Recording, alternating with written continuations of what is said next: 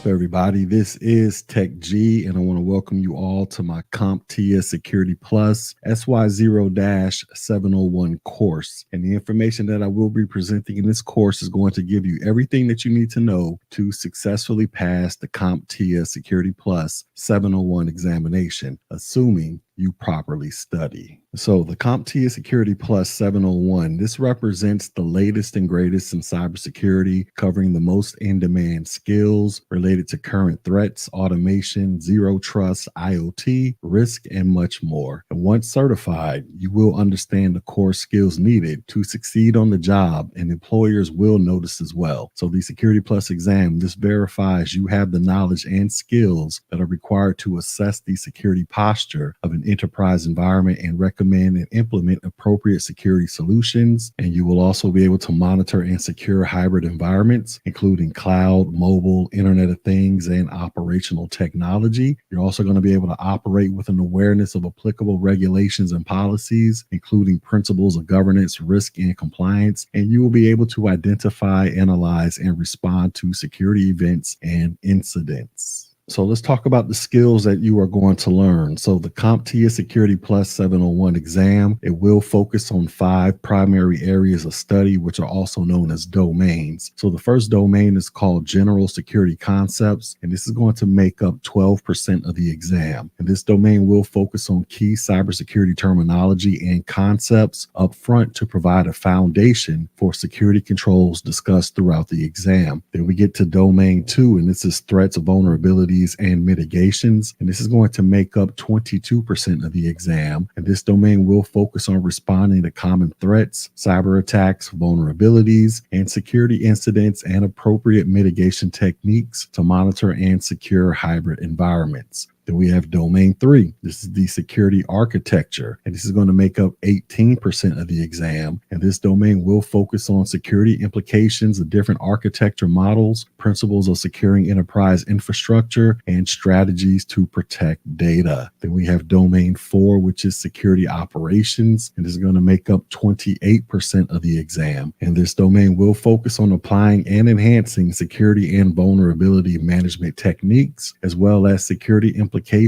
of proper hardware, software, and data management. And then finally, we have domain 5, and this is security program management and oversight. And this is going to make up 20% of the exam. And this domain will focus on reporting and communicating skills required for Security Plus job roles to governance, risk management, compliance, assessment, and security awareness. All right, so let's briefly talk about the CompTIA Security Plus 701 exam details. So the Security Plus 701, like I stated earlier, this is the latest and greatest exam version, and it was launched on November 7th, 2023. Now, at the time of this recording, CompTIA has not scheduled a retirement date for this exam, but normally 3 years after the launch of an exam is when you can expect for that exam to be officially retired so they can begin introducing the latest version. This exam has a maximum of 90 questions, and the questions are presented in multiple choice format and performance-based questions. The exam also has a 90-minute time limit, and in order to pass the CompTIA Security Plus 701 exam, you will need to score a 750 out of a possible 900 points, or get roughly an 83% on the exam. And it is recommended by CompTIA that a candidate be Network Plus certified and have at least 2 years of experience working in a security or systems administrator job role. Now, based on my teaching experience, that is not necessary. So those of y'all who choose to take my course and look at my great slideshows, I can almost promise you that you will successfully pass the CompTIA Security Plus 701 exam. Moving on, the exam is available in English with Japanese, Portuguese, and Spanish to follow. And the company that is responsible for administering the test is Pearson VUE Testing Centers. And finally, the cost of the CompTIA Security Plus 701 exam at the time of this recording is $404 US. Now, for those of y'all that visit my website, Technology G, I do sell discounted Security Plus vouchers, and they start off at $369. So go ahead and take advantage of that if you plan on getting CompTIA Security Plus certified. Now, with that being said, let's go ahead and get into the course materials.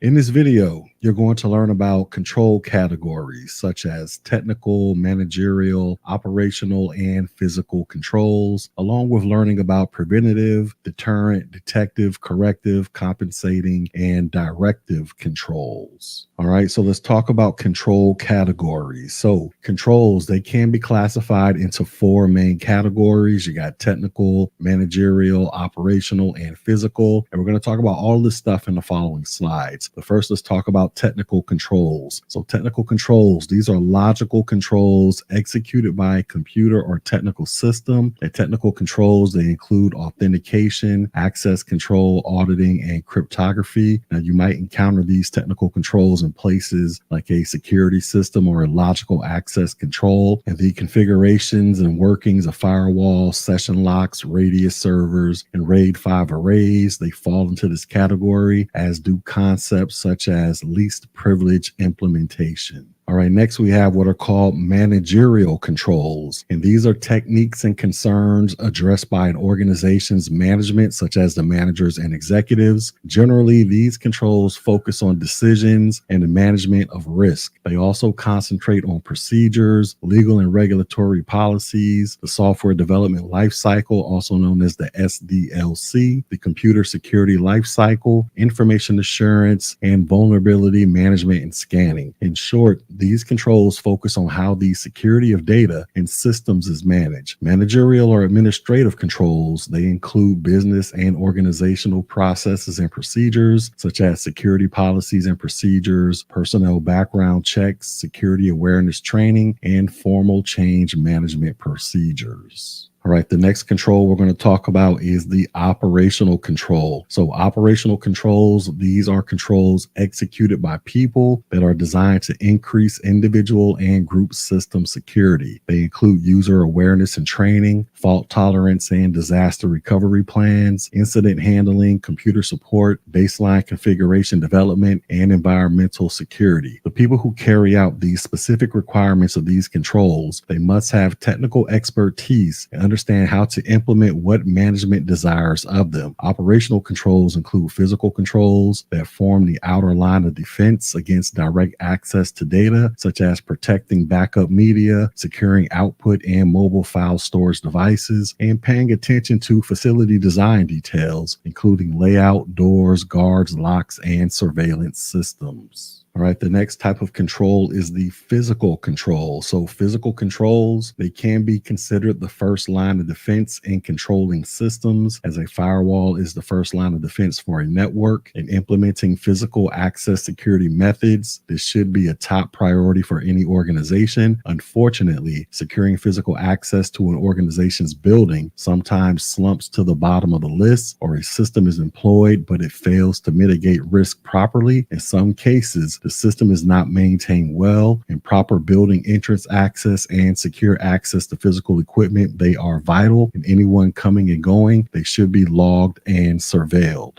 And operational and physical controls include organizational culture and physical controls that form the outer line of defense against direct access to data, such as protecting backup media, securing output and mobile file storage devices, and paying attention to facility design details, including layouts, doors, guards, locks, and other surveillance systems. All right, so here is a quick comparison view of the different control categories. So once again, we have technical controls. So technical or logical controls, these are security controls that are put in place that are executed by technical systems. And technical controls, they include logical control access systems, security systems, encryption, and data classification solutions. Then we have managerial controls, and these are also known as administrative controls, and these include business and organizational processes and procedures, such as security policies and procedures, personnel background checks, security awareness training, and formal change management procedures. Then we have operational controls, and these encompass a range of procedures and actions carried out by personnel to enhance the security of individual and group systems. And these controls include, but are not limited to, regular user training, implementation of fault tolerance measures, formulation of disaster recovery plans, and incident response coordination. And the personnel responsible for these tasks, they must have the necessary technical skills and align their actions with the strategic security goals that is set by management. And then we have physical controls. And physical controls, they are a category of security measures designed to prevent unauthorized physical access to an organization's facilities and resources. And they are a fundamental component of a layered defense strategy. And the key elements include controlling entry points to buildings, securing access to sensitive equipment, and maintaining detailed logs of individuals' movements within the premises, alongside surveillance to monitor and record activities. All right, next we're going to talk about control types. So this section is going to focus on control types, including preventative controls, deterrent controls, detective controls, corrective controls, compensating controls, and directive controls. So the first one is preventive controls. And these are employed before an event occurs, and they are designed to prevent incidents from occurring. So examples include biometric systems that are designed to keep unauthorized persons out. You have network intrusion prevention systems. They are there to prevent malicious activity. And you have RAID 1, which is to prevent a loss of data. And they are also sometimes referred to as a deterrent control. Preventative controls, they enforce security policy and are meant to prevent incidents from happening. And the only way to bypass a preventative control is to find a flaw in its implementation or logic. And these controls are usually not optional. And examples of preventative controls, they include access lists, passwords,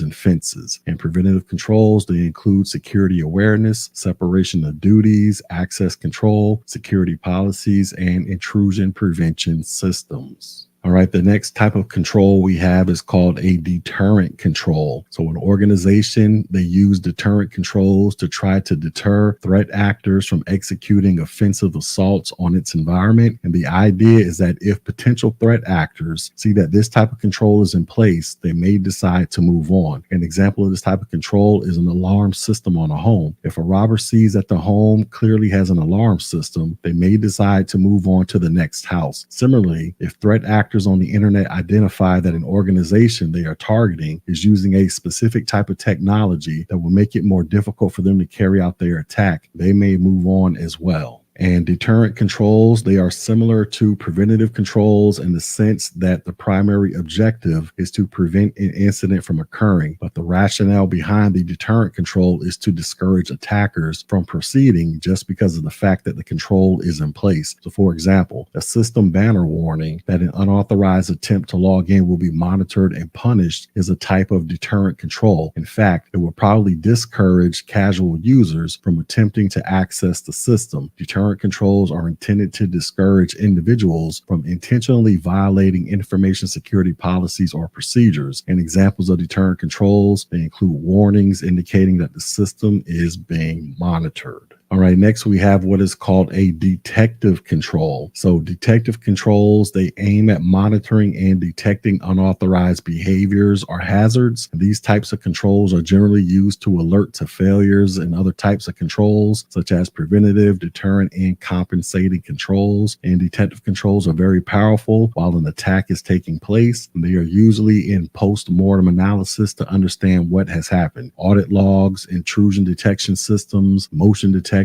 and security information and event management systems. These are examples of detective controls. Also, detective controls are used during an event to determine whether malicious activity is occurring or has occurred. And examples include CCTV and video surveillance, alarms, network intrusion detection systems, and auditing. Detective controls, they warn that physical security measures are being violated and attempt to identify unwanted events after they have occurred. And common technical detective controls, they include audit trails, intrusion detection systems, system monitoring, checksums, and anti-malware.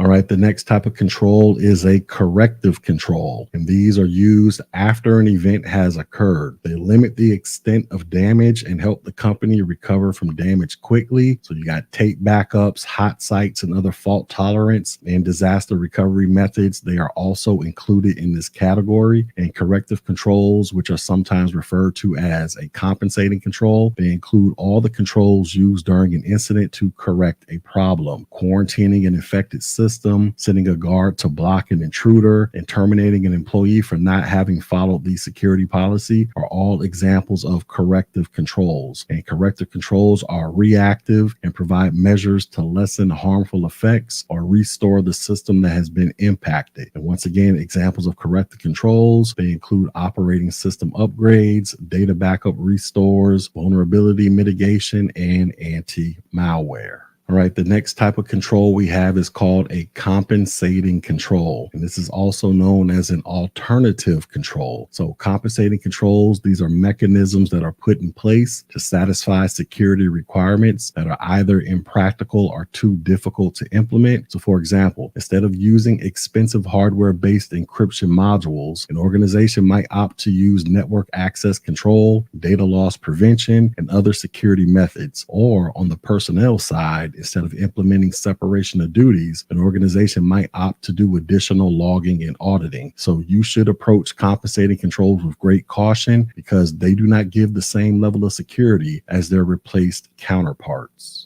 Now, of course, many security concepts can be placed in the category of physical as well as other categories listed in the following information. So, for example, a locking door, that could be an example of a physical control as well as a preventative control. And compensating controls, they are alternative controls that are intended to reduce the risk of an existing or potential control weakness. And they can include audit trails and transaction logs that someone in a higher position will review. All right, next we have what are called directive controls. And these are also known as instructive controls. And these are strategies established to guide the operations and use of systems within an organization. And these controls serve to instruct or direct individuals towards secure behavior. And examples of directive controls include standards, procedures, policy guides, and security awareness training programs. So for instance, standards define the approved use of hardware, software, security measures, and procedures within an organization. And procedures, they provide detailed instructions for executing certain tasks securely and effectively. Policy guidelines, which is another form of a directive control, dictate how a specific policy should be executed, outlining the steps to be taken, roles and responsibilities, and expectations for adherence. And then we have security awareness training, which is a key directive control that educates staff about security policies and procedures, raising awareness about potential threats and how to avoid them. And the primary goal is to influence employee behavior and cultivate a security conscious work environment. Now, you might be aware of security awareness control as being described as the security culture, and the culture can absolutely be an informal directive control as well. Now, although directive controls may not provide the tangible physical or technical protection that other types of controls offer, they are crucial in establishing a security-minded culture within an organization. And directive controls, they act as a guiding light, leading individuals and companies towards secure practices and away from potential security risks. When encountering different policies, technologies, and procedures, it can be helpful to identify where they fall within control categories, such as directive controls, to enable better understanding of an organization's security infrastructure.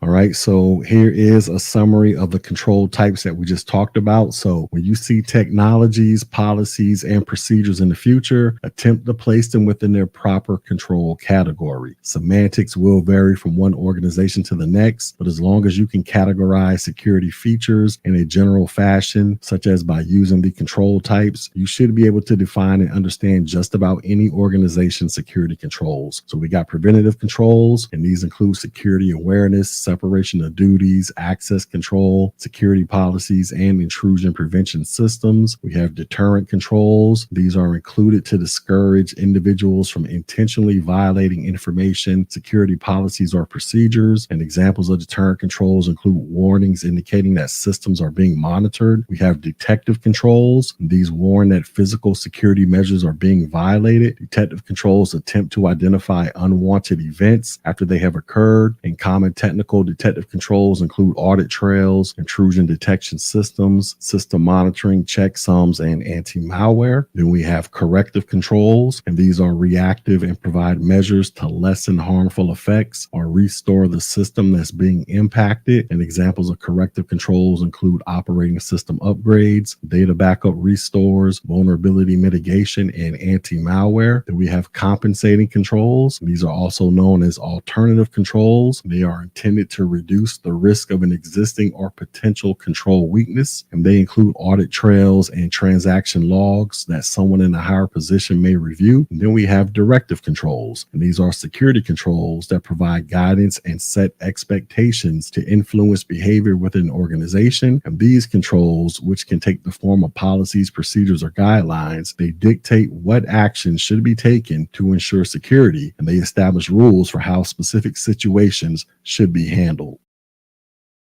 In this video, you are going to learn about the CIA triad, non-repudiation, authentication, authorization and accounting, gap analysis, and zero trust. All right, so let's talk about the CIA triad. So the CIA triad, this is a foundational concept in the field of cybersecurity and information security. CIA stands for confidentiality, integrity, and availability. And each of these principles is crucial to ensuring secure and reliable systems. We refer to it as a triad due to the inseparable and equally important elements of a comprehensive and balanced approach to cybersecurity. So let's go ahead and explore each aspect of the CIA triad to fully understand their value to a cybersecurity program. The first one is confidentiality, and this refers to protecting information from unauthorized access and disclosure. Techniques like encryption, access controls, and authentication processes are often used to ensure confidentiality. Only individuals with the necessary authorization and permissions should be able to access certain data. So, for example, a medical record should only be accessible to the patient and their healthcare provider. A breach of confidentiality might involve an unauthorized person reading an encrypted email or other sensitive communications. All right, next we have integrity, and this is the part of the CIA triad that involves ensuring that data is accurate, consistent, and trustworthy over its entire life cycle. It involves preventing unauthorized users from modifying data,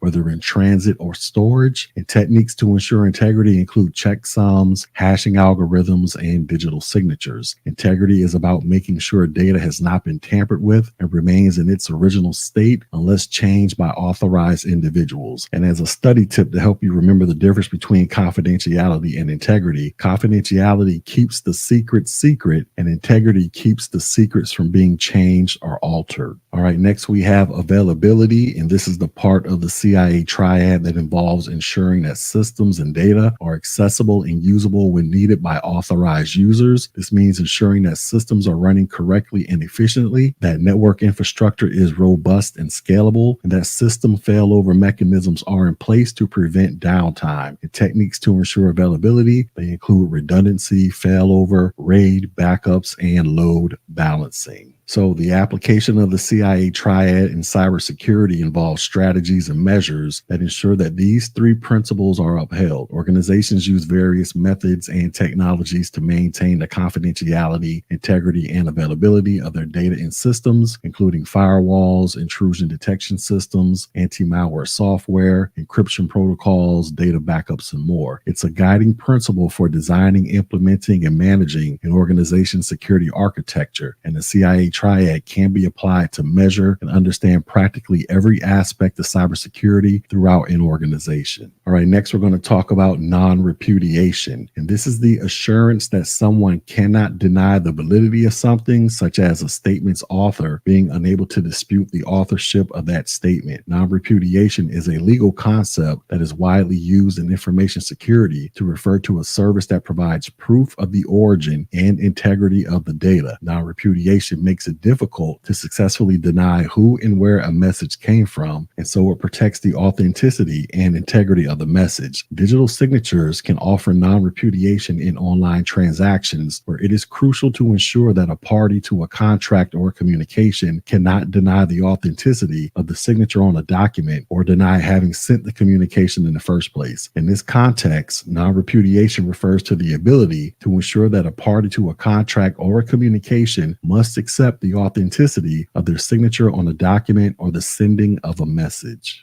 In forensics and digital security, non-repudiation means a service or system that provides proof of the integrity and origin of data. It refers to an authentication that can be said to be genuine with high confidence. Proof of data integrity is typically the easiest of these requirements to accomplish. A data hash such as SHA-2 usually ensures that the data will not be changed undetectably. Even with this safeguard, though, it is possible to tamper with data in transit, either through an on-path attack, which is also known as a man-in-the-middle attack, or phishing. As a result, data integrity is best asserted when the recipient already possesses the necessary verification information, such as being mutually authenticated. The most common method of providing non-repudiation in the context of digital communications or storage is through digital signatures, which are powerful tools that provide non-repudiation in a publicly verifiable manner. All right, next let's talk about authentication, authorization, and accounting. And this is a framework for intelligently controlling access to computer resources, enforcing policies, auditing usage, and providing the information necessary for audits. And this process starts with identification or proving you are who you are. Authentication processes provide a way of identifying a user, typically by having the user enter a valid username and valid password before access is granted. The AAA server compares a user's authentication credentials with other user credentials stored in a database, such as Active Directory, and if the credentials match, the user is granted access to the network. If they do not match, the authentication fails and access to the network is denied. Password reuse has been one of the attacker's favorite methods for gaining access to systems controlled by the AAA, and if users' credentials are exposed on one platform or even made public, attackers can add these password and usernames to their attack dictionary. Authentication supposes that a user wants to gain authorization to a certain resource. After logging into a system, for instance, a user may try to access a network drive, share, printer, or a gateway. The authorization process determines whether the user has the authority to issue such commands. In other words, authorization is the process of enforcing policies, determining what types of qualities or activities, resources, or services a user is permitted. Usually, authorization occurs in the context of authentication, and after you have authenticated a user, the user may be authorized for different types of access or activities. And the final A of the AAA framework is accounting, which involves logging the resources a user consumes during access. And this may include the amount of system time or the amount of data a user has sent or received during a session. Accounting is carried out by logging session statistics and usage information and is used for authorization control, compliance,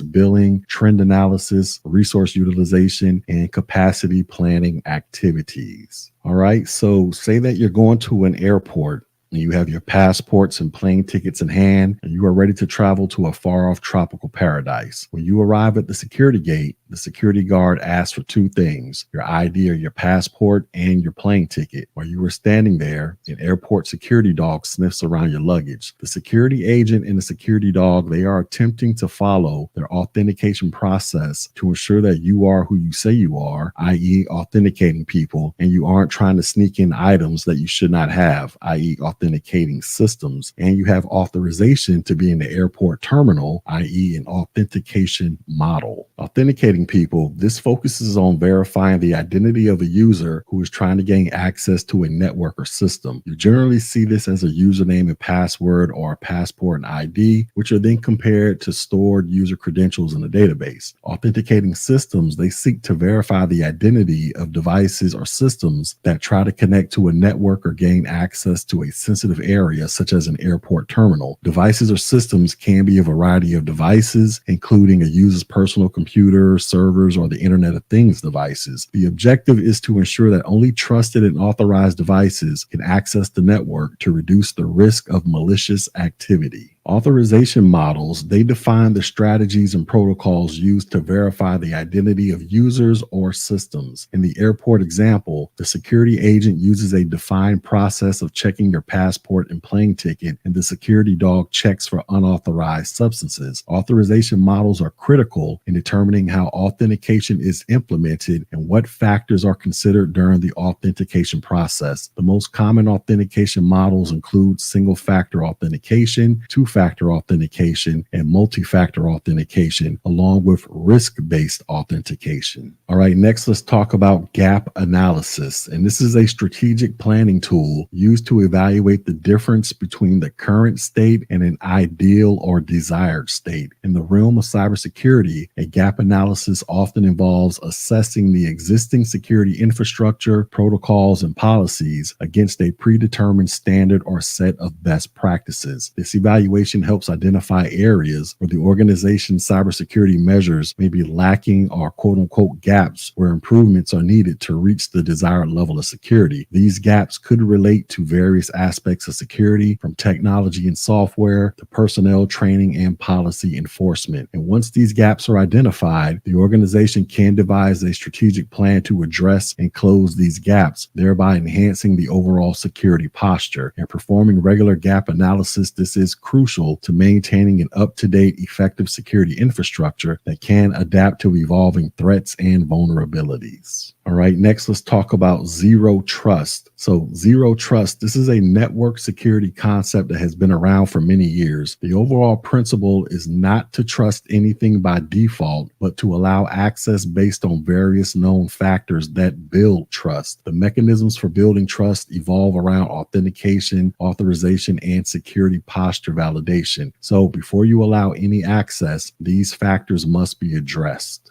The control plane, this is a part of the network architecture that deals with routing and traffic control. In a zero trust model, the control plane plays a crucial role in making intelligent decisions based on policies and security protocols. The control plane features the following methods and strategies. So you have what is called adaptive identity, and this is a dynamic method of verifying and identifying users or systems based on context, such as behavior, location, or device. It's a crucial part of the zero trust model, as it ensures that trust is continually evaluated and adjusted based on changing conditions. Then we have what is called threat scope reduction, and this involves strategies that limit the potential damage a threat can inflict on an organization. In the zero trust model, the scope of potential threats is reduced by limiting the privileges of users, systems, and processes in order to minimize the potential points of attack. Then we have what is called policy-driven access control. And this is a system that grants or denies access to network resources based on predefined policies. These policies consider various factors, including the user's role, the type of data requested, and the security status of the device from which the request is made. In the zero trust architecture, the network is divided into what are called secured zones, and each zone represents a portion of the network where resources of similar trust levels reside. So by confining potential compromises to individual zones, the extent of potential breaches, also known as a blast radius, is minimized. Then we have what is called the policy engine. And this is a central component in the data plane and the zero trust architecture as a whole. It is responsible for making real-time decisions about access requests based on the policies defined by the policy administrator, including determining which network resources the subject can access and under what conditions, as well as how that access should be monitored and logged. Then we have the policy administrator, and this is responsible for defining and managing the policies that dictate how subjects can interact with network resources. They set conditions based on factors such as the identity of the subject, the nature of the requested resource, the security status of the device making the request, and other relevant contexts. The data plane, sometimes referred to as the forwarding plane, this deals with the transmission of user data within a network. In a zero trust security framework, the data plane is responsible for the enforcement of policies determined by the control plane and ensures that data packets are properly routed, inspected, and potentially blocked or modified based on these security protocols and policies in place. And the data plane features the following methods and strategies. So within the data plane of the zero trust architecture, a subject system refers to any entity such as a user, device, or system process that requests access to resources within the network. It's crucial to note that in a zero trust model, subjects are treated as potential threats regardless of whether they originated from inside or outside the network. Their access permissions are always verified before being granted, and their interactions with the system are constantly monitored. Then we have the policy enforcement point, and this is where the decisions of the policy engine come to life. It is the component of the network, such as a firewall, a router, or a switch, where access control policies are actively enforced. If a subject attempts to access a network resource, it is the policy enforcement point's job to allow or block that access based on decisions of the policy engine and the rules set by the policy administrator. Implicit trust zones with a zero trust architecture. This refers to segments of the network where devices and traffic are assumed to be safe and are granted certain privileges without continuous verification. These zones are typically legacy constructs where trust boundaries are predefined based on location or network segment. However, in zero trust, such zones are minimized or eliminated because the framework operates under the principle that trust is never assumed regardless of location, necessitating constant verification of all devices and traffic.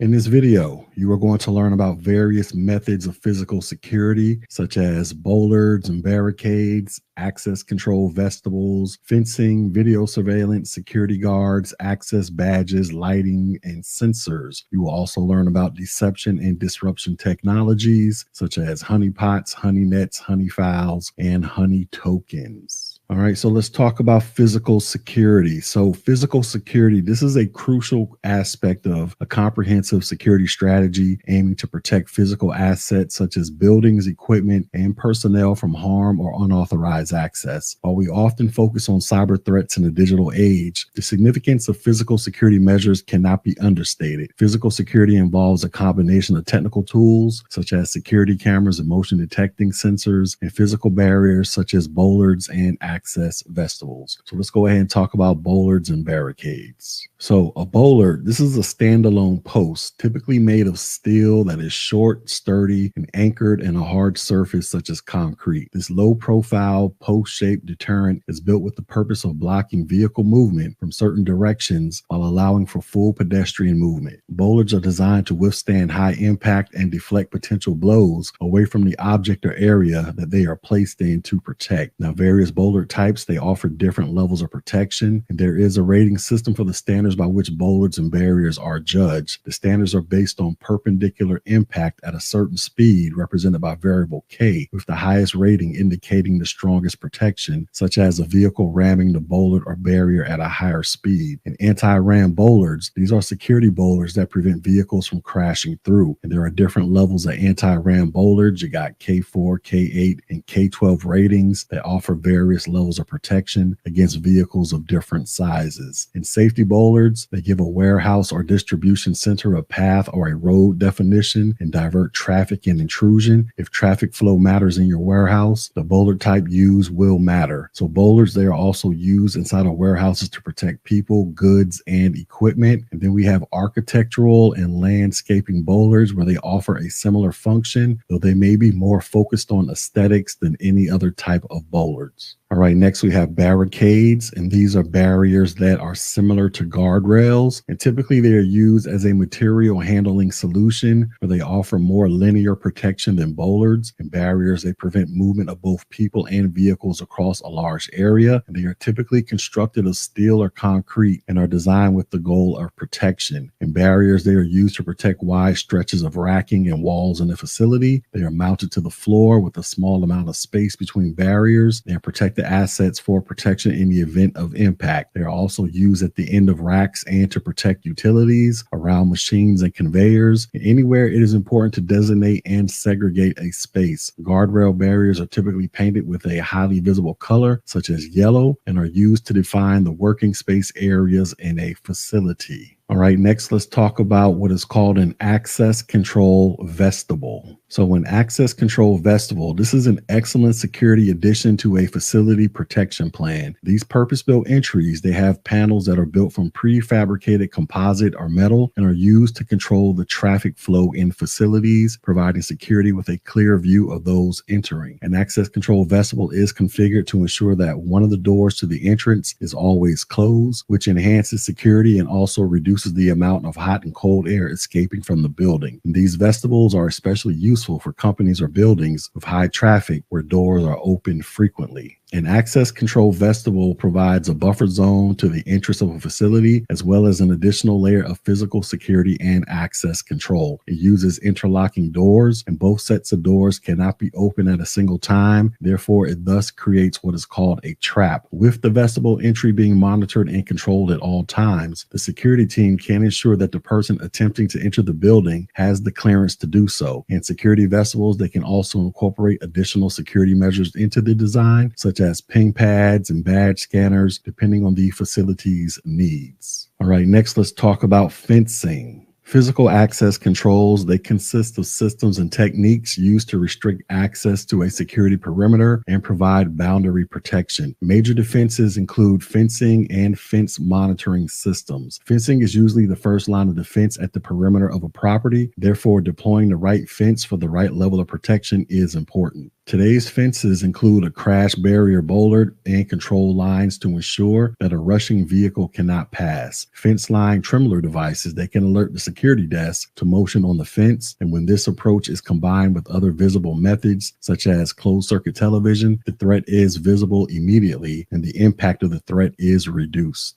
Pedestrian barriers, they should include controlled entry and exit points, lock gates, turnstiles, and electronic access control systems. Fencing can be as simple as wood or chain link, or it can be brick, steel, or some type of iron. Remember that the stronger the fence material, the less likely that it will be broken or traversed by criminals. And some safety fences are even made of vinyl and plastics to dissuade people from entering areas that are dangerous or under construction, but you need to ensure the signage is appropriate. Next, let's talk about video surveillance. Closed circuit television, or CCTV. This is mainly an older analog technology involving cameras connected to a coaxial cable network. All the cables lead back to a distribution system and then to a DVR and security monitors. One of the issues with CCTV is that it requires you to build a completely separate network, which might exist along your IP or data network. In industrial plants, CCTV equipment may be used to observe parts of the process from a central control room. So for example, when the environment is not suitable for humans, and CCTV systems that may operate continuously are only as required to monitor a particular event. CCTV systems that use DVRs, they can provide recording for hours or even many years, and a variety of quality and performance options and extra features are available, such as motion detection. Most CCTV systems are being replaced today by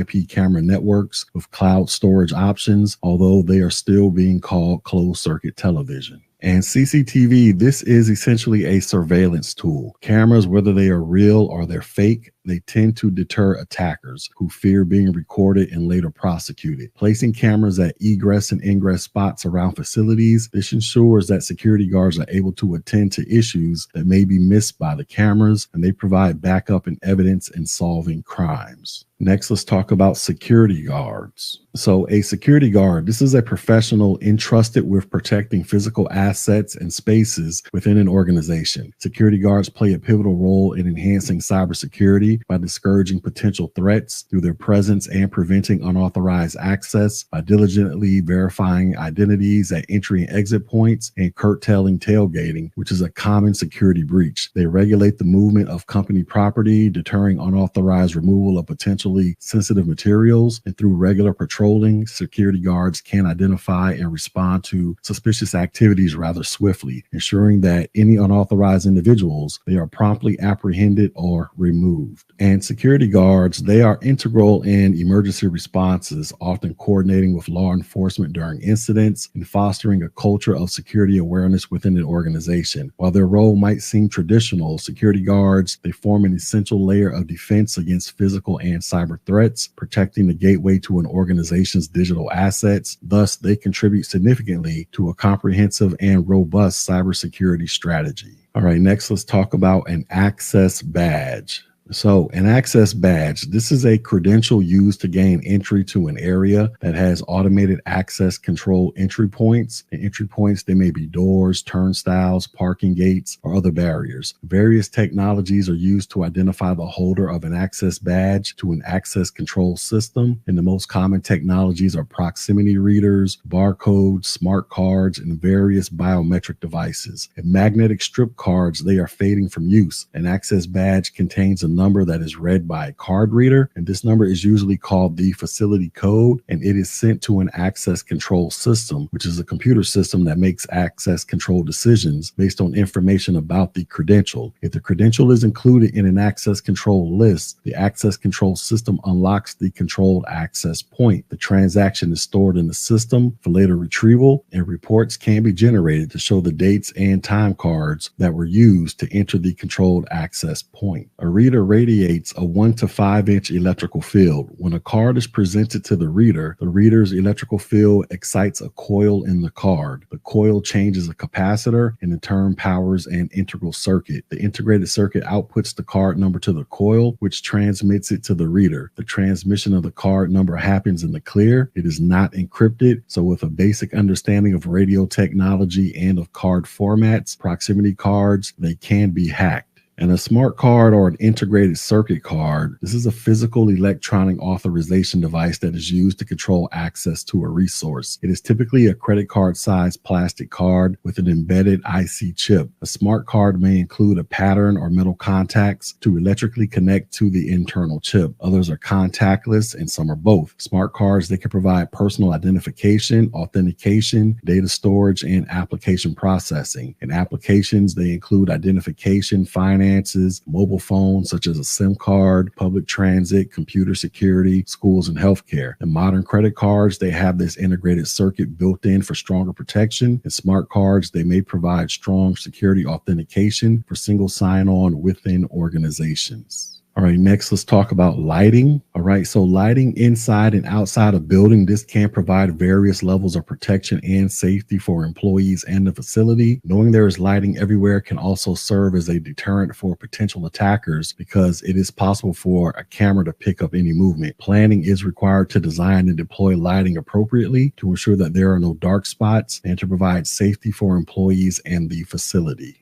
Building lighting and auto sensing light switches, they can provide safety and visibility as well as reduce power requirements. Newer lighting is direct current based because lights are now mostly LED based and do not require 110 volts and they can operate on 5 volts. And as a result, entire DC power distribution systems have been developed. And employee and visitor parking lot lighting, this is vital to the safety of employees and guests. It is important to ensure that lights in these areas overlap sufficiently to avoid dark spots or shadows. Having higher power lighting at ingress and egress spots that are on separate controls and can be used during attacks or emergencies provides highly visible paths to certain spaces. All right, next let's talk about sensors. So the deployment of sensors, this is a cost-effective way to enhance and extend monitored areas. Sensors are capable of sensing and monitoring for everything from window and door openings to water and gas leaks to motion detection and much more. And every organization deploys sensors in some manner. When used in conjunction with other deployed security measures, sensors can add an extra layer of security in a reasonable manner. And many sensors, they enhance protection by providing notification and alerting for components. And there are a variety of types of sensors, including the following. So the first one you have is infrared. So infrared sensors, they are designed to detect heat and motion, as every object emits some level of infrared radiation due to its temperature. And these sensors emit or detect infrared radiation to sense their environment, and they are used in security systems to detect movement. You have pressure sensors or pressure transducers, where they measure pressure levels. So when strategically placed in certain areas, such as beneath floor mats or on doors and windows, they can alert security when pressure changes, indicating movement or an attempted breach. Then we have microwave sensors, and they emit microwave radiation and measure reflections from objects to determine their distance, speed, and other characteristics. They are often used for motion detection, with any change in a reflection indicating movement. And then we have ultrasonic sensors, and they measure the distance to an object by using sound waves. They emit an ultrasonic wave and measure the time it takes for the wave to return after after hitting an object, and they can be used for detecting breaches, as a sudden change in the return time of the ultrasonic wave might indicate an intrusion. All right, next let's talk about deception and disruption technology. So honeypots and honeynets, they attract and trap potential attackers to counteract any attempts at unauthorized access of the network. These solutions isolate the potential attacker in a monitored area and contain dummy resources that look to be of value to the perpetrator. While an attacker is trapped in one of these, the attacker's methods can be studied and analyzed, and the results of these analyses can be applied to the general security of the functional network.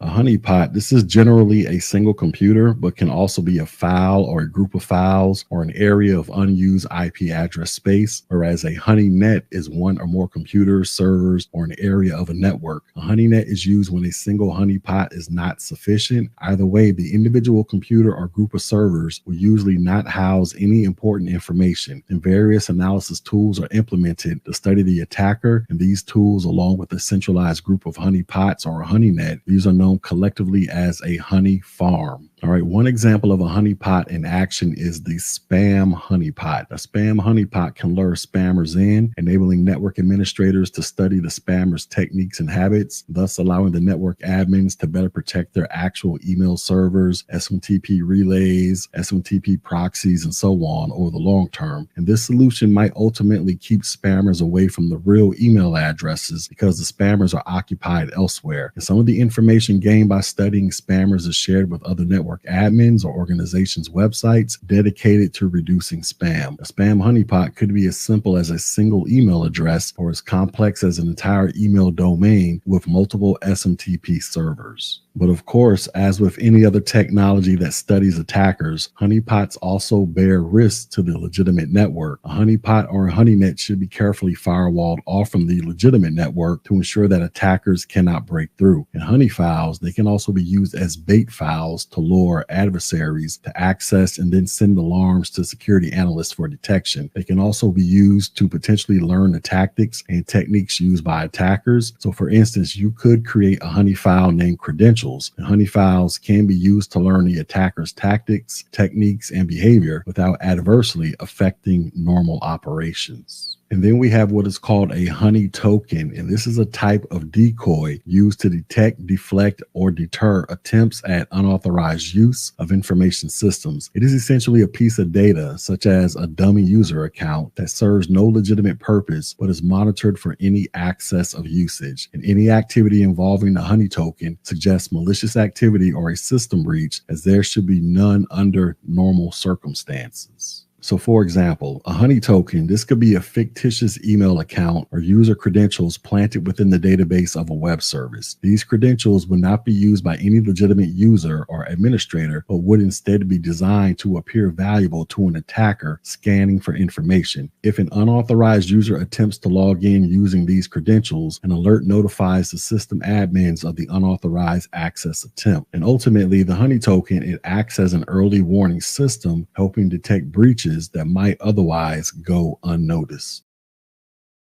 In this video, you're going to learn about business processes impacting security operations as it relates to approval processes, ownership, stakeholders, impact analysis, test results, backup plans, maintenance windows, and standard operating procedures. All right, so let's talk about business processes impacting security operations. So security operations in any organization are often heavily influenced by various business processes. A business process, this is a set of coordinated tasks and procedures that an organization uses to accomplish a specific organizational goal or to deliver a particular product or service. In each process, be it approval mechanisms, ownership protocols, stakeholder interactions, impact analysis, or test results evaluations, they have the potential to shape the organization's security posture. So for instance, an ineffective approval process could lead to poorly vetted changes being implemented and new system vulnerabilities inadvertently being introduced. So it's important to note that the effectiveness of business processes is often gauged using performance baselines. And a performance baseline, this serves as a standard measure to assess the impact of any changes on security, ensuring alignment with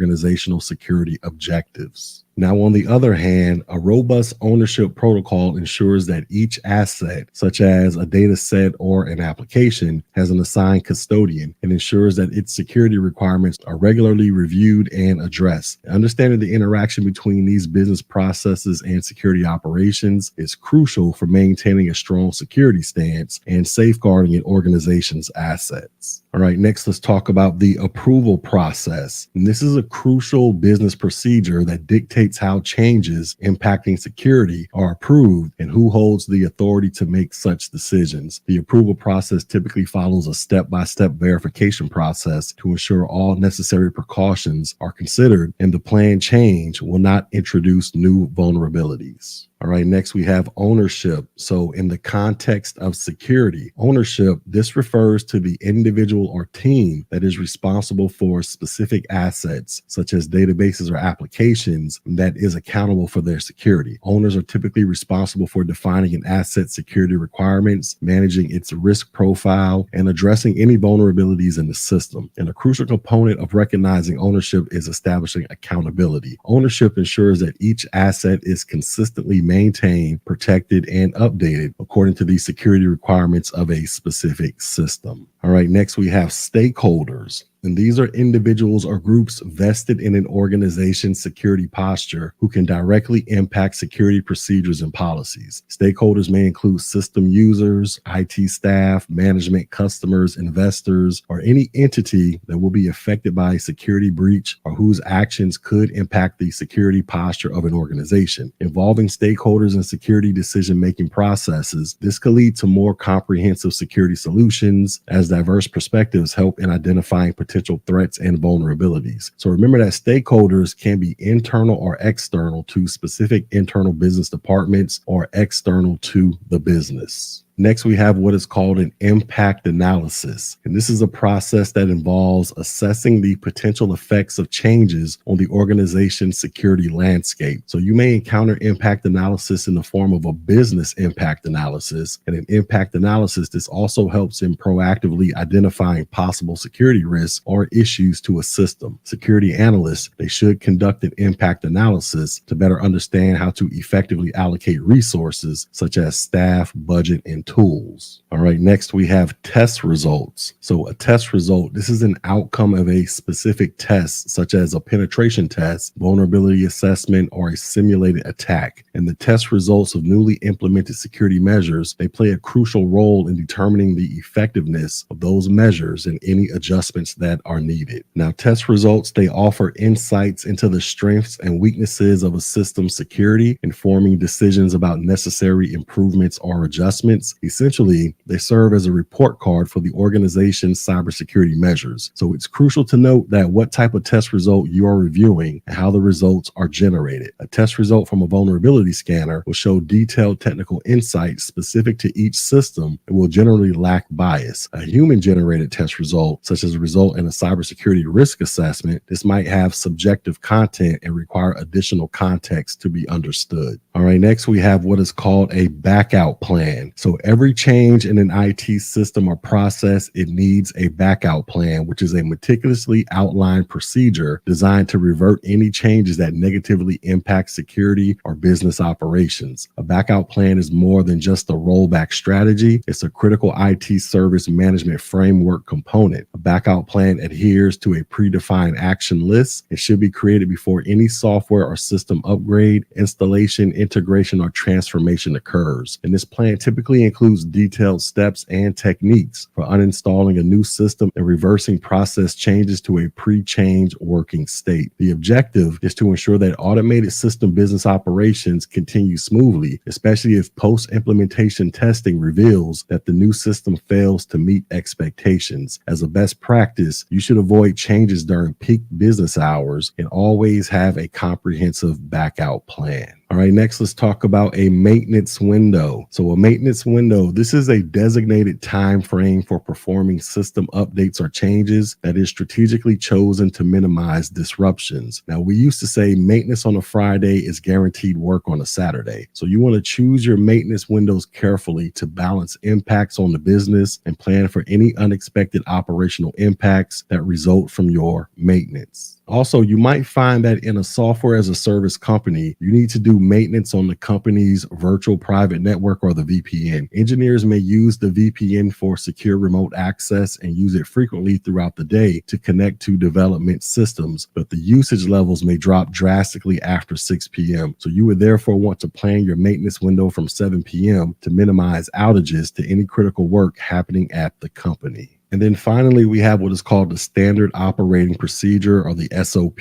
And this is a step-by-step instruction set to help workers carry out complex routine operations. SOPs are crucial for maintaining consistency, enhancing security, and ensuring that all team members follow best practices in daily operations. SOPs should be vetted all the way through the senior leadership team to ensure executive support for any planned activities. In this video, you're going to learn about technical implications, documentation, and version control. All right, so let's talk about technical implications, and this refers to the potential consequences or effects of a technology-related decision or event in the cybersecurity landscape. Technical implications could involve alterations to network infrastructure, modification to security protocols, or the need for additional server capacity following the implementation of new software or systems. It is important to ensure that you understand all technical implications of any new or existing system to ensure that you can maintain functionality and security for that system. All right, next let's talk about allow lists, also known as white lists. And these are lists of approved inputs a user or machine can enter on a system. Using an allow list, this is an easy and safe way to ensure well-defined inputs such as numbers, dates, or postal codes, because it allows you to clearly specify permitted values and reject everything else. With HTML5 form validation, you get predefined allow list logic in the built-in data type definitions. So if you indicate that a field contains an email address, you have ready email validation. If only a handful of values are expected, you can use regular expressions to explicitly include them on an allow list. Now, using an allow list, this gets tricky with free-form text fields, where you need some way to allow the vast majority of available characters, potentially in many different alphabets. Unicode character categories can be useful for allowing. So, for example, only letters and numbers in a variety of international scripts. And you should also apply normalization to ensure that all input uses the same encoding and no invalid characters are present. An allow list needs to be continuously updated as the company works with new applications and removes old ones, and a lot of resource time is required to maintain it.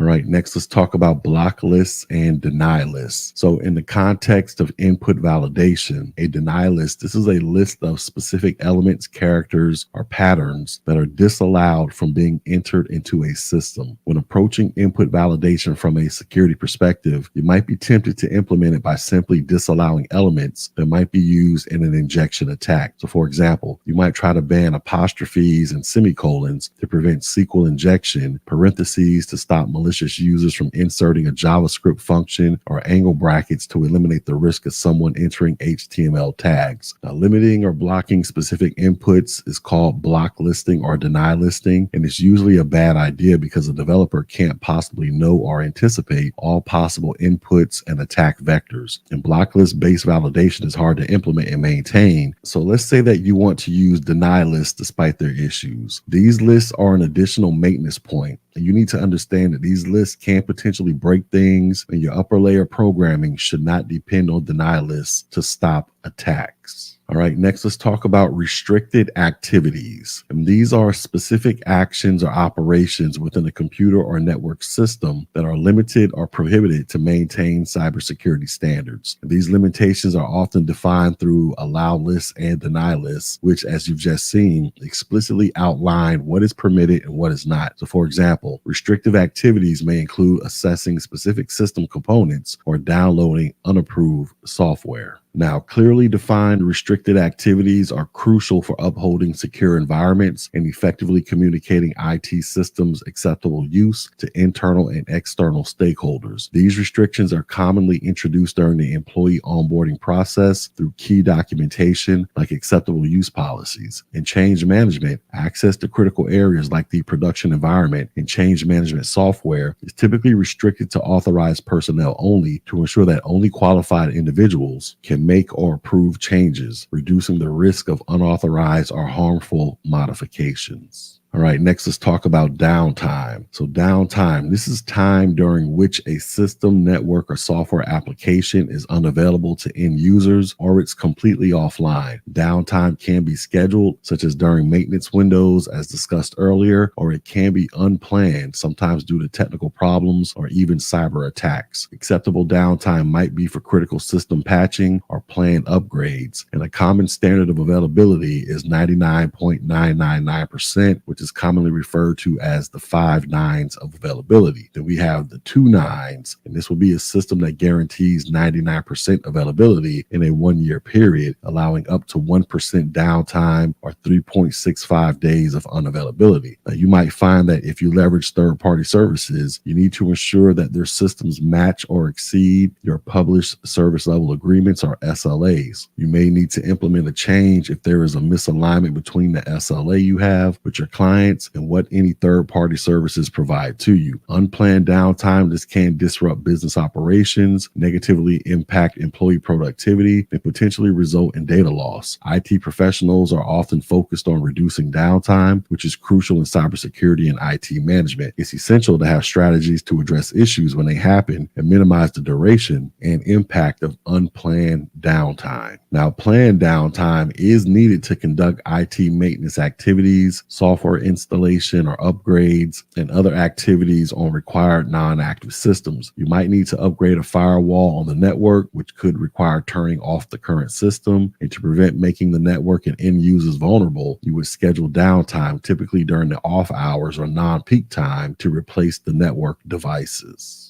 All right, next let's talk about a service restart. So in your role as an IT or security professional, one task you'll likely encounter is a service restart, which involves halting and then reactivating a system service to implement updates, patches, or configuration changes. This process is similar to turning off a car that's encountering a minor glitch and then restarting it. Now, the key aspects to note here is to understand the potential implications of a service restart, such as a momentary disruption of service. You need to ensure that potential users of the system are aware of any time impacts. You also need to thoroughly map the connections the services might have with other systems. You don't want to restart a service connected to a critical database that could make the organization or its data vulnerable to attacks. To minimize disruption to users, it is crucial to ensure that this action occurs during a predetermined maintenance window. All right, next let's talk about an application restart. So software application restarts are sometimes necessary procedures. An application restart is like a service restart, but it is concentrated on specific software applications. An example you're no doubt familiar with is an app on your phone freezing and needing to be restarted to function correctly again. Application restarts are common in IT and cybersecurity, and you may often need to restart applications or systems to load patches and enforce updates. Again,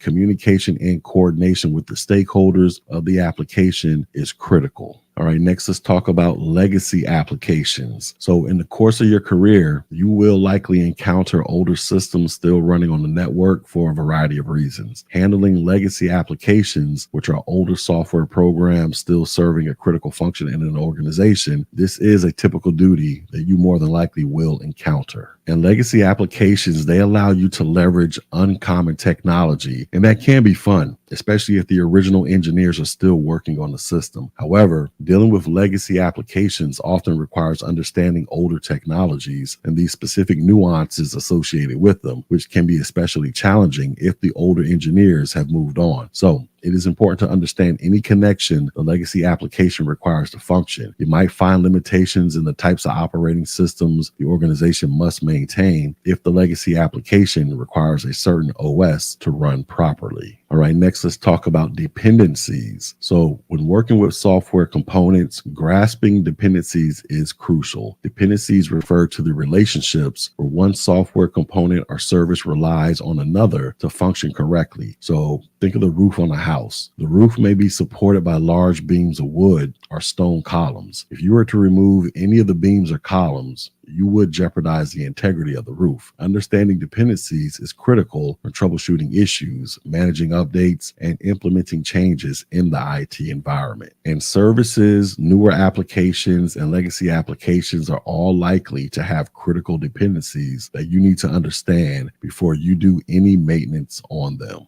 All right, next let's talk about documentation. So an essential part of any IT or cybersecurity professional's role is the creation and maintenance of documentation. The documentation is written material that provides information about a system or a process. It might include user guides, technical specifications, or system descriptions. And documentation may also be written for specific products. So for example, you got product documentation and user guides, or for specific processes such as installation instructions, uninstallation guides, and patching processes. And documentation can also include policies, procedures, standards, and guidelines. And many organizations have their own security policies that cover critical security topics such as change management and change control policies, information security policies, acceptable use policies, and business continuity planning / disaster recovery policies. And good documentation, this ensures a clear understanding of system operations, making it easier to train new staff and troubleshoot issues. And it is often a good idea to begin with documentation when trying to ascertain any dependencies software or system may require for operations and to map any dependencies. Next, let's talk about updating diagrams. So in the ever-evolving landscape of your IT environment, the process of updating diagrams, this plays a vital role. Updating diagrams, this is the process of editing current diagrams of systems or networks and inserting any changes that have occurred since the diagrams were originally created. And as a best practice, you should ensure strong version control and put a version control number on every diagram. In diagrams, they can be visualized as maps or blueprints of your network or flowcharts of a process. In updating diagrams, this ensures that everyone has an accurate and current picture of the systems. This clarity can significantly enhance troubleshooting and system upgrades. A good configuration management process, this helps to prevent small or large changes from going undocumented. Undocumented changes, this can lead to poor performance, inconsistencies, or non-compliance, and it can negatively impact business operations and security. Poorly documented changes, this adds to the instability and downtime. So having good network diagrams and well-written and up-to-date documentation is crucial and allows you to not only troubleshoot problems, but also respond quickly to security incidents. All right, so let's talk about updating policies and procedures. So one crucial responsibility you will shoulder is updating policies and procedures. In the cybersecurity landscape, policies are the rules governing how IT systems are used and secured, whereas procedures are the specific steps required to implement these rules. It's worth noting that policies and procedures are directive controls that help communicate expectations to an organization. You must continuously revise policies and procedures to align with technological advancements, environmental shifts, or system modifications. Doing so ensures smooth, efficient, and secure operations of your IT infrastructure. Also, you should generally pay attention to the legacy applications that require unique user instructions. So for instance, a legacy terminal application that is used to manage network interfaces could inadvertently expose privileged access if a policy changes, but the corresponding procedures are not updated. All right, next let's talk about version control. So understanding and effectively implementing version control is vital for IT and cybersecurity domains and extends into areas like documentation. Version control is a system that records changes to a file or a set of files over time so that you can recall specific versions later. It allows you to track modifications, pinpoint when and by whom changes were made, and if necessary, revert to an earlier version. So for example, in modern IT environments, code is often checked into a version control repository like GitLab or GitHub. Each change is integrated and tested with the rest of the software system. Organizations that lack proper version control face challenges in tracking bug fixes and security patches. Similarly, vendors and software providers that lack appropriate version control make it difficult for consumers to correlate, triage, and patch security vulnerabilities. Proper version control is a best best practice and a necessity for maintaining a secure and efficient operational environment. In failure to maintain version control, this can lead to confusion and potential problems. So consider, for instance, a potential issue when a team member says, "Aren't we on version 2.3?" only to discover that the system was updated to version 4.0 weeks ago. Effective version control not only aids in managing changes and troubleshooting issues in a collaborative environment, but also plays a crucial role in communication updates to policies and procedures throughout an organization. So it is an essential component of any well-run organization. In this video, you're going to learn about public key infrastructure, encryption, and transport and communication security. All right, so let's talk about public key infrastructure, also known as PKI. So this section is going to highlight important public key infrastructure concepts, starting with key management. From there, we're going to dive into certificate authorities, intermediate CAs, and registration authorities. And the discussion of PKI continues with the coverage of certificate revocation lists, certificate attributes, online certificate status protocols, and certificate signing requests.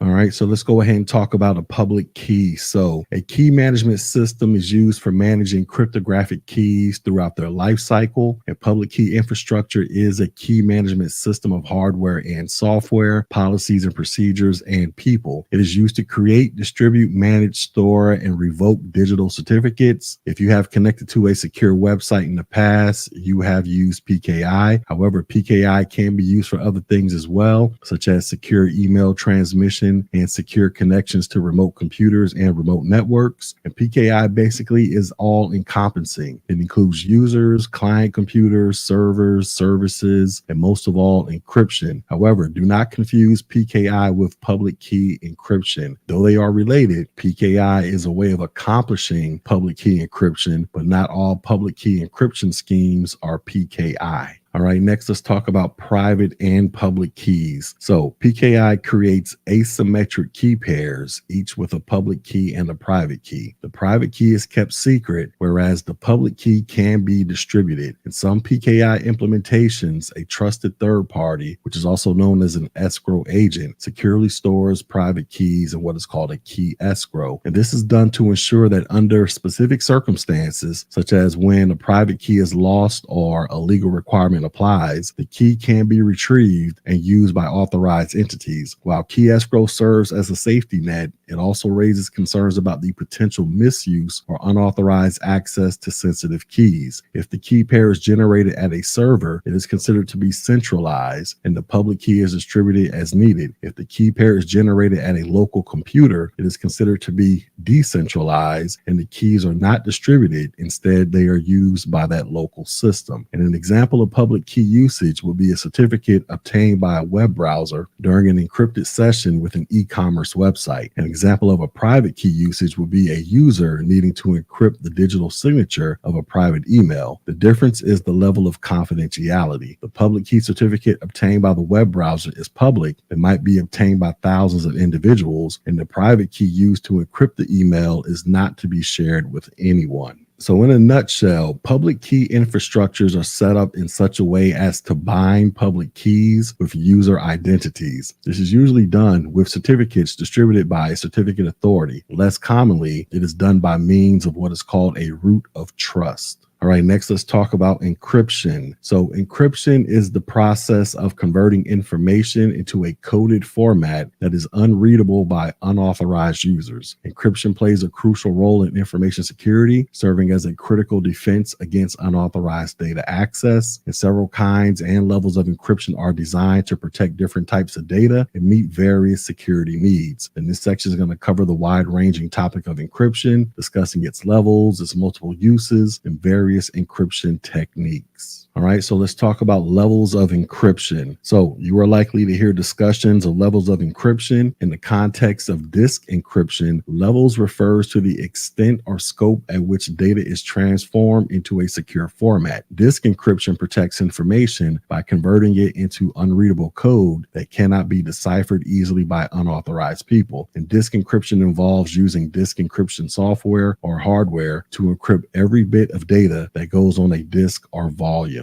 All right, next we have what is called full disk encryption. And this is a cryptographic method that involves applying encryption to an entire hard drive, including data, files, the operating system, and software programs. Full disk encryption places an exterior guard on the internal contents of the device. Unlike past iterations of full disk encryption, the process to encrypt hard drives has become quite simple and is supported by all the major vendors. Now, under no circumstances should you store confidential files unencrypted or at rest on your hard disk. You should use disk encryption when storing confidential or sensitive data. Disk encryption can mitigate risk of data exposure due to loss or theft of stored data, and full disk encryption can provide a blanket protection so users do not have to protect individually stored files, and it ensures that any remnants of data are secure, and such remnants can be temporary files, browser cache files, and application-specific automatic backups. All current operating systems provide disk encryption capabilities, and all major operating systems support disk encryption, so there will be no reason not to implement it. All right, next let's talk about disk partitions. So a partition is a portion of a disk that the operating system treats as a separate unit. Different partitions can be useful for running different operating systems or even creating specific storage sections for system recovery. And users can also encrypt partitions independently of other portions of the operating system. And this can be helpful when you need to store highly sensitive information alongside less sensitive data. Next, let's talk about file encryption. So files, they are containers that hold data like text, images, audio, video, or a combination of them all. File encryption adds an even deep granularity of security to data storage, allowing you to apply encryption at the file level. You might also find that encrypting specific files helps protect data in shared environments, such as in corporate computing environments. All right, next we have volume encryption. So a common way to secure large amounts of data on a disk is to encrypt the entire volume. A volume is a single accessible storage area that may include one or many physical drives. And volume encryption involves encrypting the entire volume, which might span multiple physical drives. By encrypting all the data on a specific volume, you can maintain the confidentiality of a large amount of data at once, which enhances the overall security. All right, next let's talk about securing a database. So one way to secure a database is through database encryption, which involves encrypting the database to protect sensitive information. And securing databases and applications that utilize those databases starts with 5 best practices. The first one is separate the database from the web servers, then encrypt the stored data, files, and backups of the database. Use a web application firewall, which is also known as a database firewall. And remember to keep patches current and enable security controls. You want to ensure physical security, and this is usually given, but don't leave anything to chance, and ensure that your databases are locked in cabinets. Following hardening best practices for your specific database, manage access to the database, and tightly guarded secrets. And then you want to make sure you have audit procedures and active monitoring of the database actively enabled. You also want to ensure that alerts generate tickets and receive proper attention. All right, next let's talk about record level encryption. So a record, this is a collection of related data items that are treated as a unit, such as a row in a database or a spreadsheet. And record level encryption involves securing these individual units of data, safeguarding the integrity and confidentiality of specific data entries in a larger data set. Moving on, let's talk about transport communication security. So today, more than ever before, data security is essential, whether the data is stored on a disk, moving across a network, or being actively processed. In transport communication, this refers to security measures applied to data in transit, that is, data as it moves across networks from its origin to its destination. And encryption is critical for safeguarding this data from unauthorized access and potential breaches. All right, next let's talk about encryption at rest, in transit or motion, and in processing. So what do you need to encrypt? Without a doubt, you need to encrypt data. More specifically, you need to encrypt 3 types of data. That is data at rest,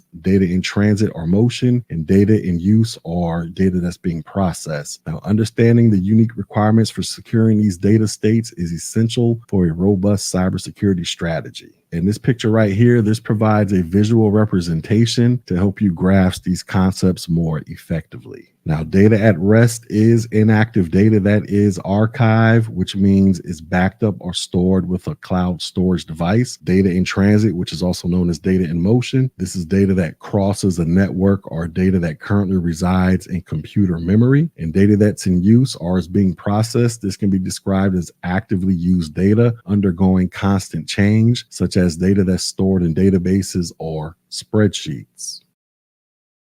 In this video, you're going to learn about symmetric versus asymmetric encryption, key exchanges, algorithms, key length, and tools for securing and managing digital information. All right, so let's talk about symmetric versus asymmetric encryption. So symmetric and asymmetric encryption are key components in securing data and communications. Symmetric encryption employs a single key for both the encryption and decryption process, making it more straightforward than asymmetric encryption, but potentially less secure if the key is compromised. On the other hand, asymmetric encryption utilizes a pair of keys. You have a public key for encryption and a private key for decryption. This dual key approach adds an extra layer of security, but can be more complex to manage. In the following sections, we're going to dive deeper into the intricacies, advantages, and disadvantages of each method so you can understand their roles in data security. And in this picture right here, this is the simplest kind of encryption. It involves only one secret key to encrypt and decrypt information. Symmetric encryption is an old technique, and it's also the best known technique. It involves using a secret key that can either be a number, a word, or a string of random letters. It is blended with the plain text of a message to change the content in a particular way, and the sender and recipient should know the secret key that is used to encrypt and decrypt all the messages. And examples of symmetric encryption algorithms include AES and RC4. AES stands for Advanced Encryption Standard, and this is the go-to symmetric block cipher in modern cryptography. Today's most widely used symmetric algorithms are AES 128, 192, and 256. And the main disadvantage of symmetric key encryption is that all parties involved must exchange the key used to encrypt the data before they can decrypt it. Multiple vulnerabilities have been discovered in RC4, rendering it obsolete. And older algorithms like Blowfish and DES were significant in advancing cryptography, but have since been replaced due to their vulnerabilities and short key lengths. Today, AES, or the Advanced Encryption Standard, this is the most commonly deployed encryption standard, offering robust security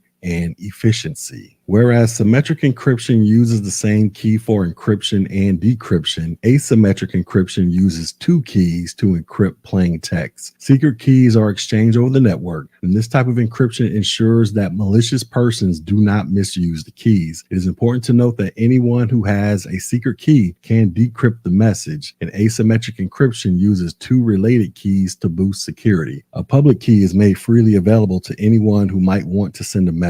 The second key, which is private, is kept secret so that only the recipient or the sender will know. A message that is encrypted using a public key can only be decrypted using a private key, whereas a message encrypted using a private key can be decrypted using a public key. And security of the public key is not required because the key is publicly available and can be passed over the network or the internet. The asymmetric key has far better power in ensuring the security of information transmitted during communication. And asymmetric encryption is mostly used in day-to-day communication channels, especially over the internet. And asymmetric key encryption algorithms include EI-GAML, RSA, DSA, elliptic curve techniques, and PKCS. And here is a picture right here that quickly illustrates how the asymmetric encryption process works. Now, to use asymmetric encryption, you must have a way of discovering public keys. And one commonly used technique is to use digital certificates in a client-server model of communication. A certificate is a package of information that identifies a user and a server. It contains information such as an organization's name, the organization that issued the certificate, the user's email address and country, and the user's public key. When a server and client require a secure encrypted communication, they send a query over the network to the other party, which sends back a copy of the certificate. The other party's public key can be extracted from the certificate, and a certificate can also be used to uniquely identify the holder. In an asymmetric key system, each user has a pair of keys. You have the private key and a public key. To send an encrypted message, you must encrypt the message with the recipient's public key. The recipient then decrypts the message with their private key. But remember that public keys encrypt and private keys, they decrypt. And what you're looking at on your screen right here is a table that highlights the differences between symmetric and asymmetric encryption. All right, next let's talk about a key exchange, which is also known as key establishment. And this is a method in cryptography by which cryptographic keys are exchanged between two parties, allowing use of a cryptographic algorithm. If the sender and receiver wish to exchange encrypted messages, each must be equipped to encrypt messages to be sent and to decrypt messages that are received. The nature of the equipping they require depends on the encryption technique they might use. If they use a code, both require a copy of the same source code. If they use a cipher, they need appropriate keys. If the cipher is a symmetric key cipher, both need a copy of the same key. If it is an asymmetric key cipher with the public and private key property, each needs the other's public key. And what's on your screen right now is an illustration of the key exchange process. All right, next let's talk about algorithms. So an algorithm, this is a mathematical formula used in a cryptographic process. A cipher suite, this is a set of algorithms that help secure a network connection that uses transport layer security. A cipher suite usually contains a set of algorithms that include a key exchange algorithm, bulk encryption algorithm, and message authentication code algorithms. The key exchange algorithm is used to exchange a key between two devices. The key is used to encrypt and decrypt the messages being sent between two machines. The bulk encryption algorithm is used to encrypt data being sent. The MAC algorithm provides data integrity checks to ensure that the data sent does not change in transit. In addition, cipher suites can include signatures and an authentication algorithm to help authenticate the server and or client. And hundreds of different cipher suites contain different combinations of these algorithms, and some cipher suites offer better security than others. The structure and the use of the cipher suite concept are defined in the TLS standard document. TLS 1.2 was the most prevalent version of TLS. The newer versions of TLS, such as TLS 1.3, includes additional security requirements for cipher suites. And cipher suites defined for TLS 1.2 cannot be used in TLS 1.3 and vice versa unless otherwise stated in their definition. And TLS 1.2 was defined in RFC 5246 and was in use after 2008 by the majority of all web browsers. Then we have TLS 1.3 that was finalized on March 21st, 2018, and the final version was published in August of that year in RFC 8446. And the major benefits of TLS 1.3 over TLS 1.2 are improved security and faster speeds. A stream cipher, this is a symmetric key cipher in which plain text digits are combined with a pseudo-random cipher digit stream known as a key stream. In a stream cipher, the plain text digits are encrypted one at a time, each with the corresponding digit of the key stream to give a digit of the ciphertext stream. Because encryption of each digit is dependent on the current state of the cipher, it is also known as a state cipher, and the digit is typically a bit, and the combining operation is called an exclusive OR or an XOR. The pseudo-random key stream is typically generated serially from a random seed value using digital shift registers. The seed value serves as the cryptographic key for decrypting the ciphertext stream, and stream ciphers represent a different approach to symmetric encryption from block ciphers. Stream ciphers typically execute at a higher speed than block ciphers and have lower hardware complexity. However, stream ciphers can be susceptible to serious security problems if used incorrectly. In particular, the same starting state seed must never be used twice. A block cipher is an encryption method that applies a deterministic algorithm along with a symmetric key to encrypt a block of text instead of encrypting one bit at a time, which happens to occur with stream ciphers. So for example, a common block cipher, or AES, encrypts 128-bit blocks with the key of a predetermined length, such as 128, 192, or 256 bits. Block ciphers operate on large blocks of digits with a fixed, unvarying transformation. This distinction is not always clear-cut. In some modes of operation, a block cipher primitive is used in such a way that it effectively acts as a stream cipher.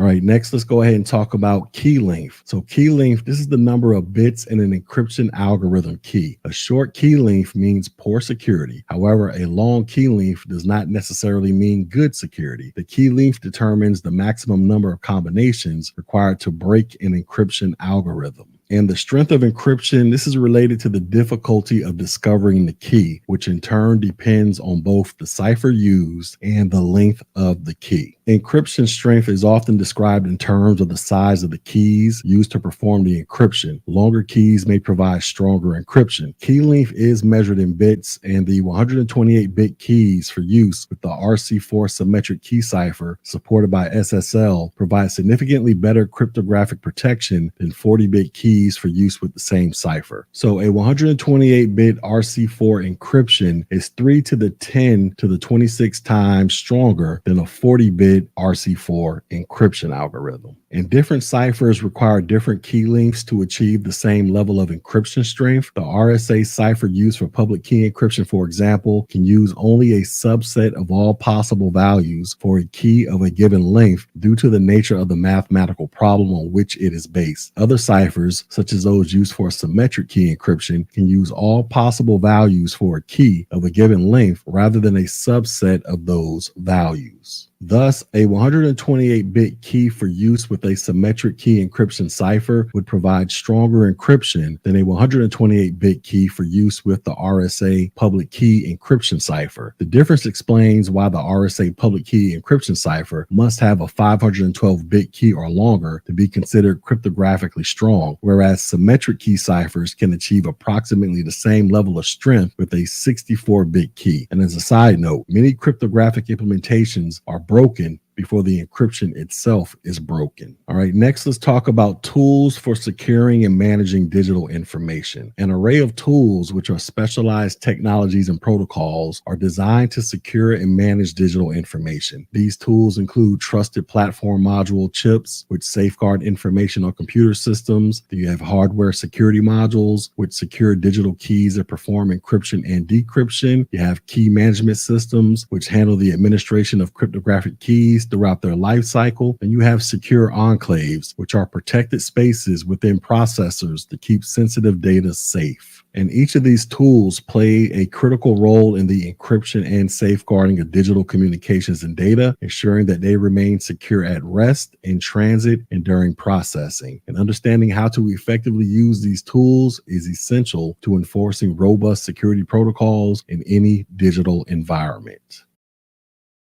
In this video, you're going to learn about trusted platform modules, hardware security modules, key management systems, and secure enclaves. All right, so let's talk about the Trusted Platform Module, or the TPM. And this is a piece of technology that is designed to provide hardware security-related functions. A TPM chip is a secure crypto processor that is designed to carry out cryptographic operations. The chip includes multiple physical security mechanisms to make it tamper-resistant, and malicious software is unable to tamper with the security functions of the TPM chip. Now, some of the key advantages of using TPM technology are that you can do the following. You can generate, store, and limit the use of cryptographic keys. You can carry out platform device authentication by using the TPM chip's unique RSA key, which is burned into the chip. And you can ensure platform integrity by taking and storing security measurements. And TPM technology is used for system integrity measurements and for key creation and use. During a system's boot process, the boot code that is loaded can be measured and recorded in the TPM chip. The integrity measurements can be used as evidence of how a system started and to make sure that a TPM-based key was used only when the correct software was used to boot the system. In more modern Windows versions, such as Windows 10 and 11, the operating system automatically initializes and takes ownership of the TPM chip. This means that in most cases, you should avoid configuring a TPM chip through the TPM Management Console, also known as TPM.MSC. And as a side note, trusted platform module chips and hardware security modules, they provide strong hardware-based cryptographic solutions across a number of use cases, including password protection and device identification and authentication. All right, next let's talk about the hardware security module. And these are physical devices that act as secure crypto processors. This means they are used for encryption during secure login authentication processes, during digital signings of data, and for payment security systems. Now, the beauty of a hardware-based encryption device such as an HSM or a TPM chip is that it is faster than software encryption. And HSMs can be found in adapter card form as devices that plug into a computer via USB and as network attached devices. They are generally tamper-proof, providing a high level of physical security. They can also be used in high availability clustered environments because they work independently of other computer systems and are used solely to calculate the data required for encryption keys. However, many of these devices require some kind of management software to be installed on the computer that they are connected to. And some manufacturers offer this software as part of their purchase, but others do not, forcing the purchaser to build the management software themselves. Due to this lack of management software and the cost involved in general, HSMs have seen slower deployment within some organizations. And this concept also holds true for hardware-based drive encryption solutions as well. And often, HSMs are involved in the generation, storage, and archiving of encrypted key pairs, such as the ones used in SSL TLS sessions online, public key cryptography, and PKI. Next, let's talk about key management systems. So when safeguarding digital data, a key management system is indispensable. It's the backbone of managing cryptographic keys, the secret codes that lock and unlock your data. When data breaches seem almost routine, a robust KMS can be a game changer. And these are the central functions of a KMS. So the first one is you have a generation of cryptographic keys. So a KMS is responsible for creating strong and secure keys, and these keys are the first line of defense in protecting your data. The strength of a cryptographic key lies in its randomness and complexity, which a KMS ensures. Then we have secure storage of keys. So just as you wouldn't leave the keys to your house under the doormat, cryptographic keys need to be stored securely. A KMS stores cryptographic keys in a protected environment, shielded from unauthorized access and potential threats. Then we have the key exchange. So sharing cryptographic keys securely is essential, especially in environments where data needs to be shared across networks or between users. And a KMS facilitates the secure exchange of these keys, ensuring that they do not fall into the wrong hands during transmission. Then we have key use and access control. So it's not enough to just create and store keys. The KMS also manages who can use them and for what purpose. This means setting policies and permissions for key access, ensuring that only authorized users and applications can use the keys. And then we have key replacement and rotation.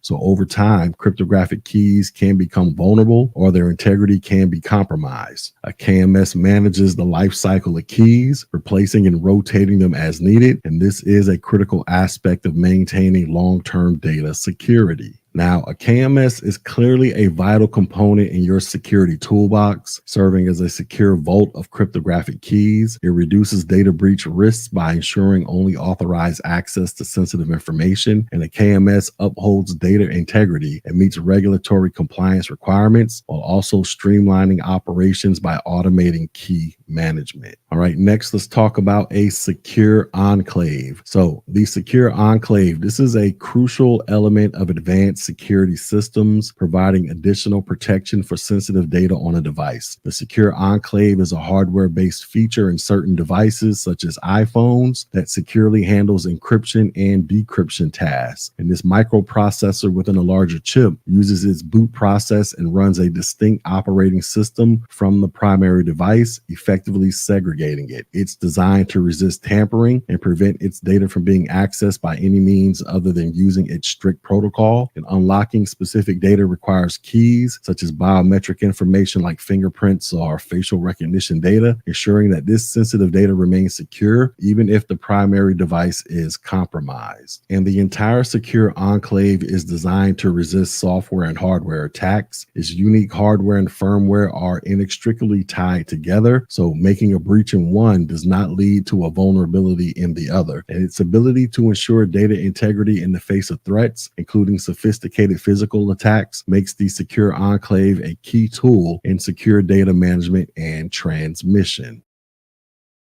In this video, you're going to learn about obfuscation, steganography, hashing, and salting. All right, so let's talk about obfuscation. So this is a critical technique for protecting sensitive information by making it less obvious to unauthorized users. Obfuscation involves altering or disguising the original data to prevent it from being easily understood or accessed. While encryption is a commonly used method for securing data, obfuscation adds an extra layer of security by further complicating the data, making it challenging to decipher without the proper tools or knowledge. Now, the objective of obfuscation is not just to encrypt the data, but to make it confusing, unclear, or unintelligible. This is particularly useful in scenarios where encryption alone may not suffice or where the data needs to be used in a specific way that encryption would hinder. And this video is going to explore various obfuscation methods and the unique approach and application of each of them. All right, next let's talk about steganography. So this is the practice of hiding a secret message inside or even on top of something that is not secret. That something can be just about anything that you want. These days, steganography may involve embedding a secret piece of text inside of a picture or hiding a secret message or script inside of a Microsoft Word or Excel document. And the purpose of steganography is to conceal and deceive. It is a form of covert communication and can involve the use of any medium to hide messages. Steganography is not a form of cryptography because it does not involve scrambling data or using a key. Instead, it is a form of data hiding and can be executed in unique ways. Steganography has been used for centuries, but these days hackers and IT pros use it as well. The word steganography is composed of the Greek word steganos, which stands for hidden or covered, and the word graph, which stands for to write. Put these words together and you have something close to hidden writing or secret writing. And a number of apps can be used for steganography, including StegHide, Foremost, Chow, Stegis, and Concealment. And as a tip,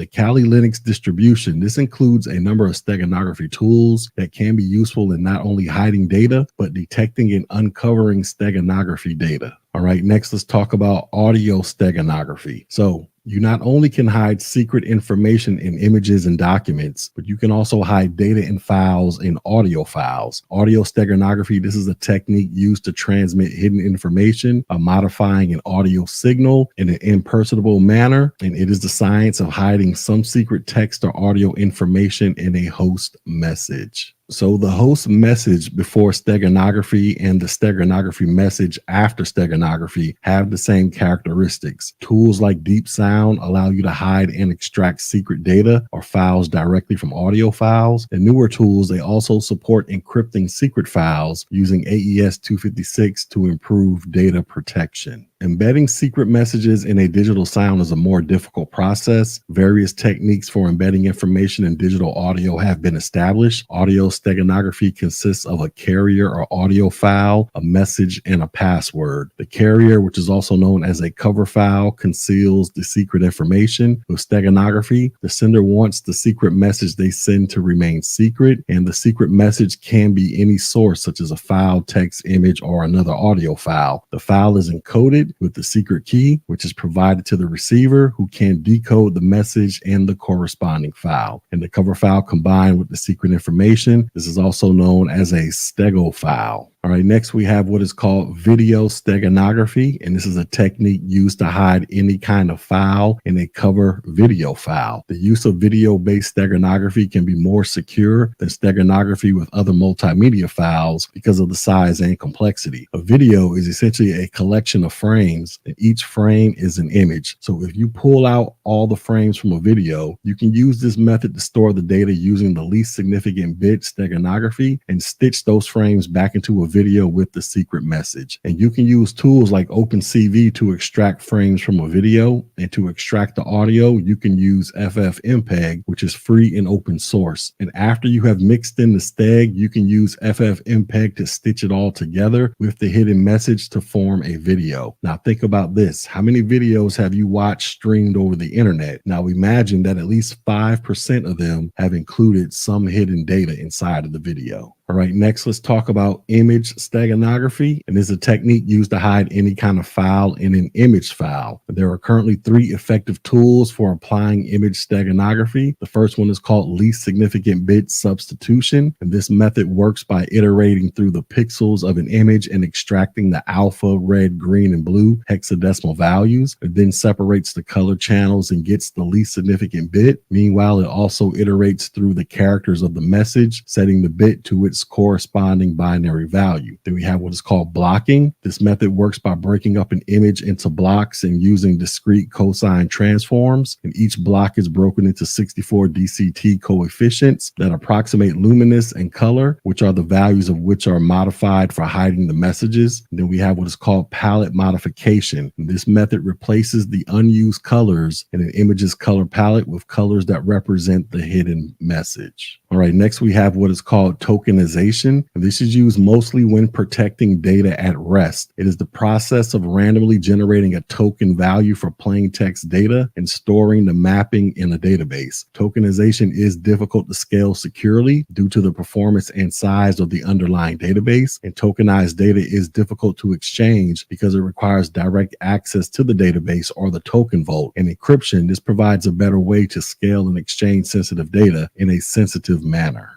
Database tokenization, this is the process of turning sensitive data into non-sensitive data called tokens that can be used in a database or an internal system without bringing it into scope. The tokens are sent to an organization's internal systems for use, and the original data is stored in a secure token vault. There is no key or algorithm that can be used to derive the original data for a token, and instead tokens are sent to a token vault. And this picture on your screen right here, it basically illustrates the entire tokenization process. So the token value can be used in applications as a substitute for the real data. If and when the real data needs to be retrieved, the token is submitted to the vault, and the index is used to cross-reference and fetch the real value for use in the authorization process. To the end user, this operation is performed seamlessly and nearly instantaneously by the browser or the application, and users are likely not aware that the data is stored in the cloud in a different format. The advantages of tokens is that there is no mathematical relationship to the real data they represent. If they are breached, there is no problem because they have no meaning. No key can reverse them back to the real data values. So consideration can also be given to the design of a token to make it more useful. You got things like Apple Pay. It uses a similar technology, basically where the last 4 digits of a payment card number can be preserved in the token so that the tokenized number or a portion of it can be printed on the customer's receipt so they can see a reference to their actual credit card number. The printed characters might be all asterisks plus those last 4 digits. In this case, the merchant has only a token, not a real credit card number for security purposes. And as a side note, remember that tokenization assigns a random surrogate value with no mathematical relationship and can still be reversed by linking the token back to the original data. Outside of the system, a token has no value. It is just meaningless data. Next, let's talk about data masking, which is also known as data obfuscation. And this is the act of hiding sensitive information or data with specific characters or other data in order to protect it. So for example, data masking and obfuscation has been used to protect personally identifiable information or PII or commercially sensitive data from unauthorized users and attackers. And substitution, this is a technique that has been used for data masking and obfuscation. Using this technique, you substitute the original data with another authentic looking value. So for instance, you may replace a social security number or a credit card number with a fake number. Next, let's talk about hashing. So hashing, this is a one-way function in which data is mapped to a fixed length value. Hashing is primarily used for authentication. And as I'll describe later on, salting, this is an additional step that can be added during hashing, typically in association with hash passwords. Basically, it adds an additional value to the end of the password to change the hash value that is produced. Whereas encryption, this is meant to protect data in transit. Hashing is meant to verify that that a file or piece of data has not been altered. That is to ensure that it is authentic. In other words, it serves as a checksum. And here's essentially how hashing works. So each hashing algorithm outputs at a fixed length. So for instance, SHA-256 outputs a hash value that is 256 bits, usually represented by a 64-character hexadecimal string. The size of the data block differs from one algorithm to another, but it remains the same for a particular algorithm. So for example, SHA-1 takes in the message or the data in blocks of 512 bits only. So if a message is exactly 512 bits long, the hash value runs only once, which is 80 rounds in the case of SHA-1. Similarly, if the message is 1024 bits, it's divided into two blocks of 512 bits, and the hash function is run twice. Because there is nearly no chance of a message being exactly the same size as the block, a technique called padding is used. And padding, this takes the entire message and divides it into fixed size data blocks. The hash function is repeated multiple times, one time for each data block, and the output of the first data block is fed as input along with the second data block. If you change a bit anywhere in the message, the entire hash value will change, and this is also known as an avalanche effect. Now, every hash value is unique. If two different files produce the same unique hash value, this is called a collision, and it makes the algorithm essentially useless. So let's say you want to digitally sign a piece of software and make it available for download on your website. To do this, you create a hash of the script or executable you're signing. Then, after adding your digital signature, you hash that too. Next, the whole thing is encrypted so that it can be downloaded. All right, so let's go ahead and talk about salting. So in cryptography, a salt, this is a random data that is used as an additional input to a one-way function that hashes data, a password, or a passphrase. Salting is the addition of random data to a password before hashing, and salts are used to safeguard passwords and storage. Historically, a password was stored in plain text on a system, but over time, additional safeguards were developed to protect the user's password against being read from the system. And a salt, this is basically one of those methods. And salts, they can help defend against pre-computed hash attacks such as rainbow tables. Because salts do not have to be memorized by humans, they can make the size of the hash table required for a successful attack very large without placing a burden on the users. Because salts are different in each case, they also protect commonly used passwords of users who use the same password on several sites by making all salted hash instances for the same password different from each other.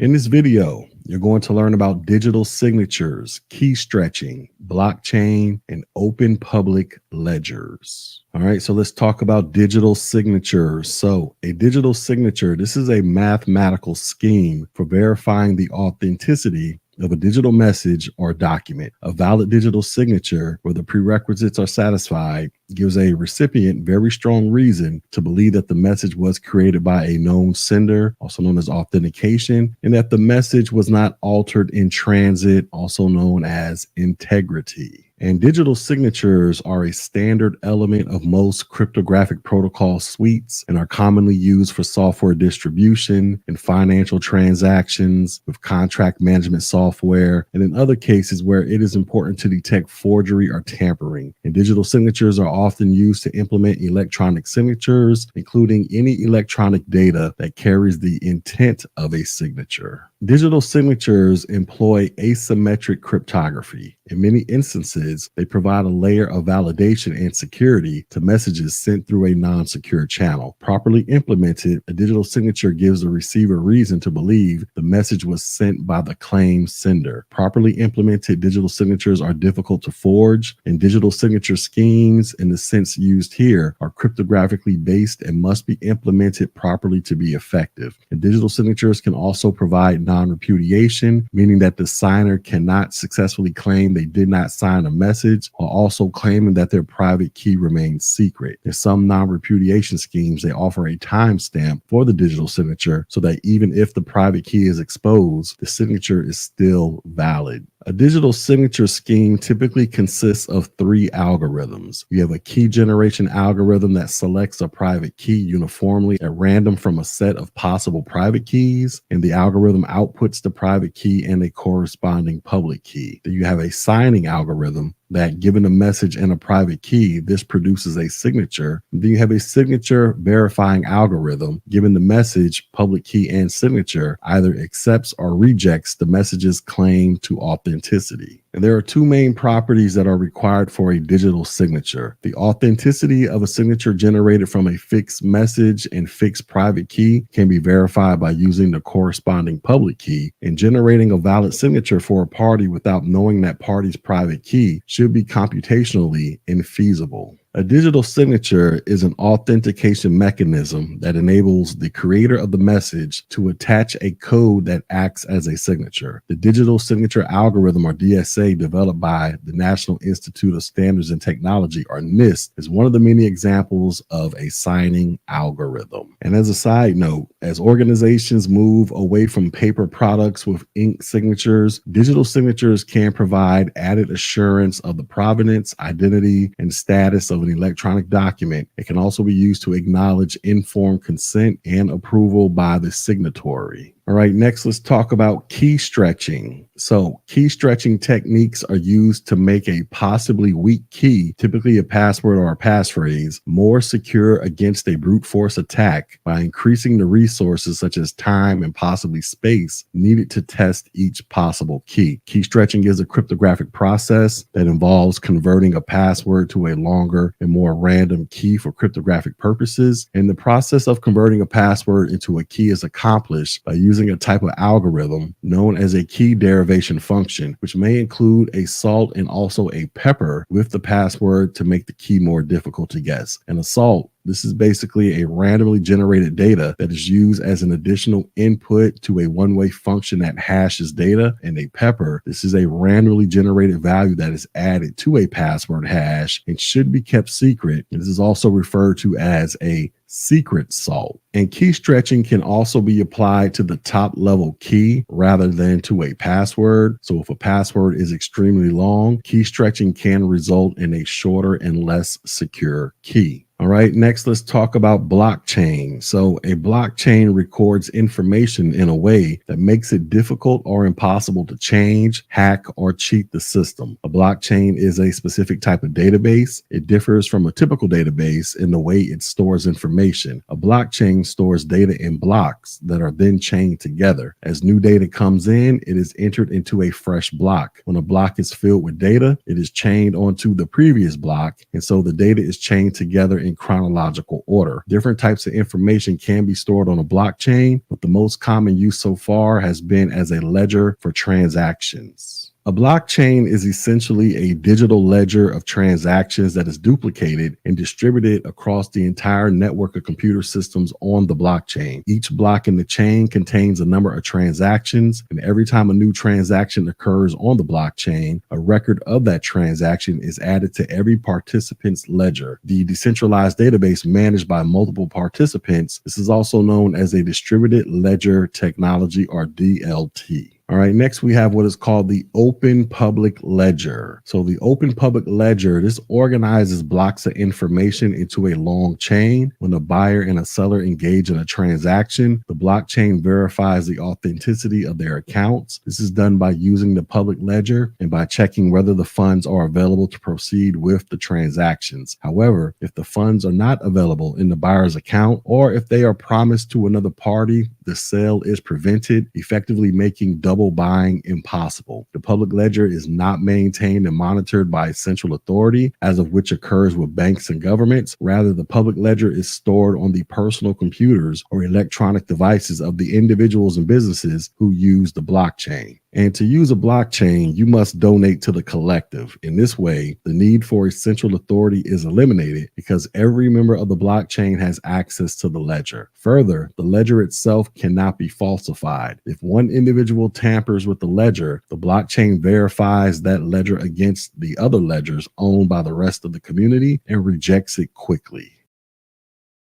In this video, you're going to learn about various types of certificates. All right, so let's talk about certificates. So a certificate functions as a digital passport for establishing trust between entities and online communications. It's an electronic document issued by a certificate authority that verifies the identity of the certificate holder and provides proof of their legitimacy. When you connect to a secure website, your browser validates the site certificate issued by an entity such as DigiCert to confirm the security of your connection. The certificate authority serves as a neutral third party, vouching for the identities involved in the digital exchange. All right, next let's talk about a certificate authority. So a certificate authority, this is an entity, usually a server, that issues certificates to users. In a PKI system that uses a certificate authority, the CA is known as a trusted third party. And most PKI systems use a CA, and the CA is also responsible for verifying the identity of the recipient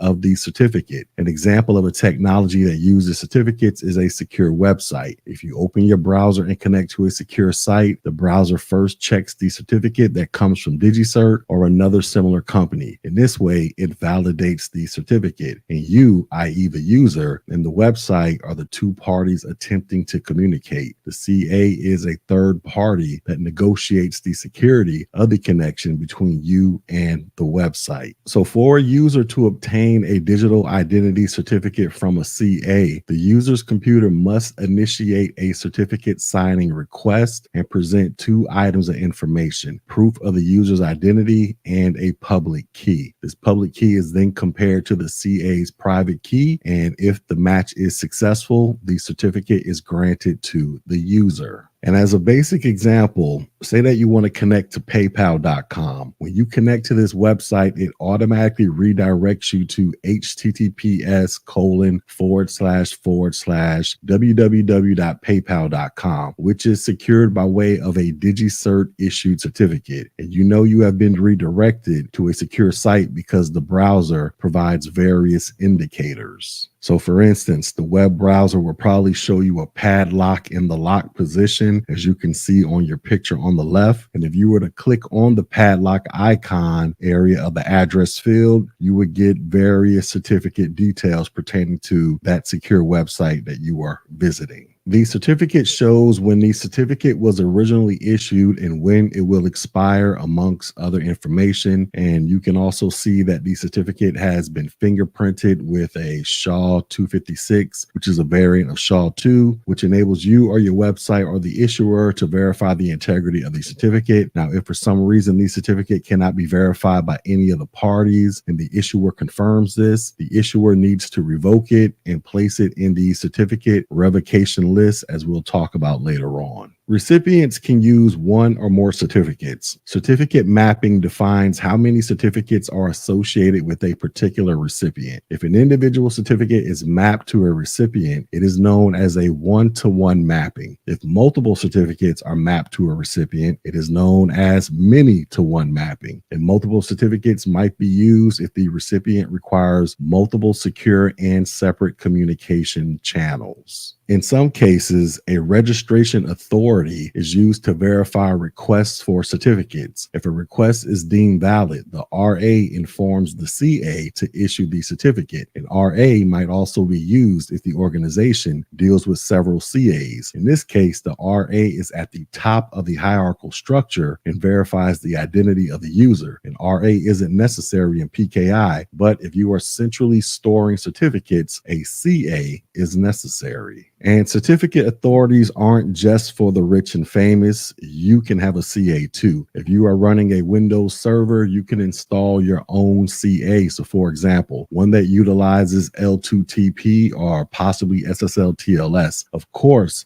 a server's built-in certificates are not necessarily secure. If you were to implement this technology in a secure environment in your organization, you would probably want to obtain proper certificates from a trusted source to use the Windows server. When implementing certificates in the Windows Server operating system, you would use the Active Directory Certificate Services utility to define the object identifiers, which are built into the Active Directory Certificate Services for either low, medium, or high assurance. Or you can have the windows randomly assign them. But for security purposes, it is a good idea to obtain the object identifiers before completing the configuration of the CA. And certificate authorities can be subverted through the use of social engineering. If a person posing as a legitimate company managed to obtain certificates from a trusted source, those certificates would appear to be valid certificates and could cause widespread damage due to connections made by unsuspecting users, at least until these certificates were revoked. This happens sometimes, but the CA issuer usually finds out quickly and takes steps to mitigate the problem, such as by revoking these certificates and notifying any involved parties of the incident.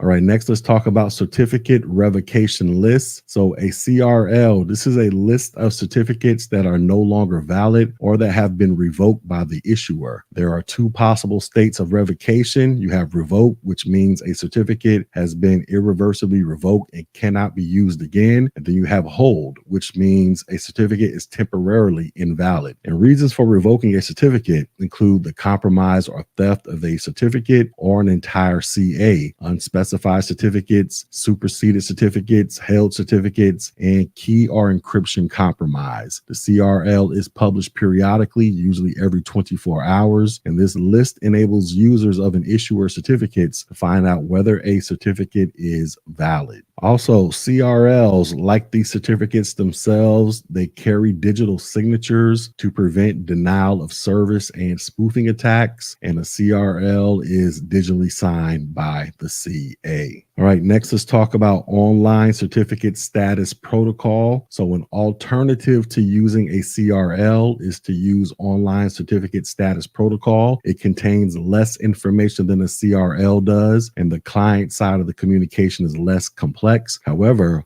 OCSPs do not require encryption, making it less secure than a CRL. And the attributes in a certificate are essentially the various fields that define things like who issued the certificate and whom it is issued to. In addition, these attributes include information about what the certificate user intended, when it was used, and when it will expire. And these are just a few of the various attributes used in digital certificates. And these attributes can then be used for authentication and validation purposes. And here is an image that summarizes some of the most commonly used attributes and what they are used for when it comes to dealing with certificates. All right, next let's talk about self-signed certificates. So a self-signed certificate, this acts as both the creator and the endorser of its own identity, using its private key for the signature. Unlike certificates authenticated by a public CA, which are widely recognized for their authenticity, a self-signed certificate lacks this broader trust. So for instance, when you visit a website with a self-signed certificate, your browser flags it with a warning indicating that the certificate hasn't been verified by a trusted external party. Think of this in terms of getting something notarized. The notary acts as a trusted third party. A self-signed certificate is much like an individual who notarizes their own document rather than having it signed by an official notary public. This is acceptable in certain internal or testing scenarios, but not for widespread public interaction where trust is needed the most. The subject alternative name field or fields in the PKI certificates, they allow an organization to specify additional host names, domain names, email addresses, or URLs for use with a single certificate. The idea of using a subject alternative name field in a certificate is to provide flexibility to system administrators, and the single certificate can therefore be used for both of these domain names. A certificate is issued with a valid from date and a valid to date. This is the period of time that the certificate should be considered valid. If the certificate is encountered anytime before or after those dates, the application that is validating the certificate, such as the web browser, should produce an error message stating that the certificate is not valid. It is important when using a certificate to issue it for a sufficient period of time. So for instance, if a certificate is meant for long-term use and the application or device utilizing the certificate is not easily updated, you might want to extend the certificate validation period. This way, the certificate will not unexpectedly expire and break the application.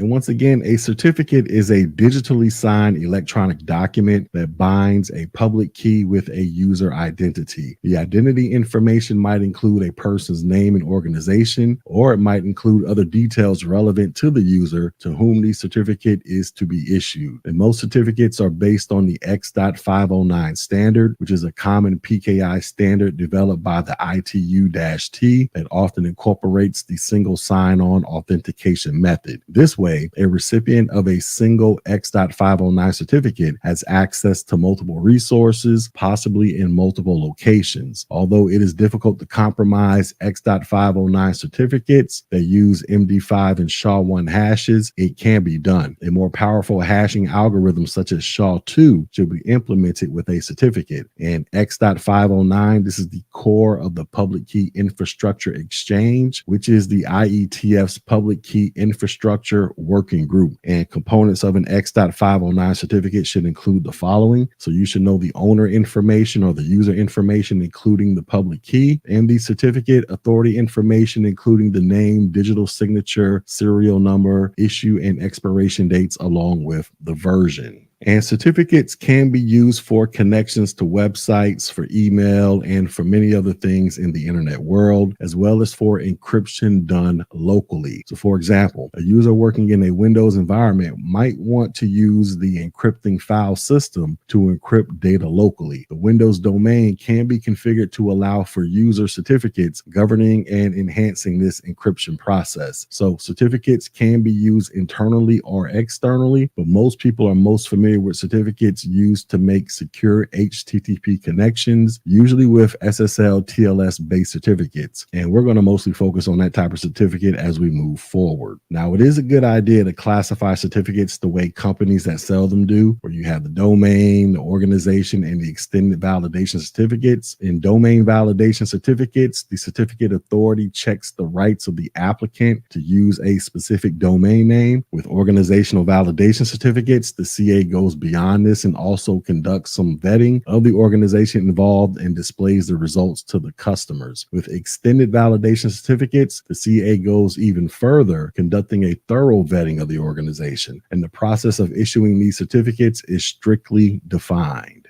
Now, many companies have subdomains for their websites. So, for example, hacker.org might have subdomains such as tools.hacker.org and software.hacker.org. Generally, if you connect to a secure website that uses subdomains, a single certificate allows for connections to the main website and the subdomains. This is known as a wildcard certificate. So, for example, asterisk.hacker.org would apply to all subdomains of hacker.org. Your organization might allow this, or for additional security, might use a different certificate for each subdomain, possibly using certificates from different providers. But this approach can become expensive. For small businesses and organizations, a single certificate is usually enough. In fact, if the provider allows it, a small organization can use a multi-domain certificate. And by modifying the subject alternative name field, an organization can specify additional host names, domain names,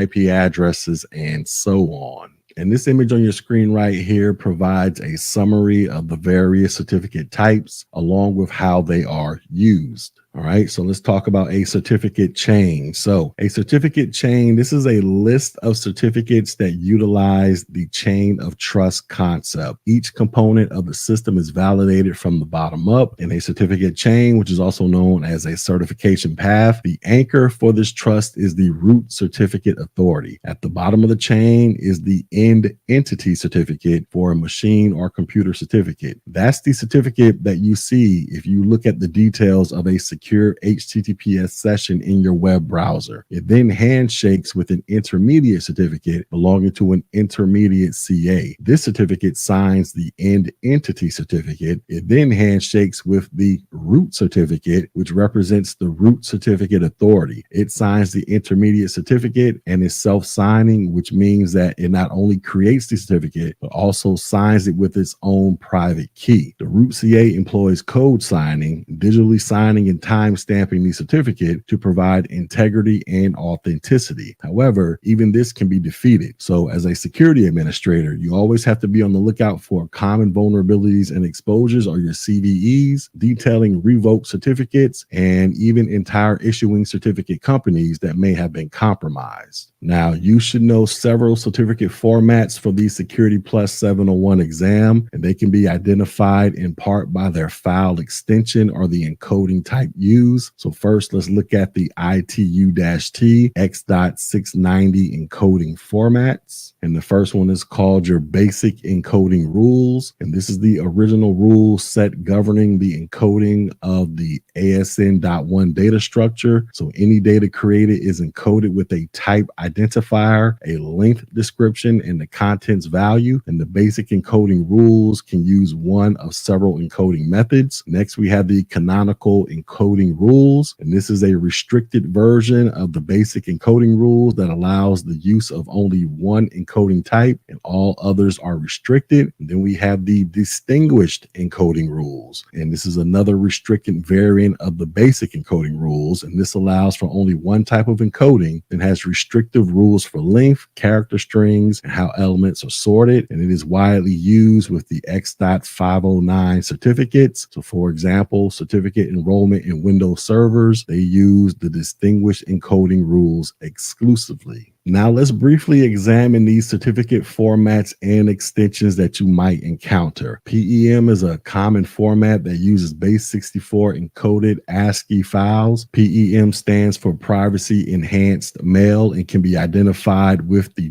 .PEM file extension, though the format might also use the .CRT, .CER, or the .KEY extensions. And this format uses the DER encoding method. If the certificate uses a file extension different from the .PEM, you can determine whether it is a PEM certificate by opening the file with a text editor and looking for the begin certificate and end certificate statements. However, if the certificate uses the .DER extension, then the certificate file is in binary form instead of ASCII. Because it is in binary, you will not see the begin certificate and end certificate statements that are displayed in a .PEM file. Also, the P12/PFX, this is a binary format based on the PKCS number 12 that is used to store a server certificate, intermediate certificates, and the private key in one encryptable file. It is typically used to import and export certificates and private keys. And you may see the .PFX and the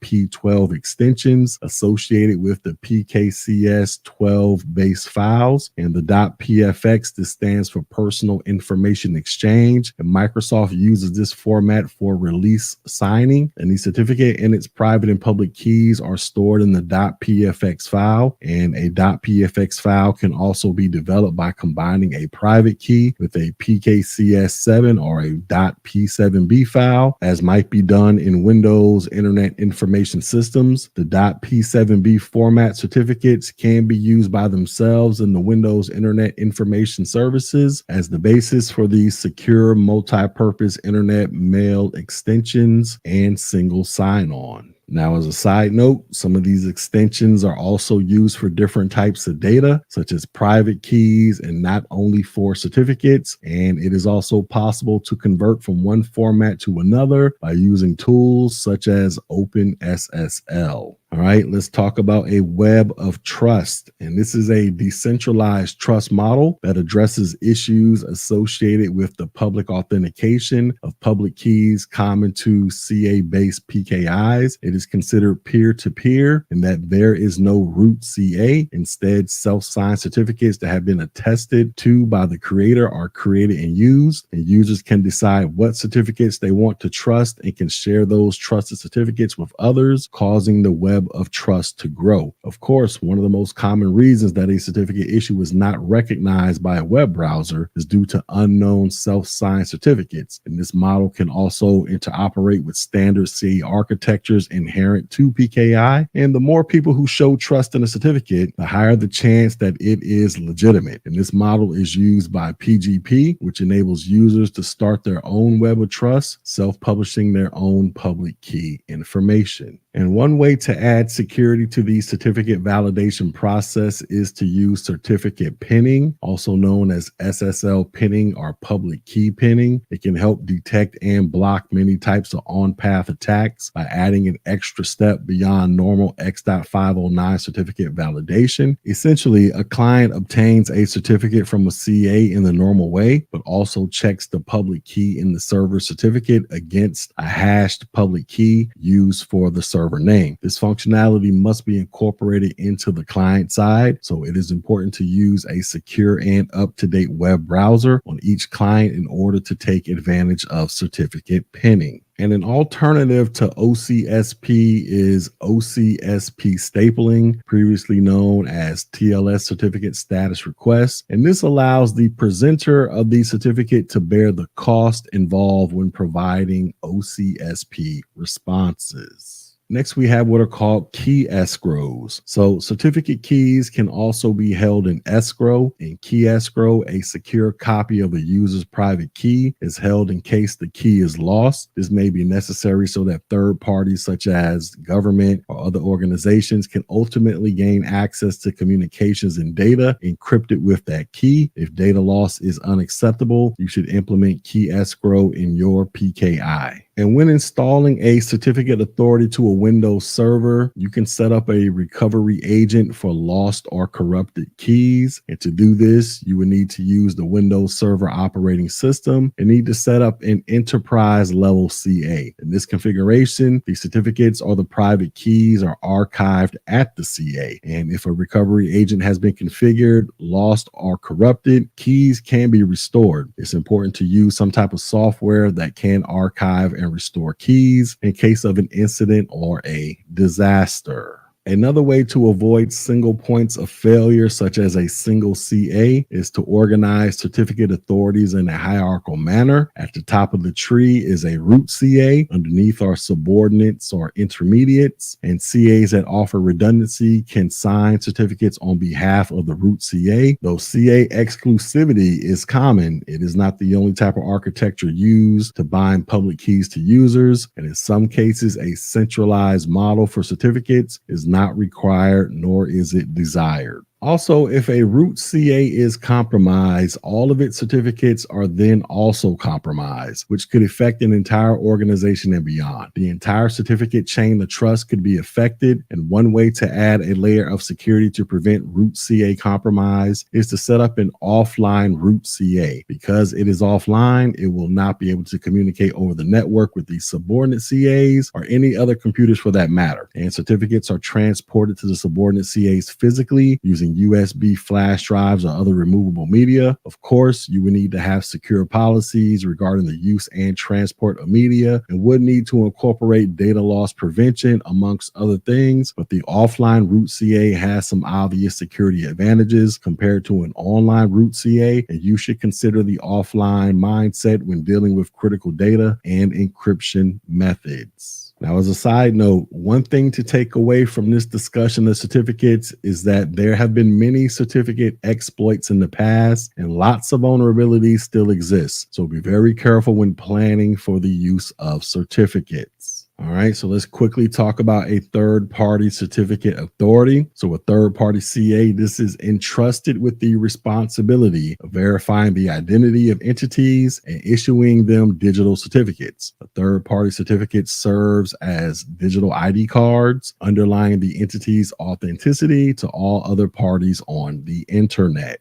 Then we have the root of trust. So like we discussed earlier, the web of trust as it applies to the PKI in general. In this section, now we're going to discuss the root of trust as a source that can be implicitly trusted within a cryptographic system. It is the foundational element in a system from which all security measures are derived. And as discussed earlier, a well-implemented root of trust, often a hardware-based module, can protect against tampering and ensure that software operations are secure from inception. In certificate management, the root CA forms the root of trust. It is the topmost authority in the certificate chain and is inherently trusted by the systems to validate and sign certificates. This trust then extends downstream to all issued certificates, forming the basis of the certificate hierarchy. Also, implementing a robust third-party CA and a reliable root of trust is essential in establishing and maintaining a secure PKI system. It ensures secure, authenticated communication and data protection in the network, building trust for the users and the applications that are involved. All right, next, let's talk about the certificate signing request. So a CSR, this is basically an application for a digital identity certificate. It's what an entity sends to a CA when it needs to secure its online communications. The CSR includes the public key that will be included in the certificate and other identifying information. So you could think of it as a formal request in which a company or individual says, hey, this is my public key. These are my credentials. Please issue a certificate that proves it's really me. Then the CA verifies the credentials, and if everything checks out, it issues a certificate that browsers and other entities trust, confirming the entity's authenticity. And then finally, we're going to talk about wildcard certificates. So as mentioned earlier, wildcard certificates, they provide a cost-effective and efficient solution for organizations managing multiple subdomains. So consider a company with various services like mail.example.com and shop.example.com. Rather than securing each subdomain with an individual certificate, a single wildcard certificate denoted as *.example.com could be used to secure all current and future subdomains. This streamlines the process and reduces costs, especially for small businesses. However, some organizations requiring a higher security level might opt for a separate certificate for each subdomain, with these certificates potentially coming from different providers despite the additional expense. The choice between a wildcard certificate and individual certificates depends on the organization's size, security needs, and most importantly, its budgetary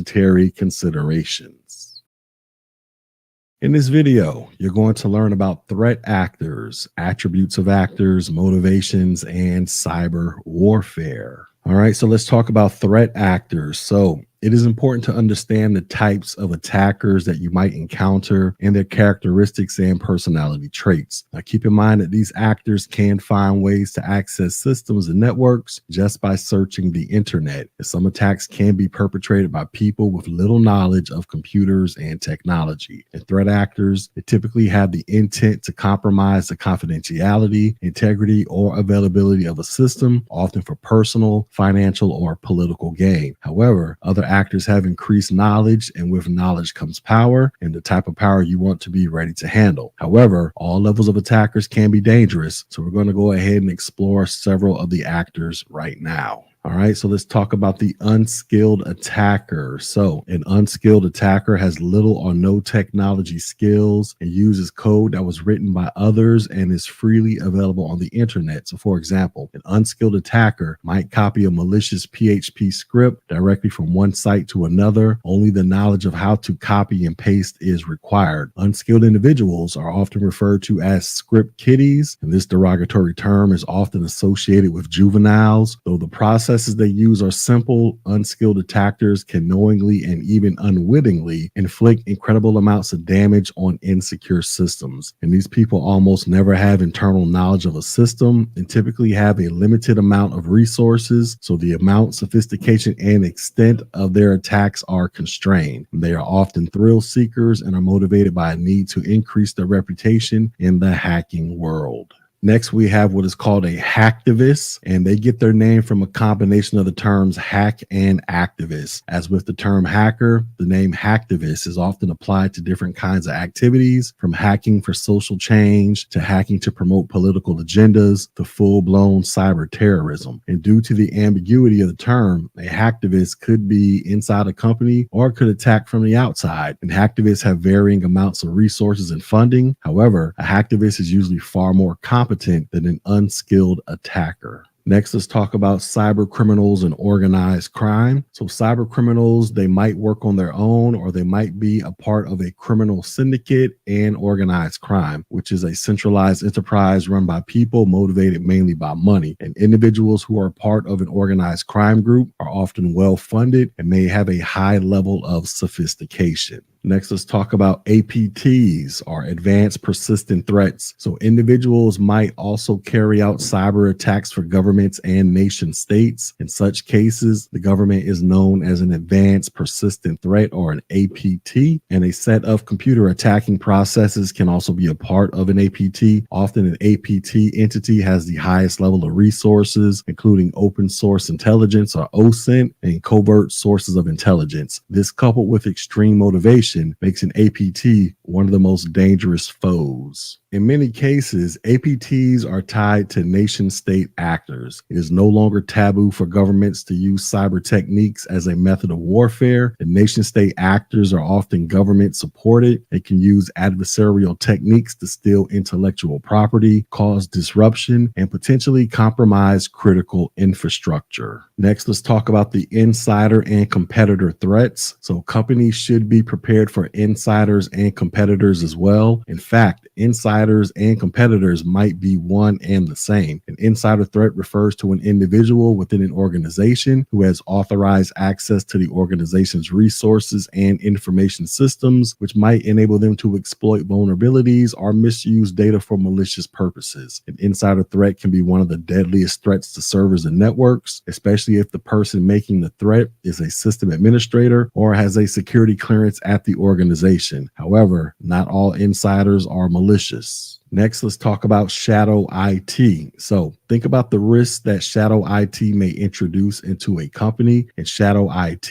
an employee or a group of employees use IT systems, network devices, software, applications, and services without the approval of the corporate IT department. So for example, an engineer might deploy a physical or virtual server and host their own application on it. The engineer might not often patch or monitor that system for security vulnerabilities. Consequently, threat actors may be able to compromise the vulnerability system or application. This problem has grown exponentially in recent years because more companies and individuals are adopting cloud-based applications and services. So it is very easy to spin off a new virtual machine, container, or storage element in the cloud. And employees, they often put sensitive corporate information in cloud services that are often not closely monitored. And this introduces significant risk to the organization. Also, you should know these actors and their motivations, but in the end, it doesn't matter too much what you call these particular attackers. You need to be ready to prevent basic attacks as well as advanced attacks and treat them all with respect. All right, next, let's talk about attributes of actors. So now that you have learned about different types of threat actors, let's talk about their attributes, intent, and motivation. The intent and motivation in most cases depends on the type of attacker. So for example, the motivation for hacktivists is typically related to protesting against something that they do not agree with, such as a political or religious belief or some type of human rights violation. Hacktivists tend to use disruption techniques, perform denial of service attacks, or deface websites. The intent of criminals is typically to make money. Nation-state actors can also have different motivations and intentions, and some nation-state actors just want to steal intellectual property from another nation or government or a corporation, and others want to cause disruption and bring down critical infrastructure. Another example is an internal actor or an insider who might be motivated by money offered by an external actor, either to steal information or to cause disruption. The internal actor could also be a disgruntled employee who leaves a backdoor either to later access confidential information or to trigger a DOS condition on critical systems and applications. Another difference between the different types of threat actors is the level of sophistication, capability, and the resources and funding. A disgruntled employee, a hacktivist, and an amateur unskilled attacker will not likely have the resources and funding that nation-state actors may have at their disposal. And criminal organizations in some cases may have more resources, money, and access to sophisticated exploits than hacktivists. Resources and funding, this refers to the tangible and intangible assets that a threat actor has at their disposal to conduct cyber attacks. Resources generally refer to the tools, technology, people, and information at the disposal of a threat actor. Funding is more specific to financial means that a threat actor can leverage to support their activities. Resources and funding can be limitations for unskilled attackers. However, an advanced nation state likely will have access to money that threat actors can use to to finance their operations, are purchasing advanced hacking tools, hiring skilled individuals, or paying for servers and other infrastructure. And an active intrusion starts with an adversary targeting a victim. The adversary may use various capabilities along with some form of infrastructure to launch an attack against the victim. And capabilities can be various forms of tools, techniques, and procedures. And the infrastructure is what connects the adversary and the victim. All right, next let's talk about motivations. So motivations, this is the underlying reasons or drives that inspire an individual or group to act in a certain way. These reasons can be varied and complex, often extending beyond mere financial gain to include elements such as ideology, revenge, or the desire for recognition. And the array of possible motivations, each presenting unique challenges, necessitates a nuanced understanding of cybersecurity threats. And this table on your screen right here, this describes various motivations frequently observed with hacking and cyber attacks. All right, next let's talk about cyber warfare. So in cybersecurity, war, which is often referred to as cyber warfare, this encapsulates state-sponsored, politically motivated attacks on an adversary's information systems. And these attacks can be part of a larger national security and defense strategies or standalone actions intended to cause disruption, gather intelligence, or sabotage critical infrastructure. And security engineers must always consider the possibility of such sophisticated state-backed cyber attacks, which might involve advanced persistent threats, potentially demanding heightened security measures and advanced threat detection capabilities. And understanding the landscape of cyber warfare, its tactics, and political implications is paramount for security engineers to defend their networks and sensitive data adequately.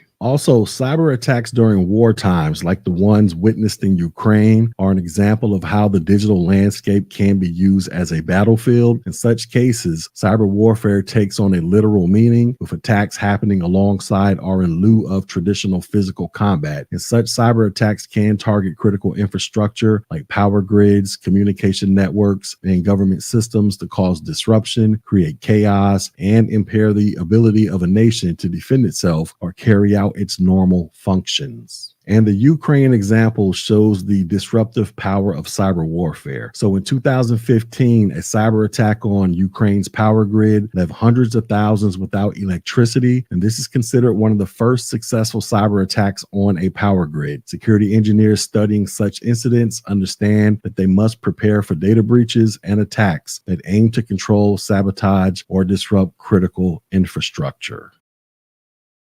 In this video, you are going to learn about threat vectors such as message-based, image-based, file-based, voice calls, removable devices, vulnerable software, unsupported systems and applications, unsecure networks, and open service ports. All right, so let's talk about message-based communication. So message-based communication like email, SMS, and instant messaging has become essential to interpersonal and professional interactions in today's digital connected world. These platforms are quick and convenient, but they also provide a sizable surface for online threats. And these messaging techniques are widely used, which makes them a desirable target for attackers who use a variety of strategies to take advantage of users. Message-based threat vectors take advantage of the trust and immediate nature of these forms of communication for everything from phishing and smishing to the spread of malware. Next, let's talk about email threats and cybersecurity. So one of the most prevalent threat vectors in cybersecurity is email. Attackers frequently use email to spread malicious links or attachments that can cause a user system to download malware. Phishing emails are extremely common, and they may pretend to be from reliable sources to trick users into disclosing personal or financial information. A more specific variation of phishing, which is known as spear phishing, this targets particular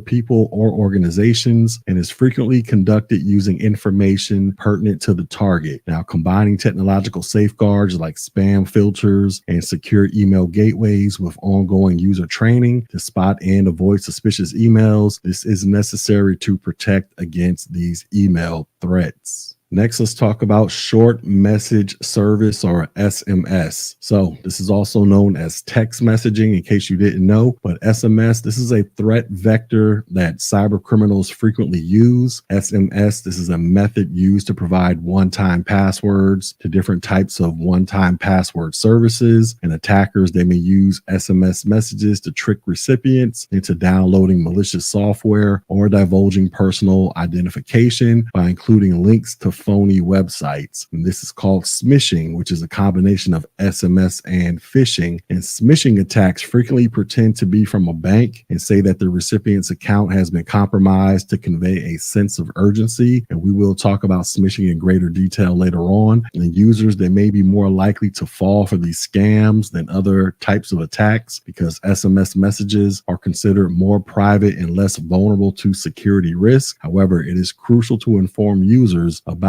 these potential risks. Next, we have mobile device authentication via SMS. So mobile devices with SMS text capabilities can be used for authentication via a one-time password and challenge and response. With authentication via an OTP, a one-time password is sent to the user's phone via SMS, and the user enters the OTP into the login authentication and is approved. Next, we have the challenge and response authentication methods. So with one form of challenge and response, a user receives a text asking them to tap yes or no. This is a less secure form of strong authentication because it is vulnerable to on-path attacks, which are also known as man-in-the-middle attacks. Now, with another form of challenge and response, the user receives a text asking them to reply via SMS. If the user texts back yes, the authentication is completed and the user is logged in. If the user texts back no, then the authentication fails and the user is not logged in. And SMS is susceptible to a SIM takeover, brute force attacks, key logging, on-path attacks, phishing, and common computer access attacks because, after all, most cell phones are computers. Next, we have instant messaging security. So instant messaging platforms are widely used for personal and business communication, which means they are also targeted by cyber attackers. And attackers may use instant messaging to spread malware via nefarious links or attachments, take advantages of holes in the IM software, or carry out phishing scams. In contrast to email, instant messaging frequently conveys a sense of immediacy and trust, mainly if the attacker has gained access to a known contact's account. People may therefore be more likely to click on harmful links or heed misleading instructions. And the use of current software with security patches, proper authentication techniques, and user education on spotting and reporting suspicious activity are all examples of security measures for instant messaging. Next, we have spam and spam over internet messaging, which is also known as SPIM. So spam has traditionally been the term used to describe unwanted and unsolicited email messages. However, email messages are not the only way that attackers or malicious users send spam. Users may also receive spam or numerous messages via social media sites and instant and internet messaging applications. So for instance, you might be talking to other security professionals over a Discord server and have someone hop on the server and send dozens of unwanted messages, perhaps protesting against something. Or you may receive unwanted messages and scam offers via Facebook Messenger, WhatsApp, Keybase, Signal, WeChat, Telegram, or any other instant messaging application. And as a tip, there are several free services that enable you to obtain DNS-based blocking lists of spammers, as well as ways that you can report spam events. All right, next, let's talk about image-based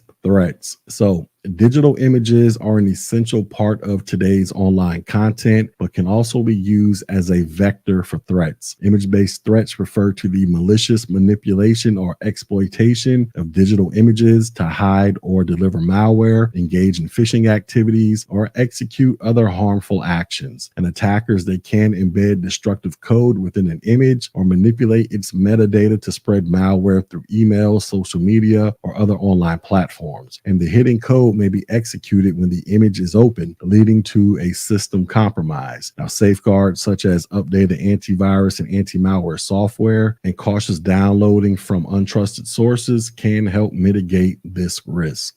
Next, let's talk about file-based threats. So file-based threats, they use common files such as documents, spreadsheets, or PDFs to carry out harmful scripts. And these threats occur when malicious code is embedded within or attached to these files, which are transmitted or shared to infect systems or networks. And this type of threat is common in attachments sent via email, downloaded from websites, or transferred through file sharing services. So opening such files can trigger malicious codes, leading to unauthorized access or other adverse effects. So awareness and training, scanning of attachments with security tools, and strict file permissions, all of that can help to minimize the risk. Next, we have what are called voice call threats, and these encompass a range of malicious activities conducted via phone calls, including deceptive practices such as vishing, which is voice phishing, unauthorized call interception, and fraudulent caller ID spoofing. These threats aim to deceive or manipulate individuals through telephone communication, and often an attacker impersonates a legitimate entity to solicit personal or financial information or manipulate caller ID information to appear trustworthy. And a way to protect against voice call threats is to secure all authentication methods, develop awareness and user training, and report any suspicious calls. And all of that will be critical defenses against voice call threats. Next, we have removable device threats. So using portable storage devices like USB drives, external hard drives, or memory cards can inadvertently introduce removable device threats, which are risks associated with transmitting or carrying malware via these devices. When an infected removable device is connected to a computer, the infected machine may execute the malicious code, leading to data theft, system compromise, or spread of malware to other connected systems.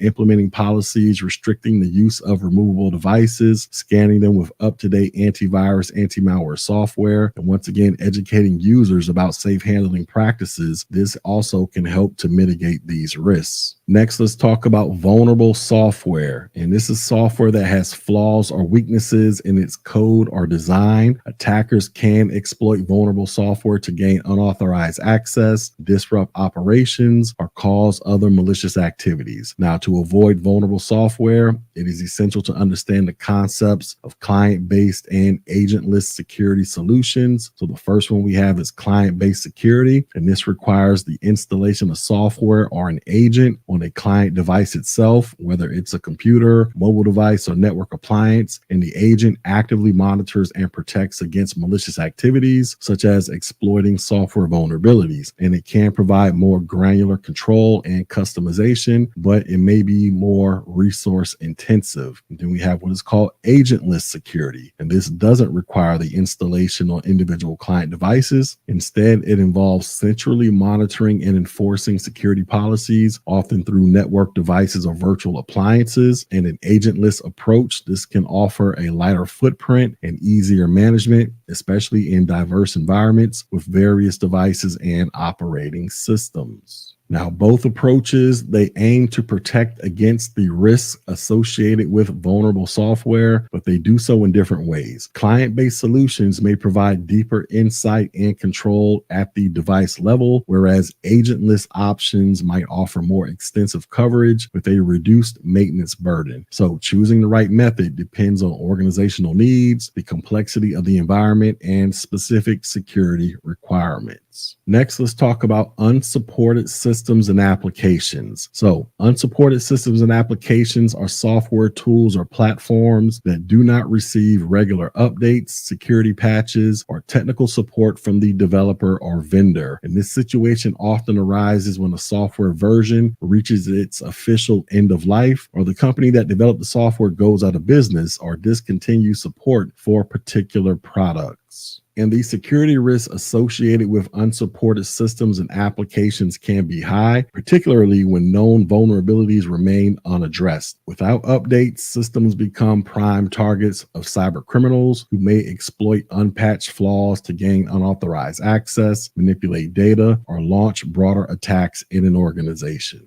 Now, for businesses operating in regulated industries, using unsupported software can also lead to non-compliance with legal and industry standards, resulting in fines or other penalties. And to mitigate these risks, organizations must upgrade to supported software versions or implement specific security controls that adequately safeguard unsupported systems. And a detailed inventory of all software and a regular review of support status is essential to an effective cybersecurity strategy, ensuring that unsupported systems do not become a weak link in the organization's security posture. All right, next let's talk about unsecure networks. So unsecure networks need to have appropriate security measures to safeguard the data transmitted, and they can be categorized into different types such as wireless, wired, and Bluetooth, each with distinct characteristics and potential vulnerabilities. So I'm going to go ahead and provide a general overview of these types of networks. So the first one is the wireless network, and this is a network in which devices are connected without physical cables. Wireless networks that are improperly configured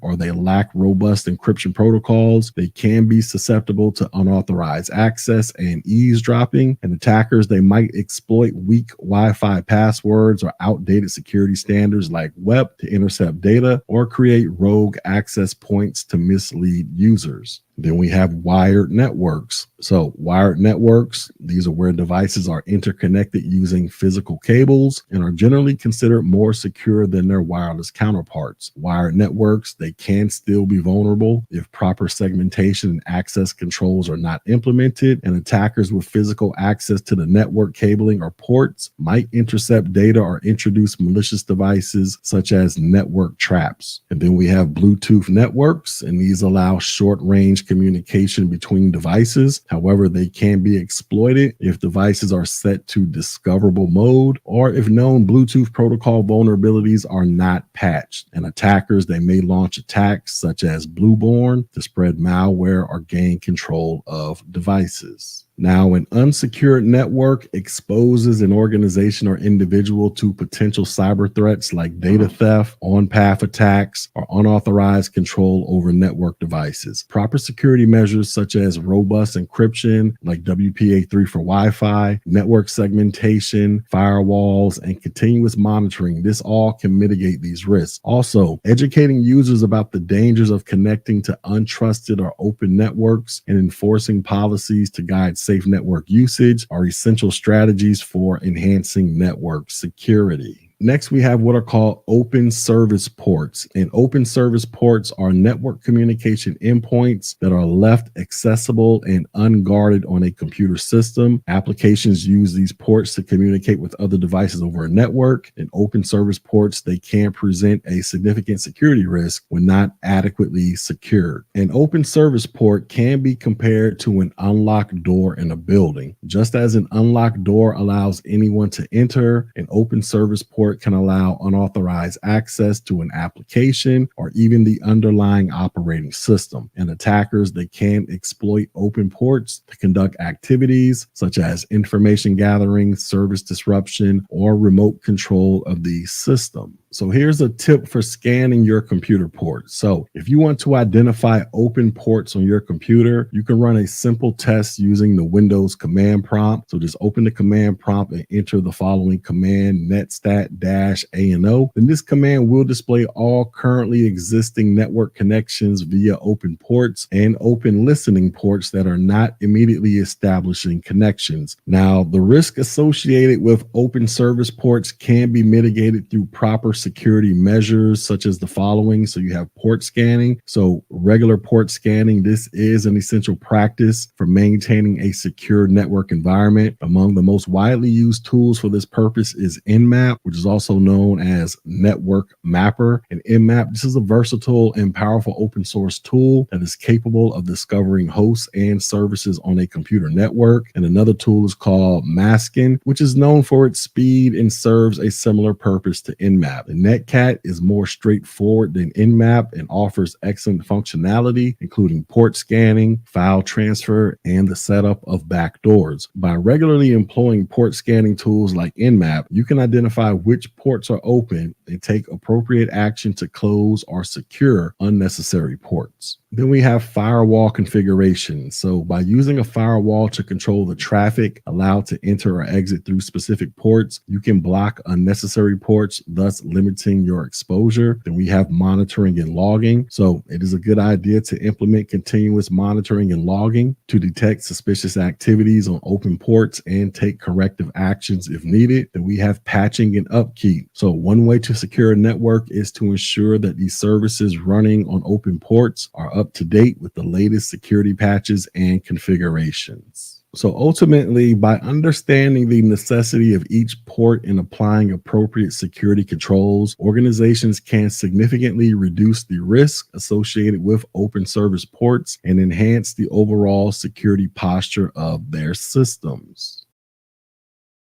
In this video, you are going to learn about more threat vectors as it relates to default credentials, the supply chain, and human vectors and social engineering. Let's talk about default credentials. So default credentials pose a significant security risk, especially when it comes to default device or operating system credentials. Routers, switches, and other network device manufacturers often ship their products with simple default passwords, expecting the end user to change these credentials during initial setup. However, many organizations leave these default credentials in place, and this lax approach to security is akin to leaving the front door of your house unlocked. It invites unauthorized access and potential compromise. Websites like defaultpassword.com and search engines like Shodan make it easy for attackers to identify devices using default credentials that are exposed to the internet.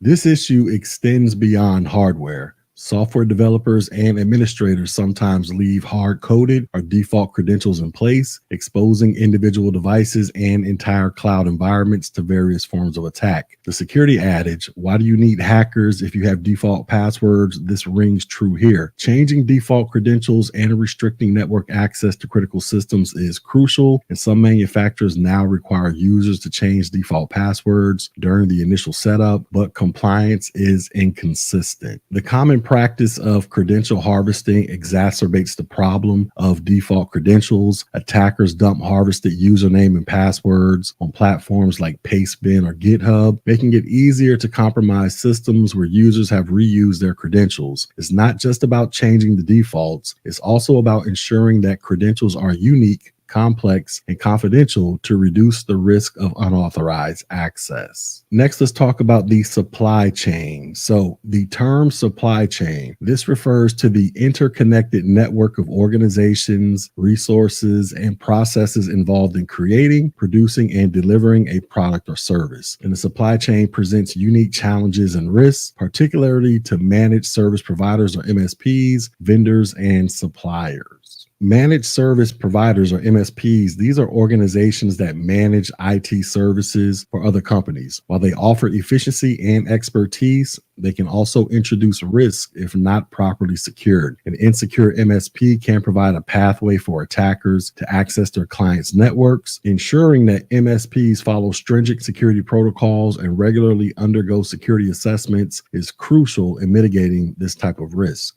Vendors are companies that provide products or services to other businesses. Like MSPs, vendors with inadequate cybersecurity measures can become a weak link in the security chain, and vendor risk management, including regular security assessments, contractual obligations, and continuous monitoring, this can help identify and address security gaps. Suppliers, they provide raw materials or components that are used in the manufacturing of products. In the context of cybersecurity, the integration of compromised components or the use of insecure logistics networks can lead to vulnerabilities in the end product. So regular audits, certifications, and robust security requirements can help to mitigate these risks. The overall security of the supply chain is only as strong as its weakest link. The interconnected nature of the supply chain means that a security breach in any one part can have far-reaching consequences across multiple organizations. Therefore, an integrated approach that involves thorough risk assessment, continuous monitoring, and collaboration amongst all parties in the supply chain is essential for mitigating risks and ensuring robust cybersecurity across the entire chain. All right, next let's talk about human vectors and social engineering. So in cybersecurity, the human element often emerges as the most unpredictable and vulnerable attack surface. Human vectors or social engineering. This refers to the psychological manipulation of individuals to gain unauthorized access to information or systems. While firewalls, encryption, and other technical measures can provide robust security, they can be rendered ineffective if an individual in the organization falls prey to manipulation,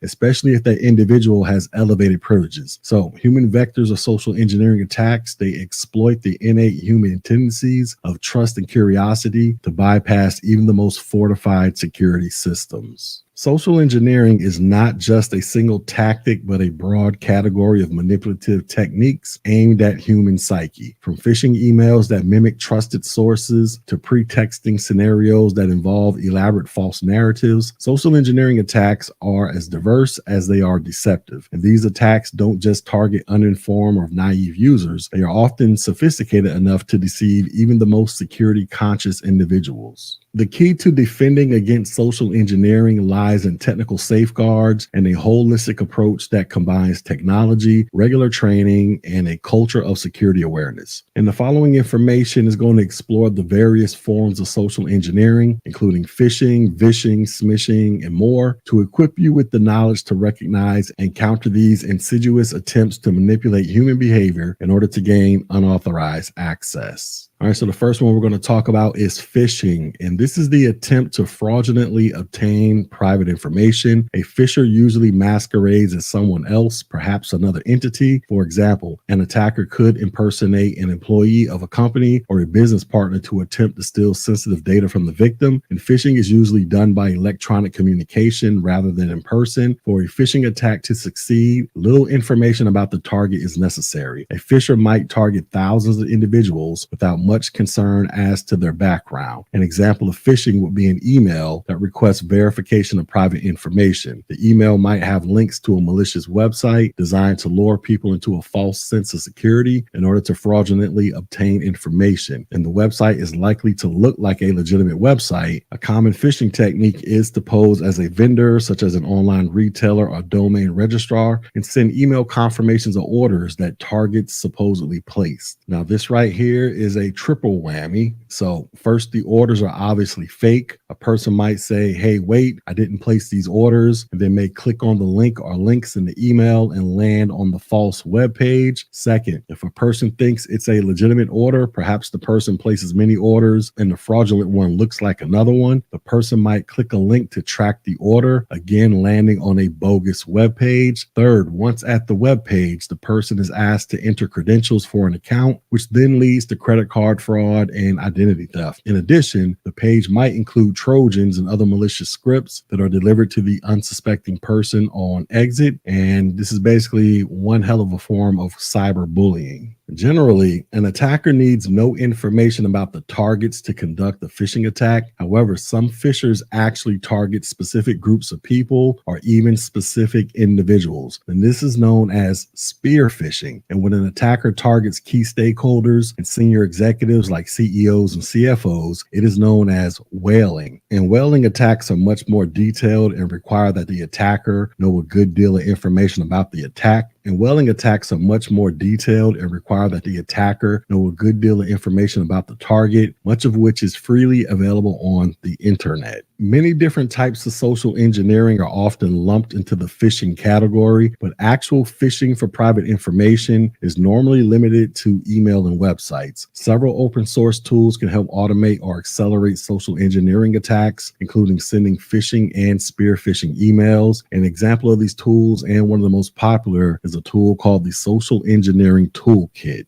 To defend against such attacks, users should install a phishing filter or add-on and enable it to the web browser. Also, all users should be trained to realize that institutions will not call or email requesting private information. If people are not sure, they should hang up the phone or simply delete the email. A quick way to find out whether an email is phishing for information is to hover over a link. You will see a URL domain name that is different from the one of the institution that the phisher is claiming to be. It is likely likely to be a URL of a site located in a distant country. Many phishers are also probably engaging in what is called spy phishing, which is a combination of spyware and phishing that effectively makes use of spyware applications. And a spyware application of this sort is downloaded to the target, which then enables additional phishing attempts that go beyond the initial phishing website. Next, let's talk about vishing. So phishing attacks can also be accomplished through telephone conversations, phone or voice phishing. This is known as vishing, and this works in the same manner as phishing, but is initiated using a phone call, often over a voice over IP system. And vishing is typically used to steal sensitive information such as social security numbers, credit card numbers, or other information used in identity theft schemes. And attackers, they might impersonate or spoof caller ID to hide themselves when performing vishing attacks. In many vishing attacks, the phone call often sounds like a pre-recorded message from a legitimate institution, such as a bank, an online retailer, a donation collector, etc. And the message asks the unsuspecting person for confidential information, such as their name, bank account number, code, etc., under the guise of needing to verify information for the person's protection. It's really the opposite, of course, and many people are caught unaware by these types of scams every single day. Through the use of automated systems, such as the ones telemarketers use, vishing can be perpetuated on large groups of people with little effort.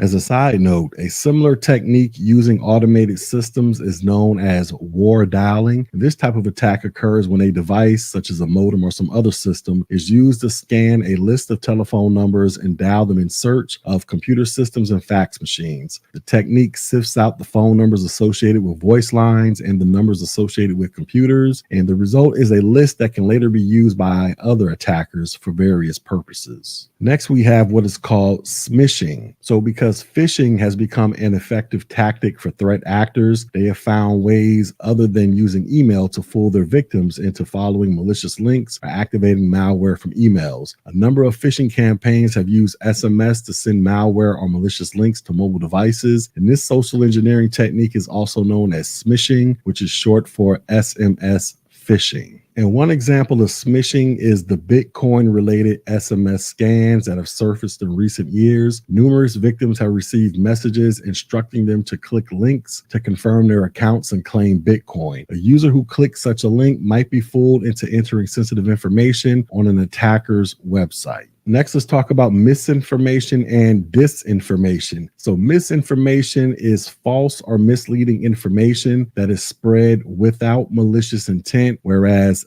disinformation is intentionally deceptive. In cybersecurity, these tactics can create confusion or hide malicious activities. So educating employees on how to critically evaluate information and verify sources can help prevent these threats. Next, we have what is called impersonation, and this involves pretending to be someone else to gain trust or access. An attacker might impersonate a colleague, a boss, or even a family member to trick an individual into divulging sensitive information. So training employees to verify identities through multiple channels can help to mitigate this risk. Next, we have what is called business email compromise. And this is a sophisticated scam that targets businesses by compromising legitimate business email accounts. It often involves impersonation and is used to conduct unauthorized transfers of funds. Implementing multi-factor authentication and continuous monitoring of email activities can provide layers of defense against business email compromise. Next, we have what is called pretexting, and this is a type of social engineering attack in which a person invents a scenario or pretext in the hope of persuading a victim to divulge information. Preparation and some prior information are often needed before pretexting can be attempted. Impersonation is often a key element. By impersonating the appropriate personnel or third-party entities, a person performing pretexting hopes to obtain records about an organization, its data, and its personnel. IT and other employees should always be on the lookout for impersonators and should always ask for identification when someone is trying to obtain information. If there is any doubt, the issue should be escalated to a supervisor and/or a call should be made to the authorities. Next, we have what is called a watering hole attack. And this is a strategy that targets users based on the websites they frequent. An attacker loads malware beforehand on one or more websites in the hopes that a user will access those sites and activate the malware with the goal of infecting the user's system and possibly their whole network. And to figure out users' browsing habits, an attacker might guess or use direct observation. So this type of attack may also build on other social engineering methods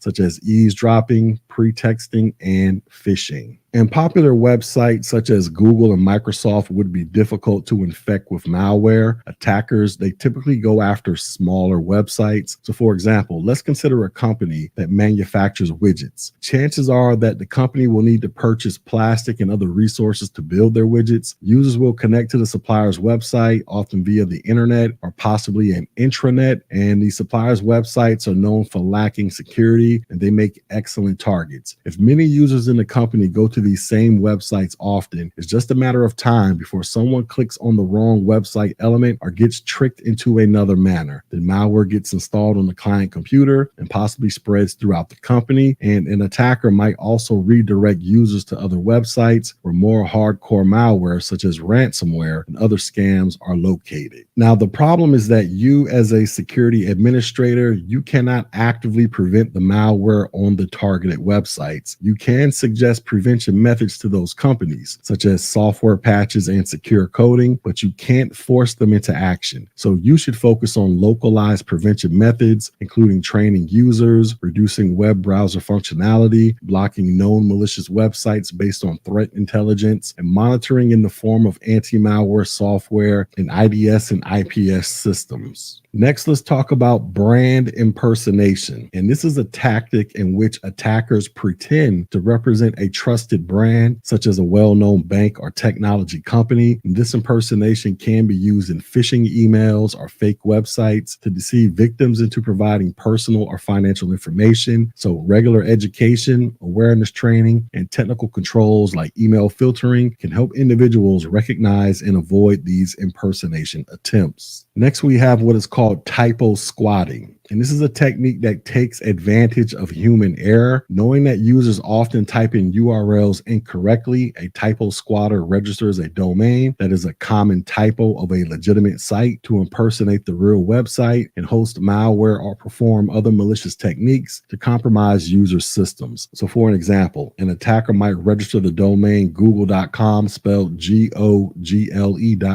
to impersonate the real website google.com and host malware to perform any other malicious technique to compromise users' systems.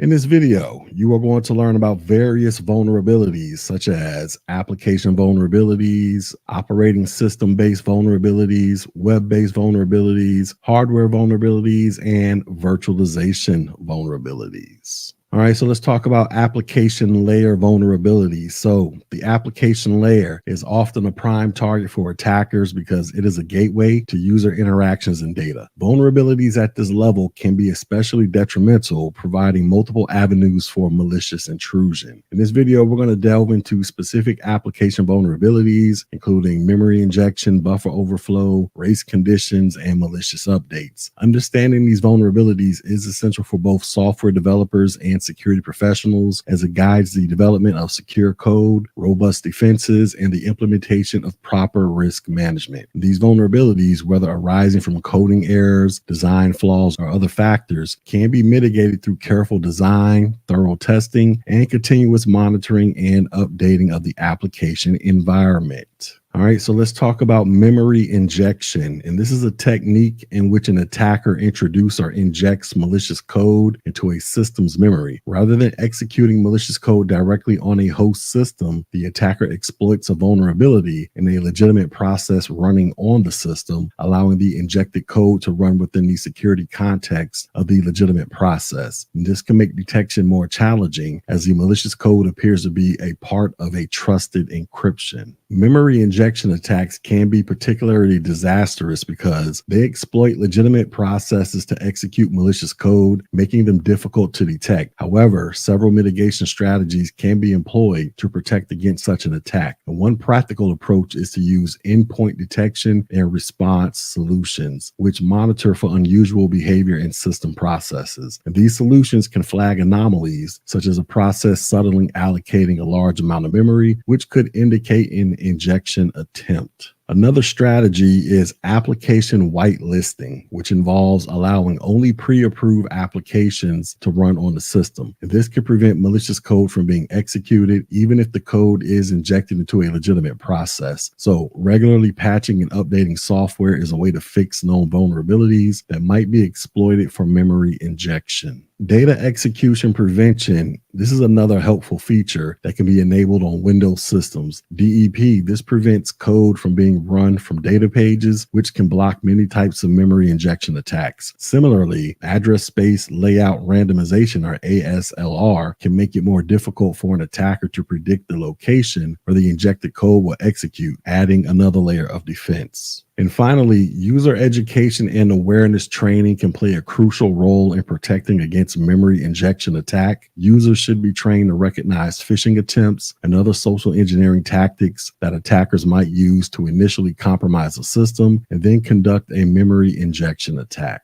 All right, next let's talk about buffer overflows. And this is a common security flaw that occurs when a program writes more data to a buffer, which is a temporary data storage area, than it can hold. An attacker can cause erratic program behavior, crashes, and incorrect data, and they may even execute arbitrary code by overrunning the buffer's boundary and overriding adjacent memory. This could potentially lead to a complete system compromise if exploited effectively. Buffer overflows have historically been associated with many high-profile security breaches, and understanding this vulnerability is essential for securing both legacy and modern software applications. Buffer overflow vulnerabilities can have severe consequences, but there are multiple strategies to mitigate the risk. And one of the key mechanisms for preventing buffer overflow is stack protection, which is also known as stack canaries. So stack protection, this involves placing a small random value, also known as the canary, between the buffer and controlled data on the stack. When a buffer overflow occurs, the canary value is likely to be overwritten. Regularly checking the integrity of the canary during program execution allows the system to detect the buffer overflow before it leads to code execution, thereby preventing potential exploitation. And this process is usually handled automatically by the compiler or the operating system, so developers may not need to manually implement canary checking. In addition to implementing stack protection, you can take several other preventative measures. The first one is code auditing. So it is important to regularly review and audit your code to identify potential buffer overflow vulnerabilities, and automated tools that can assist in this process. You have developer training. It's also important to educate developers on secure coding practices, emphasizing the importance of bounds checking and input validation. You have compiler tools. So when possible, you want to use compiler-based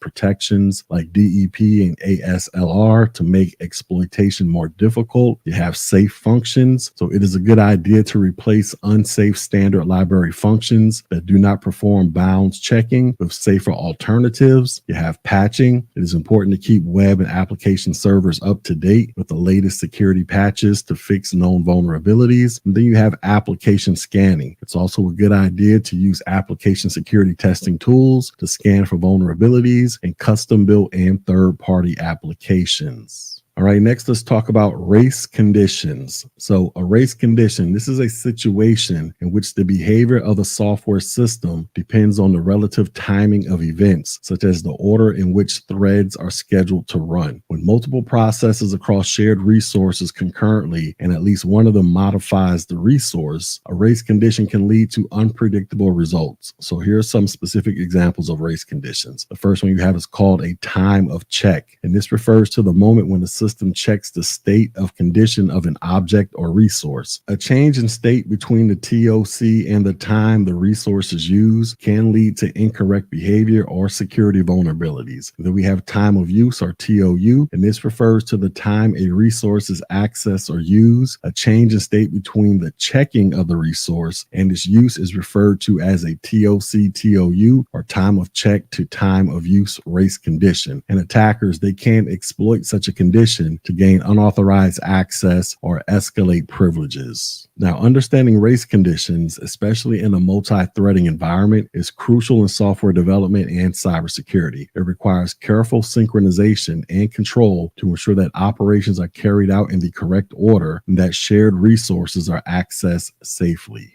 All right, next let's talk about a malicious update. And this occurs when legitimate software or firmware is altered or replaced with a version containing harmful code through an update mechanism. Attackers may exploit the normal update process, disguising their destructive code as a routine update, and users believing they are simply updating their software or system may unknowingly install the malicious version, leading to potential theft of sensitive information, unauthorized system access, or other damage. And prevention measures, they include the following. So you want to use secure channels for updates, you want to verify updates with digital signatures, and you want to educate users about the risk of updating from untrusted sources. So for example, if an attacker gains control of the update server or can manipulate the update process through an on-path attack, they can provide the malicious update to unsuspecting users. Thinking they are receiving an official update from the software provider, users may install it without suspicion. And once it is installed, the malicious update may execute harmful actions such as stealing sensitive information, providing backdoor access, or damaging the system. Now, to mitigate the risk of malicious updates, organizations should use secure and authenticated channels for delivering updates, apply digital signatures to verify the integrity of the updates, and educate users to be cautious with update prompts from untrusted sources. And regular monitoring and security assessment of the update mechanism, this can also help in detecting and preventing potential malicious updates. All right, next let's talk about operating system-based vulnerabilities. So operating system-based vulnerabilities, these are weaknesses in the system software that manages hardware resources and provides various services for computer programs. And these vulnerabilities can arise from improper configuration, outdated components, or inherent design flaws. And effective strategies for mitigating such vulnerabilities include adhering to regular operating system update and patch management schedules, applying the least privilege principle, and implementing robust monitoring and logging systems. Next, we have what are called web-based vulnerabilities, and these include weaknesses in web applications and services that can allow unauthorized actions to be performed within these systems. And in this section, we're going to discuss several specific types of web-based vulnerabilities. All right, the first one we're going to talk about is called a structured query language injection vulnerability, or SQLI. And SQLI vulnerabilities are related to flaws that enable an attacker to manipulate SQL queries and web applications. And SQL, this is a domain-specific language used in programming for managing data held in relational database management systems and can be exploited through improperly validated user inputs. And mitigating this vulnerability involves proper input validation, use of parameterized queries, and application of the least privileged access principle to database accounts. Next, we have what is called cross-site scripting vulnerabilities. So a cross-site scripting vulnerability, this enables an attacker to inject malicious scripts into web pages that are viewed by other users. And these vulnerabilities are categorized into three main types. The first one you have is called stored XSS, or stored cross-site scripting. And the malicious script is permanently stored on the target server. Next, you have what is called a reflected XSS. A malicious script is embedded in a URL, which affects users who click the manipulated link. And then you have what is called a DOM-based XSS, and this vulnerability occurs within the document object model, or the DOM, or the DOM, which is the programming interface for web documents, allowing manipulation of web page elements. And mitigation strategies for cross-site scripting vulnerabilities include the use of input validation to sanitize user inputs and implementations of a content security policy to prevent unauthorized script execution. Next, let's talk about hardware vulnerabilities, and these relate to the susceptibility of physical devices and components within a computer system, and they can lead to unauthorized access, data corruption, or system failure.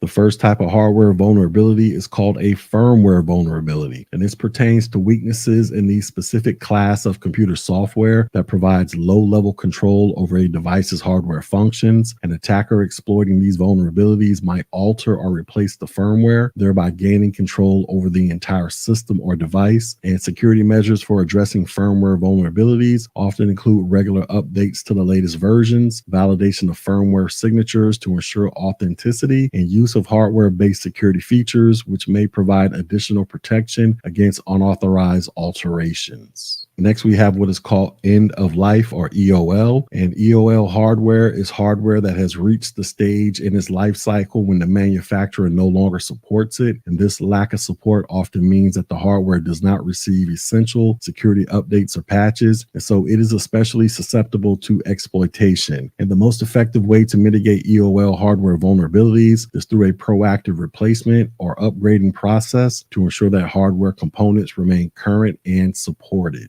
And by comprehending the nature of firmware and EOL vulnerabilities in hardware, professionals in the field of cybersecurity can develop targeted strategies to secure physical devices within a technology infrastructure. And recognizing these specific challenges posed by these vulnerabilities makes it possible to implement precise measures to prevent unauthorized access and maintain the integrity of hardware systems. Also, let's talk about legacy systems and organizations. So you might be surprised at the number of small, medium, and large organizations that are still using legacy platforms and devices that have passed the vendor's last day of software and hardware support. And these legacy devices often are core infrastructure devices, such as routers and switches. If you run devices that have passed the last day that a vendor will provide software and hardware fixes, it is almost guaranteed that you will be running vulnerable devices, because when devices are past the last day of support, vendors will not investigate or patch security vulnerabilities in those devices. And companies and service providers that run these devices are at a great risk. So when possible, you should try to keep these systems on a segmented network or air gap and separated from critical function systems. All right, next let's talk about virtualization vulnerabilities. So virtualization, this is a technology that allows the creation of virtual instances of physical hardware and is often used to optimize resource utilization within computer systems. And vulnerabilities in virtualization, this can lead to unauthorized access or control over these virtual resources. The first type of virtual vulnerability is called a virtual machine escape. So a VM escape, this occurs when an attacker can break out of the confines of a virtual machine and gain access to the host system. And this breach can expose all other VMs on that host, making it a severe security concern. So proper configuration of the virtual environment, regular updates to virtualization software, and use of security tools designed for virtualized systems are essential in preventing VM escape. And also, following the principle of least privilege and granting access rights, this can further reduce the risk of this vulnerability.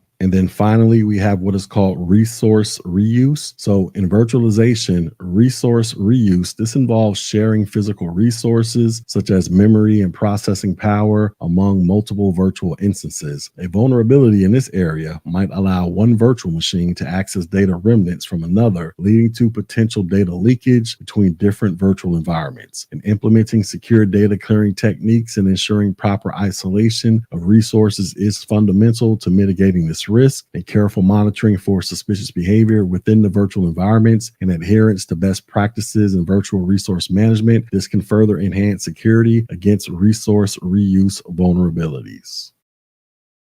In this video, you're going to learn about more vulnerabilities, such as cloud-specific considerations, supply chain vulnerabilities, cryptographic vulnerabilities, misconfigurations, mobile device vulnerabilities, and zero-day vulnerabilities. All right, so let's talk about some cloud specific considerations. So, cloud computing, this is a way of offering on demand services that extend the capabilities of a person's computer or an organization's network. Cloud computing services might be free services such as personal browser based email from various providers, or they may be offered on a pay per use basis, such as services that offer data access, data storage, infrastructure, and online gaming. A network connection of some sort is required to make the connection to the cloud and to gain access to these services in real time. Now, some of the benefits an organization can realize by using cloud-based services include lowered costs, less administration and maintenance, more reliability, increased scalability, and possibly increased performance. So, for example, a small business with a few employees definitely needs email, but it likely cannot afford the cost of an email server and perhaps does not want to have its own hosted domain and the costs and work that go along with that. By connecting to a free web browser-based service, a small business can obtain nearly unlimited email, contacts, and calendar solutions. However, the company has no administrative control, and there are some security concerns, as we will talk about shortly.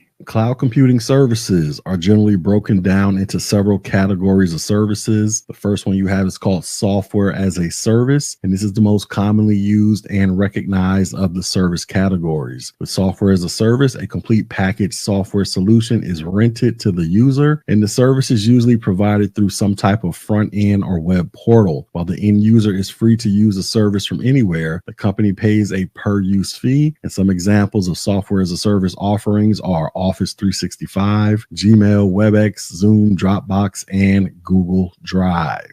Now, as a side note, often compared to software as a service is the application service provider model. And software as a service typically offers a generalized service to many users. However, an application service provider typically delivers a service, perhaps a single application, to a small number of users. All right, getting back to our cloud service models, the next one we have is called infrastructure as a service. And this service offers computer networking, storage, load balancing, routing, and virtual machine hosting. And more organizations are seeing the benefits of offloading some of their networking infrastructure to the cloud through the use of infrastructure as a service. All right, the next one we have is called platform as a service. And this service provides various software solutions to organizations, especially the ability to develop applications in a virtual environment without the cost or administration of a physical platform. And platform as a service is used for easy to configure operating systems and on-demand computing. Often it involves infrastructure as a service as well for an underlying infrastructure to the platform. And cloud-based virtual desktop environments or VDEs and virtual desktop infrastructures or VDIs are often considered to be part of the service, but can also be used as part of the infrastructure as a service. And then we have what is called security as a service. So in this service, a large service provider integrates its security services into the company's or customer's existing infrastructure. And the concept is that the service provider can provide the security more efficiently and more cost effectively than a company can, especially if it has a limited IT staff or budget. And the Cloud Security Alliance, or the CSA, defines various categories to help businesses implement and understand security as a service, including encryption, data loss prevention, continuous monitoring, business continuity and disaster recovery, and vulnerability scanning. As a side note, new services periodically arrive, such as monitoring as a service, which is a framework that facilitates the deployment of monitoring within the cloud in a continuous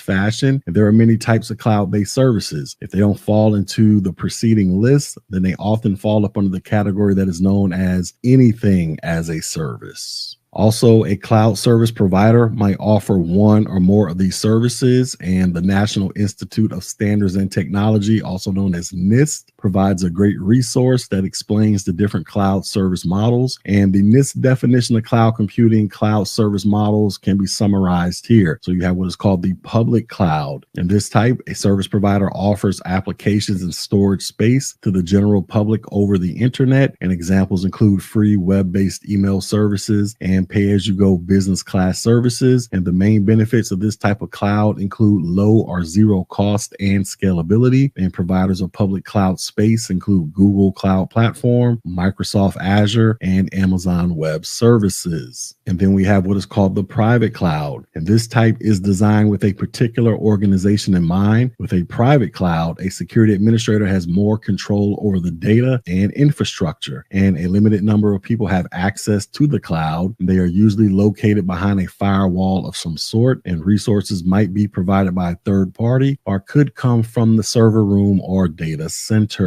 Then we have what is called a hybrid cloud, and this is a mixture of public and private clouds. Dedicated servers located within the organization and cloud servers form a third party and are used together to form the collective network. In hybrid scenarios, confidential data is usually kept in-house. And then we have what is called a community cloud. This is another mix of public and private, but one where multiple organizations share the public portion. Community clouds, they appeal to organizations that usually have a common form of computing and data storage. Now, the type of cloud an organization uses is usually dictated by its budget, the level of security it requires, and the human resources or lack thereof it has to administer its resources. While a private cloud can be very appealing, it is often beyond the means of an organization, which must instead seek a public or community-based cloud. However, it doesn't matter what type of cloud is used, resources still have to be secured by someone, and you will have a hand in that security one way or another. Cloud security hinges on the level of control you retain and the types of security controls you implement. When an organization makes a decision to use cloud computing, probably the most important security control concern to administrators is the loss of physical control of the organization's data. A more in-depth list of cloud computing security concerns includes the lack of privacy, the lack of accountability,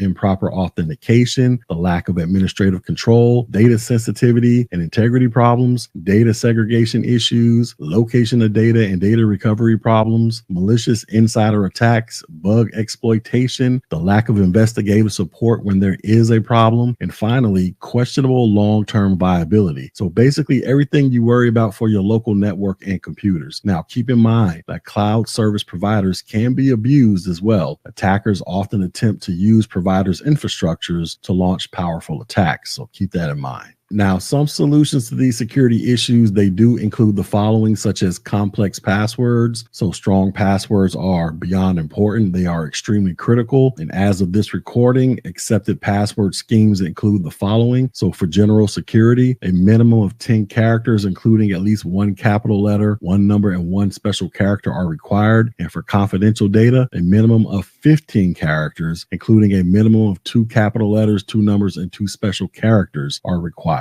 Now, when it comes to the cloud, you might just opt to use the second password option for every type of cloud. Public clouds can be insecure, and private clouds are likely to house the most confidential data. And to enforce the type of password you want your users to choose, a strong server-based policy is recommended. However, passwords will not protect your data in systems. Passwords can be stolen and often are reused. This is why multi-factor authentication is important. So you need a powerful authentication method. So multi-factor authentication, this can offer a certain amount of defense in depth. If one form of authentication is compromised, the other works as a backup. So for example, in addition to providing a password, a person might be asked to provide biometric information such as a thumbprint or voice authorization for an additional PIN or to swipe a smart card. And multi-factor authentication may or may not be physically possible depending on the cloud environment that's being used, but if at all possible, it should be considered. And an example of multi-factor authentication solution is Duo, which provides a way to integrate multi-factor authentication with many different types of deployments. And Duo enables users to use a phone app to confirm their identity and authenticate to specific resources or an application.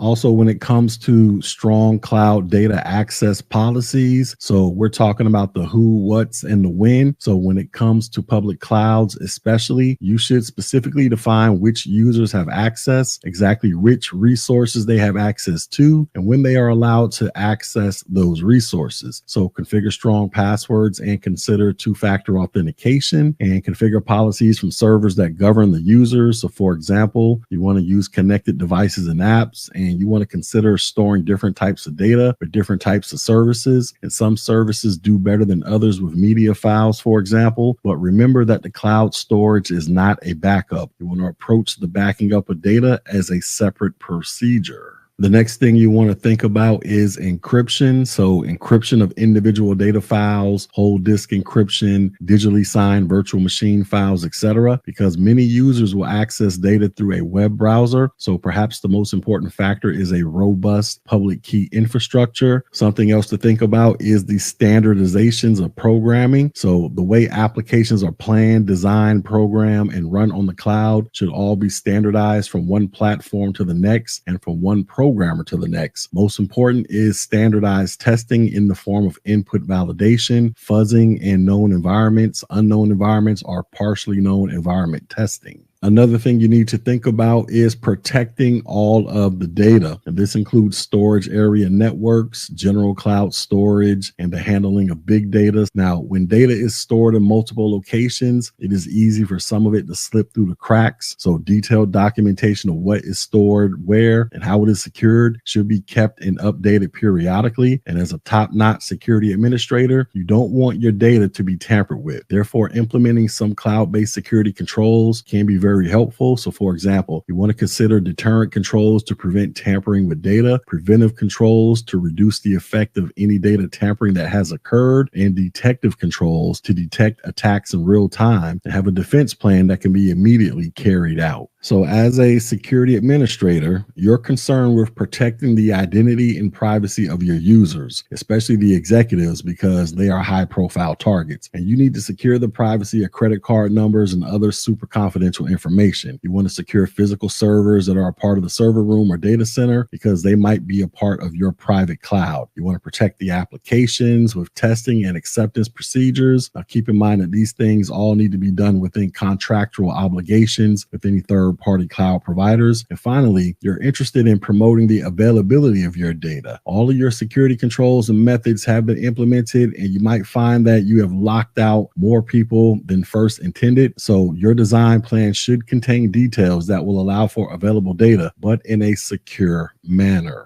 And customers considering using cloud computing services, they should ask for transparency or detailed information about the provider security. The provider must be in compliance with the organization's security policies. Otherwise, the data and software in the cloud become far less secure than the data and software within the customer's own network. And this concept and most of the concepts we've already talked about should be considered when planning whether to have data, systems, and infrastructure contained on premises, in a hosted environment, in the cloud, or in a mix of these. If there is a mix of non-premises infrastructure and cloud provider infrastructure, a company might consider using a cloud access security broker, which is a software tool or service that acts as a gatekeeper, allowing a company to extend the reach of its security policies beyond its internal infrastructure. All right, next, let's talk about other cloud-based concerns. So other technologies to watch out for are loosely connected with what can be called cloud technologies. And one example is social media. So social media environments can include websites as well as special applications that are loaded directly onto computers, such as mobile or desktops, among other ways to connect both legitimate and illegitimate. Now, people share the darnest things on social media websites and can easily compromise the security of employees and data. So what's the point? Well, there are several ways to access social media platforms, and it can be difficult for a security administrator to find every website, application, service, and port that is used by social media. In cases such as these, you might want to consider implementing more allow lists and block and deny lists to safeguard applications so that users are better locked down. Another thing to watch out for is peer-to-peer networks. So file sharing, gaming, media streaming, and all the world is apparently available to a user if the user knows where to look. However, peer-to-peer often comes with a price, such as malware and potential system infiltration. That is, computers can become unwilling participants in the sharing of data on a peer-to-peer network. And this is one example in which the cloud invades client computers, often without the user's consent. So for access to file sharing, peer-to-peer, and torrents, you would need a permanent quote-unquote padlock. Then there's this thing called the dark web, which is another type of peer-to-peer, which is often referred to as an F2F, or friends to friends is what that stands for. But it is a type of system that creates connections between trusted peers, unlike most other peer-to-peers, but they use non-standard ports and protocols. And this makes it a bit more difficult to detect. The dark web, this is a safe haven for illegal activities that are designed specifically to resist surveillance. Computers that are a part of an administrator's network, and more often virtual machines in the admin's cloud, can be a part of the dark web and can easily go undetected by the admin. In some cases, an employee of the organization or an employee of the cloud provider might have configured some cloud-based resources to join the dark web. You might face devastating legal consequences if illegal activities are traced to your organization. So thorough checks of cloud-based resources can help prevent such a situation. Also, screening of employees, careful inspection of service level agreements with the cloud providers, and the use of third-party IT auditors can help you avoid the possibility of dark web connectivity, peer-to-peer links, and the improper use of social media.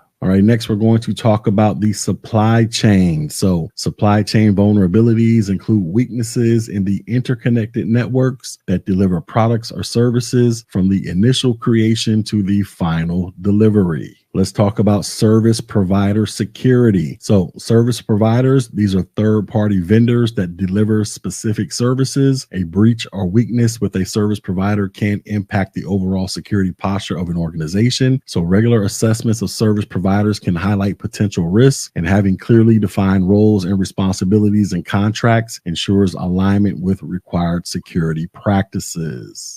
Another concern with the supply chain is the hardware provider security. So hardware providers provide the physical equipment for a computing environment, and with hardware providers, flaws or compromises with the physical components supplied by hardware manufacturers are of concern, and issues could include counterfeit components, compromised firmware, or physical tampering. Implementing regular supply chain audits can ensure the integrity and authenticity of the products, and secure sourcing from trusted suppliers can minimize the risk of compromised hardware. Another supply chain issue is software provider vulnerabilities. So software provider vulnerabilities, this refers to potential weaknesses in vendor software products or services. These vulnerabilities may vary widely, including unintentional coding errors or intentional malicious insertions. And understanding the composition of software and conducting regular security assessments, this can uncover potential vulnerabilities. Patch management, where the provider offers regular updates and patches for known issues. This is essential for maintaining the security of software products. Now, these aspects of supply chain vulnerabilities offer insights into the interconnected risk within the complex ecosystem of providers, manufacturers, and vendors, and careful management and oversight of each element in the supply chain are critical in defending against potential breaches and ensuring the overall security of products and services. Next, let's talk about cryptographic vulnerabilities. So cryptographic vulnerabilities arise from weaknesses in the methods used to encrypt and decrypt information, safeguarding data integrity and confidentiality. They can result from outdated algorithms, weak keys, or flawed implementations. So properly selecting cryptographic standards, regularly updating encryption algorithms, and adhering to industry best practices are ways you can mitigate these vulnerabilities. And understanding the importance of using appropriate cryptographic solutions is key to securing your environment.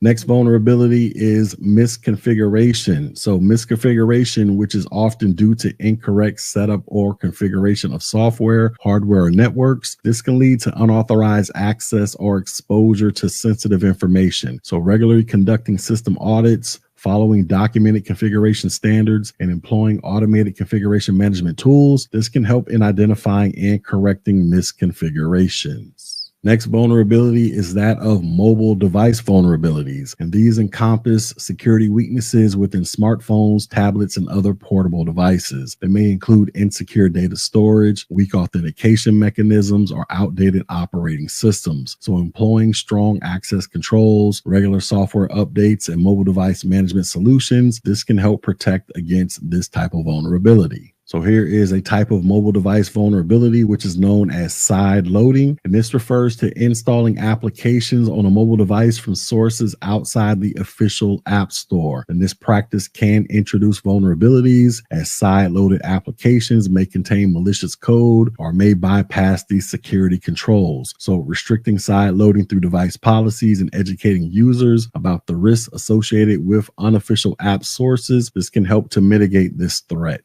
Another mobile device vulnerability is known as jailbreaking, and this involves removing restrictions imposed by the device manufacturer or carrier to allow the user greater control over the system and the ability to install unauthorized applications. While jailbreaking may offer increased customization, it also exposes the device to potential security threats. So ensuring adherence to device usage policies and employing security measures that detect or prevent jailbreaking, this can help maintain the security of mobile devices. The next type of vulnerability we have is called a zero-day vulnerability. And this is a type of vulnerability that is disclosed by an individual or exploited by an attacker before the creator of the software can create a patch to fix the underlying issue. Attacks leveraging zero-day vulnerabilities can cause great damage even after the creator knows of the vulnerability, because it may take time to release a patch to prevent the attacks and fix the damages caused by them. And zero-day attacks, they can be prevented by using newer operating systems that have protection mechanisms and by updating those operating systems. They can also be prevented by using multiple layers of firewalls and by using lists of approved applications, which allow only known good applications to run. Collectively, these preventative methods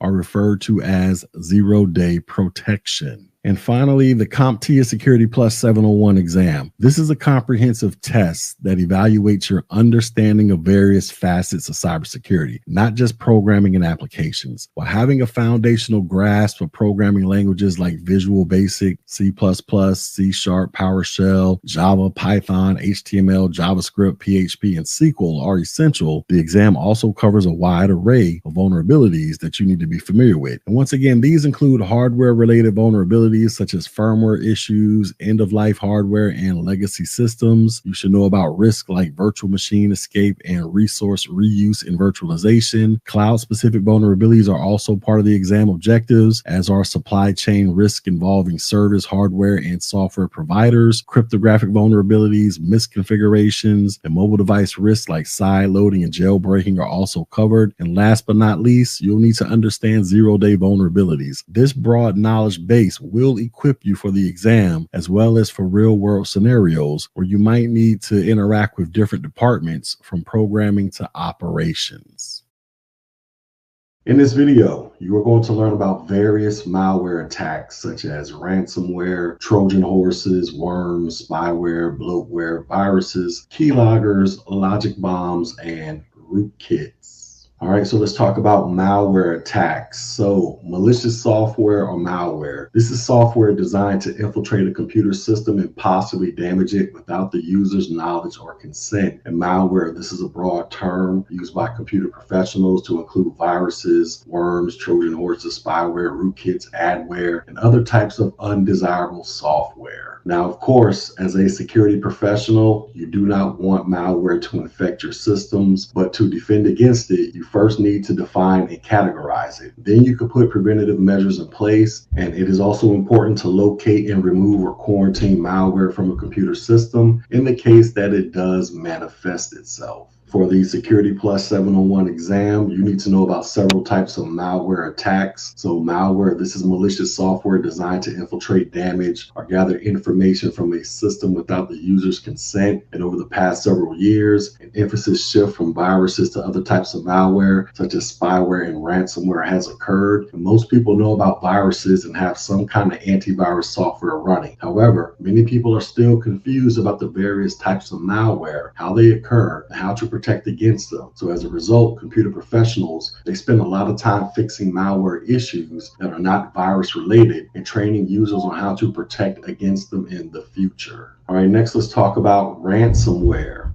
So some less than reputable persons use a particularly devious type of malware known as ransomware, which restricts access to a computer system and demands that a ransom be paid. Ransomware informs the user that in order to decrypt the files or unlock the computer to regain access to the files, a payment must be made to one of several banking services, typically using cryptocurrencies such as Bitcoin. It often propagates as a Trojan or a worm and usually makes use of encryption to cause the user's files to be inaccessible. And this use of encryption is also known as cryptoviral extortion. And some examples of ransomware include WannaCry, NotPetya, and some others. But one of the most common ransomware infection methods is via phishing and spear phishing attacks. And this picture on your screen right here, this shows a message displayed to the victim of a ransomware attack. And the ransomware that's displayed in this picture is the well-known ransomware known as WannaCry. Now, as a side note, sometimes a user will inadvertently access a fraudulent website or a pop-up site which says that all of the user's files have been encrypted and payment is required to decrypt them. Some imposing government-like logo typically accompanies that statement, but many of these sites don't actually encrypt the user's files. This is plain old extortion and no real damage is done to the computer or the files. These types of sites can be blocked by pop-up blockers, phishing filters, and the user's common sense when clicking search for links. All right, next let's talk about Trojans. So Trojan horses, they appear to perform desirable functions, but are actually performing malicious functions behind the scenes. They are not technically viruses and can be easily downloaded without being noticed. They can also be transferred to a computer by way of a removable media, such as a USB flash drive. And one example of a Trojan is a file that is contained within a downloaded program, such as a key generator, which is also known as a keygen, and used with pirated software or another executable. And if a user complains about slow system performance and numerous antivirus alerts, and they recently installed a questionable program from the internet or from a USB flash drive, their computer could be infected with a Trojan horse. All right, next we have what is called a worm. So a worm, this is much like a virus, except that it self-replicates, whereas a virus does not. It does this in an attempt to spread to other computers. And worms, they take advantage of security holes in the operating systems and applications, including backdoors. They look for other systems on the network or through the internet that are running the same applications and replicate to those other systems. With the worm, the user doesn't need to access and execute the malware. A virus needs some sort of carrier to get it to the next victim, and it needs explicit instructions to be executed, or it must be executed by the user. A worm does not need a carrier or explicit instructions in order to be executed. And a well-known example of a worm is called Nimda, which is actually admin spelled backwards, which propagated automatically through the internet in 22 minutes in 2001, causing widespread damage. It spread through network shares, mass emailing, and operating system vulnerabilities. And sometimes a worm does not carry a payload, meaning that in and of itself, it does not contain code that can harm a computer. It may or may not include other malware, but even if it doesn't, it can cause general disruption of network traffic and computer operations because of its self-replicating abilities. And in the late 2010s, different types of ransomware, it propagated like worms by scanning and infecting vulnerable systems, leveraging a known Windows SMB vulnerability. All right, next let's talk about spyware. So spyware, this is malware that secretly monitors and collects user activity, including keystrokes, browsing habits, and personal information. And indicators of spyware might include the following, such as unexpected system behavior, such as slow performance, unusual network traffic patterns, potentially indicating that data is being sent to remote servers, and the presence of unknown software processes running on a system. And to mitigate spyware, this usually involves using anti-malware tools, keeping software up to date, and practicing safe browsing habits. All right, next let's talk about bloatware. So this is software that consumes excessive system resources and often comes pre-installed on devices. Though not always malicious in intent, bloatware can hinder system performance, and indicators of bloatware include the following, such as decreased system performance or slow startup, the presence of unfamiliar applications that are challenging to remove, and the consumption of significant memory or disk space by unknown applications. And bloatware removal typically involves specialized uninstallation tools or manual removal by knowledgeable technicians.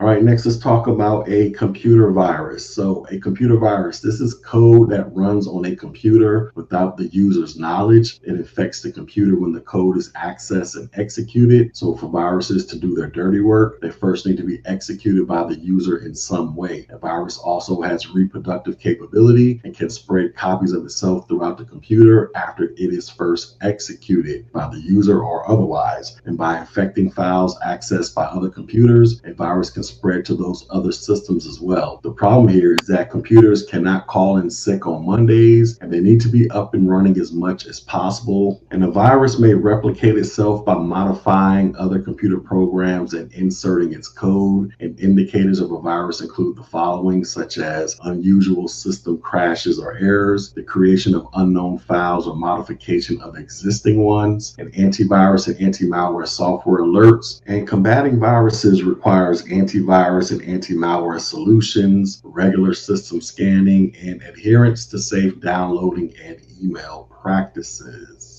All right, next let's talk about keyloggers. So an attacker may use a keylogger to capture every keystroke of a user in a system and steal sensitive data, including credentials. There are two main types of keyloggers. You have keylogging hardware devices and keylogging software. A hardware or a physical keylogger is usually a small device that can be placed between a user's keyboard and the main system. And software keyloggers are dedicated programs designed to track and log user keystrokes. Now, as a side note here, keyloggers are legal in some countries and are designed to allow employers to oversee the use of their computers. However, recent regulations like the General Data Protection Regulation in the European Union have made keyloggers a very sensitive and controversial topic. Threat actors that use keyloggers for the purposes of stealing passwords and other confidential information. And there are several categories of software-based keyloggers. The first one is called a kernel-based keylogger. So with this type of keylogger, a program on a machine obtains root access to hide itself in the operating system and intercepts keystrokes that pass through the kernel. This method is difficult both to write and to combat. Such keyloggers reside at the kernel level, which makes them difficult to detect, especially for user mode applications that do not have root access. And they are frequently implemented as rootkits that subvert the operating system kernel to gain unauthorized access to the hardware. This makes them very powerful. A keylogger using this method can act as a keyboard device driver, for example, and thus gain access to any information typed on the keyboard as it goes to the operating system. And then we have what is called an API-based keylogger. With this type of keylogger, compromising APIs reside inside a running application. The different types of malware have taken advantage of Windows APIs, such as the get async key state and the get foreground windows, to perform keylogging activities. Another type of software-based keylogger is the hypervisor-based keylogger. So this type of keylogger is effective in virtual environments where a hypervisor could be compromised to capture sensitive information. Then we have what is called the web form grabbing keylogger. So keyloggers, they can steal data from web form submissions by recording the web browsing on submit events. Then we have a JavaScript-based keylogger, and malicious JavaScript tags can be injected into web applications to capture the events, such as the onKeyUp JavaScript function. And then we have what is called a memory injection-based keylogger. And this type of keylogger tampers with the memory tables associated with a browser and other system functions. Now, on a sad note, sometimes computers become so infected with malware that they cannot be saved. In this case, the data should be backed up by removing the hard drive and slaving it to another system if necessary, and the operating system and applications need to be reinstalled. The UEFI and BIOS of the computer should also be flashed, and after the reinstallation, the system should be thoroughly checked to make sure there are no residual effects and the system's hard drive performs properly. All right, next let's talk about a logic bomb. So a logic bomb is code that has in some way been inserted into software. It is meant to initiate one of many types of malicious functions when specific criteria are met. In logic bombs, they blur the lines between malware and a malware delivery system. They are indeed unwanted software, but they are intended to activate viruses, worms, or Trojans at a specific time.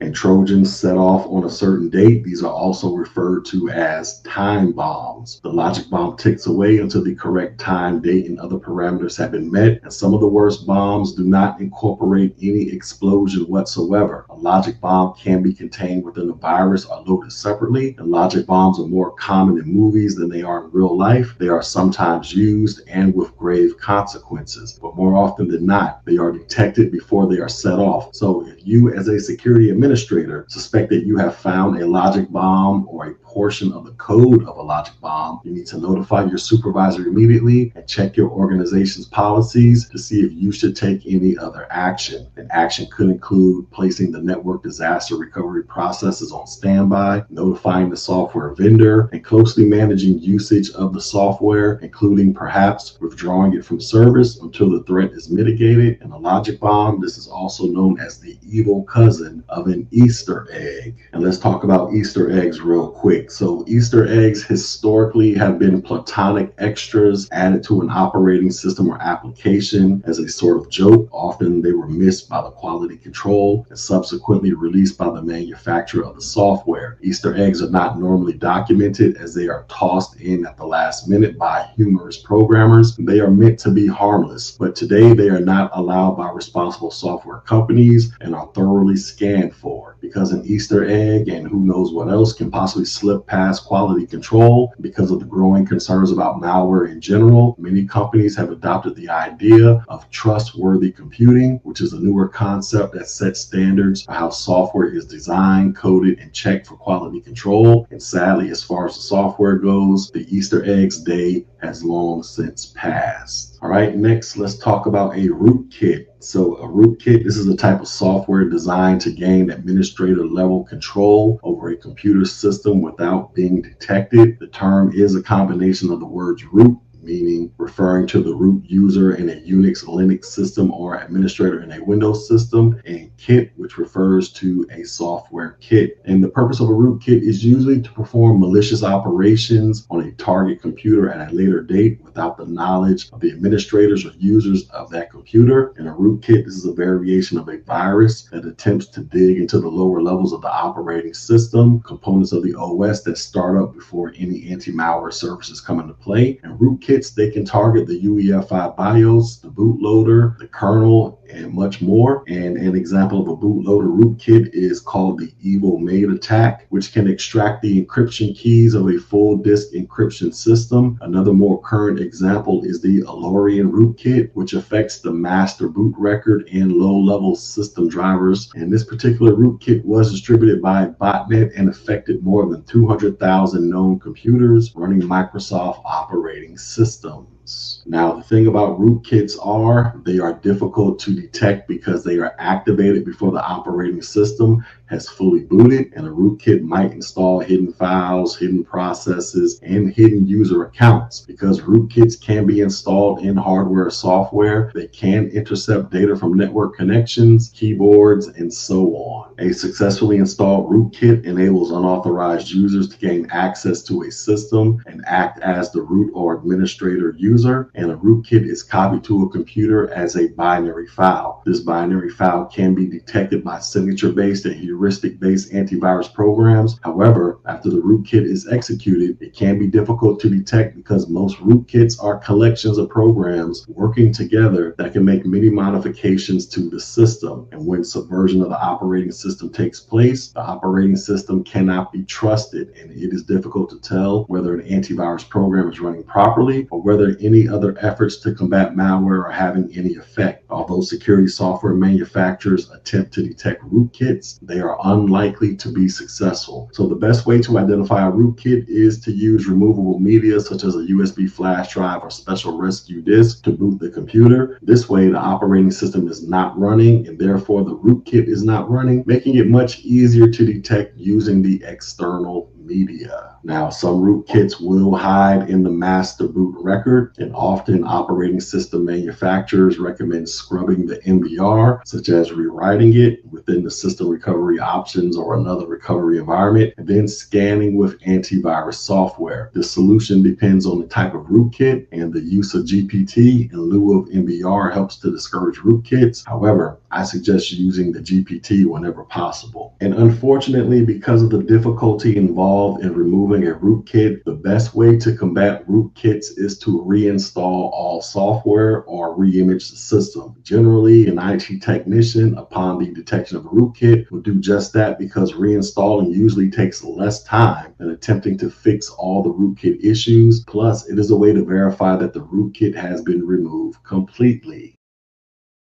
In this video, you are going to learn about various physical attacks, network attacks, and application attacks. So let's talk about physical attacks. So physical attacks, they focus on the tangible components of information systems, including hardware devices, data storage mediums, or entire physical locations. And these attacks might manifest through visible damage to hardware, unauthorized physical access to secure facilities, or tampering with cables and connectors. So implementing secure facilities, surveillance, and regular monitoring of physical access, this can deter these types of attacks. All right, next let's talk about a brute force attack. So in a brute force attack, the attacker systematically tries all possible passwords or encryption keys to gain unauthorized access. Offline brute force attacks occur when an attacker gains a hashed file of passwords and attempts to crack them using specialized tools. Strong password hashing, salts, and monitoring for unauthorized access to sensitive files are essential in defending against such attacks. In online brute force attacks, this involves repeated direct login attempts on the target system, multiple failed login attempts from the same IP address, or rapid successive login attempts are indicators. So common mitigation strategies, they include account lockout policies, captcha challenges, and monitoring of login activities. Another form of physical attack is a physical brute force attack, in which an attacker may literally break down a door or otherwise force their way into a secure location to gain unauthorized access. Implementing secure facilities, surveillance, and regular monitoring of physical access points, these can serve as effective deterrents against these types of attacks. All right, next we have what is called radio frequency identification cloning. So RFID cloning, this involves duplicating information from an RFID tag, such as the tag found in access cards or payment systems. Unauthorized access to RFID-enabled areas or unusual patterns in RFID transactions, this might signal this type of attack. So employing encrypted RFID communication, secondary authentication methods, and vigilant monitoring of RFID access logs, these can protect against RFID cloning.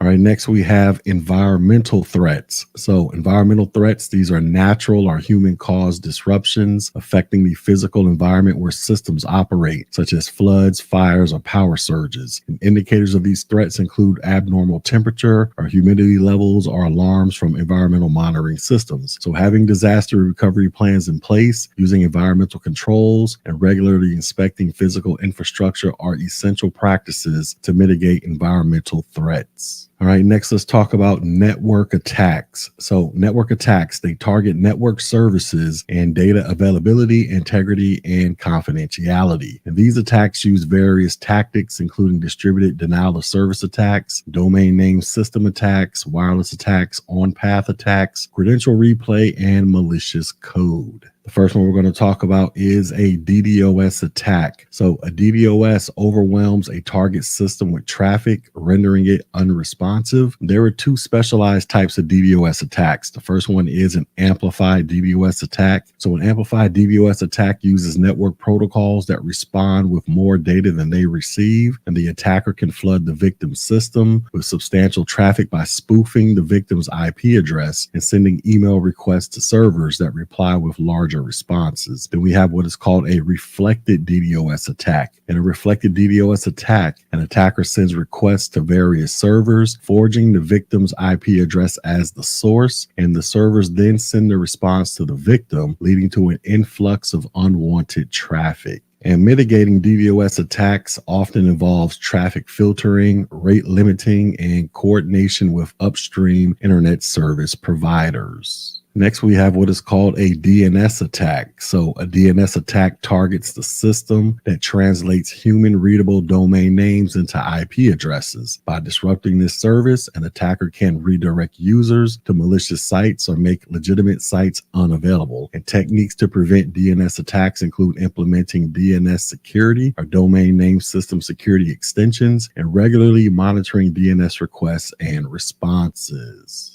All right, next we're going to talk about various wireless attacks. So wireless attacks, they exploit vulnerabilities in Wi-Fi networks, and understanding the various types of wireless attacks can help in implementing effective countermeasures. So here are some specific attacks that you need to be aware of. The first one is called packet sniffing. So attackers, they capture and analyze network traffic to gather information or find vulnerabilities. And the countermeasure to this is to use strong encryption protocols like WPA3. Then we have what are called rogue access points. So unauthorized Wi-Fi access points are added to a network, often to bypass security measures. And the countermeasures are you want to regularly audit the network for unauthorized devices. Next, we have what is called Wi-Fi phishing and evil twins. So attackers, they mimic a legitimate access point to deceive users into connecting, often to steal credentials. And a countermeasure to this is to employ network authentication and alert users to only connect to known networks. Then we have what is called a spoofing attack. So an attacker impersonates another device by falsifying data, often to gain unauthorized access. And a countermeasure to this is to implement MAC address filtering and always use strong authentication. Then we have what is called encryption cracking. And this is when an attacker decrypts secure traffic to eavesdrop on communications. And a countermeasure to this is to use the latest encryption standards and regularly update the keys. Next type of wireless attack is called an on-path attack. And this is when an attacker intercepts and possibly alters communication between two parties without their knowledge. And a countermeasure to this is to use VPNs for secure communication. Then we have what is called a DOS attack. And this is when an attacker disrupts network services by overwhelming them with traffic. And a countermeasure is to implement rate limiting and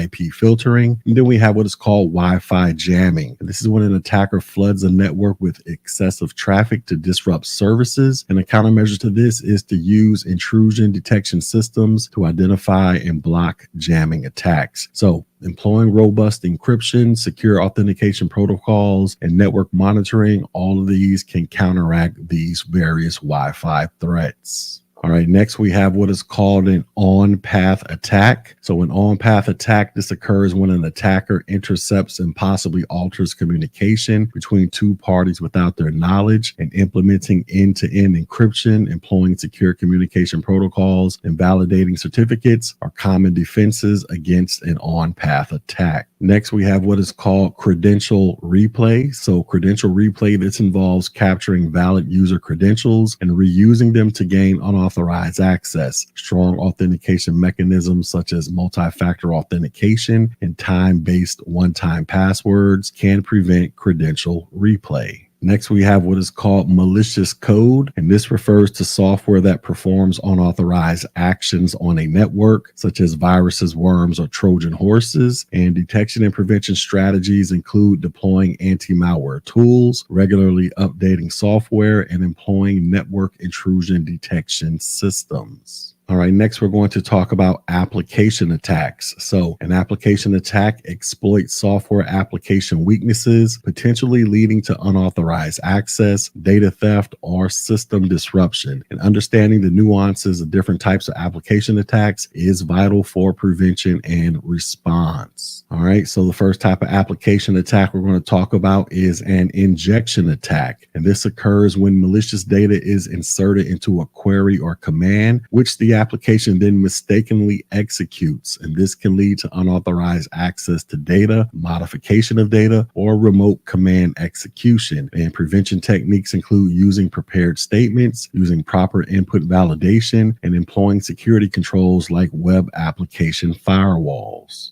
Next type of attack is a buffer overflow. So a buffer overflow attack exploits flaws in an application's memory handling, specifically when more data is written to a buffer than the buffer can handle. And this can cause the application to crash or execute arbitrary code. And countermeasures include utilizing programming languages and compilers that manage memory safely, employing runtime protections, and regularly reviewing code to detect potential vulnerabilities. Next, we have what is called a replay attack, and this involves the unauthorized capture and retransmission of valid authentication data, such as tokens or credentials. Time-based restrictions, encryption, and the use of single-use or expiring authentication tokens are common strategies for mitigating replay attacks. Next, we have what is called privilege escalation, and this is the act of exploiting a bug or design flaw in an application to gain elevated access to resources that are usually restricted. And this can occur through exploiting user permissions or system vulnerabilities. So adhering to the principle of least privilege, regularly patching systems, and monitoring user activities are essential in preventing privilege escalation. Next, we have what is called a forgery attack. And forgery attacks such as cross-site request forgery, they trick users into performing actions they didn't intend to, typically without their knowledge or consent. So using anti-forgery tokens, implementing proper authentication controls, and employing same origin policies are strategies to counteract forgery attacks. And then finally, we have what is called directory traversal. So directory traversal or path traversal, this allows an attacker to access files and directories stored outside the application's intended folder structure. And this can lead to unauthorized viewing, deletion, or modification of files. Implementing proper access controls, validating user input, and using a secure method for file handling are critical defenses against directory traversal.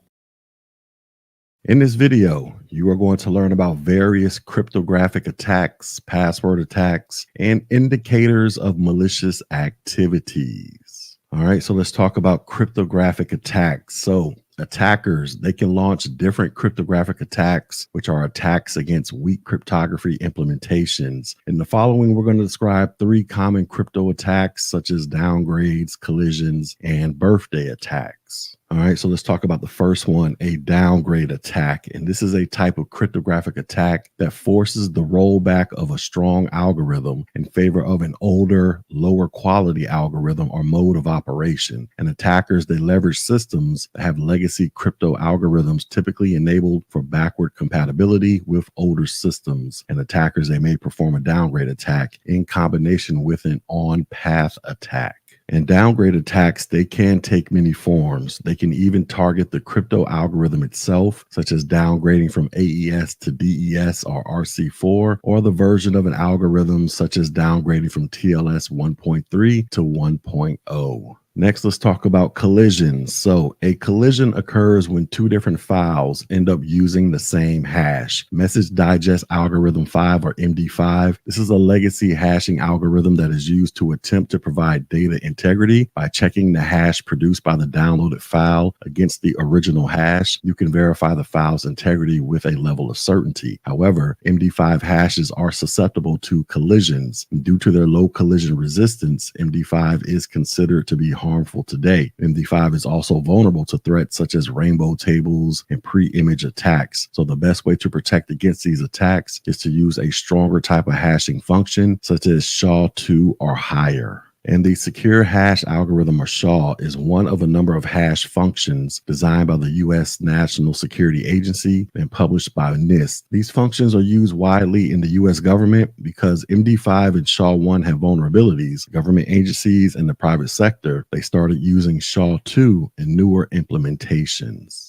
Now, it is important for hashing algorithms to be collision resistant. If it has the capability to avoid the same output from two guessed inputs by an attacker attempting a collision attack, a hashing algorithm is collision resistant. When it comes to cryptography, what is known as perfect hashing is not possible because usually unknowns are involved, such as the data to be used to create the hash and what hash values have been created in the past. Though perfect is not possible, it is possible to increase collision resistance by using a more powerful hashing algorithm. All right, next let's talk about a birthday attack. And this is an attack on a hashing system that involves attempting to send two different messages with the same hash function, causing a collision. It is based on the birthday problem in probability theory, which is also known as the birthday paradox. And it can be summed up simply as follows. A randomly chosen group of people will have a pair of persons with the same calendar date birthday. Given a standard calendar year of 365 days, the probability of this occurring with 366 people is 100%. So basically, if you have 366 people in a 365-day calendar year, at least two of those people will have the same birthday. Now, the paradox, thoughtfully and mathematically, comes into play when fewer people are involved. With only 57 people, there is a 99% probability of a match, which is a much higher percentage than one would think. And with only 23 people, there is a 50% probability. Because if attackers can find any two messages that digest the same way, that is, they use the same hash value, they can deceive a user into receiving the wrong message. And to protect against a birthday attack, you should use a secure transmission medium such as SSH or encrypt the entire message that has been hashed. All right, next we're going to talk about password attacks. So a password attack, this is an attack focused on exploiting weak passwords. There are many different ways that attackers can steal passwords, crack passwords, and perform other credential-based or password-based attacks. And the following, we're going to talk about the most common password-based attacks. All right, so the first one we're going to talk about is called password spraying. So password spraying, this is a type of attack in which an attacker attempts to compromise a system by using a large number of usernames with a few commonly used passwords. Traditionally, brute force attacks involve attempting to gain unauthorized access to a single account by guessing the password. And this can quickly result in the targeted account getting locked out because commonly used account lockout policies allow for a limited number of failed attempts, typically 3 to 5, during a set period of time. During a password spraying attack, which is also known as the low and slow method, the malicious attacker attempts a single commonly used password, such as password 1, against many accounts before moving on to attempt a second password and so on. This technique allows the attacker to remain undetected by avoiding rapid or frequent account lockouts. All right, next we have what is called a brute force attack. So in a brute force attack, an attacker uses random numbers and characters to crack a user's password. A brute force attack on an encrypted password can take hours, days, months, or even years, depending on the complexity and length of the password. And the speed of success depends on the speed of the CPU's power. A brute force attack attempts every combination of letters, numbers, and characters. Now, as a tip, there are various tools out there like John the Ripper that can perform all dictionary, hybrid, and brute force password cracking. All right, next we're going to talk about indicators of malicious activity. So indicators of potential malicious activity within the system or network serve as vital signals or warnings that something may be amiss. Indicators encompass a wide variety of behaviors, patterns, or anomalies that, when detected, could point to unauthorized access, malware infection, or other types of cyber threats. And the careful observation and analysis of these indicators form an essential part of an organization's security posture, allowing for early detection and prompt response to emerging threats. By understanding the different indicators and their significance, security professionals can craft more robust defense mechanisms and be better prepared to act when something falls outside of the expected norms. So the first one we're going to talk about is called account lockout. So an account lockout is often a response to repeated failed login attempts and prevents the user from accessing the system for a specified period of time or requires manual administrator intervention. While it serves as a security measure, measure. Account lockout might also indicate a brute force attempt to access an account. So by monitoring account lockouts and investigating their causes, you can unveil possible unauthorized access attempts. Next, we have what is called concurrent session usage, and this refers to detecting multiple simultaneous sessions from a single user account that may signify unauthorized access or sharing of credentials. So analyzing the nature and source of concurrent sessions, this helps determine whether user activity is genuine or a potential security compromise. Next, we have what is called block content. So block content, this typically arises from security measures that prevent access to malicious or unauthorized websites, files, or emails. Increased block content might signify an active threat or increased risk exposure, necessitating further investigation. Another indicator of malicious activity is called impossible travel, and this refers to login attempts from geographically distant locations in a time frame that makes physical travel impossible. So say that the same user logs in from New York and from Tokyo within a single hour. Since it's highly improbable that the user could travel from New York to Tokyo in 1 hour, this login pattern is a strong indication of compromised credentials. Next, we have what is called resource consumption. So an abnormal increase in resource consumption, such as CPU, memory, or network bandwidth, this might signal a malware infection or an ongoing attack, such as a DDoS attack. So monitoring system resources and identifying anomalies, this will allow for timely intervention. Next, we have what is called resource inaccessibility. So sudden inaccessibility of essential resources such as files, databases, or network services. This might indicate a ransomware attack, hardware failure, or other malicious activity. So a swift investigation is crucial to determine the cause and restore access. Next, we have what is called out-of-cycle logging. So unexpected or irregular logging activities outside normal patterns can signal a potential intrusion or unauthorized access. So analyzing these logs and correlating them with other system activities can help identify threats. Then we have what is called published and documented indicators. So some threat indicators are publicly documented or shared with threat intelligence communities. Leveraging these known indicators to compare against internal system behaviors can aid in early threat detection. And then we have what is called missing logs. So the sudden disappearance or alteration of log files might indicate an attacker's attempts to cover their tracks. So regular log monitoring and integrity checks are essential to detect and respond to such manipulations. But ultimately, in understanding and monitoring these varied indicators, organizations are empowered to detect suspicious or malicious activities early in the attack cycle. Combining these indicators with proactive security measures and an informed response strategy, this enhances the overall resilience and safety of the system or network.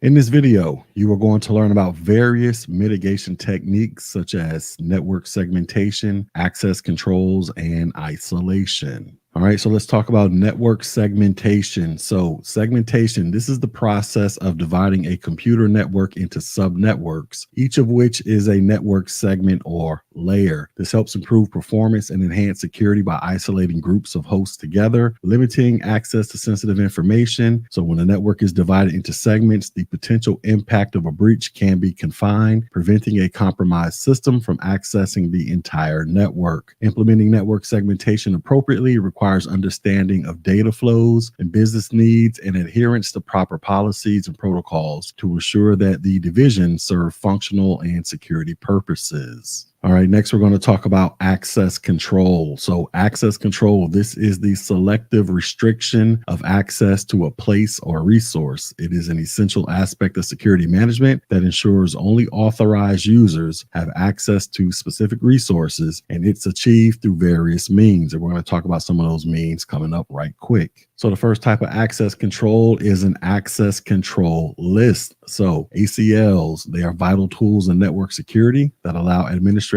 to define rules that control the traffic into and out of a network. ACL rules can be configured to grant or deny permissions to specific IP addresses, protocols, or ports, thereby enhancing control over network access. So consider an enterprise with different departments, such as human resources, finance, and development. Each of these departments requires access to different resources within the network, and some information should remain confined within specific departments. In this scenario, an ACL might be applied to the finance department subnet to ensure that only authorized personnel with finance can access sensitive financial data. And the ACL rules could be configured as follows. So you'd have the first one, which would be allow access to the finance department subnet from IP addresses belonging to authorized finance department workstations. You could have another rule where they deny access to the finance department subnet from IP addresses belonging to human resources or development departments. And you could have another rule where it allows necessary general access to shared resources like email and intranet, but continue to restrict access to the financial data. And specific ACL configurations ensure that only the intended users within the finance department can access the sensitive financial information, thereby maintaining confidentiality and integrity. Other departments are restricted from accessing this data, but can still reach common shared resources within the enterprise. So network ACLs, they can be implemented at various levels of the OSI model. So we have a layer 2 ACL. This operates at the data link layer and implements filters based on layer 2 information. And an example of this type of access list is a MAC access list, which uses information about the MAC address to create the filter. Then we have a layer 3 ACL, and that operates at the networking layer. Cisco devices, they usually allow layer 3 ACLs for different layer 3 protocols, including the ones that are most commonly used today, such as IP version 4 and IP version 6. In addition to selecting the layer 3 protocol, a layer 3 ACL allows the configuration of filtering for a protocol using raw IP, such as OSPF and ESP. And then we have a layer 4 ACL. This operates at the transport layer. An example of a layer 4 ACL is a TCP or UDP based ACL. And typically a layer 4 ACL includes the source and destination, and this allows filtering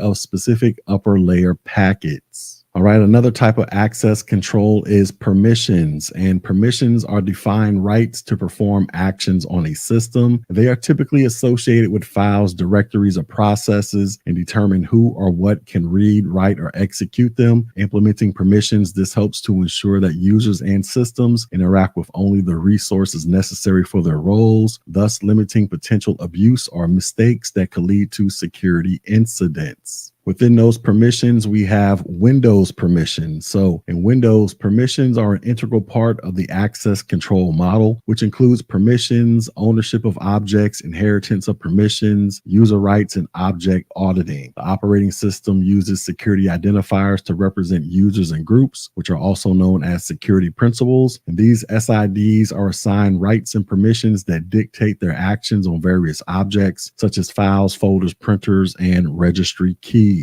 Access control lists, they are used to manage permissions, allowing resource managers to take action such as the following, such as denying access to unauthorized users and groups, and setting well-defined limits on access for authorized users and groups. Permissions can be set for various objects, including files, Active Directory objects, and system objects such as processes. And common permissions, they include read, modify, change owner, and delete. And object owners, they set permissions at the container level to make it easier to manage access control. Also, Windows supports a feature called inheritance, where child objects automatically inherit the permissions of their parent container. This simplifies the management of permissions across a hierarchy of objects. Also within the permissions, we have Linux permissions. So Linux employs a relatively simple but effective model for file permissions, which are crucial for system security. So permissions in Linux are displayed using the ls-l command. It can be modified using the chmod command. In files and directories in Linux, they have 3 sets of permissions. You have owner permissions, group permissions, and then you have other permissions. And these permissions are represented symbolically. So you have the letter R for read, W for write, and X for execute, or they can be displayed numerically using octal values, where 4 would indicate a read permission, 2 would be for write, and 1 would be for execute. And for directories, permissions, they work slightly different. So the read permission, this allows the user to view the contents of the directory. The write permission allows the user to modify the directory's contents, including adding or removing files. files. And then the execute permission. This allows the user to access the directory and its metadata. And Linux also supports special permissions such as SUID and SGID and the quote unquote sticky bit, which provides additional privileges over the standard permission sets.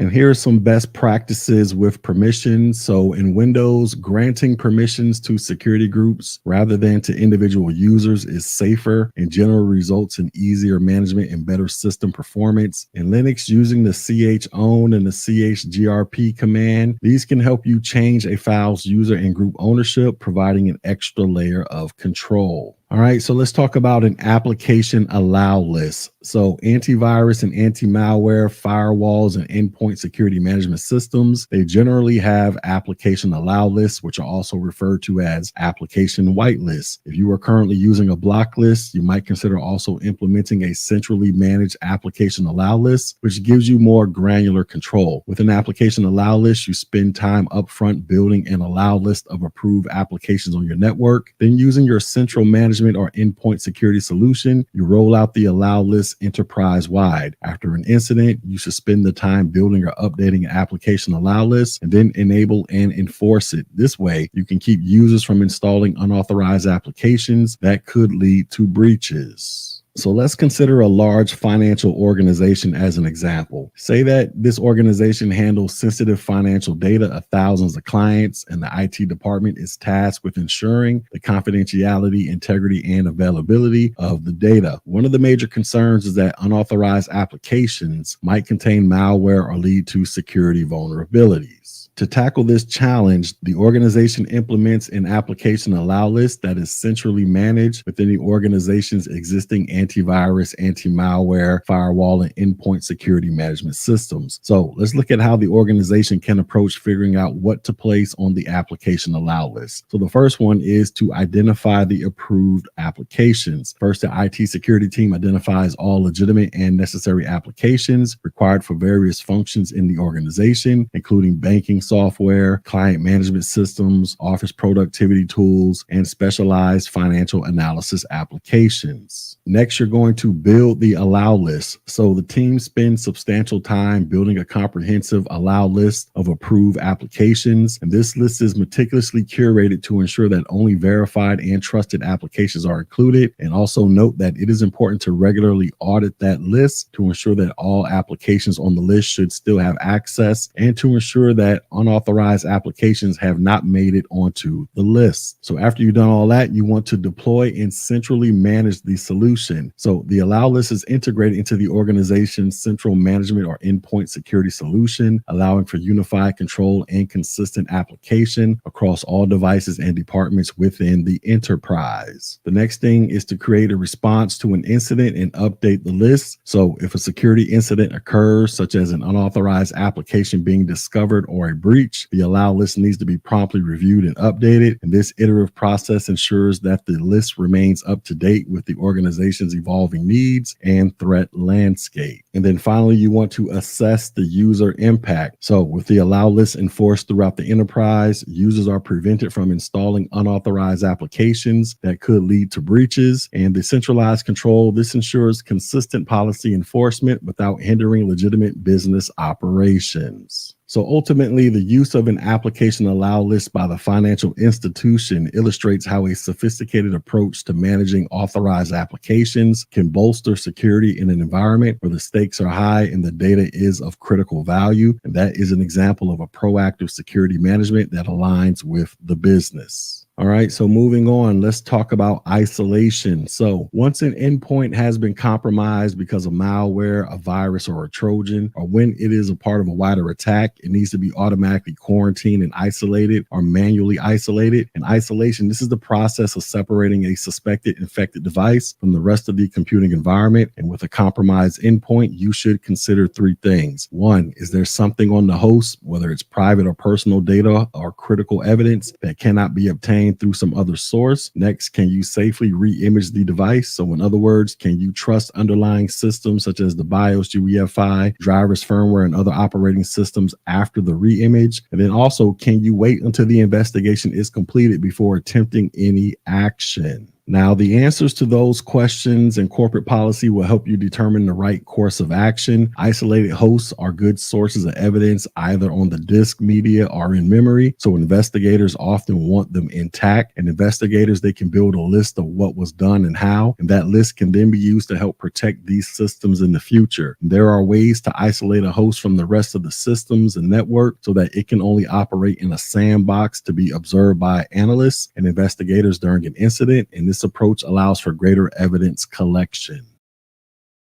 In this video, you are going to learn about more mitigation techniques such as patching, encryption, monitoring, least privilege, configuration enforcement, decommissioning, and various hardening techniques. All right, so let's talk about patching. So patching, this refers to updating or fixing a system, including software applications, drivers, and operating systems by applying patches or updates. And these updates often contain fixes for known security vulnerabilities, improvements to performance, or new features. So for example, if a vulnerability is discovered in an enterprise's web server software, a patch can be applied to correct the issue, thereby closing the potential entry point for attackers. And regular patching, this is essential to maintaining the security of systems and protecting against known threats, as outdated systems can be more easily exploited. And patching, this is a universal cybersecurity practice, but industries tend to approach the process differently based on the impacts in their environment. And here are some examples of how different industries might approach patching and some special challenges they encounter when balancing security with meeting operational demands. So the first one is the healthcare industry. So the importance is because personal health information is highly sensitive, regular patching in healthcare is vital to protect patient confidentiality. And the challenges are patching medical devices and legacy systems without disrupting patient care services. This can be complex. And the solutions are implementing a patch management policy that includes testing of patches in isolated environments before deployment can reduce potential risks to critical systems. Next, we have the financial services industry. So the importance of this is financial institutions. They handle large volumes of sensitive data related to banking details and finances. So timely patches is essential to protect against fraud and data breaches. The challenges: compliance with regulatory requirements such as PCI DSS. This adds complexity to the patching process. And a solution is a well-structured patch management process that is aligned with regulatory requirements. This helps ensure consistent security while maintaining compliance. Another example is the manufacturing industry, and the importance here is in manufacturing, securing industrial control systems and the Internet of Things devices is crucial. So patching helps protect these systems against vulnerabilities that could lead to production disruptions. The challenges could be downtime for patching. This can affect production schedules, and some embedded systems may be difficult to update. And some solutions could be scheduled patching during non-peak hours and robust testing prior to deployment. This can mitigate potential disruptions. Next, we have the education sector. So the importance here is educational institutions. They manage a diverse array of devices and user roles. So patching is key to protecting student and staff information. Some of the challenges: the wide variety of systems and decentralized nature of some educational networks. This can complicate patch management. And some of the solutions: centralized patch management solutions that are tailored to the unique environment of an educational institution. This can streamline the process and ensure timely updates. And then we have the government and public sector. So the importance here is patching in government systems is critical for national security and the protection of citizens' data. The challenges: bureaucratic processes are complex, interconnected systems, they can slow down the patching process. And some solutions: implementing clear guidelines, automating patch deployment where possible, and establishing a dedicated security team. This can enhance the efficiency and effectiveness of patching. All right, next let's talk about encryption. So encryption, this is the process of converting information into a coded form, making it unreadable without the correct decryption key or algorithm. It protects the confidentiality and integrity of data, both in transit and at rest. So for instance, an enterprise might encrypt sensitive customer data stored in a database or for use with secure socket layer, transport layer encryption for secure communication over the internet. And encrypting this data, this prevents unauthorized parties from accessing or altering it, ensuring that only those with the proper credentials can view or modify the information.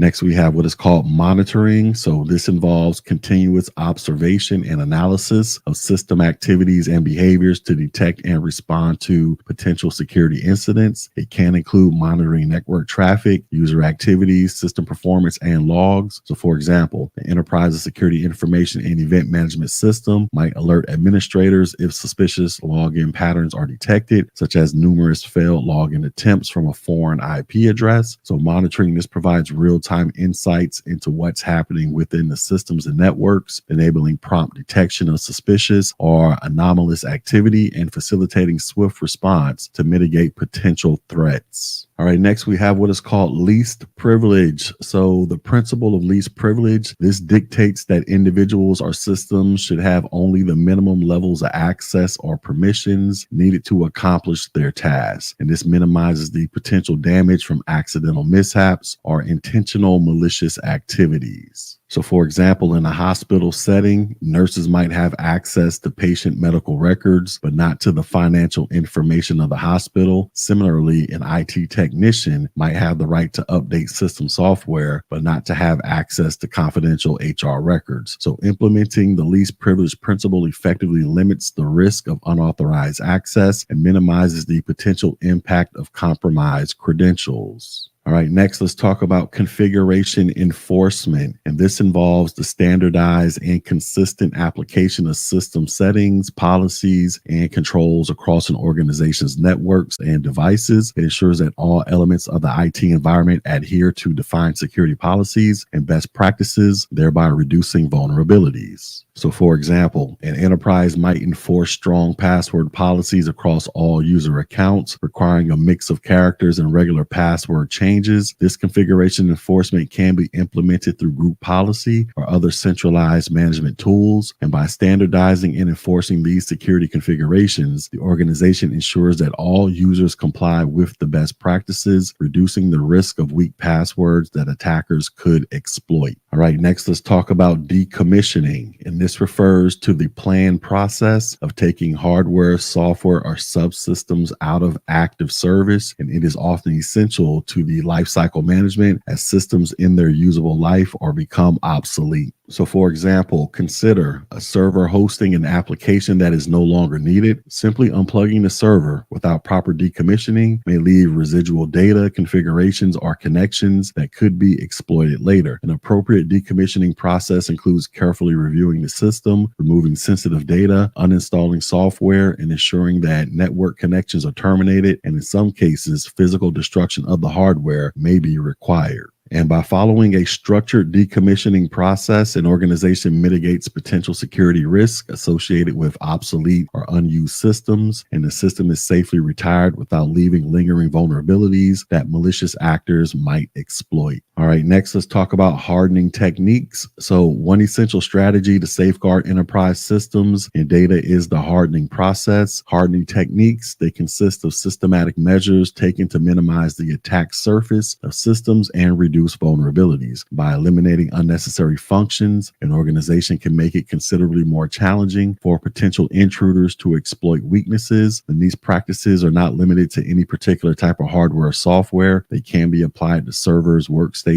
network devices, applications, and much more. So the following, we're going to dive into specific hardening techniques, each aimed at strengthening an organization's security posture and fortifying its defenses against potential threats. All right, so the first one we're going to talk about is encryption. So as mentioned earlier, encryption, this is the process of transforming data into a coded form, making it unreadable without the correct decryption key. So encryption, this can be used to harden and protect data stored on disk or specific files and folders and data transmitted over networks. Encryption, this ensures that the data remains unintelligible without the proper keys, even if an unauthorized person gains access to it. Next, we have the installation of endpoint protection. So installation of endpoint protection, this refers to implementation of security solutions designed to secure endpoints or user devices such as computers, smartphones, and tablets. So by installing endpoint protection software, an organization can protect against malware, phishing attacks, and other threats that target user devices. And these solutions include antivirus, anti-malware, and other security features tailored to defend the individual endpoint. endpoints. Next, we have a host-based firewall. So a host-based firewall, this is a software firewall installed on individual devices. Unlike a network firewall that protects an entire network, a host-based firewall controls incoming and outgoing traffic for the specific host on which it is installed. This type of firewall can be configured to allow or deny traffic based on rules set by the administrator, providing an additional layer of protection for individual systems. Next, we have what is called a host-based intrusion prevention system, or HIPS. So a host-based intrusion prevention system, this provides real-time protection against known and unknown threats by monitoring the behavior of the host system. A HIPS can block or alert administrators to potential attacks if suspicious activity is detected. So for example, if an application tries to modify a critical system file, the HIPS might block the action and notify the security team. The next hardening technique is disabling ports and protocols. So specific ports and protocols on systems may be unnecessary for an organization's operations and can pose security risk if they are left open. Identifying and disabling unused or unnecessary ports and protocols, this reduces the attack surface, limiting potential entry points for attackers. However, it is vital to approach this task with caution and awareness. A thorough examination of all open ports must be conducted before they are closed. Security engineers typically build a list of ports and protocols to exclude in much the same way the IT team assesses, researches, and builds an approved list. Closing ports without understanding their functions, this can severely impact services that use the ports, potentially causing system outages. And with each port or service, an organization can implement a tailored approach to port and protocol management, strengthening their defense against potential breaches without compromising essential functionalities. The next technique is default password changes. So many devices and systems have default usernames and passwords, which are often well known and easily exploited. Default username and passwords are credentials automatically installed or programmed into a device or software system. So changing default credentials to solid and unique usernames and passwords is a simple yet effective hardening technique that prevents unauthorized access through commonly exploited credentials. And then finally, we have the removal of unnecessary software. So unnecessary software includes programs on the system that are no longer in use or that were replaced by an updated design. You may hear this also referred to as quote unquote tech debt if there is an obscure reason to keep the software on the system. Unnecessary software can introduce vulnerabilities, especially if it needs to be updated or better maintained. An organization can reduce potential weak points that attackers might exploit by identifying and removing software that is not required for business operations.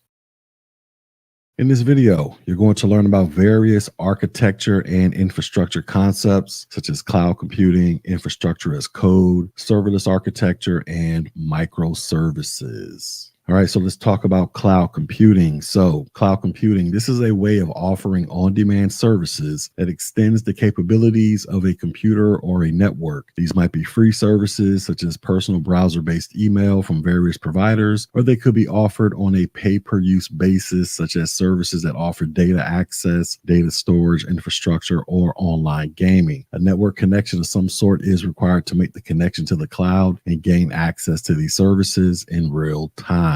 Now, some of the benefits of using cloud-based services include lower costs, less administration and maintenance, more reliability, increased scalability, and possibly increased performance. A basic example of cloud-based services is browser-based email. A small business with a few employees definitely needs email, but it might not be able to afford an email server and perhaps does not want to have its own hosted domain and deal with the costs and work that go along with that. By connecting to a free web browser-based service, the small business can obtain nearly unlimited email, contacts, and calendar solutions. However, this model offers the business no administrative control, and there are some security concerns. All right, next let's talk about the responsibility matrix. So a responsibility matrix in cloud computing, this outlines the division of responsibilities between a cloud service provider and a customer. This matrix, often called a shared responsibility model, defines who is responsible for security, compliance, operations, and management in a cloud environment. Unlike in traditional on-premises environments where the organization handles every aspect, in the cloud, responsibilities shift between the cloud service provider and the customer, depending on the service model, such as infrastructure as a service, platform as a service, and software as a service. Under typical circumstances, the CSP is responsible for the underlying infrastructure, including the physical hardware, networking components, and data center facilities. It manages the core cloud computing resources, such as virtual machines, databases, and storage, ensuring their availability, scalability, and security at the infrastructure level. For higher level services, such as platform as a service or software as a service, the CSP might also be responsible for application hosting, runtime environments, and underlying operating systems. So you must carefully read all agreements to understand what the CSP is responsible for in your situation. The customer's responsibility varies based on the cloud service model. So with infrastructure as a service, the customer is typically responsible for operating systems, applications, and data, while the CSP takes care of the underlying infrastructure. With platform as a service, the customer's responsibility shifts to managing the applications and data, and the CSP handles everything else. The customer's responsibility in software as a service mainly involves working data and user access, and the CSP takes care of almost everything else. Now, it is important for a customer to understand their responsibility in maintaining security, compliance, and data integrity as outlined in the service agreement with the CSP. And understanding this division ensures that security controls are implemented correctly and compliance requirements are satisfied. All right, next let's talk about some hybrid considerations. So a hybrid cloud, this is an architecture that integrates private and public cloud services, facilitating data and application sharing between them. A hybrid cloud provides flexibility, scalability, and diverse deployment options, but demands careful consideration of data integration, network connectivity, security, compliance, and cost. A well-architected hybrid cloud offers the control of a private cloud combined with the efficiency of a public cloud. However, it may present challenges in managing multiple environments and ensuring smooth integration. And the following are some special considerations in hybrid environments. So you have data integration. Hybrid clouds allow seamless data sharing between private and public cloud environments, which can create complexities in data synchronization, consistency, and governance. So proper data integration techniques are essential to ensure seamless data flow and accessibility. The next consideration is network connectivity. A hybrid cloud demands robust network connectivity to enable seamless communication between private and public environments. And challenges include maintaining secure and fast connections, minimizing latency, and implementing consistent networking policies. Another consideration is security. So security considerations in a hybrid cloud can be complex as data and applications may reside in different environments, each with unique security protocols. Unified security policies, encryption, and identity management are essential to safeguard data across all domains. Then we have compliance. So regulatory compliance can be challenging due to differing legal requirements in public and private environments. So careful alignment of privacy policies and compliance controls across the hybrid infrastructure is crucial. And then we have cost. So while a hybrid cloud provides flexibility, managing multiple environments can increase complexity and cost. Effective cost management requires understanding the pricing structure of public cloud services and the overhead of maintaining private infrastructure. Next, let's talk about third-party vendors. So third-party vendors are external organizations or service providers that offer specialized services or applications that integrate with the cloud provider's offerings. Third-party vendors may provide specialized security tools, analytics platforms, or industry-specific applications, enhancing the cloud environment's functionality. Engaging third-party vendors bring added capabilities, but also introduces risks, including potential security vulnerabilities or compliance issues. And a significant risk of leveraging third-party vendors is the increased exposure of the organization to vulnerabilities it might not be able to manage. All right, next let's talk about infrastructure as code. So modern applications and deployments, whether they're on-premise and in the cloud, they require scalability and integration with numerous systems, APIs, and network components. This complexity introduces risk, including network configuration errors that can cause significant downtime and network security challenges. Consequently, networking functions such as routing, optimization, and security have also changed. The next generation of hardware and software components in enterprise networks must support both the rapid introduction and rapid evolution of new technologies and solutions. Network infrastructure solutions must keep pace with the business environment and support modern capabilities that help drive simplification within the network. And these elements have fueled the creation of what is called software-defined networking. Software-defined networking was originally created to decouple control from the forwarding functions and networking equipment. And this is done to use software to centrally manage and program the hardware and virtual networking appliances to perform forwarding. Organizations, they are adopting a framework often referred to as infrastructure as code, which involves managing and provisioning computer data centers through machine-readable definition files rather than physical hardware configuration or interactive configuration tools. All right, next let's talk about a serverless architecture. So another popular architecture is the serverless architecture. Be aware that serverless does not mean that you do not need a server somewhere. Instead, serverless architecture involves using cloud platforms to host and or to develop code. So for example, you might have a serverless app that is distributed in a cloud provider like Amazon AWS, Microsoft Azure, or Google Cloud Platform.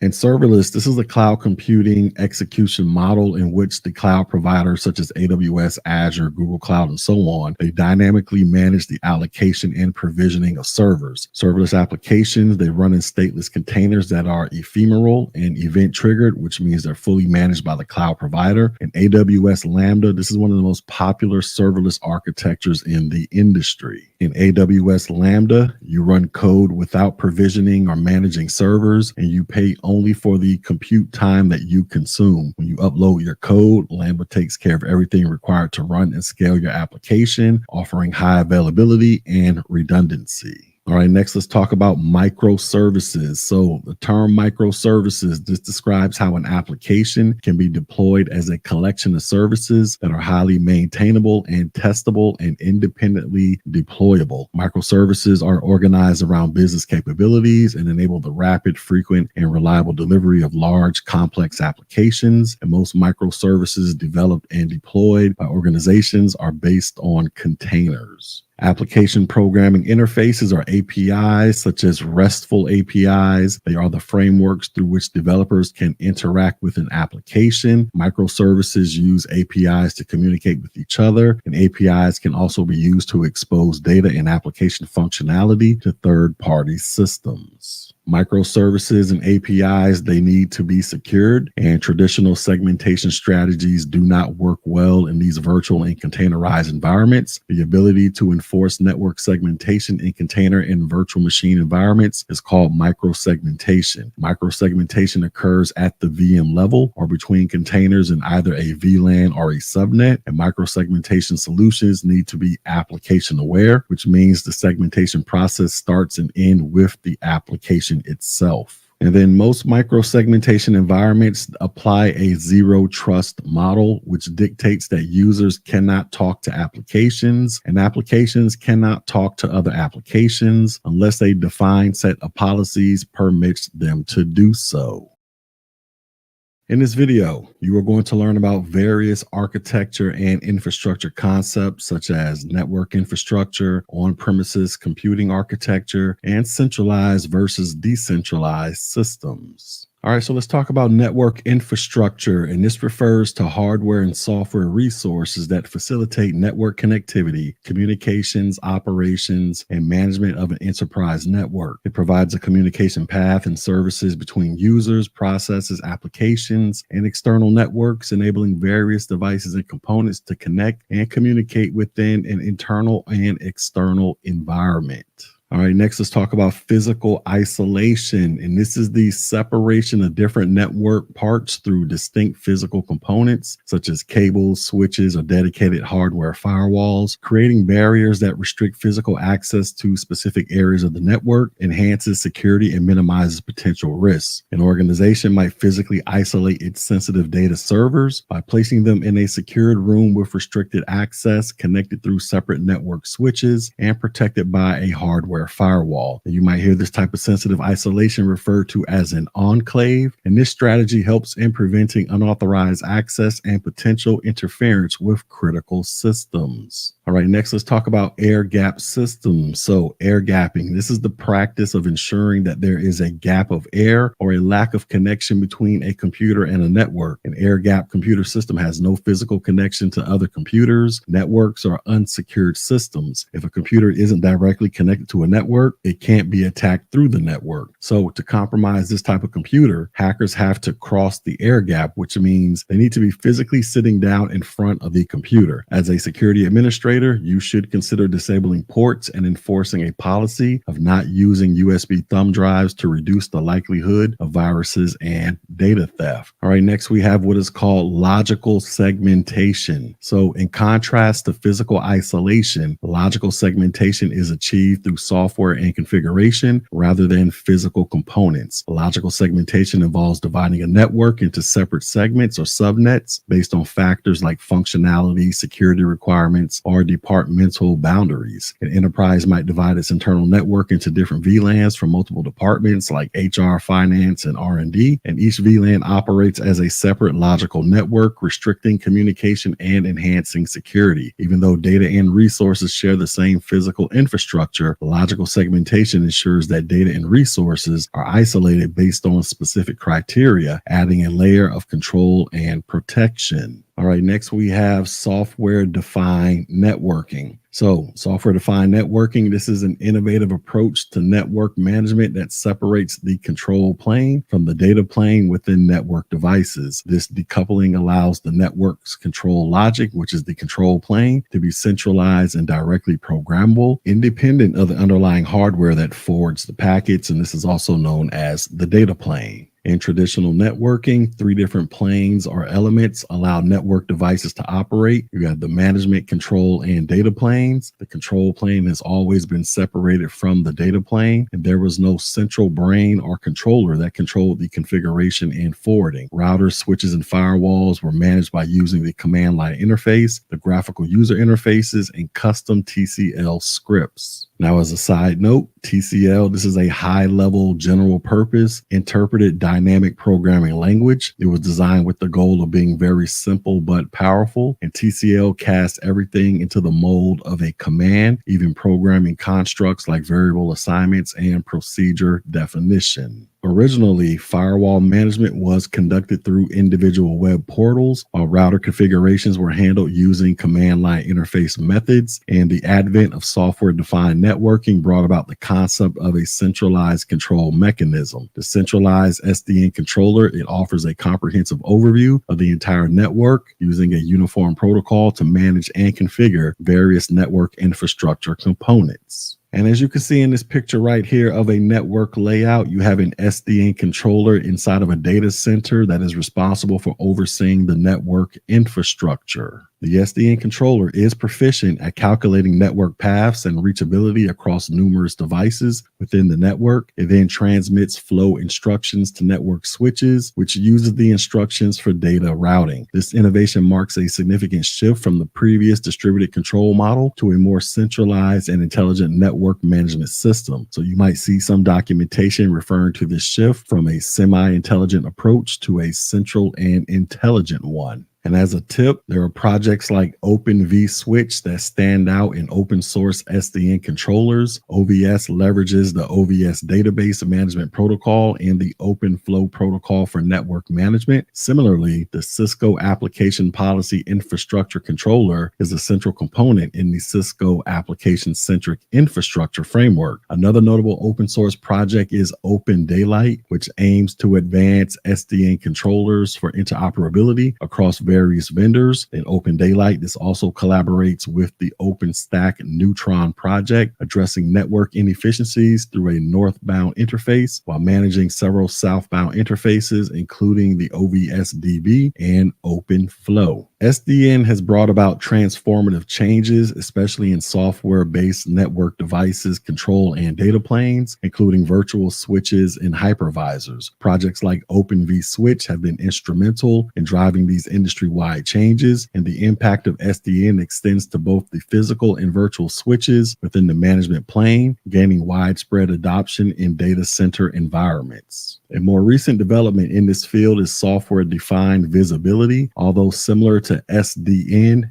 SDV. This is tailored explicitly for delivering detailed insights into network activities, whether on premises or in the cloud. In SDV environments, RESTful APIs are commonly utilized to orchestrate and automate various security and monitoring operations across an organization's network infrastructure.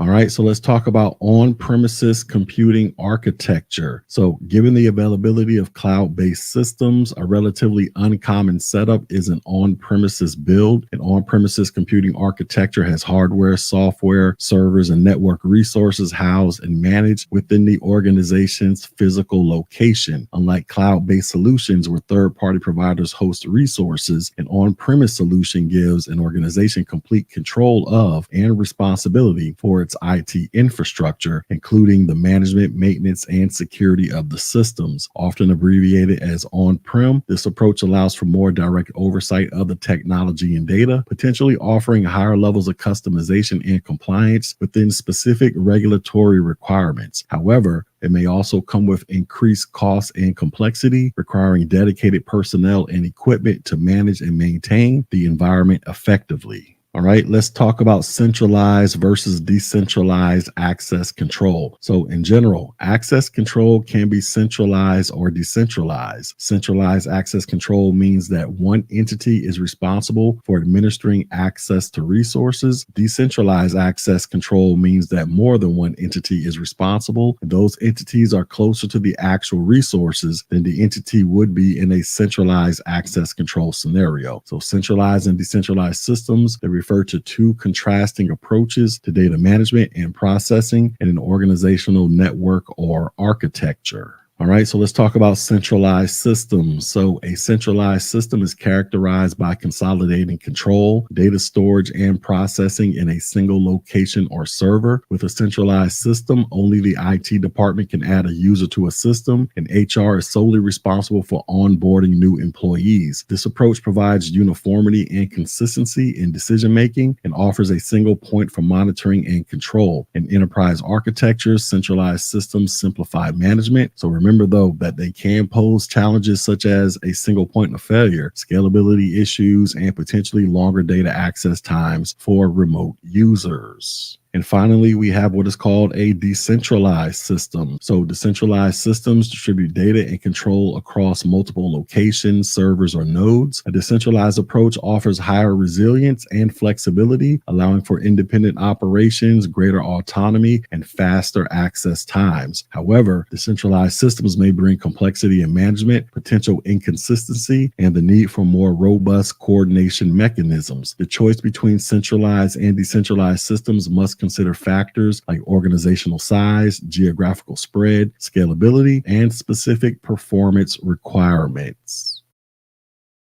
In this video, you're going to learn about various aspects concerning containerization, virtualization and security implications, and the Internet of Things. All right, so let's talk about containerization. So before you can even think of building a distributed system, you must first understand how the container images that contain your applications make up all the underlying pieces of such a distributed system. An application is normally composed of a language runtime, libraries, and source code. So for instance, an application may use third-party or open source shared libraries such as the Linux kernel, NGINX, or OpenSSL. And these shared libraries are typically shipped as shared components in the operating system that you installed on a system. The dependencies of these libraries introduce difficulties when an application developed on your desktop, laptop, or any other development machine has a dependency on a shared library that isn't available when the program is deployed out to the production system. Even when the dev and the production system share exactly the same version of the operating system, bugs can occur when programmers forget to include dependent asset files inside a package that they deploy to production. The good news is that you can package applications in a way that makes it easy to share them with others. In such a case, containerization becomes very useful. Docker, which is one of the most popular container runtime engines, makes it easy to package an executable and push it to a remote registry from which it can later be pulled by others. And container registries, they are available in all of the major public cloud providers such as AWS, Google Cloud Platform, and Microsoft Azure, as well as services to build images. You can also run your own registry using open source or commercial services, and these registries make it easy for developers to manage and deploy private images, and image builder services provide easy integration with continuous delivery systems. A container image bundles a program and its dependencies into a single artifact under a root file system. A container is made up of a series of file system layers, and each layer adds, removes, or modifies files from the preceding layer in the file system. And the overall system is used both when packaging up the image and when the image is actually being used. During runtime, there are various different concrete implementations of such file systems, including AUFs, overlays, and overlay 2. Now let's take a moment to understand what Docker is. Docker is a platform designed to facilitate containerized applications development, distribution, and running. It handles complex setup, allowing you to focus on coding. A container is a lightweight standalone package that contains everything needed to run a piece of software, including the code, runtime, libraries, and system tools. And this ensures that the software runs the same way regardless of where it is deployed. You can use a public cloud provider or private Docker image repository, and Docker's public image repository is called Docker Hub, and you can find images by going to the Docker Hub website or by using the Docker search command. Now, as a tip, you can practice and deploy your first container by using Katacoda, which is an interactive system that allows you to learn many different technologies, including Docker, Kubernetes, Git, TensorFlow, and many others. In larger environments, you are not likely to deploy and orchestrate Docker containers manually, but instead want to automate as much as possible. This is where Kubernetes comes into play.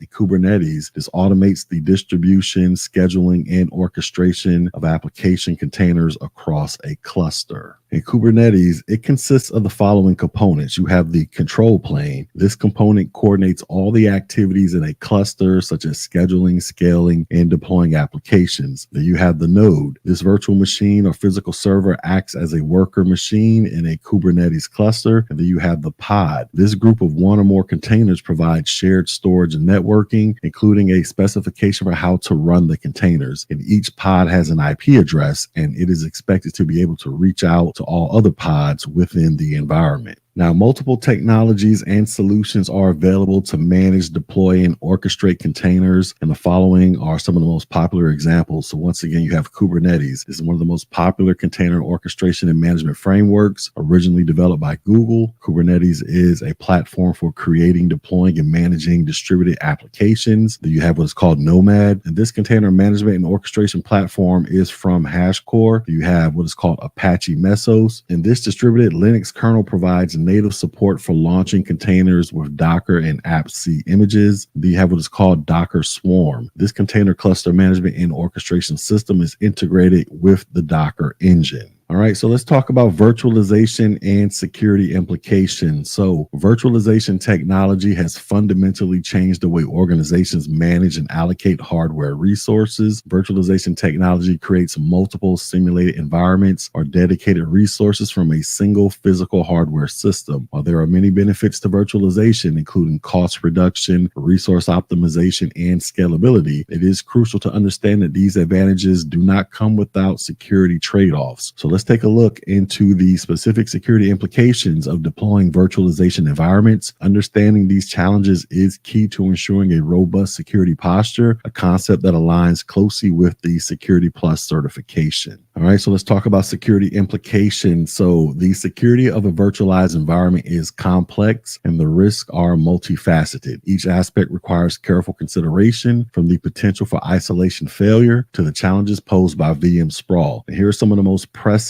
security concerns you should be aware of. So the first one is isolation failure. So one of the concerns of virtualization is the isolation of VMs from each other. However, this isolation is not foolproof. So for example, vulnerabilities in the hypervisor, which is the software layer that enables virtualization, this can be exploited to break this isolation, allowing unauthorized access to sensitive data on the VMs. Next, we have what is called VM sprawl. So the ease of deploying VMs can lead to VM sprawl, which is a situation in which an organization loses track of the numbers and state of its VMs. This increases the attack surface, and each unmonitored VM becomes a potential entry point for attackers. Imagine an outdated VM running a legacy application, it could be easily compromised and become a launchpad for attacks on more critical systems. Next, we have what is called resource exhaustion. So VMs share the resources of the host machine. An attacker could deliberately overload a VM, causing resource exhaustion that affects all VMs on the host. So for instance, a DDoS attack targeting a single VM could inadvertently bring down other critical services running on the same host. Then we have what is called insecure interfaces and APIs. So virtualization platforms often provide various management interfaces, which, if not properly secured, can be a weak link in the security chain. An attacker accessing these interfaces could manipulate VM settings, allocate resources, or even delete virtual machines. Then we have what is called data leakage. So in multi-tenant environments where multiple parties use the same physical hardware, misconfigurations can lead to data leakage between VMs. So for example, if a financial institution and a retail store share the same physical server, a misconfiguration could expose sensitive financial data to unauthorized parties. Now that we have discussed the security concerns around virtualization, it's clear that while virtualization offers numerous advantages, it also introduces unique vulnerabilities that can be exploited if not properly managed. However, these risks shouldn't deter you from leveraging the benefits of virtualization. Instead, they should encourage you to implement best practices to mitigate these vulnerabilities. So next, we're going to review some practical strategies for safeguarding your virtualized environments. All right, so here are some mitigation strategies that you should be aware of. The first one is regular patching. So consistently updating the hypervisor and the operating systems running on the VMs is crucial, and this ensures that known vulnerabilities are patched, reducing the risk of exploitation. Then we have resource allocation. Implementing resource quotas for VMs, this can prevent resource exhaustion attacks. So for example, setting a CPU usage limit for each VM ensures that no single VM can monopolize the host's resources. Then we have access control and monitoring. It is important to implement robust access control mechanisms such as multi-factor authentication for hypervisor access. In addition, continuous monitoring can help detect unauthorized activities in real time. So for instance, setting up alerts for unusual CPU or network activity, this can help in the early detection of an attack. Next, we have what is called encryption and network segmentation. So data should be encrypted at rest and in transit. Network segmentation can further isolate VMs handling sensitive data, making it harder for attackers to move laterally across the network. And then we have policy and governance. So establishing a governance policy for the lifecycle management of VMs can prevent VM sprawl. This involves setting guidelines for when VMs should be created, maintained, and decommissioned.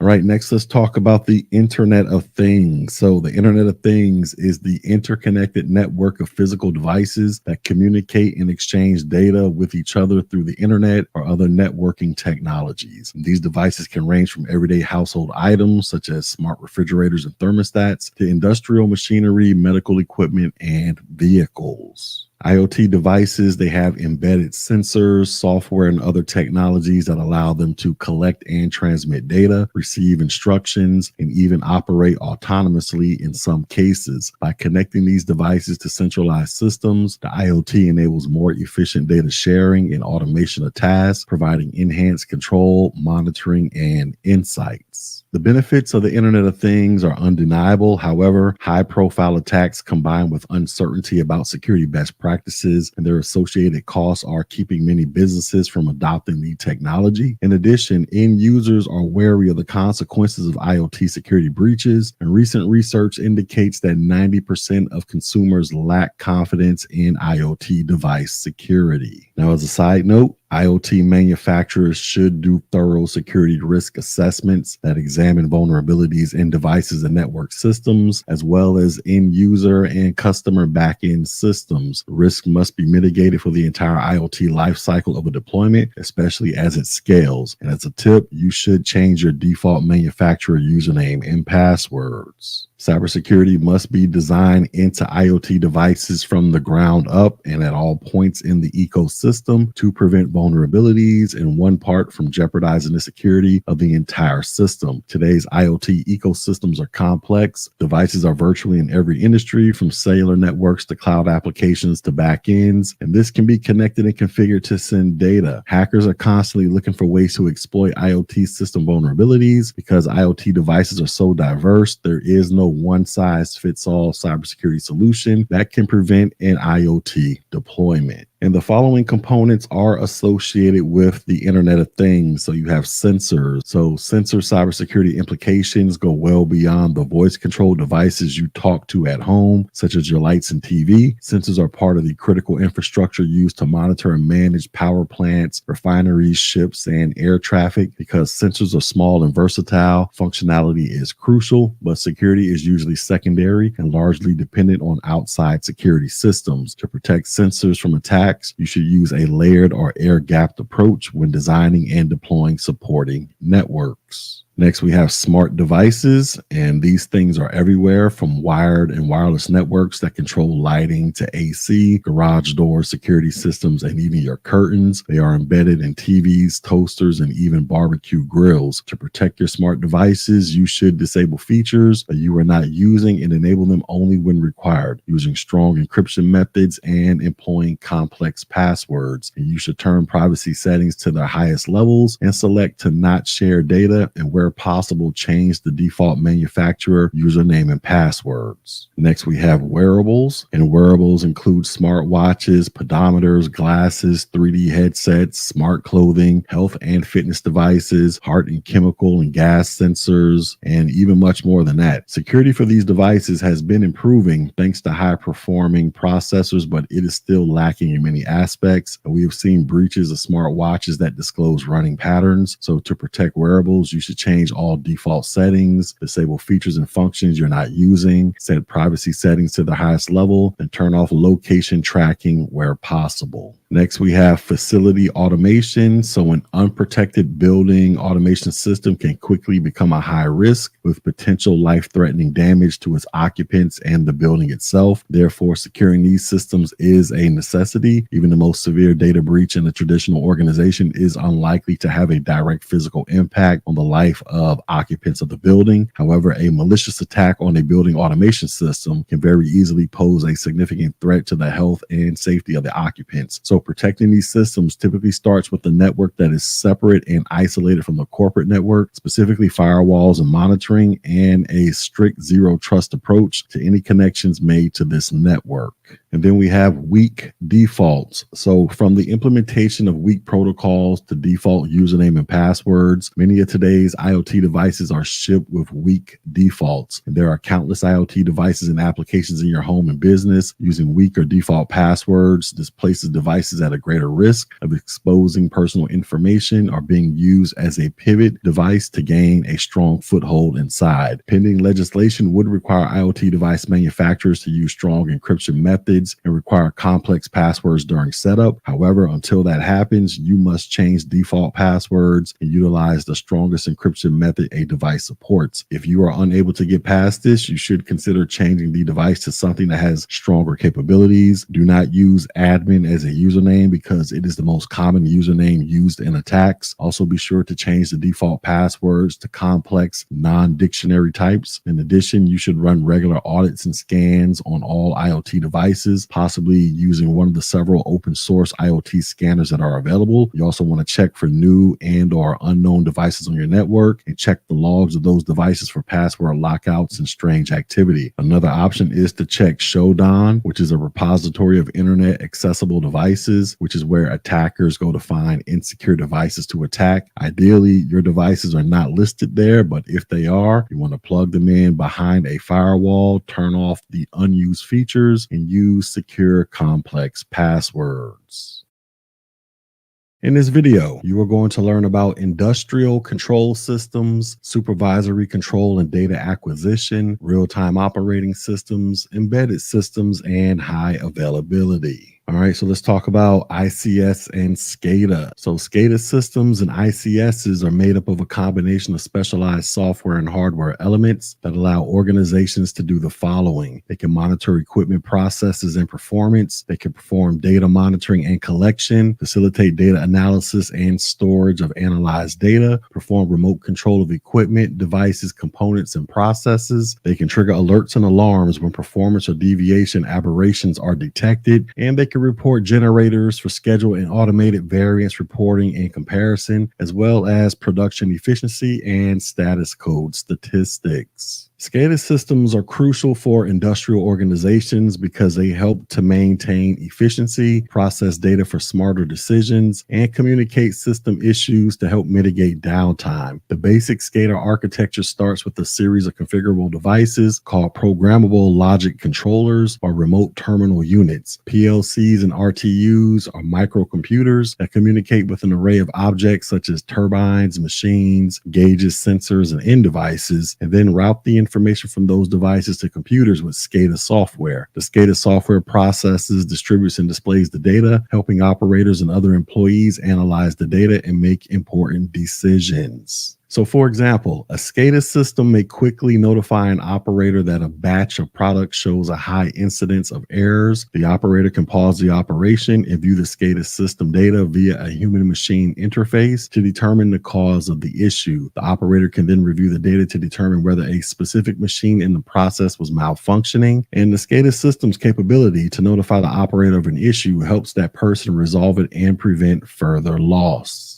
To defend against cyber attacks, a firewall can act as a security buffer between a SCADA network and a corporate network. SCADA systems should never be connected to the internet, even with firewalls in place. You should configure internal firewalls that include VPNs for internal administration of remote SCADA systems as an added layer of protection. To address authentication and authorization security concerns, you need to configure the authentication process in the software to identify authorized users for access to the SCADA system, enable logging to track users' activity, and alerting to warn of deviations to critical controls, and ensure least privilege access. Now, depending on the perceived risk of cyber attack on the SCADA system, you should deploy intrusion detection and offsite redundancy as part of a defense in depth strategy. So the first part will be facilities. So using facility controls like HVAC, elevator lighting, room temperature, occupancy, parking, and device usage sensors. Facility managers are able to monitor and control whether a building is operating optimally. The SCADA system can help an organization reduce its carbon footprint through energy management by automatically turning lights and air conditioning to sections of the building that are unoccupied. Next, we have industrial. So ICS and SCADA systems, they monitor, control, sense, and warn engineers of all aspects of the process in industrial plants. SCADA systems can control the flow of crude oil being turned into gasoline, asphalt, and chemicals like cleaning supplies. And such complex processes have many controls that can be dangerous if inappropriately configured. Next, we have manufacturing. So control systems in the manufacturing process depend heavily on data, performance monitoring, and capabilities to control remote equipment, which are among the most discussed concerns in manufacturing. These components are frequently mentioned as the backbone of Industry 4.0, which is the current trend of automation and data exchange in manufacturing technologies. It includes cyber physical systems, the Internet of Things, and cloud computing. Industry 4.0 creates what has been called the quote-unquote smart factory. Monitoring, data capture and analysis, and equipment control from anywhere are recognized as highly effective ways to improve facility and equipment productivity, performance, and efficiency. And the benefits of using SCADA control systems in the manufacturing process include reducing product errors and discards thanks to the earlier problem detection and remedies, improving productivity, and maximizing the effectiveness of machine uptime. Maintenance benefits of the use of data and sensors include more accurate diagnostics, more efficient maintenance processes, and the enablement of predictive maintenance. And data-driven insights into equipment performance can facilitate more accurate calibration, operation, and decision-making processes. Next, we have energy. So the global need for cost-effective electrical power is on the rise, and SCADA systems aid in energy management. Thanks to factory automation, productivity, and accuracy in ever-expanding data centers, there is increasing demand on electrical power utilities. An organization can integrate alternative energy uses, such as solar and wind, in its overall facility power planning to obtain efficiency, stability, and safety. For power distribution system generators, operators, and manufacturers alike, unplanned downtime is extremely costly, risky, and inconvenient. For operators, a stable, sustainable load flow across all components of a system is key for uninterrupted, safe operation. For manufacturers, any unplanned downtime can mean delays in production and missed deadlines. Predictive and proactive maintenance strategies can maximize uptime by alerting operators and manufacturers to potential issues early. In addition, transit authorities, they use SCADA technology to regulate electricity to subways, trams, and trolley buses. And also we have logistics. So SCADA systems are capable of managing parts inventory for just-in-time manufacturing, regulating industrial automation and robots, and monitoring processes and quality control. Transit authorities use SCADA technology to automate traffic signals for rail systems, to track and locate trains, trucks, and buses, and to control railroad crossing gates. Continuous communication for trucks, locomotives, and transport vehicles provides valuable information such as location and status, and is especially important for autonomous vehicles. SCADA systems can regulate traffic lights, control traffic flow, and detect out-of-order signals. Other specialized systems extend GPS and cargo tracking systems. Knowing where ships, trains, trucks, and inventory are located anywhere in the world is critical to meet today's demands for products. And these systems require special security considerations, and regulators have long insisted that these systems be air-gapped to reduce threats. A key mitigation against attacks on SCADA systems and ICS is to reduce the attack surface by segregating the SCADA network from the corporate LAN with a firewall. An ICS is managed via a SCADA system, and SCADA systems drive HMIs for operators to monitor the status of a system while in the field. And other ICS components include industrial automation and control systems, distributed control systems, programmable logic controllers, and remote terminal units.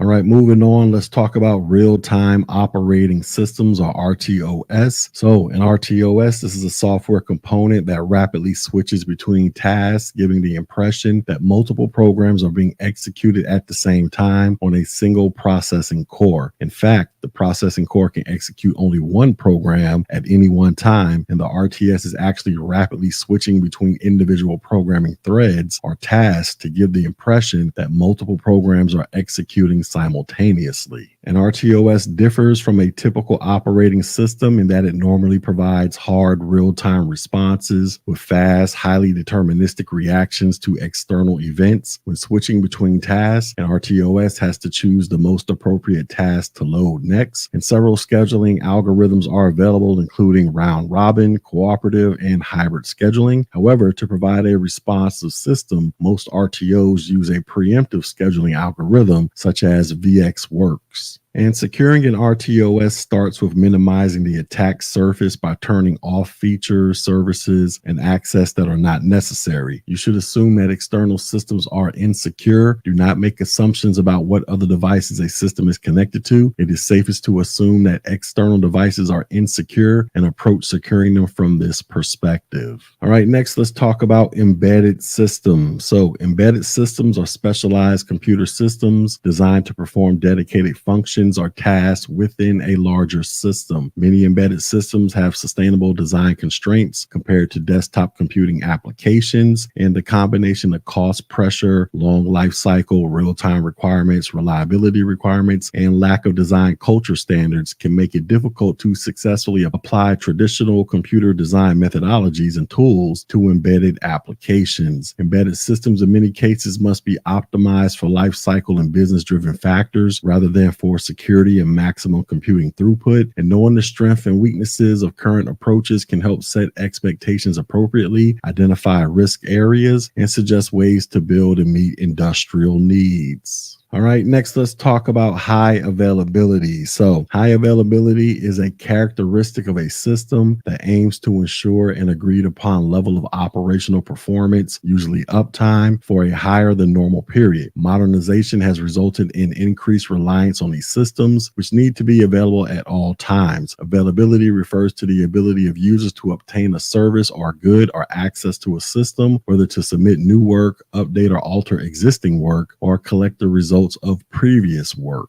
And there are three principles of system design and reliability engineering that can help achieve high availability. The first one is the elimination of single points of failure. And this means adding or building redundancy into a system so that failure of a component does not mean failure crossover. Then we have reliable crossover. In redundant systems, the crossover point tends to become a single point of failure. Reliable systems must provide for reliable crossover. And then we have detection of failures as they occur. If the preceding two principles are observed, a user must never see a failure, but the maintenance activity is a must. Also, high availability is measured as the time a system is reachable. Assuming that 100% is never failing, high availability is the widely held but difficult to achieve standard of availability of a system or services known as the 5 nines, or 99.999% available. Availability percentage is measured as follows. So the formula is availability equals minutes in a month minus minutes of downtime times 100 minutes in a month. So for example, if there's a service level agreement for 5 nines, the end user can expect that the service will be unavailable for 26.3 seconds per month and 5 minutes and 15 seconds per year.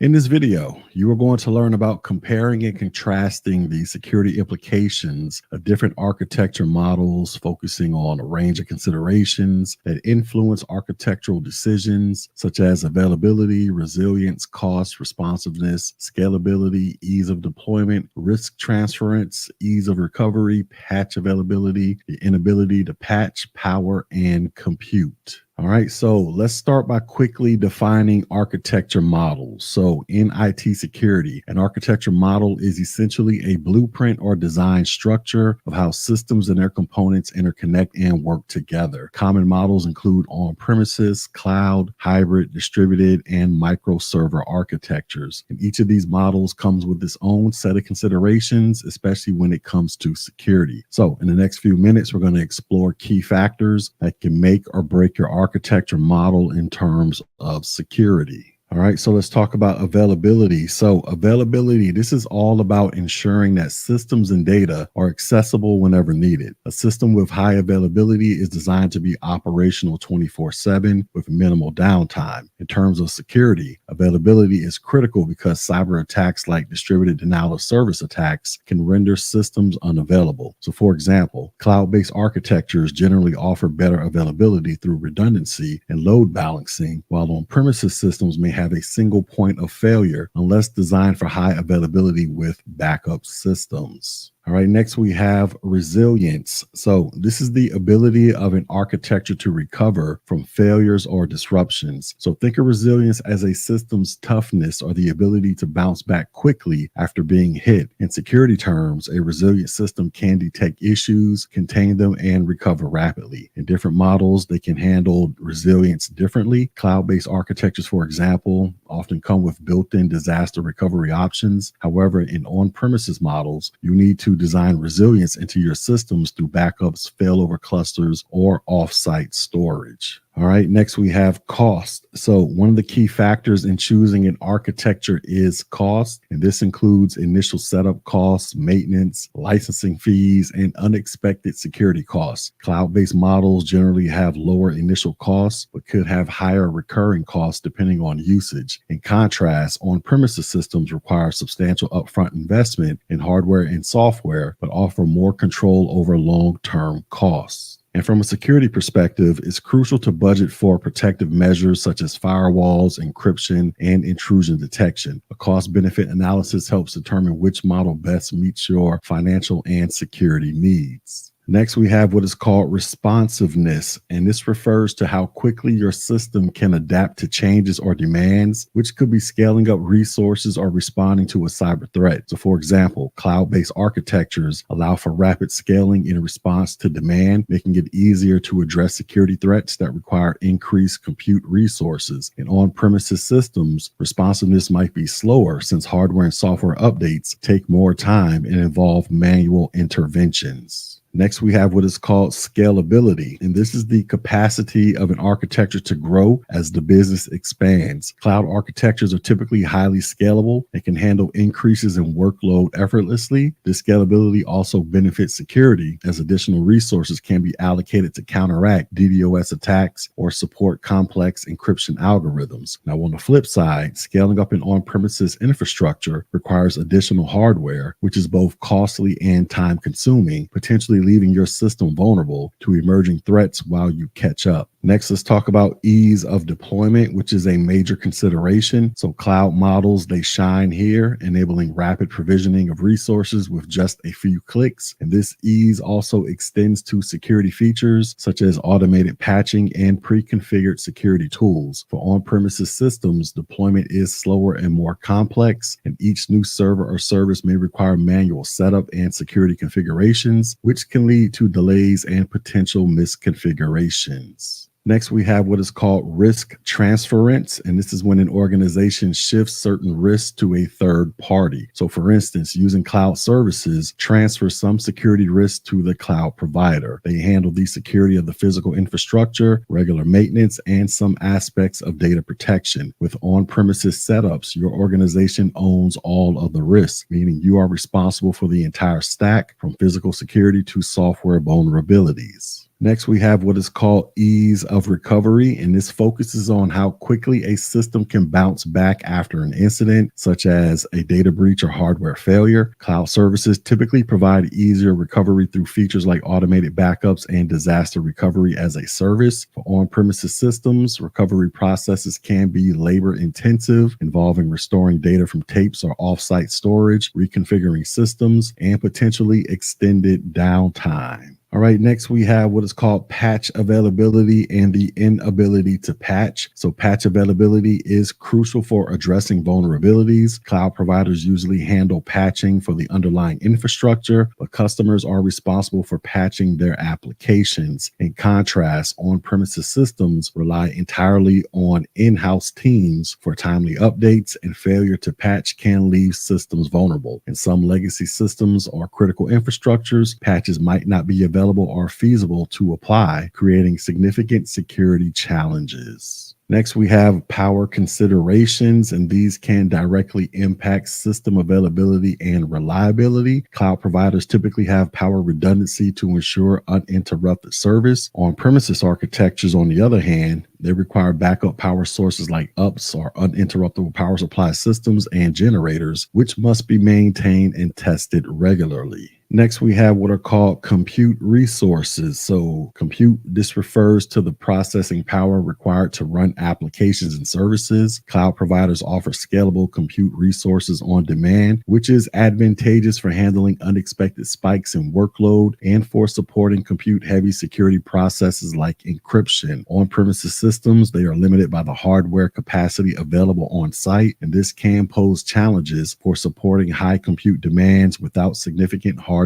investments.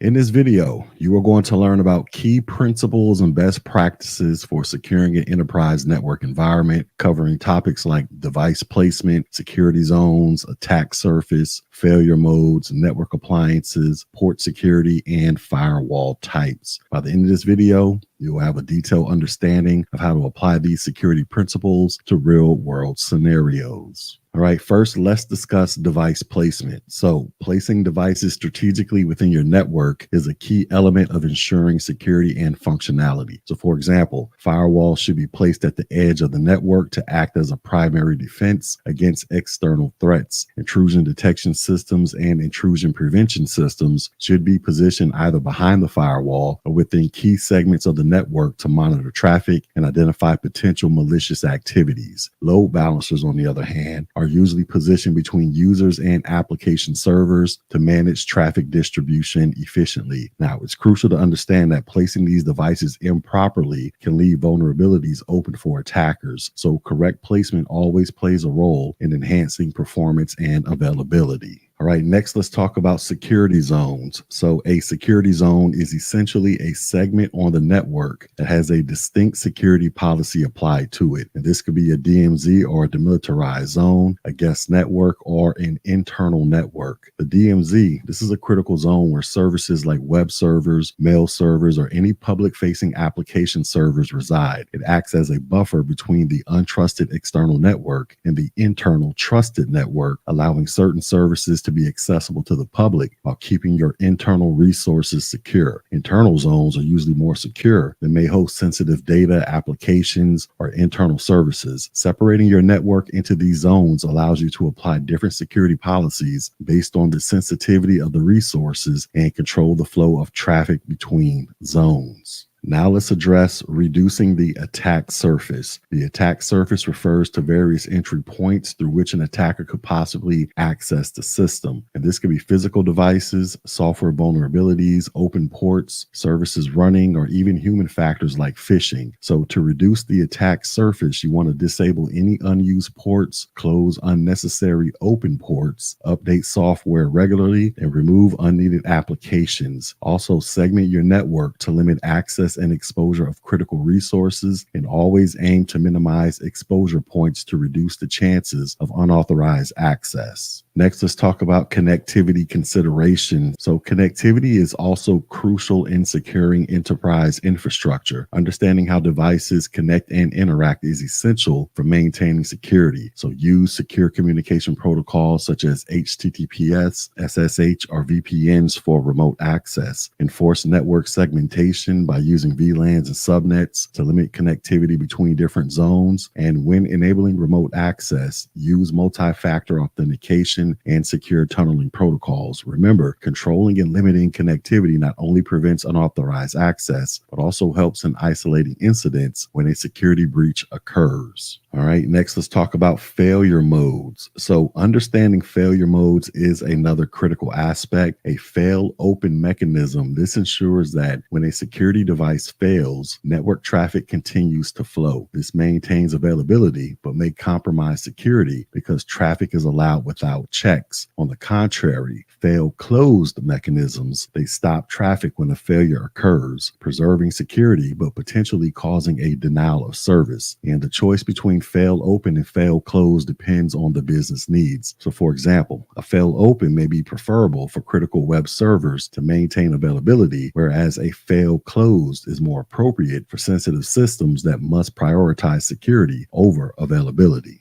Now let's distinguish between active versus passive devices and inline versus tap or monitor configurations. So active devices like firewalls and IPS, they take action on network traffic. They can block, reroute, or allow traffic based on set policies. Passive devices such as an intrusion detection system or network monitoring systems, they observe and log traffic without intervening. And inline devices placed directly in the path of network traffic, meaning it can inspect, block, or reroute traffic in real time. A tap or monitor device is positioned out of band and receives a copy of the traffic, which it analyzes without impacting the flow. The choice between these configurations depends on the organization's need for real-time action versus monitoring and logging. All right, next let's talk about network appliances. So several network appliances are essential for securing enterprise infrastructure. The first one we have is called a jump server, and these are secure systems used to manage devices in a separate network zone. And they are often placed in a DMZ and act as gateways to access devices in secure zones, enforcing a point of entry that can be closely monitored and controlled. Then we have what are called proxy servers. And these intermediate servers act on behalf of client requests, providing content filtering, anonymous browsing, and enforcing internet use policies. Then we have the intrusion protection and intrusion detection system. So as mentioned, they are used for detecting and preventing intrusions in the network. And intrusion detection systems, this is passive and it alerts on suspicious activity, while an intrusion prevention system actively intervenes by blocking or modifying the traffic. Then we have what is called a load balancer, and this ensures that network traffic is evenly distributed across servers, which prevents overloading any single server and improves availability. And then we have sensors, and these are devices or software agents that collect and send data about the network state, and they are typically used to feed information to security information and event management systems, also known as SIEM systems.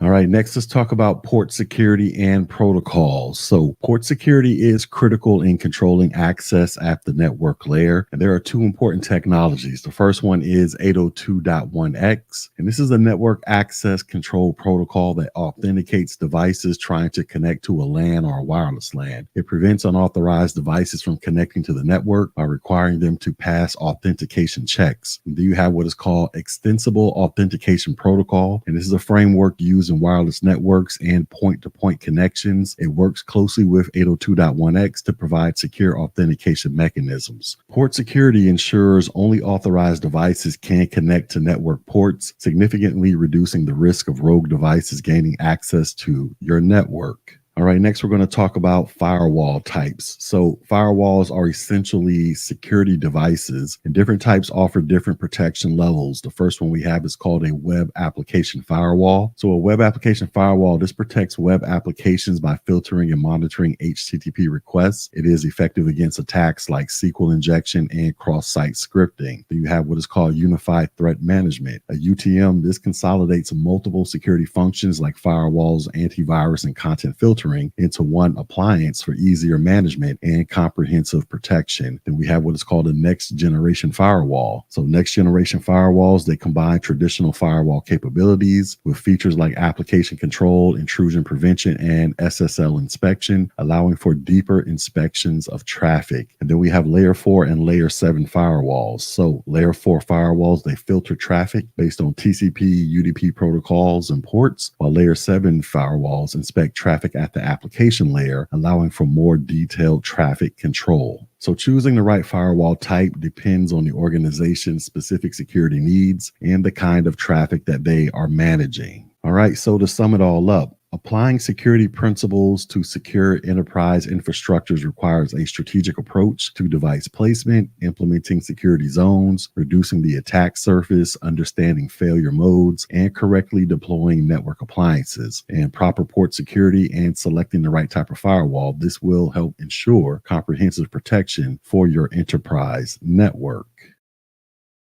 In this video, we're going to dive into secure enterprise infrastructure. Specifically, we'll be discussing secure communications and access through a variety of technologies and best practices that are crucial for ensuring the confidentiality, integrity, and availability of data in an organization. We'll cover concepts like VPNs, TLS, IPsec, SD-WANs, SASE, and effective security controls. So by the end of this video, you will have a strong understanding of how to secure an enterprise network effectively. All right, so let's talk about the importance of secure communications and access. So in today's interconnected world, secure communication and access are fundamental in any enterprise. With remote work, mobile devices, and cloud-based services becoming increasingly common, data is constantly transmitted across various networks. Without the proper security controls in place, this data can be intercepted, compromised, or tampered with. That's why establishing secure communication channels is a cornerstone of a strong cybersecurity posture. Whether it's VPNs for remote access, TLS for data encryption, or SD-WANs for secure data routing, each technology plays a critical role in protecting enterprise infrastructure. All right, so let's start with the VPNs, or a virtual private network. So VPNs are commonly used to create secure encrypted connections over less secure networks like the internet. When employees need to access internal company resources remotely, a VPN is often used to secure that connection. So how does a VPN work? Well, a VPN works by encrypting data before it's transmitted over the internet. This encrypted tunnel ensures that any data transferred between the user and the enterprise network is protected from eavesdropping or interception. And there are different protocols used by VPNs, such as point-to-point tunneling protocol. And this is one of the older VPN protocols, which is easy to set up but considered less secure compared to modern alternatives. Then we have secure socket tunneling protocol, and this is more secure than point-to-point tunneling protocol and uses TLS for the encryption. Then we have OpenVPN. This is a popular open source VPN protocol that provides strong encryption and flexibility. And then we have IPsec, or Internet Protocol Security, and we'll talk about this more shortly as it is often used in conjunction with VPNs. Now, the key takeaway is that VPNs help secure remote access, ensuring that sensitive data is encrypted and transmitted securely, whether you're accessing the network from home, a coffee shop, or across the globe.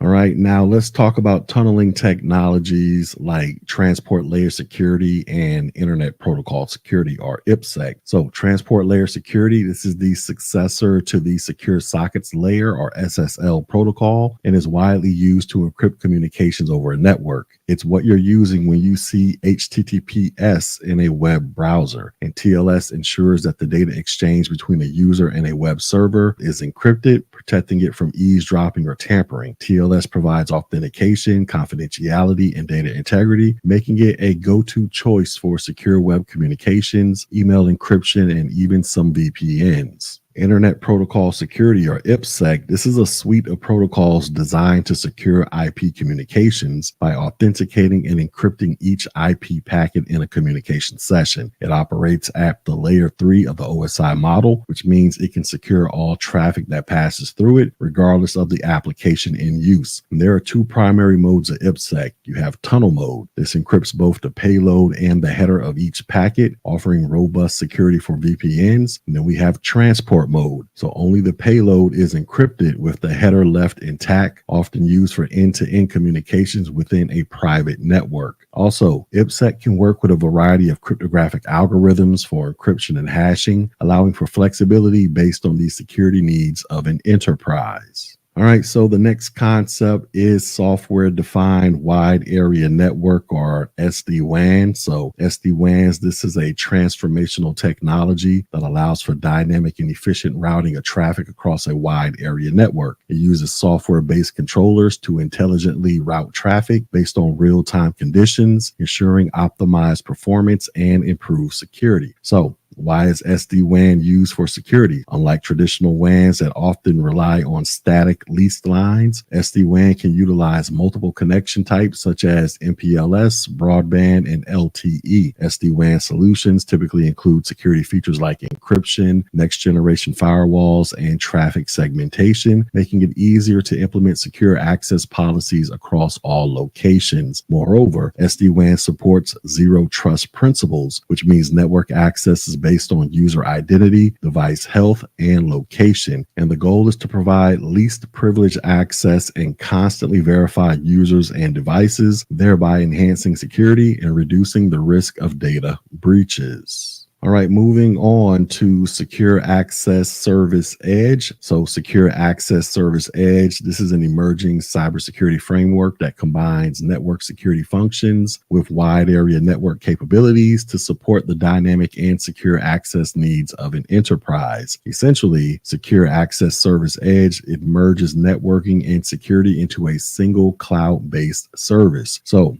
what does SASE encompass? Well, SASE includes components like secure web gateways, and these filter and monitor web traffic to enforce security policies. Then we have cloud access security brokers. These provide visibility and control over cloud service usage. And then we have zero trust network access, and this is a security approach based on verifying the identity of users and devices before granting access. Now, the main advantage of SASE is that it simplifies the security architecture, especially in environments with a distributed workforce, cloud adoption, and mobile device access. SASE provides seamless and secure access to applications and data from any location on any device. And the final piece of securing enterprise infrastructure is selecting effective security controls. And controls can be physical, administrative, or technical. And their primary goal is to mitigate risks to the organization. So we have what are called firewalls. So implementing firewalls is a basic yet crucial control for segmenting networks and controlling traffic based on predefined rules. And these include next generation firewalls that offer advanced features like application level inspection and intrusion prevention. Then we have access control. So using access control mechanisms such as role-based access control and mandatory access control, in addition to attribute-based access control. This is to ensure that users and devices have the necessary but minimal permissions required to perform their functions. Next, we have encryption. So beyond VPNs and tunneling protocols, it's essential to encrypt data both in transit and at rest. And this ensures that even if data is encrypted or accessed without authorization, it remains unreadable. Then we have multi-factor authentication, and this adds an additional layer of security by requiring users to provide 2 or more verification factors to gain access. It could be something they know, such as a password, something they have, such as a smartphone, or something they are, such as their fingerprint. And then we have network segmentation. So segmenting networks limits the lateral movement of attackers and contains potential breaches. So for example, separating critical assets like database servers from the main corporate network, this can add a significant security layer. And then we have monitoring and logging. So you want to regularly monitor network traffic and system logs for signs of suspicious behavior. And implementing a security information and event management system, or a SIEM system. This can help in correlating logs across different devices and detecting anomalies. So to wrap this up, securing enterprise infrastructures is a multifaceted challenge that involves securing communication channels, controlling access, and implementing effective security protocols. VPNs, TLS, IPsec, SD-WANs, and SASE. These are key technologies that help achieve secure communication and access. By selecting appropriate security controls like firewalls, access controls, encryption, multi-factor authentication, network segmentation, and continuous monitoring, organizations can effectively reduce risk and protect their data and assets. So if you're preparing for the CompTIA Security Plus exam, make sure you understand how these technologies work individually and together to secure enterprise infrastructure.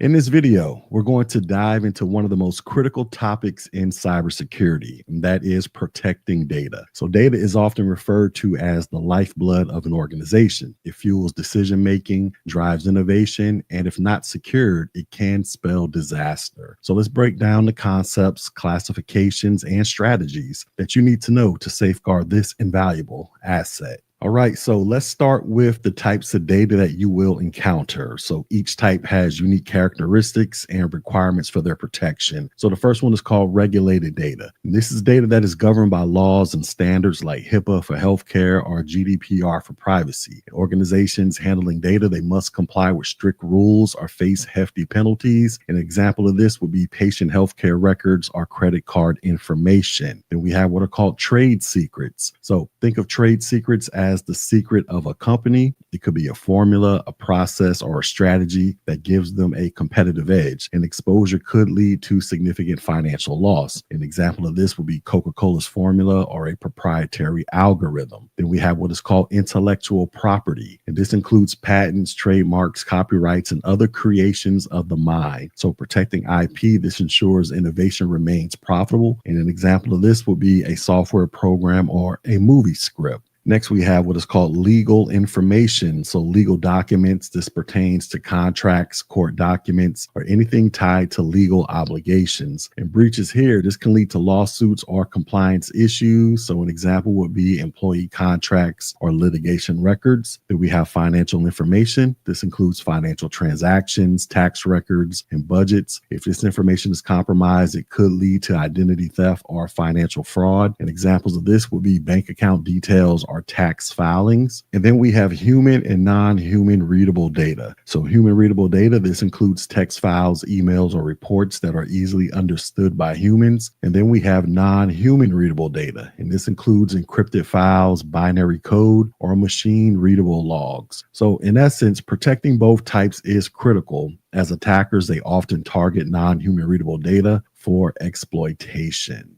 All right, so moving on, organizations, they classify data to determine its value and the level of protection that is required. And here are the main classifications. The first one is called sensitive data, and this is data requiring restricted access due to its potential impact if disclosed. And an example of this could be an employee's social security number. Then we have what is called confidential data. And this is intended for specific audiences and protected by stricter controls. And an example of this could be an internal business strategy. Then we have what is called public data. This is freely available and not requiring confidential measures. And things like this could be a press release or marketing materials. Then we have what is called restricted data, and this is data that requires explicit permission for access due to potential harm if exposed. And this could be things like source code repositories. And then we have what is called private data. And this is typically personal information requiring high levels of protection, such as medical or financial records. And then we have what is called critical data. And this is essential for business operations, requiring the highest level of security. And an example of this could be encryption keys or disaster recovery plans.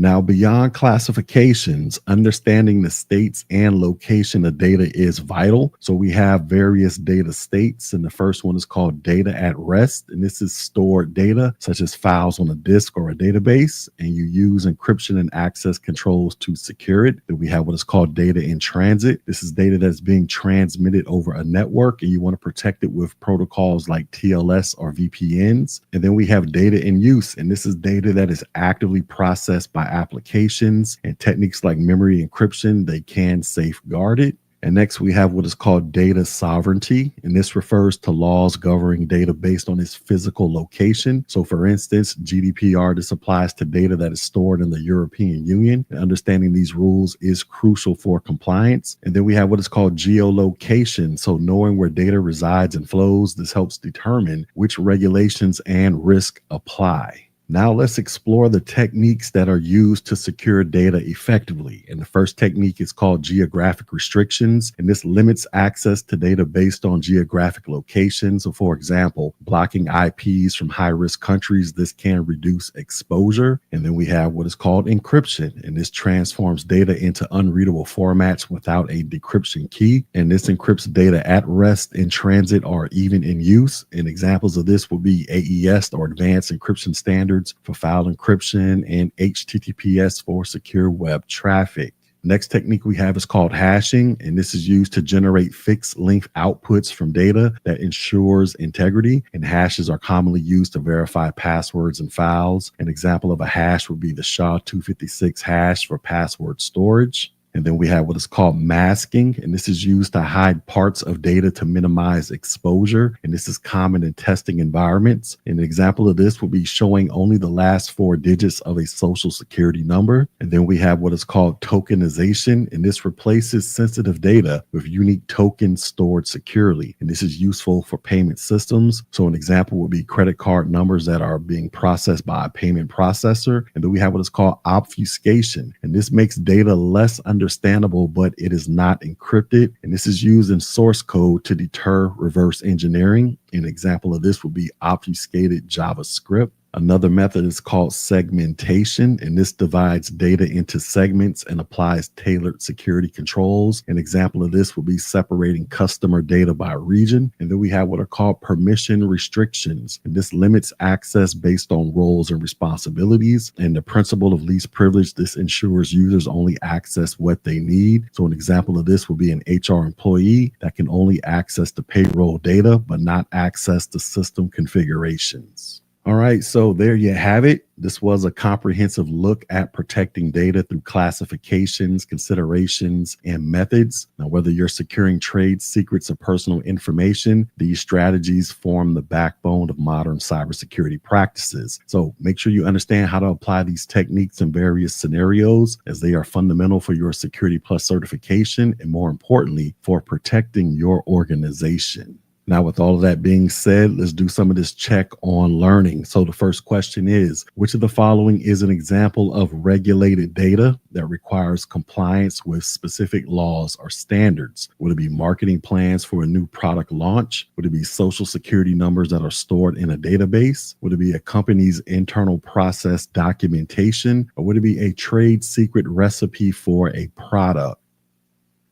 And the correct answer would be, it'll be a social security number that is stored in a database. So regulated data, this refers to information that is subject to laws, regulations, or standards. Social security numbers are examples of personally identifiable information, which are regulated under laws like GDPR and HIPAA. And marketing plans, internal process documentation, and trade secrets are not typically regulated, although they may require protection. All right, next question. Which of the following data protection methods transforms readable data into a scrambled format that can only be decrypted with a key? Would it be hashing, encryption, masking, or obfuscation? And of course, the answer is encryption. So encryption, this is a method of converting data into a ciphered format to protect its confidentiality. Unlike hashing, encryption allows the data to be decrypted back into its original form using a key. Masking and obfuscation, they also alter data, but they are not reversible methods designed for secure retrieval. All right, and our final question is, a company's database contains financial records marked as critical and confidential. Which of the following strategies best ensures the protection of this data when accessed remotely? Would it be applying hashing to all financial records? Would it be using a geolocation-based restriction for remote access? Would it be encrypting the database with AES-256 encryption? And would it be applying masking to all financial records? And the correct answer is encrypting the database with AES-256 encryption. So encryption, especially with robust methods like AES-256, this ensures that data remains protected during transit and at rest. Hashing is used for integrity checks and not for securing data in use. Geolocation-based restrictions, they can help limit access but not secure the data itself. And masking, this is more suited for limited sensitive information visibility in specific scenarios, such as testing.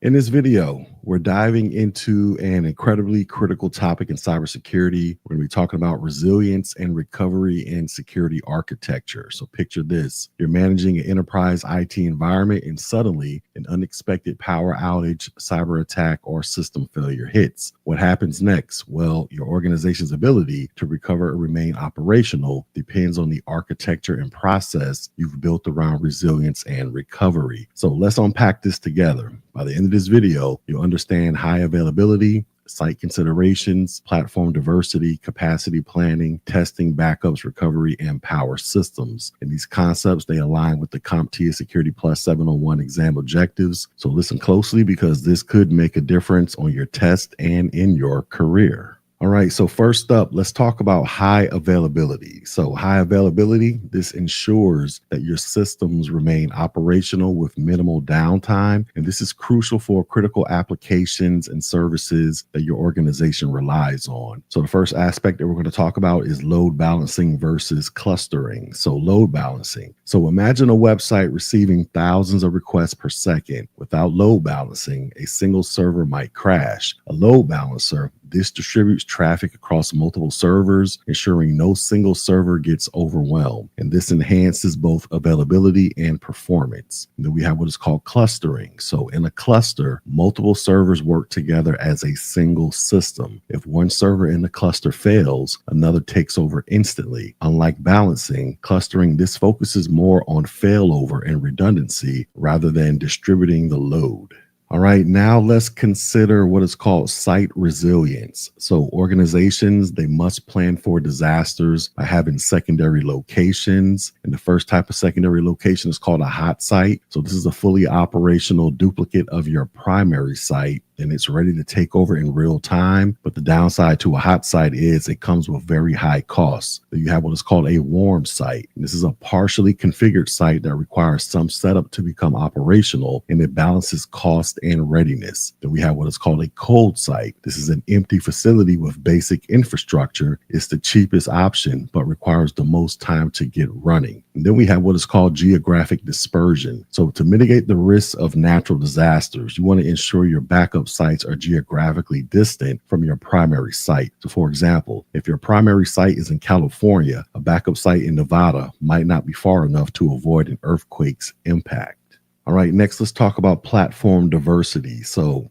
this means using varied technologies and systems to avoid a single point of failure. So for instance, relying solely on one operating system or vendor can make your infrastructure vulnerable if that specific platform is attacked or compromised. So diversifying this essentially mitigates these risks. Then we have what is called multi-cloud systems. So another growing trend is multi-cloud systems, where organizations use services from multiple cloud providers. And essentially this avoids vendor lock-in and enhances resilience. So if one provider's servers go down, the others can ensure continuity. However, managing a multi-cloud environment, this requires robust planning and integration. All right, so let's talk about continuity of operations. So continuity of operations, this is about maintaining essential functions during a disruption. And this requires detailed planning, including identifying critical processes, establishing a chain of command, and ensuring communication channels remain functional. Then we have what is called capacity planning. And this involves assessing what you need to keep your systems running smoothly, even during unexpected spikes in demand or disruptions. So some of these aspects could be people. So do you have enough trained staff to handle emergencies, and are they cross-trained for versatility? Another aspect is technology. Can your current hardware and software scale during peak loads? And then we have infrastructure. So are your data centers, cooling centers, and power supplies equipped to handle worst case scenarios?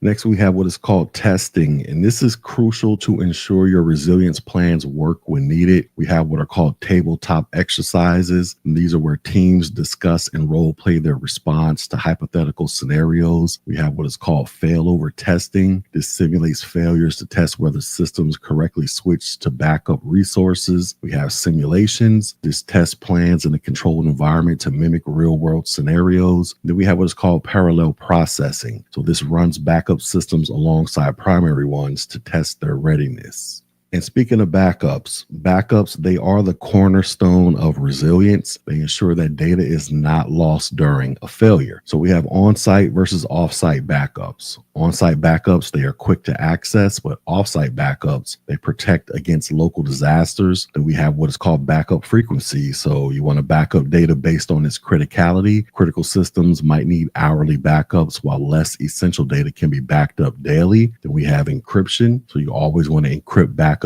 to prevent unauthorized access. And then we have snapshots, and these are point-in-time copies of data that allow for quick restoration. Next, let's talk about recovery real quick. So recovery strategies, they ensure your systems and data are restored efficiently. And two aspects are replication and journaling. So replication, this is a continuous copy of data to a backup location. Then journaling, this is a log of changes that are made to data, ensuring updates aren't lost during recovery. And then finally, let's talk about power resilience. And two aspects of power resilience are generators and UPS, or uninterruptible power supplies. So generators, they provide long-term backup power for critical systems during outages. And in UPS, this keeps systems running for a short time until generators activate or systems are safely shut down. All right, so we've covered a lot in this video. We talked about high availability, site considerations, platform diversity, multi-cloud systems, continuity of operations, capacity planning, testing, backups, recovery, and power systems. Each of these components, they play a vital role in ensuring your organization can withstand disruptions and recover swiftly. So remember, resilience isn't just about technology. It's about planning, people, and processes. So if you prepare thoroughly, your organization should be ready to handle whatever comes its way. Now, with all of that said, let's do some of this wonderful check on learning. So the first question is, which of the following best describes the purpose of load balancing and ensuring high availability? Is it to provide failover capabilities for disaster recovery? Is it to distribute network or application traffic across multiple servers? Is it to maintain backups in multiple geographic locations? Or is it to encrypt data during transmission? And the correct answer is it is to distribute network or application traffic across multiple servers. So load balancing, this improves high availability by distributing traffic across multiple servers, ensuring no single server is overwhelmed. And this minimizes downtime and improves resilience in case of a server failure. Next question. What is the primary advantage of a hot site over a cold site for business continuity? Is it a hot site requires minimal setup and can be operational almost immediately? Is it a hot site is less expensive to maintain than a cold site? Is it a hot site requires data replication only after a disaster occurs? Or is it a hot site has no geographic restrictions? And the correct answer is a hot site requires minimal setup and can be operational almost immediately. So hot sites are fully operational facilities with real-time data replication and ready-to-use infrastructure. They ensure minimal downtime during a disaster, making them suitable for critical operations. In contrast, cold sites that require significant setup before they are able to be used. And our final question, during disaster recovery testing, which method involves simulating a real-life disaster scenario without disrupting actual operations? Would it be failover testing, simulation testing, parallel processing testing, or tabletop exercises? And the correct answer is this will be a tabletop exercise. So with tabletop exercise, this is a discussion-based testing method where stakeholders simulate their roles and responses to a hypothetical disaster scenario. It is non-disruptive and focuses on evaluating plans and procedures, unlike simulation or failover testing, which may involve active systems. In this video, we're diving into an essential topic for anyone preparing for the CompTIA Security Plus exam. We're going to be talking about applying common security techniques to computing resources. And this is a practical and highly relevant discussion because these techniques form the backbone of securing modern IT environments. So with that being said, let's get started. All right, so let's kick things off with secure baselines. So think of a baseline as your starting point, the default configuration of a system or environment that meets your organization's security requirements. Establishing, deploying, and maintaining these baselines ensures consistency and helps mitigate vulnerabilities. So let's talk about how this all happens. So first thing we want to do is establish it. So you want to start by establishing system requirements, including hardware, software, and network configurations. You want to collaborate with stakeholders to ensure compliance with regulatory requirements, such as PCI DSS, HIPAA, or GDPR, and you want to use configuration management tools like Ansible or Chef to document your baseline settings. Next, you want to deploy or roll out the configurations. So you want to roll out the baseline configurations using automation tools or scripts to ensure accuracy and efficiency, and you want to test the deployment in a sandbox environment to identify potential conflicts. And then next, you want to maintain or adapt over time. So periodically, you want to review and update baselines to adapt to evolving threats or software updates. You want to use tools like Microsoft Group Policy for Windows environments or System Center Configuration Manager. So the thing is, consistency is the key. Secure baselines should be repeatable and well documented to handle changes or scaling needs efficiently. All right, next let's talk about hardening targets. So this involves securing individual components in your IT infrastructure to reduce vulnerabilities. And each type of system has its own unique requirements. So let's talk about mobile devices. So you want to ensure strong passcodes, biometric authentication, and device encryption. You want to enable remote wipe and lock features via the mobile device management system. Then we have workstations. You want to apply endpoint protection tools like antivirus and anti-malware. You want to disable unnecessary services and ports, and you want to regularly apply operating system and application updates. Then we have switches and routers. You want to change default credentials immediately. You want to disable unused ports and enable MAC address filtering. You want to implement network segmentation using VLANs. Then we have cloud infrastructure. So you want to use role-based access control to restrict permissions. You want to enable logging and monitoring via cloud-native tools like AWS CloudTrail or Azure Monitor. Then we have servers. So you want to disable unused accounts to implement multi-factor authentication. You want to encrypt sensitive data at rest and in transit. And you want to regularly audit user activity logs. Then we have ICS and SCADA systems. You want to physically isolate systems systems wherever possible. You want to monitor traffic for anomalies with intrusion detection systems. And you want to limit remote access to secure tunnels like VPNs. Then we have embedded systems and RTOS. So you want to implement secure boot processes and firmware updates. And you also want to ensure physical tamper resistance. And then we have IoT devices. So you want to change default passwords and update the firmware. And you want to use network segmentation to isolate IoT devices from critical systems. So remember, hardening is an ongoing process. So you want to conduct regular audits that are crucial to identify and address any new vulnerability.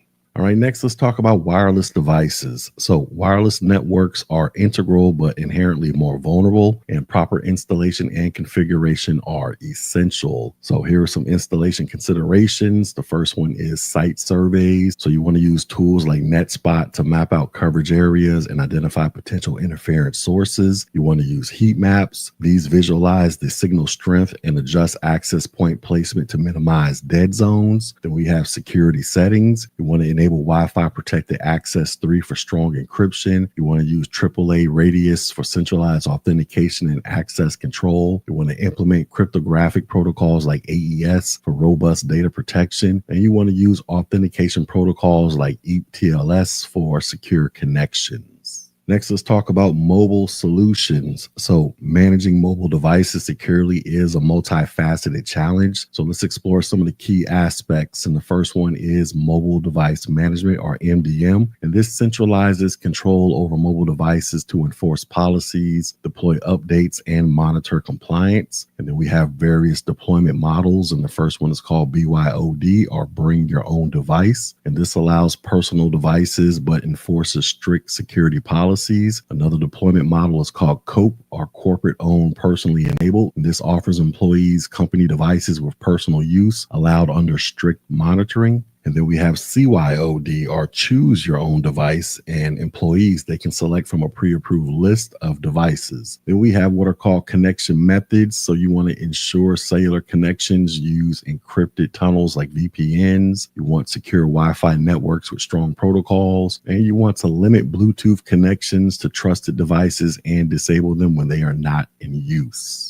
All right, next we have application security. So applications are common attack vectors. So securing them, this requires proactive and reactive measures. So the first concept is input validation, and this ensures only acceptable data types and formats are processed. We have what are called secure cookies. They protect session data by enabling HTTP only and secure attributes. We have static code analysis. This uses tools like SonarQube to identify vulnerabilities in code before deployment. And then we have what is called code signing, and this digitally signs applications to ensure integrity and authenticity. All right, moving on, we're going to talk about sandboxing, and this involves isolating applications to limit their access to system resources. And this is crucial for testing potentially malicious code or applications. So you want to use technologies like Docker containers or virtual machines to implement sandboxing in your environment. And then finally, let's talk about monitoring and visibility. This is the key to maintaining security. So you want to use security information and event management, or SIEM systems like Splunk or Elk Stack. You want to set up real-time alerts for unusual activities, and you want to regularly review logs and reports for trends or anomalies. So in conclusion, this wraps up our discussion on applying common security techniques to computing resources, from establishing secure baselines to managing wireless and mobile devices. The techniques we discussed are fundamental for securing any IT environment. So remember, security is not a one-time effort. It's an ongoing process that requires vigilance and adaptation to new threats. Now, with all that being said, let's do some of this check on learning. So the first question is, what is the primary purpose of establishing a secure baseline in computing environments? Is it to ensure all devices use the same software versions? Is it to provide a starting point for system hardening and configuration management? Is it to automate the deployment of software patches? Or is it to monitor network traffic for anomalies? And the correct answer is it is to provide a starting point for system hardening and configuration management. So a secure baseline, this is a reference point for system configurations that ensures systems are set up consistently with security best practices. It serves as a foundation for applying hardening measures, tracking changes, and maintaining security. Next question. Which of the following is the best practice for securing wireless networks in a corporate environment? Would it be using WPA2 with a pre-shared key for all employees? Would it be implementing WPA3 along with 802.1x authentication using Radius? Would it be configuring Wi-Fi networks to be open but monitor traffic for unauthorized access? Or would it be for disabling encryption on the network to improve performance? And the correct answer would be implementing WPA3 along with 802.1x authentication using Radius. So WPA3, this provides stronger encryption and security enhancements over WPA2, and using 802.1x authentication with Radius, this ensures secure and scalable identity-based access control for corporate environments. And our final question. What is the primary benefit of using a sandbox when analyzing suspicious applications? Is it prevents unauthorized users from executing the application? Is it isolates the application from the host system to prevent potential harm? Is it ensures that the application is executed in a cloud environment? Or is it automatically validates the application's code for vulnerabilities? And the correct answer would be it isolates the application from the host system to prevent potential harm. So sandboxing, this is a security technique that allows applications to run in an isolated environment, ensuring that any malicious behavior does not affect the host system or other resources. And this is particularly useful for analyzing untrusted software. In this video, we're diving into an important topic for the CompTIA Security Plus exam, the security implications of proper hardware, software, and data asset management. Asset management is more than just keeping track of your inventory. It's about ensuring security at every stage of an asset's life cycle. So let's break it down step by step, starting with the acquisition or procurement process. So when you think about procurement, you might imagine shopping for hardware or software. But in cybersecurity, it's a little more nuanced. The acquisition phase sets the stage for everything that follows. So here are some of the key considerations. The first one is vendor vetting. So before buying hardware or software, you need to vet the vendor. Are they reputable? Do they follow industry security standards? So for example, if you're purchasing IoT devices, you'll want to ensure they support encrypted communications and regular firmware updates. Next is security features. So consider the security features of the product. Does the software include multi-factor authentication or logging capabilities? Does the hardware come with tamper-proof mechanisms? Assessing these features ensures your assets can integrate securely into your environment. Next, we have what is called supply chain risk management. So supply chains, they can be a source of vulnerabilities. Counterfeit or malicious components, they can compromise your entire network. So you always want to verify the origin and integrity of the components that you procure. And then we have contractual terms. So you want to negotiate contracts that include security specific clauses such as patch management, incident response support, and data ownership rights. And these agreements, they can save you a lot of headaches down the road.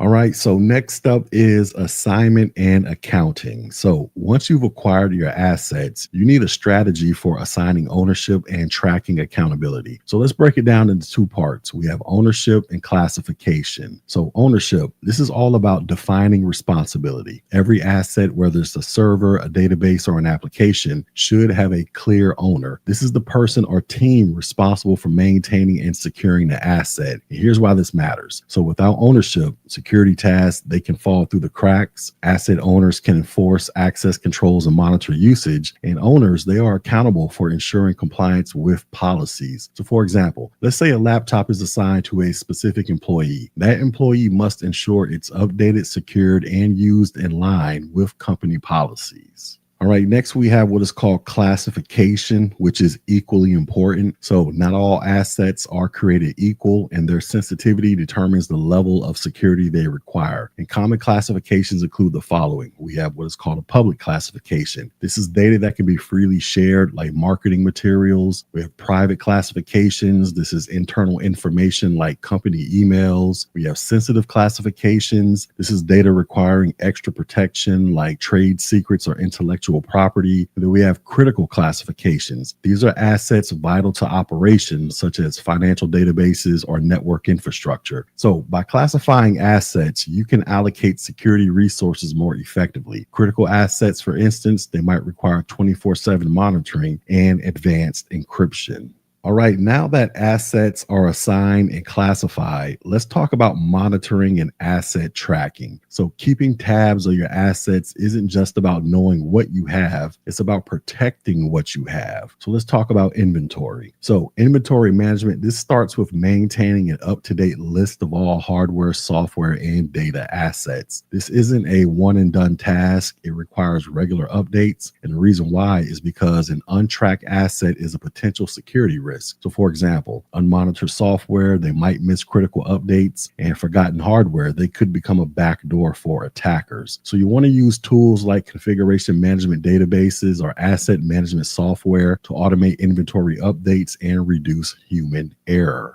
All right, next we have what is called enumeration. So enumeration, this goes a step further by identifying all systems and devices on your network. So think of it as a digital census. And this process includes detecting unauthorized devices, identifying outdated software versions, and spotting configuration mismatches. So tools like vulnerability scanners and network discovery tools, they can help with enumeration. So for instance, if you find an IoT device using outdated firmware, you can take action before it is exploited. All right. And finally, every asset has an end of life, and proper disposal. This is critical for maintaining security. So let's break this down into 4 key steps. You have sanitization, destruction, certification, and data retention. Let's talk about sanitization. So sanitization, this ensures that data is wiped clean from an asset before it is retired. And this is especially important for devices like hard drives and smartphones. Some of the methods include software-based wiping, which overwrites data multiple times to ensure it is unrecoverable. And then we have what is called degaussing, and this uses a magnetic field to erase data from storage media. Also, you always want to confirm that the sanitization process aligns with industry standards like NIST 800-88. Another method is called destruction. So sometimes wiping isn't enough, especially for highly sensitive data. That's where physical destruction comes in. So shredding hard drives, burning CDs, or pulverizing storage media. This ensures that data can never be retrieved. Also, we have certification. So after sanitization or destruction, certification, this provides proof that the asset was securely disposed of. This is especially important for compliance purposes. You might need to provide documentation during audits to demonstrate that you've handled data responsibly. And finally, we have what is called data retention policies. So not all data should be deleted immediately. So for example, regulatory frameworks like GDPR or HIPAA, they might require you to retain certain records for a specific period. So balancing retention with privacy and security is key in this area.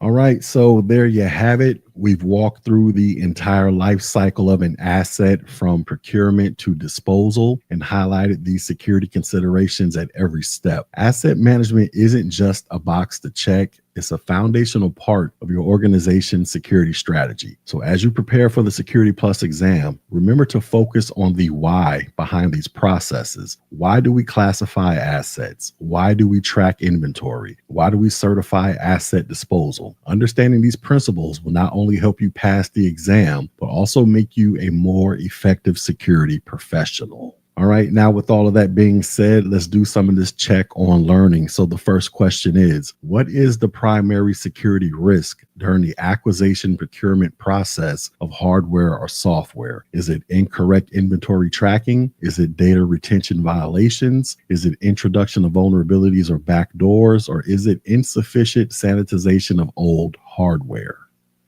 And the correct answer is it is an introduction of vulnerabilities or backdoors. So during the acquisition procurement process, hardware or software may come from untrusted sources or lack proper security standards, potentially introducing vulnerabilities or backdoors into the organization. This emphasizes the need to procure from reputable vendors and perform thorough security evaluations. All right, next question. Which of the following is a key benefit of maintaining an accurate inventory of IT assets? Is it improved software performance? Is it easier identification of end-of-life systems? Is it reduction in hardware costs? Or is it the elimination of all insider threats? And the correct answer is it offers easier identification of end-of-life systems. So an accurate inventory, this helps organizations identify outdated or unsupported systems, which are often vulnerable to attacks. This enables timely updates, replacements, or decommissioning to mitigate risk. While inventory contributes to better security management, it does not directly eliminate all insider threats or improve software performance. And our final question. Which process ensures that sensitive data on decommissioned hardware is rendered irretrievable before disposal? Is it enumeration, data retention, sanitization, or asset classification? And the correct answer is sanitization. So sanitization, this involves securely erasing sensitive data from decommissioned hardware to prevent unauthorized recovery. Methods include overriding, degaussing, or physical destruction. Asset classification and enumeration, they are related to tracking and categorizing assets, while data retention, this focuses on storing data for compliance. In this video, we're going to deep dive into the critical activities associated with vulnerability management. Vulnerability management isn't just about finding weaknesses. It's about understanding, prioritizing, and addressing them in ways that align with organizational goals and risk tolerance. So let's break this down step by step, starting with how vulnerabilities are identified. The first step in vulnerability management is identification. This is where you ask what weaknesses exist in our systems, applications, or processes. So let's explore the various methods. The first one is vulnerability scanning. So think of this as an automated checkup for your systems. Vulnerability scanners like Nessus or Qualys, they assess systems for known vulnerabilities, checking configurations, missing patches, and outdated software versions. While efficient, scanners might also generate false positives, which we'll discuss shortly. Next, we have application security. So applications, they require their own set of checks, and here's how to approach them. The first way is called static analysis, and this examines source code before the application runs. Tools like static application security testing, this can detect potential vulnerabilities such as hard-coded credentials or insecure functions. Then we have what is called a dynamic analysis. So unlike static analysis, this tests an application in real time while it's running. Tools like dynamic application security testing simulates attacks to find runtime vulnerabilities like SQL injections. Then we have what is called package monitoring. This focuses on third-party libraries or packages, and tools like Dependabot, they can scan for outdated or vulnerable dependencies, helping ensure the software supply chain is secure. Next, we have what are called threat feeds. So threat intelligence feeds keep us informed about the latest vulnerabilities and attack trends, and they come in several forms. The first one is called OSINT, or open source intelligence. And this is freely available resources like MITRE ATT&CK or the National Vulnerability Database. Then we have proprietary and third-party feeds, and these are subscription-based services that offer in-depth curated threat data tailored to specific industries. We have information sharing organizations. So information sharing and analysis centers, they are great for collaboration within sectors like finance or healthcare. And then we have what is called dark web monitoring. So yes, even the dark web, this can reveal vulnerabilities if attackers are trading or discussing exploits related to your organization. And then next we have what is called penetration testing. And this is where ethical hackers simulate real-world attacks to find vulnerabilities before the bad actors do. And pen testing, this goes deeper than scans by exploiting weaknesses to understand their true impact. Also, we have what is called responsible disclosure programs. So, bug bounty programs like HackerOne, they incentivize external researchers to report vulnerabilities. And these programs foster collaboration and transparency while addressing security gaps proactively. And then we have system process audits. So, audits, they assess processes and systems for compliance and vulnerabilities. And regular audits, they ensure that security practices evolve with threats. All right, so moving on to analysis. So once vulnerabilities are identified, we need to analyze and prioritize them. And here's how we do it. So the first thing we need to do is confirm whether it is a false positive or a false negative. So false positives, this is basically where not all reported vulnerabilities are real. And false positives, they waste time. So verifying the results is essential. And then we have what is called a false negative. And these are basically more dangerous if the vulnerability is missed entirely. So ensuring robust detection methods, this can reduce these as well. And another way we analyze things is through prioritization. So we can't fix everything at once. So prioritization is key. And here are some of the tools and factors that help with the process. The first one is called the CVSS, or the Common Vulnerability Scoring System. And this provides a numerical score for each vulnerability based on its severity. Then we have what is called the CVE, or the Common Vulnerability Enumeration. This assigns unique identifiers to known vulnerabilities for easy tracking. Then we have the Vulnerability Classification. So categorizing vulnerabilities by type, such as critical, high, medium, or low. This helps allocate resources efficiently. And we have what is called the exposure factor. And basically this asks the question about how much damage could the vulnerability cause if exploited. Then we have environmental variables. So consider the unique context of your organization, such as network architecture and user behavior. Then we have industry and organizational impact. So a vulnerability in a healthcare system may have life-threatening implications compared to one in an entertainment application. And then we have risk tolerance. So organizations, they must decide how much risk they're willing to accept based on their goals and resources. All right, now that we've identified and analyzed vulnerabilities, it's time to respond and remediate. So the first thing we're going to do is patching. So this is the most direct method. So you want to apply software updates or patches to fix vulnerabilities, and you want to prioritize patches for critical vulnerabilities. Then we have insurance. So cyber insurance, this can mitigate financial risk associated with breaches caused by unpatched vulnerabilities. Next thing we have is called segmentation. So network segmentation, this limits an attacker's ability to move laterally within the system, which reduces potential damage. Then we have compensating controls. So when immediate fixes aren't feasible, you want to use compensation controls like firewalls or intrusion detection systems to mitigate risk temporarily. Then we have expectations and exemptions. So sometimes vulnerabilities cannot be addressed due to business constraints. In these cases, you want to document exceptions and implement monitoring. All right, so moving on to validation of remediation. So the job isn't done after remediation. Validation, this ensures that the fixes were successful. So the first validation is called rescanning. So you want to run vulnerability scans again to confirm that the issue is resolved. You want to conduct audits. So conduct formal audits to review the remediation process and verify compliance. Then you want to verify this stuff again. So this stuff often involves testing by internal teams or third-party experts to ensure that vulnerabilities are fully addressed. And then finally, reporting, this ties everything together. So comprehensive reports should include the following. So what vulnerabilities were found, their severity and their potential impact, the steps that were taken to remediate them, validation results to confirm resolutions, metrics to track progress over time, like reduced vulnerabilities or shorter remediation cycles, and insights to improve future vulnerability management processes. So in conclusion, that's vulnerability management in a nutshell. It is a continuous process that requires diligence, collaboration, and adaptability. By mastering these activities, you're not just securing systems, but you're protecting the very backbone of your organization.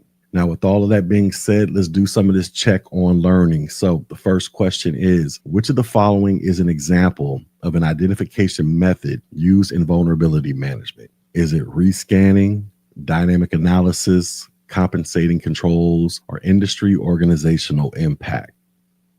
And the correct answer is it is dynamic analysis. So dynamic analysis, this is a method used to identify vulnerabilities in an application by testing its behavior during runtime. This differs from static analysis, which examines code without executing it. And other identification methods include vulnerability scans, threat feeds, and penetration testing. Next question. When prioritizing vulnerabilities, which metric helps determine the severity of a vulnerability by assigning a numerical score? Is it the common vulnerability enumeration? Is it the common vulnerability scoring system? Is it the responsible disclosure program? Or is it a false positive? And the correct answer is it is the common vulnerability scoring system. So the CVSS, this assigns a numerical score to vulnerabilities, helping organizations prioritize remediation efforts. It considers factors like exploitability, impact, and environmental variables. CVE, on the other hand, this provides unique identifiers for known vulnerabilities, but does not assign scores. And our final question, which of the following best describes the purpose of compensating controls in vulnerability management? Is it to verify that remediation efforts were successful? Is it to address vulnerabilities in cases where remediation is not possible? Is it to identify vulnerabilities in an application during runtime? Or is it to provide a numerical score to prioritize vulnerabilities? And the correct answer is it is to address vulnerabilities in cases where remediation is not possible. So compensating controls are alternative measures implemented when direct remediation, such as patching, is not feasible. These controls aim to reduce risk to an acceptable level until the vulnerability can be fully addressed. And examples of this include segmentation and additional monitoring.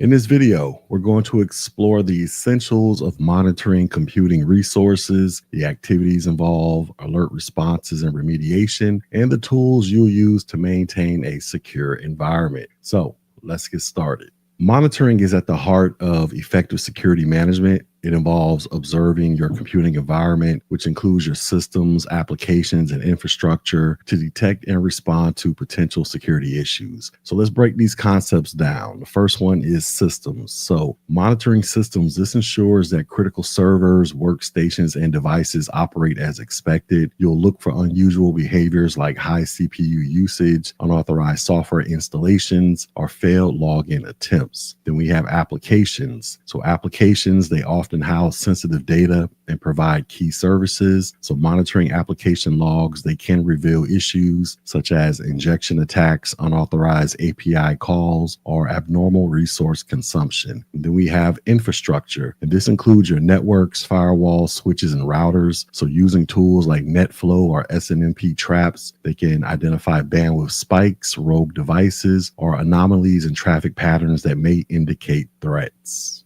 All right, next we have monitoring activities. So monitoring, this involves several activities, each crucial for identifying and addressing security concerns. So let's go through these. The first one is log aggregation. So logs from systems, applications, and infrastructure are collected and centralized. A security information and event management system is commonly used for this purpose. By aggregating logs, you can gain a holistic view of your environment. Then we have alerting. So alerts, they notify you when potential issues are detected. Effective alerting, this depends on setting thresholds and criteria to minimize false positives while capturing true threats. Then we have scanning. So regular scans where you use tools like vulnerability scanners. They can help identify weaknesses such as unpatched software or misconfigurations. Then we have reporting. So reports, they summarize monitoring results for stakeholders. It might include trends in detected threats, compliance status, or areas needing improvement. And then we have archiving. So logs and reports are archived for forensic investigations and compliance. So retention policies, they ensure you keep the data as long as required. Next, we have alert responses and remediation validation. So when an alert triggers, a swift and structured response is essential. So this is how you go about approaching it. First thing you want to do is quarantine it. So you want to isolate affected systems to prevent the spread of malware or unauthorized access. So for example, if a server shows signs of compromise, you can remove it from the network. Then we have what is called alert tuning. So you want to adjust alert thresholds and rules to reduce noise and improve accuracy. accuracy, because too many false positives, they can overwhelm your team and mask the real threats. Validation, this is equally important. So you'll confirm whether an alert represents a true issue or a false alarm by correlating data from different sources. All right, next we have tools for monitoring and alerting. So security professionals, they rely on various tools to perform monitoring and alerting effectively. So let's discuss some of the key ones. The first one is called Security Content Automation Protocol, and this automates vulnerability management, ensuring compliance with benchmarks like NIST standards. It's particularly useful in environments that require strict adherence to regulatory frameworks. Then we have benchmarks. These are predefined configurations for security systems, and tools like the Center for Internet Security, or CIS benchmarks. They provide guidelines that help harden your infrastructure. Then we have agents and agentless tools. So agent-based tools, they are installed on endpoints, offering deep insights into the system. And then agentless tools like SNMP-based monitoring, they collect data without additional software on endpoints, and each has its pros and cons depending upon your environment. And then we have SIEM, or Security Information and Event Management tools. So SIEM tools like Splunk or IBM QRadar are the backbone of log aggregation and analysis. And they provide real-time monitoring, correlation, and alerting capabilities. Then there's antivirus. So antivirus software, this detects and removes malware. While it's one of the oldest security tools, it is still a critical line of defense against known threats. Then we have DLP, or data loss prevention. And DLP tools, they prevent unauthorized data exfiltration. So for example, they can block attempts to copy sensitive files to USB drives or send them via email. Then we also have what are called SNMP traps, or simple network management protocol traps. And SNMP traps, they notify admins of network issues. So for instance, a trap might indicate that a router CPU usage has exceeded safe thresholds. There's another tool called NetFlow, and this analyzes network traffic, providing insights into bandwidth usage and detecting anomalies like data exfiltration. And then we have vulnerability scanners. So tools like Nessus or Qualys, they identify weaknesses in your systems. And regular scans, they can help maintain a secure posture by addressing vulnerabilities before attackers have the opportunity to exploit them. So let's bring this together with a scenario. So imagine you're monitoring a corporate network with a SIEM, and the SIEM aggregates logs from your firewall, servers, and endpoints. One day it triggers an alert where it says multiple failed login attempts from a single IP address. So here's how you will go about responding to this. First thing you want to do is quarantine the system. So you want to block the IP address to prevent further access attempts. Then you want to conduct validation. So you want to use NetFlow to analyze traffic from the IP. And while you're doing so, you discover that it's a bot attempting a brute force attack. Then you want to implement remediation. So you want to strengthen password policies and implement multi-factor authentication. Then you want to tune your alerts. So you want to adjust your SIEM thresholds to better detect and respond to future brute force attacks. So in conclusion, monitoring and alerting are foundational to maintaining a secure computing environment. By understanding these components, activities, response strategies, and tools we've discussed today, you'll be well on your way to mastering this critical domain of the Security Plus exam. So keep practicing with tools like SIEM, vulnerability scanners, and DLP solutions to enhance your skills. Now, with all of that being said, let's do some of this wonderful check on learning. So the first question is, which tool is commonly used for collecting and analyzing logs from multiple systems to identify potential security incidents? Would it be antivirus? Would it be security information and event management, or SIEM? Would it be vulnerability scanners? Or would it be an SNMP trap or a simple network management protocol trap?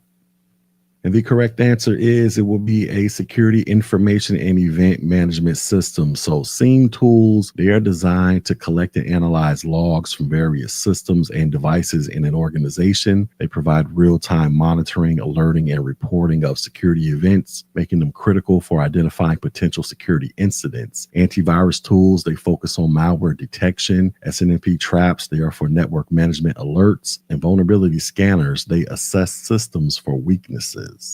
Next question. What is the primary purpose of using benchmarks in the context of security monitoring? Is it to measure system performance? Is it to establish a secure configuration baseline? Is it to monitor network traffic? Or is it to detect data loss incidents? And the correct answer is it is to establish a secure configuration baseline. So benchmarks such as those provided by the Center for Internet Security, they define secure configuration standards for systems and applications. These benchmarks are used to assess compliance and ensure that systems are configured securely, forming a baseline for monitoring deviations. And our final question, which of the following activities focuses on collecting and organizing logs from multiple devices to centralize monitoring efforts? Is it scanning? Is it log aggregation? Is it alert tuning? Or is it a quarantine? And the correct answer is it is a log aggregation. So log aggregation, this involves collecting logs from multiple devices or systems into a centralized location, often using tools like SIEM. And this process is essential for simplifying analysis and identifying patterns or anomalies. Scanning is for identifying vulnerabilities. Alert tuning, this optimizes alert thresholds. And quarantine, this is used for isolating threats. In this video, we're going to have a detailed discussion on how to modify enterprise capabilities to enhance security. We're going to cover key aspects of securing an enterprise environment, aligning with the CompTIA Security Plus 701 exam objectives. We're going to talk about firewalls, IDS, IPS, web filters, operating system security, secure protocols, DNS filtering, email security, file integrity monitoring, DLP, NAC, EDR, XDR, and user behavior analytics. So let's get started. So the first thing we're going to talk about is firewalls. So firewalls, they are the gatekeepers of your network, and they have rules that dictate what traffic is allowed in or out. So for instance, you can create rules to allow HTTP and HTTPS traffic, but block FTP traffic. And you can create rules to restrict access to specific subnets to internal IP ranges. But you always want to remember to follow the principle of least privilege when configuring these rules. So you only want to permit only what is necessary. The next we have what are called access lists. So access control lists or ACLs, they are critical for managing firewall permissions, and they can define which IP addresses or ranges can access specific resources. And it can also specify which ports and protocols are allowed. So for example, you might allow only internal users to SSH into a server by restricting it to the 10.0.0.0/24 subnet. The next we have what are called ports and protocols. So understanding ports and protocols is vital. You want to block unnecessary ports like Telnet, which uses port 23, and instead use SSH or Secure Shell, which uses port 22. And then we also have a concept called screen subnets, which are also known as DMZs or demilitarized zones. And these are isolated zones that host public-facing services like web servers. And screen subnets, they add a layer of protection by ensuring that breaches in the DMZ do not extend to the internal network.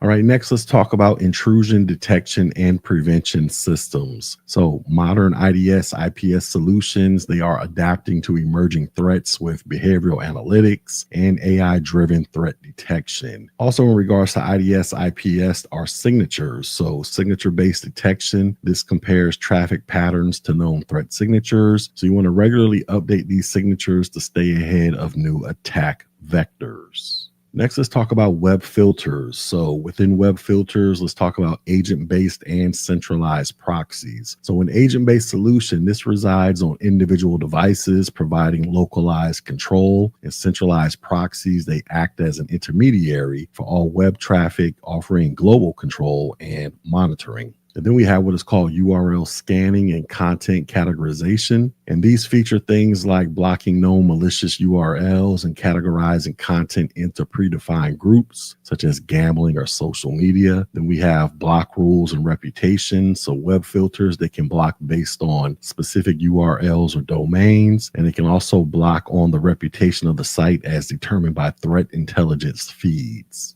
Next, we have what is called operating system security. And the first concept we're going to talk about is group policy. So group policy in Windows environments. This allows centralized management of password policies, application restrictions, and network configurations. And then we have what is called SE Linux. And SE Linux, this provides mandatory access controls for Linux systems, enforcing security policies even if applications are compromised. Next concept is secure protocols. And within that, we have protocol and port selection. So you want to use secure protocols like HTTPS instead of HTTP. And also you want to use SSH instead of Telnet. And you want to select ports that align with your firewall rules and limit exposure. And then we have what are called transport methods. So you want to encrypt data in transit using protocols like TLS. You want to avoid plain text transmission whenever possible. All right, next let's talk about DNS filtering real quick. So DNS filtering, this prevents access to malicious domains by monitoring and filtering DNS queries, and it's an effective tool for blocking phishing sites and malware hosting domains. And then that leads us into email security. And we have concepts like DMARC, DKIM, and SPF, where SPF, this specifies which mail servers can send emails on behalf of your domain. DKIM, this adds a cryptographic signature to validate the sender. And DMARC, this builds on SPF and DKIM, defining how receiving servers should handle unauthorized emails. And then we have what is called gateway security. So email gateways, they can scan incoming and outgoing emails for threats like spam, malware, and phishing attempts. All right, moving on to file integrity monitoring. So file integrity monitoring tools, they track changes to critical system files, alerting admins to unauthorized modifications. So for example, changes to configuration files like etc password on Linux should be logged and reviewed. Then that leads us into data loss prevention, or DLP. So DLP solutions, they prevent unauthorized data exfiltration by monitoring email attachments for sensitive information, blocking USB devices, and encrypting files before transfer. All right, next, let's quickly talk about network access control. And this ensures that only authorized and compliant devices can access the network. It checks device health, user authentication, and compliance with security policies. And then that leads us to EDR, or endpoint detection and response, and extended detection and response, or XDR. So EDR, this focuses on detecting and responding to endpoint specific threats. And XDR, this extends this into correlating data across endpoints, networks, and servers, and using AI to identify sophisticated attacks. And then we have what is called user behavior analytics. So user behavior analytics tools monitor activity patterns, detecting anomalies like unusual login times and accessing sensitive files outside of normal hours. All right, so in conclusion, enhancing enterprise security is about layering defenses and staying proactive. From configuring firewalls to leveraging EDR and user behavior analytics, every step fortifies your organization against potential threats. So I hope this video has clarified these critical concepts and prepared you for real-world applications, as well as passing your Security Plus exam. So with all that being said, let's do some check on learning. So the first question is, which of the following firewall configurations is used to define and enforce specific traffic rules between network segments? Would it be an access list? Would it be a screen subnet? Would it be a universal resource locator scanner? Or would it be file integrity monitoring? And the correct answer is it will be an access list. So access lists are firewall configurations used to define rules that permit or deny traffic based on criteria like IP addresses, ports, and protocols. They are a foundational tool for segmenting and protecting networks. Screen subnets are related to DMZs. URL scanning pertains to web filters, and file integrity monitoring, this tracks changes to files, not firewall rules. Next question, which technology is designed to block malicious email messages by verifying the authenticity of email senders? Is it intrusion detection system? Is it a sender policy framework? Is it domain name system or DNS filtering? Or is it data loss prevention? And the correct answer is it will be SPF, or Sender Policy Framework. So SPF, this is an email authentication technique that allows domain owners to specify which mail servers are authorized to send email on their behalf. This helps prevent email spoofing and phishing attacks. IDS, this detects network anomalies. DNS filtering, this blocks malicious domains. And DLP, this prevents sensitive data from being exfiltrated. And our final question, what is the primary purpose of endpoint detection and response solutions in enterprise security? Is it for scanning web URLs for malicious content? Is it for detecting and responding to advanced threats on endpoints? Is it for filtering network traffic at the DNS level? Or is it for managing operating system security policies? And the correct answer is it is for detecting and responding to advanced threats on endpoints. So EDR solutions, they focus on detecting, investigating, and responding to suspicious activities and threats on endpoints like computers and mobile devices. They provide advanced threat detection and mitigation capabilities. URL scanning, DNS filtering, and operating system security management are separate technologies. So let's imagine you're the gatekeeper to a castle. The castle is your company's data. You don't want anyone waltzing in without permission, correct? That's where identity and access management comes into play. In this video, we're going to be discussing various concepts pertaining to implementing and maintaining identity and access management as it relates to the objectives of the CompTIA Security Plus 701 exam. So with that being stated, let's begin.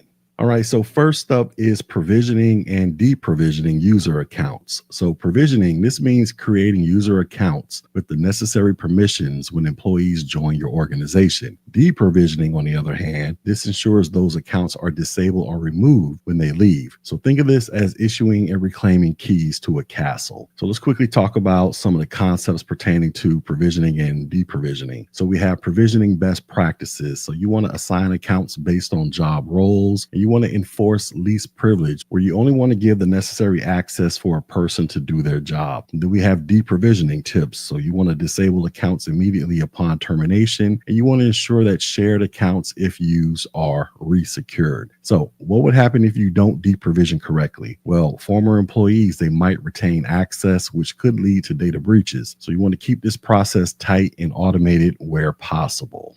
All right, next is permission assignments and implications. So permissions are like the keys to specific doors. You want to assign them carefully, or someone might end up with access to the treasury when they only need access to the kitchen. So let's talk about permission assignment types. The first type we have is called mandatory access control. And this is access that is based on strict rules defined by the administrator, and they're often used in high security environments like military systems. Then we have what is called discretionary access control. And this is basically where the resource owner decides who gets access to a resource. Then we have what is called role-based access control. And these are permissions that are assigned based on job roles, and it's very efficient for large organizations. Then we have what are called rule-based access control. So the rules, they determine access like only during business hours when somebody can get access to a certain resource. And then we have what are called attribute-based access control. And they use attributes like department, location, or project assignment to determine access. So remember, improper permissions, they can lead to privilege escalation attacks. So you always want to audit permissions regularly.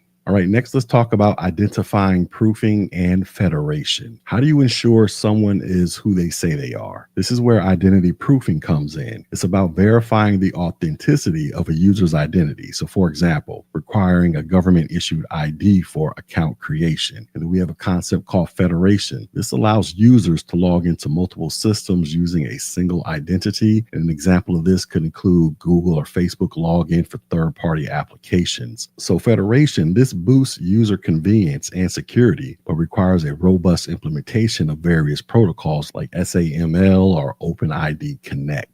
All right, moving on to single sign-on, or SSO. So single sign-on, this allows users to authenticate once and gain access to multiple systems. So imagine unlocking all the doors in a castle with only one master key. And some of the key technologies involved are LDAP, and this is a protocol for accessing directory services. Then we have what is called open authorization, and this is used for authorization often between third-party applications. And then we have security assertion markup language, and this is a protocol for exchanging authentication and authorization data. So SSO, this basically enhances user experiences, but can be a single point of failure. So you always want to pair it with strong authentication mechanisms. Also, we have what is called interoperability and attestation. So, interoperability, this ensures that identity and access management systems work seamlessly across different platforms, while attestation, this involves confirming compliance with security policies. So, think of it as a regular castle inspection to ensure all of your doors are secured. All right, so moving on to access control models. So, access controls, they dictate who can enter which part of the castle. So, let's explore some common models. First one is called mandatory access control. And once again, this enforces strict policies based on clearance levels. We have discretionary access controls, they rely on the discretion of resource owners. We have role based access controls, and these are efficient for large teams. We have rule based access controls, and these are great for time-based restrictions. And we have attribute-based access controls, and these are highly flexible based on user and resource attributes. So you always want to apply the principle of least privilege and layer the controls for added security. All right, next up is multi-factor authentication, and this adds layers to your security by requiring multiple forms of verification. So let's go ahead and break this down. And here are some of the factors of authentication. So we have what is called something you know, and this could be a password or a PIN. You have something you have, where that can be a smart card or a token. Something you are, which could be biometric data like a fingerprint, or somewhere you are, which could be based on your actual physical location. And then we have multi-factor authentication implementation. So once again, we have biometrics like fingerprints or facial recognition. We have various hardware tokens, and we have software tokens like using the Google Authenticator app. So essentially, multi-factor authentication, this significantly reduces the risk of unauthorized access, and it is highly encouraged that you use it everywhere within your network. All right, next up is password concepts and best practices. And these are still a cornerstone of security, but they are often mishandled. So here are some of the best practices for a password. You want to use long, complex passwords. You want to avoid reusing passwords across various systems. You want to set expiration policies. And you want to encourage the use of password managers. And then we have what is called passwordless authentication. And these use technologies like biometrics or hardware keys for secure logins. And password managers, they simplify complexity while improving security. So you want to encourage your users to adopt using a password manager so that they don't have to sit around and memorize 50 different types of passwords. All right, and next up, we have what is called privilege access management. So privileged accounts, these are like royal advisors to your castle. They have more access, but this also makes them prime targets. And privilege access management tools, they help manage these accounts securely. Here are some of the key features. So you have what is called just-in-time permissions, and they grant access only when needed and revoke it afterwards. You have what is called password vaulting. This securely stores and rotates privileged account credentials. You have what are called ephemeral credentials, and they use short-lived credentials to reduce risk. So you want to implement privileged access management to prevent abuse and ensure accountability for privileged actions. All right, so in conclusion, we've just talked about identity and access management. So remember, identity and access management isn't just about keeping bad actors out. It's about ensuring the right people have the right access at the right time. From provisioning to access controls and multi-factor authentication, these tools and strategies, they form the foundation of a secure organization. Now, with all of that being said, let's do some check on learning. So the first question is, which of the following best describes the concept of least privilege? Is it users should only be given permission for the resources they need to complete their tasks? Is it users are granted admin access by default for convenience? Is it access to resources is granted based on the user's role within the organization? Or is it users must authenticate using at least 2 factors to gain access?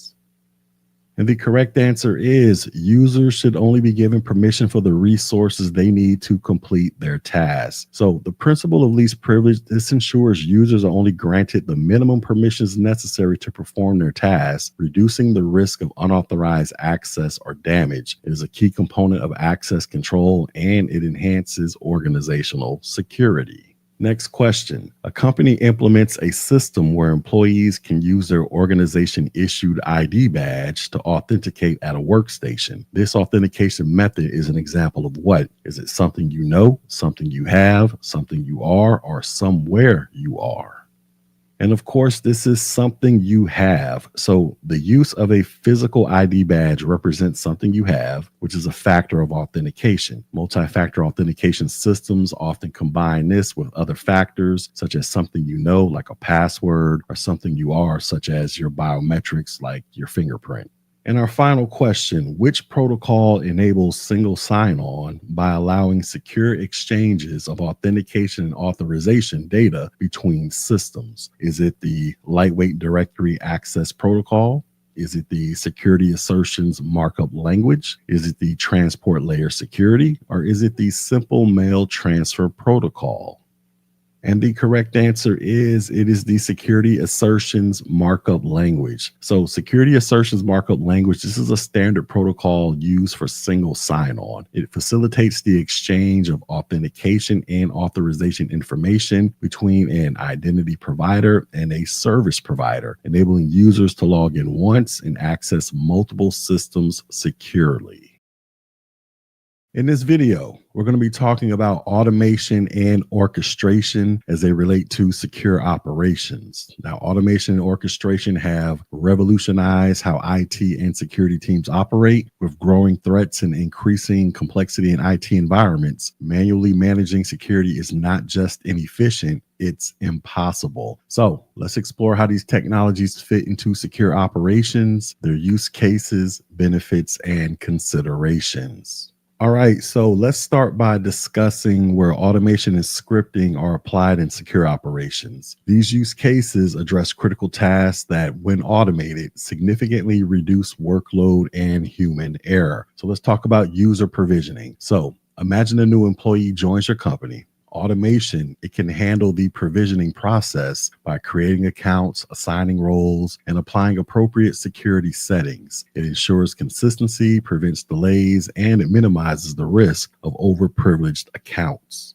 Then we have what is called resource provisioning. So when your development team needs a server, automation scripts can spin up the required resources in the cloud with predefined security settings. And this minimizes configuration errors and ensures compliance with security policies. Next, we have what are called guardrails. So guardrails, these are predefined rules or policies that prevent misconfiguration. So for example, automation, this ensures that storage buckets in a cloud environment aren't publicly accessible unless explicitly required. These rules act as safety nets for your environment. Then we have what are called security groups. So managing firewall rules at scale, this can be daunting. In automation, this ensures that security group configurations which allow or block specific traffic are applied correctly and consistently across all systems. Moving on, we have ticket creation and escalation. So automation integrates with IT service management tools to create tickets when anomalies or alerts occur. And if this issue is critical, the system can escalate it to the appropriate team without delay. Then we have enabling and disabling services and access. So automation, this simplifies the process of enabling or disabling services or user access based on predefined triggers, such as job role changes or security incidents. Next, we have continuous integration and testing. So in secure software development, automation, this enables continuous integration and testing. So every time a developer makes a change, the system runs security tests, ensuring vulnerabilities are caught early. And then we have integrations and APIs. So automation, this relies heavily on integrations, and APIs or application programming interfaces. And APIs, they allow different tools and systems to communicate, making it easier to orchestrate complex workflows across diverse platforms. All right, so let's talk about the benefits of automation and orchestration. So why is automation so vital in secure operations? Well, let's go ahead and break down some of the key benefits. The first benefit is efficiency and time saving. So automation, this eliminates repetitive tasks, freeing up your team to focus on strategic security initiatives. So for example, automatically patching vulnerabilities. This can save hours of manual labor. Another benefit is enforcing baselines. So consistent security baselines are critical. In automation, this ensures that every system adheres to the organization's security policies, from password requirements to encryption standards. Then we have standard infrastructure configurations. So automated configuration management tools like Ansible or Terraform, they ensure that infrastructure is built and maintained in a standard, secure way. Next benefit is scaling in a secure manner. So automation, this allows organizations to scale up or down without compromising security. So as new resources are added, scripts ensure that they are configured securely from the start. Another benefit is employee retention. So reducing repetitive, mundane tasks. This improves job satisfaction, helping retain talented employees. Another benefit is reaction time. So automated systems, they can respond to threats in real time, such as isolating a compromised machine or blocking suspicious IPs far faster than a human could. And then another benefit is workforce multiplier. So with automation, a small team can manage and secure environments that would traditionally require far more personnel.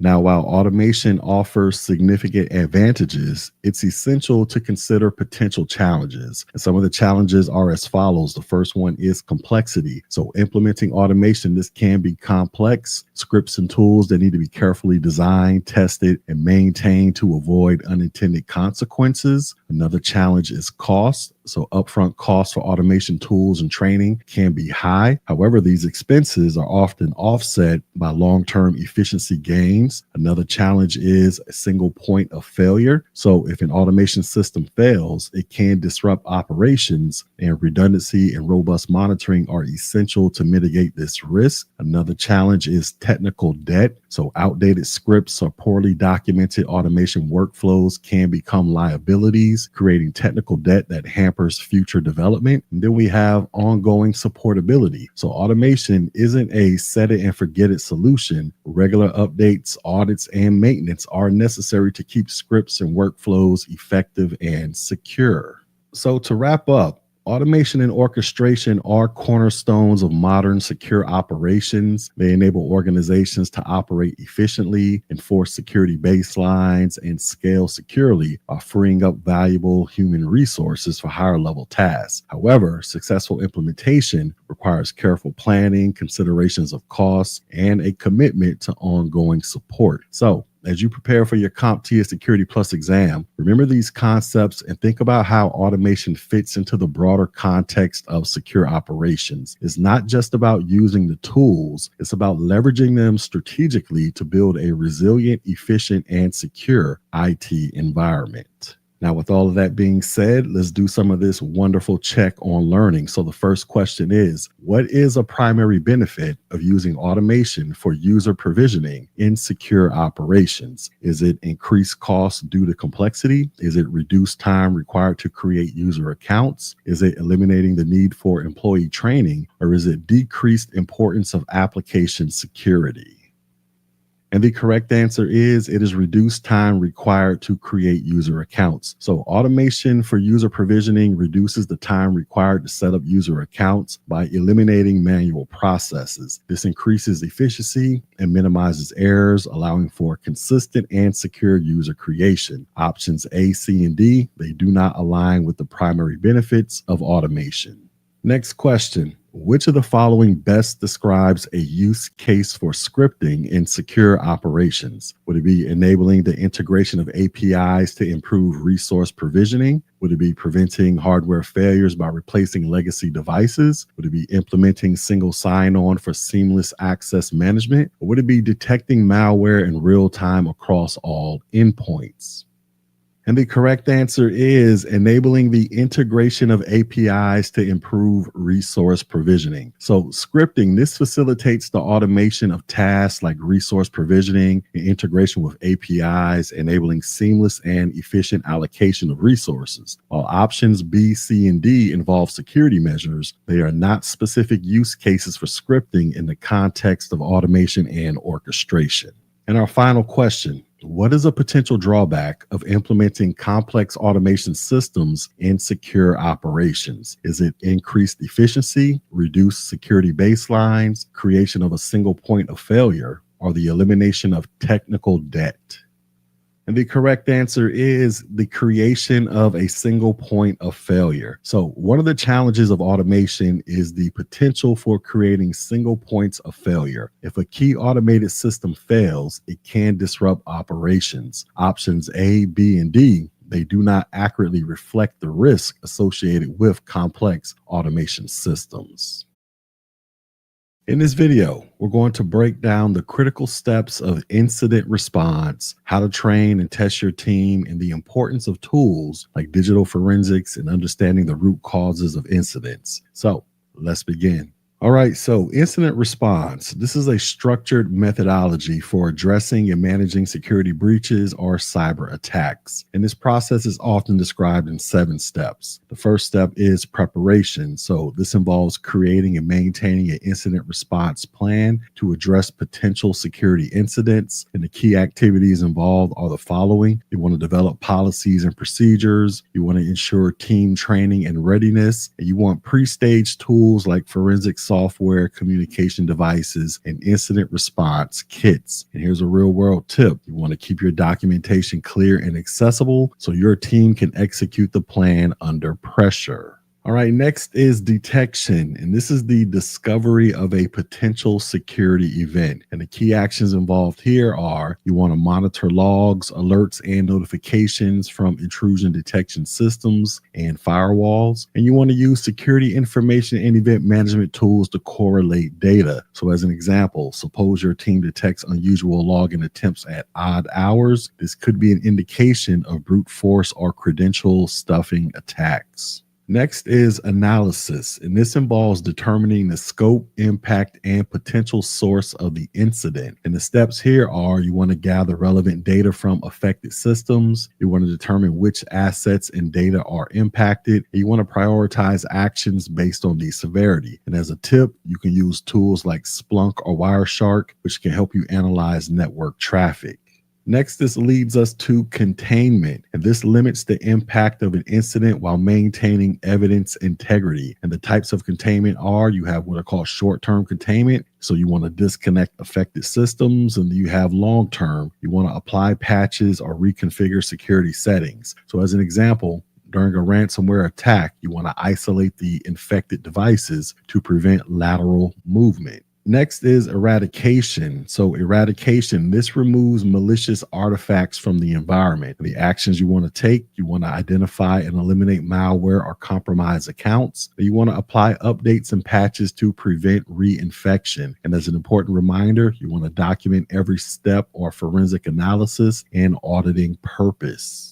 Next, this leads us to recovery, and this involves restoring normal operations after the threat is neutralized. And the steps here, you want to restore data from backups, you want to monitor the environment for lingering threats, and you want to validate the system's integrity before bringing it back online. And as a tip, you want to perform a post-incident review to ensure all gaps have been addressed. And then finally, that leads us to lessons learned. So this is the reflection phase where teams document and analyze the incident response to improve future outcomes. And the key deliverables here are producing a comprehensive incident report and adjustments to policies, tools, or training. So as an example, after a phishing attack, you want to identify how users were tricked and enhance awareness training. All right, next let's talk about training. So training, this is essential to ensure your team can execute the incident response effectively. So let's explore how to train your team. So these are the various types of training. You have what is called role-specific training. So you want to train your staff on these specific responsibilities during an incident. You have cross-training. You want to ensure team members understand adjacent roles for flexibility. And then you have what are called phishing simulations. You want to test user awareness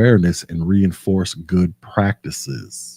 All right, next let's talk about testing. So training alone is not enough. You must test your plans regularly to ensure their effectiveness. So the first type of testing we have here is called a tabletop exercise. And this is a discussion-based session where team members walk through a hypothetical incident, and the benefits are you can identify gaps in the plan and you can foster communication between departments. So an example would be imagining a scenario where a rogue insider exfiltrates sensitive data. So So how would you go about responding to that? And then we have simulations. And these are hands-on drills that replicate real-world incidents. And their key focus is to test technical tools and processes and validate the team's readiness under pressure. And as a tip, you can use penetration testing to simulate attack vectors. Next, we have what is called root cause analysis. So understanding the root cause of an incident is critical to prevent recurrence. And the steps here, you want to establish an event timeline. So you want to reconstruct the sequence of events leading to the incident. Next is cause identification. So you want to determine the technical or procedural failure. And then we have corrective actions. You want to implement measures to mitigate future risks.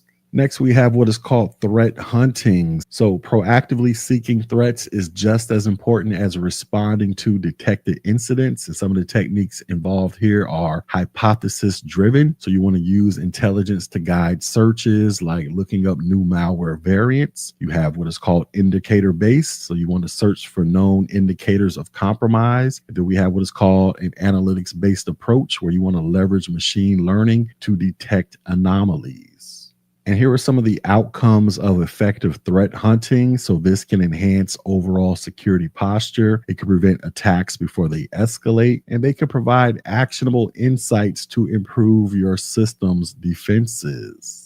All right, and that leads us to digital forensics. So digital forensics, this plays a key role in investigating and mitigating incidents. So the first concept we want to talk about is called a legal hold, and this is where you preserve data that could be relevant to legal investigations. You have what is called a chain of custody. So you want to document the handling of evidence to maintain integrity. So an example could be you want to record every transfer of a confiscated hard drive. Then we have what is called acquisition. This is where you collect evidence while ensuring it remains unaltered, and you can use tools like FTK Imager and Encase. Then we have reporting. So you want to summarize findings in a clear and detailed report. And the purpose of this is to share with stakeholders, legal teams, or even the law enforcement. And then we have preservation. So you want to secure and maintain evidence over time. And as a tip, you can use tamper-proof storage solutions to help with that. And then we have what is called e-discovery. So you want to identify and collect digital data for litigation. And examples of this could be emails, chat logs, or file access histories. So in conclusion, incident response isn't just about reacting to events. It's about preparing, detecting, analyzing, and learning to strengthen your organization's defenses. Through proper training, testing, and the integration of tools like digital forensics, your team can confidently navigate even the most complex incidents. Now, with all of that being said, let's do some of this outstanding check on learning. So, which phase of the incident response process focuses on documenting and reviewing an incident to improve future response efforts? Would it be detection and analysis? Would it be containment, lessons learned, or recovery? And the correct answer is it will be lessons learned. So the lessons learned phase occurs after recovery and involves documenting the incident, analyzing what happened, and identifying areas of improvement. This phase ensures the organization learns from the incident to reduce the likelihood of recurrence. Next question. During a security breach investigation, a forensic expert documents all individuals who handled the evidence to maintain its integrity. What is this process called? Is this called a legal hold? Is this a chain of custody? Is this preservation? Or is this reporting? And the correct answer is this is called the chain of custody. So the chain of custody, this is a critical process in digital forensics to track the handling of evidence. It ensures that evidence remains untampered and legally admissible by recording everyone who has access to it. And our final question, what type of incident response testing involves a structured discussion of potential scenarios and response procedures without physically simulating the events? Would it be a simulation? Would it be a tabletop exercise? Would it be threat hunting? Or would it be a root cause analysis? And the correct answer is it will be a tabletop exercise. So a tabletop exercise, this is a discussion-based incident response test where team members evaluate their roles and responsibilities in a simulated scenario without performing any actual system changes or live simulations. In this video, we're going to be talking about using data sources to support an investigation, which is a critical topic for the CompTIA Security Plus 701 exam. Investigations in cybersecurity involve analyzing various data sources to uncover, understand, and mitigate security incidents. So in this video, we'll explore key log data, data sources, and tools that support this process. So with that being said, let's begin. All right, so let's start with log data. So logs are like footprints of activities happening in your network and systems. They are crucial for tracking events, diagnosing issues, and investigating incidents. So let's break down some key types of logs that you will encounter. First type is called a firewall log. And the purpose of a firewall log is to track network traffic allowed or blocked based on your security policies. And the insights they offer, they identify unauthorized access attempts, they monitor anomalies such as repeated failed connection attempts, and they detect port scans for abnormal traffic patterns. So as an example, if there's a sudden surge of traffic from an unknown IP, the firewall log helps you trace and block it. Next, we have what is called an application log. And these logs, they document events within applications, including errors, user activities, and interactions. And the insights they provide, they identify exploits such as SQL injection attempts and troubleshooting application crashes. So as an example, if you ever notice repeated login failures in an application log, this might indicate a brute force attack. Next, we have what is called an endpoint log, and they capture activities on individual devices such as desktops, laptops, and mobile devices. And the insights they provide, they monitor malware infections or unauthorized software installations, and they can track USB device usage. So as an example, an endpoint log, this can reveal a rogue application that has been installed without the IT team's knowledge. Next type of log is an operating system specific security log. So these logs, they focus on operating system events such as user authentication, policy changes, and system errors. And they detect privilege escalation attempts and identify unauthorized user logins. So as an example, the Windows Event Viewer log, this may show failed logins outside of business hours. Then we have what is called an IPS/IDS log, so intrusion prevention and detection system logs. They monitor and respond to network-based threats. They flag malicious payloads and traffic, and they provide real-time alerts for ongoing attacks. So as an example,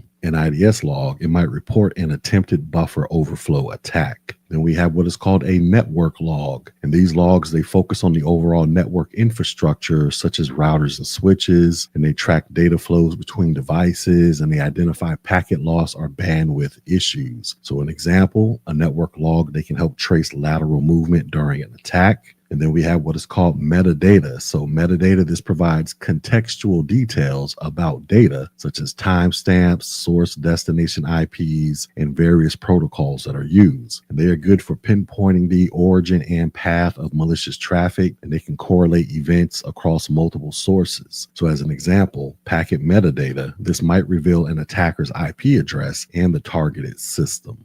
All right, moving on, let's talk about data sources. So while logs are foundational, other data sources provide a broader and deeper perspective. So let's discuss these tools and how they enrich investigations. And the first data source we're going to talk about is called a vulnerability scan. So vulnerability scans, they identify vulnerabilities within systems and networks before attackers exploit them. And they highlight outdated software or misconfigurations, and they identify systems that are susceptible to known exploits. So as an example, a scan, this can detect an unpatched server that is vulnerable to a critical exploit. Next, we have what are called automated reports, and these are pre-configured summaries that analyze and present log data. And the insights they provide, they give regular updates on security status and detected anomalies, and they can detect trends over time. So as an example, a daily report, this can highlight unusual login patterns in user accounts. The next source we have are called dashboards, and these are visual interfaces that provide real-time monitoring and summaries of security metrics, and they offer a high-level view of the organization's security posture, and they can allow for drill-down analysis for specific incidents. So an example will be a dashboard that shows a spike in block traffic, which prompts a further investigation.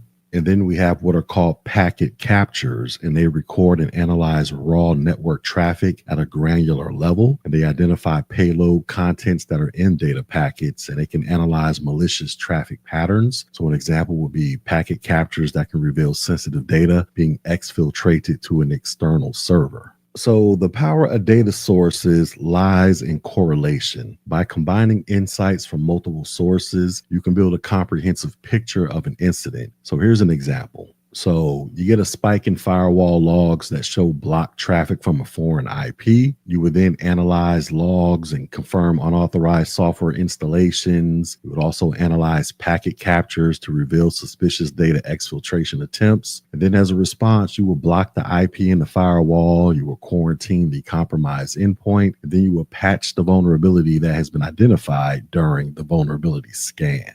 Now, to maximize the effectiveness of log data and other sources, you want to have centralized logs. So you want to use a security information and event management tool to aggregate and correlate the logs. You want to have automated alerts. So you want to configure thresholds for automated alerts to respond quickly to anomalies. You want to do regular log reviews. So you want to conduct routine audits to identify missed indicators of compromise. You want to maintain data integrity. So you need to ensure logs are stored securely and they are tamper proof. And then you want to train your team. So you want to equip the analysts with the skills to interpret diverse data sources effectively. So in conclusion, data sources like logs, vulnerability scanners, dashboards, and packet captures are invaluable in supporting investigations. By understanding their purpose and how to correlate their insights, you will be well equipped to detect and mitigate security incidents effectively. So remember, the key to successful investigations lies in the proactive and strategic use of these tools.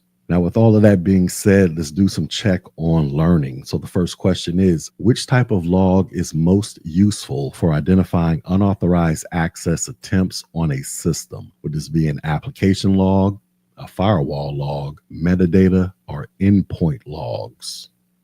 And the correct answer is this will be a firewall log. So firewall logs, they record information about incoming and outgoing network traffic, including attempts to access the network. These logs are particularly useful for identifying unauthorized access attempts, as they provide details such as IP addresses, port numbers, and whether the traffic was allowed or denied. Next question. What is the primary purpose of using packet captures in a cybersecurity investigation? Is it to view metadata about network traffic? Is it to identify misconfigurations in applications? Is it to analyze detailed network traffic for malicious activity? Or is it to track endpoint device behavior? And the correct answer is it is to analyze detailed network traffic for malicious activity. So packet captures, they involve recording the raw data of network traffic, allowing cybersecurity professionals to analyze individual packets. And this helps in identifying malicious activity, such as unauthorized data exfiltration, on-path attacks, or abnormal traffic patterns. And our final question, when investigating a security incident, which data source would most likely provide a high-level overview of vulnerabilities within the organization? Would this be an automated report, a vulnerability scan, an operating system-specific security log, or dashboards? And the correct answer is this will be a vulnerability scan. So vulnerability scans, they assess systems and networks for known security weaknesses, providing a detailed report of vulnerabilities. This information is critical for understanding potential attack vectors and prioritizing remediation efforts during an investigation. In this video, we're going to talk about effective security governance. We're going to break down the key elements that contribute to a robust security governance framework, which aligns with the CompTIA Security Plus 701 exam objectives. And this video will help you understand not just the theoretical aspects, but also their practical application in real-world scenarios. So let's begin. All right, so let's start with guidelines and policies, which are the backbone of any governance framework. So think of guidelines as recommendations where they're flexible but helpful for steering decisions. And policies, however, they are mandatory rules everyone in the organization must follow. So let's talk about some of the key policies. The first one is the acceptable use policy. So this policy dictates how employees can use organizational assets like computers, internet, and the email. And AUPs, they prevent misuse and help mitigate risks like malware infections or data breaches that are caused by careless behavior. Then we have information security policies. And these are overarching documents that outline the organization's security objectives, the standards to follow, and specific requirements for securing data and systems. Then we have what are called business continuity and disaster recovery plans. So business continuity, this ensures critical business functions continue during disruptions, and disaster recovery. This focuses on restoring IT systems after a catastrophic event. In both plans, they need regular testing and updates to remain effective. Next, we have what is called incident response policy, and this provides a structured approach to detect, respond to, and recover from security incidents, minimizing impact and preventing recurrence. Then we have the software development lifecycle. And policies within the SDLC, they address secure coding practices, code reviews, and testing to ensure software meets security standards. And then we have what is called the change management policy. And this aims to ensure all changes to IT systems are reviewed, approved, and documented to prevent unintended disruptions or vulnerabilities. All right, next we have standards, which set the baseline for consistent and measurable security practices. And here are some examples. So we have password standards. These define requirements for password complexity, length, and expiration to reduce the risk of unauthorized access. We have access control standards. These ensure users have appropriate permissions based on the principle of least privilege, reducing exposure to sensitive data. We have physical security standards. These include measures like badge access systems, security cameras, and restricted areas to protect physical assets. And then we have encryption standards, and these specify algorithms and key lengths to secure data at rest and in transit, adhering to regulatory requirements and best practices. Next, we have procedures. So procedures, they provide detailed step-by-step instructions to carry out policies and standards effectively. And here are a few crucial ones. So the first one is change management procedures. And these include steps to document, test, and approve changes in IT systems before implementation. We have onboarding and offboarding procedures. These ensure security provisioning and deprovisioning of access rights when employees join or leave an organization. And then we have incident response playbooks, and they serve as actionable guides during specific types of incidents like ransomware attacks or phishing breaches. All right, next we have external considerations. So organizations, they don't operate in isolation. External factors, they significantly impact security governance. So here are some of the key considerations. The first one is regulatory. So compliance with laws like GDPR, HIPAA, or CCPA, this is mandatory. Then we have legal considerations. So organizations must consider contractual obligations, intellectual property rights, and liability issues. We have industry standards. So examples like ISO or IEC 27001 or NIST frameworks. These provide best practices. And then we have local, regional, national, and global considerations. So security governance, this must address regional privacy laws, national security mandates, and global trade regulations.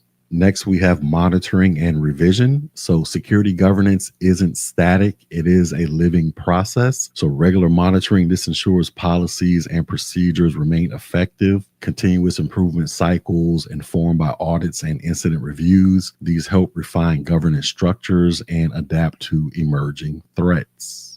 Next, we have types of governance structures. So different organizations adopt different governance models based on their size, complexity, and regulatory environment. So we have boards, and these provide high-level oversight and strategic direction. We have committees. They focus on specific areas like cybersecurity or compliance. We have government entities. They regulate industries and enforce compliance. We have centralized versus decentralized governance. So centralized governance, this offers uniformity and control, but may lack agility. And decentralized governance, this provides flexibility, but requires clear communication channels. Next, we have roles and responsibilities for systems and data. So effective security governance, this relies on clear role definitions. So some of those roles are as follows. We have owners. They define the purpose and requirements for data or systems. We have controllers. They manage how data is processed and ensure compliance with privacy laws. We have processors. They handle data on behalf of controllers involving third-party vendors. And then we have custodians and stewards. They ensure data integrity, backups, and proper handling. So in summary, effective security governance is more than just a checkbox exercise. It's a culture, a mindset, and a framework that protects an organization's assets, reputation, and future. By understanding and applying these elements, you're not only preparing for your Security Plus exam, but also equipping yourself to make meaningful contributions to any organization. Now, with all of that being said, let's do some of this check on learning. So the first question is, which of the following best describes the purpose of an acceptable use policy? Is it to define guidelines for securing physical access to a facility? Is it to establish rules for how employees can use company-owned resources? Is it to ensure compliance with regulatory requirements? Or is it to outline procedures for incident response? And the correct answer is it is to establish rules for how employees can use company-owned resources. So in AUP, this specifies the acceptable ways employees or users can use company resources such as networks, devices, and data. It sets boundaries to prevent misuse, ensuring proper use aligns with organizational security and ethical guidelines. Next question. Which of the following is an example of a standard in security governance? Is it establishing a playbook for incident response? Is it setting minimum password complexity requirements? Is it conducting disaster recovery exercises? Or is it defining roles and responsibilities for data custodians? And the correct answer is it is setting minimum password complexity requirements. So standards are specific, measurable requirements designed to enforce security policies. Setting password complexity requirements, this is an example of a standard that ensures consistency and security across the organization. And our final question, what is the primary goal of a business continuity plan in the context of security governance? Is it to mitigate the legal risk associated with data breaches? Is it to maintain essential business operations during and after a disruption? Is it to ensure compliance with encryption standards? Or is it to outline procedures for employee onboarding and offboarding? And the correct answer is it is to maintain essential business operations during and after a disruption. So a business continuity plan, this ensures that critical business functions can continue during and after a disruptive event, such as a cyber attack or a natural disaster. This involves identifying key processes, backup strategies, and recovery plans to minimize downtime and maintain operations. In this video, we're going to be talking about a fundamental aspect of cybersecurity, and that is risk management. So this topic is not just about identifying potential threats, but also involves making strategic decisions to address and mitigate risk effectively. So whether you're securing a small business network or managing enterprise-level IT infrastructure, understanding risk management is critical. So with that being said, let's get started. All right, so the first step in risk management is identifying risk. Now, think of this as mapping out the battlefield before you strategize. So here we're asking questions like, what assets are we protecting? What potential threats exist? And are there vulnerabilities in our systems? So for example, a small business might identify outdated firewalls as a vulnerability, while an enterprise might focus on insider threats or compliance risk. This phase relies heavily on data collection, system audits, and brainstorming with cross-functional teams. Now, once the risks are identified, the next step is assessing them. So, risk assessment, this helps prioritize risks based on their likelihood and potential impact. There are several types of risk assessments. The first one you have is called an ad hoc risk assessment, and this is conducted as needed, typically in response to a new threat or event. So, for instance, you would analyze risk after a major cybersecurity breach in your industry. And then we have reoccurring. So, these are scheduled assessments such as quarterly vulnerability scans or annual penetration tests. And then we have a one-time risk assessment, and these assessments occur during unique events like a system upgrade or migration. And then we have continuous risk assessments. And this is an ongoing process that involves real-time monitoring, making it highly effective in dynamic environments. Now that the risks are assessed, it's time to analyze them. And this involves assigning tangible and intangible values to the identified risk. And there are two main approaches. The first one is a qualitative analysis, and this is subjective and based on expert opinions. So, for instance, a risk might be rated as high, medium, or low based on its potential impact. Then we have a quantitative analysis, and this is objective and involves numbers. It answers questions like, what will this cost us?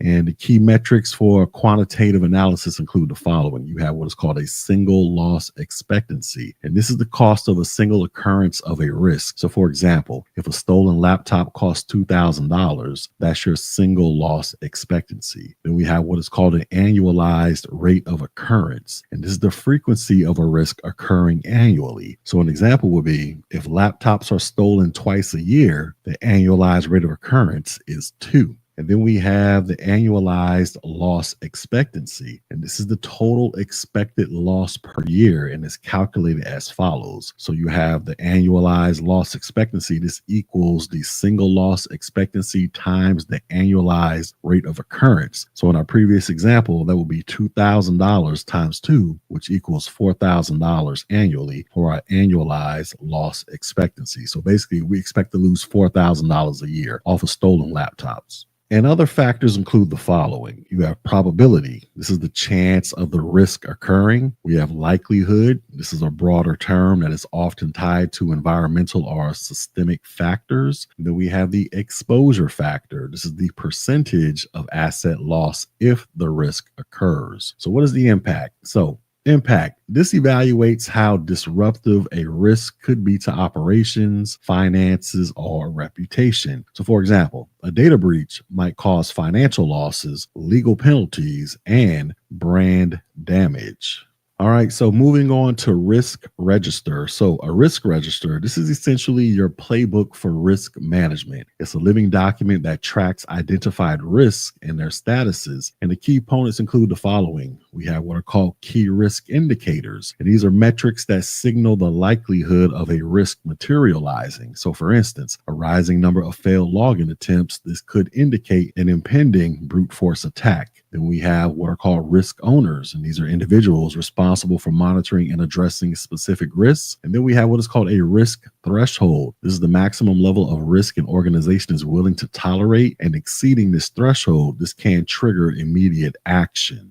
Next, we have what is called risk tolerance and appetite. So risk tolerance and appetite, they define how much risk an organization is willing to take on. It's all about balancing caution with opportunity. So with risk appetite, you have a concept called expansionary, and this is the willingness to take significant risks for growth. Then we have an aspect called conservative. This is minimal risk taking while prioritizing security. Then we have neutral. This is a balanced approach between opportunity and caution. And then we have what is called risk tolerance, and this is the operational side of appetite. So for instance, a company might tolerate up to a 5% system downtime annually. Next, we have risk management strategies. So once risks are identified, assessed, and analyzed, it's time to decide how to handle them. And some of the strategies include the following. So we can transfer the risk. So you can shift the risk to another entity, such as through insurance. You can accept the risk. And under acceptance, you have exemptions. So you can choose not to address the risk if its impact is negligible. Then you have exceptions. So you can document a formal decision to accept a risk temporarily. Also, another strategy, you can avoid the risk. You can eliminate the risk entirely by changing plans or operations. So, for example, decommissioning an old system that's prone to attacks, or you can mitigate the risk. So, you can reduce the risk likelihood or impact through controls like firewalls, training, or encryption. Next, we have risk reporting. So, transparency is vital in risk management. In risk reporting, this ensures that stakeholders are informed. And effective reporting includes the following: it offers clear visuals, such as heat maps to show risk levels, updates on mitigation processes, and recommendations for decision makers. And then finally, we have what is called a business impact analysis. So, a business impact analysis, this assesses the effects of risk on business operations. And the key metrics include the following. We have what is called the recovery time objective. This is the maximum acceptable downtime for a service. So, an example could be an e-commerce site might set an RTO of 4 hours. We have what is called the recovery point objective. This is the maximum acceptable data loss, which is measured in time. An example could be if backups occur every hour, the RPO is 1 hour. Then we have what is called the mean time to repair. And this is the average time to fix a failure. And then we have what is called mean time between failures. And this is the average time between system failures. So, in conclusion, risk management is not just a checkbox activity, it's an ongoing process. By mastering these concepts, you're not only protecting your organization, but also enabling it to grow confidently. So, remember, in cybersecurity, risks are inevitable, but with a solid management process, they're entirely manageable. Now, with all of that being said, let's do some of this outstanding check on learning. So the first question is, which of the following best describes the purpose of a risk register in the risk management process? Is it defines the organization's risk tolerance and risk appetite? It is a tool used to list and track identified risks, their owners, and mitigation strategies. It quantifies risk impact using single loss expectancy and annualized loss expectancy, or it measures the likelihood and portability of threats. And the correct answer is it is a tool used to list and track identified risks, their owners, and mitigation strategies. So, a risk register is a centralized document used to record and manage identified risks. It includes details like the risk description, key risk indicators, risk owners, risk thresholds, and mitigation strategies. This ensures all stakeholders are aware of the risks and their statuses. Next question. What is the primary difference between risk appetite and risk tolerance? Is it risk appetite is the maximum risk an organization is willing to take, while risk tolerance is the acceptable level of deviation from its risk threshold? Is it risk tolerance applies only to financial risks, while risk appetite applies to all organizational risks? Is it risk appetite focuses on specific risks, whereas risk tolerance is a high-level strategy? Or is it risk tolerance is fixed, while risk appetite changes frequently based on market conditions? And the correct answer is risk appetite is the maximum risk an organization is willing to take, while risk tolerance is the acceptable level of deviation from its risk threshold. So risk appetite is the overall amount of risk an organization is willing to accept to achieve its objectives, often described in broad terms. Risk tolerance is narrower and refers to the acceptable variance from predefined risk thresholds from specific risks. And our final question, which of the following is an example of a quantitative risk analysis metric? Is it probability of occurrence? Is it annualized loss expectancy? Is it key risk indicators? Or is it a risk register? And the correct answer is it is an annualized loss expectancy. So quantitative risk analysis uses numerical metrics to assess risks such as single loss expectancy, annualized loss expectancy, and annualized rate of occurrence. Annualized loss expectancy is calculated as single loss expectancy times the annualized rate of occurrence, which estimates the financial impact of a risk over a year. In this video, we're going to be talking about third-party risk assessment and management. And this topic forms the backbone of securing modern business operations. In today's interconnected world, your security is only as strong as the weakest link, and often that link is a third-party vendor. So let's explore how to assess and manage these risks effectively. All right, so the first step in managing third-party risks is conducting a thorough vendor assessment. So let's break this down into its key components. The first component is penetration testing. So penetration testing, this assesses a vendor system for vulnerabilities. Some organizations require vendors to undergo these tests as part of their onboarding process, and this provides a clear picture of the vendor security posture. So for example, imagine hiring a logistics company with access to your supply chain data. A penetration test, this can ensure their systems won't become a backdoor into your network. Next is what we call a right to audit clause. And a right to audit clause in contracts, this allows organizations to inspect a vendor security controls. So think of it as a legal safety net. It ensures you're entitled to verify compliance whenever needed. In regular audits, they build trust and accountability. Next, we have evidence of internal audits. So vendors, they should provide evidence of their own internal audits, and these audits can demonstrate their commitment to maintaining robust security measures. So you want to ask for reports because they're like a vendor's report card.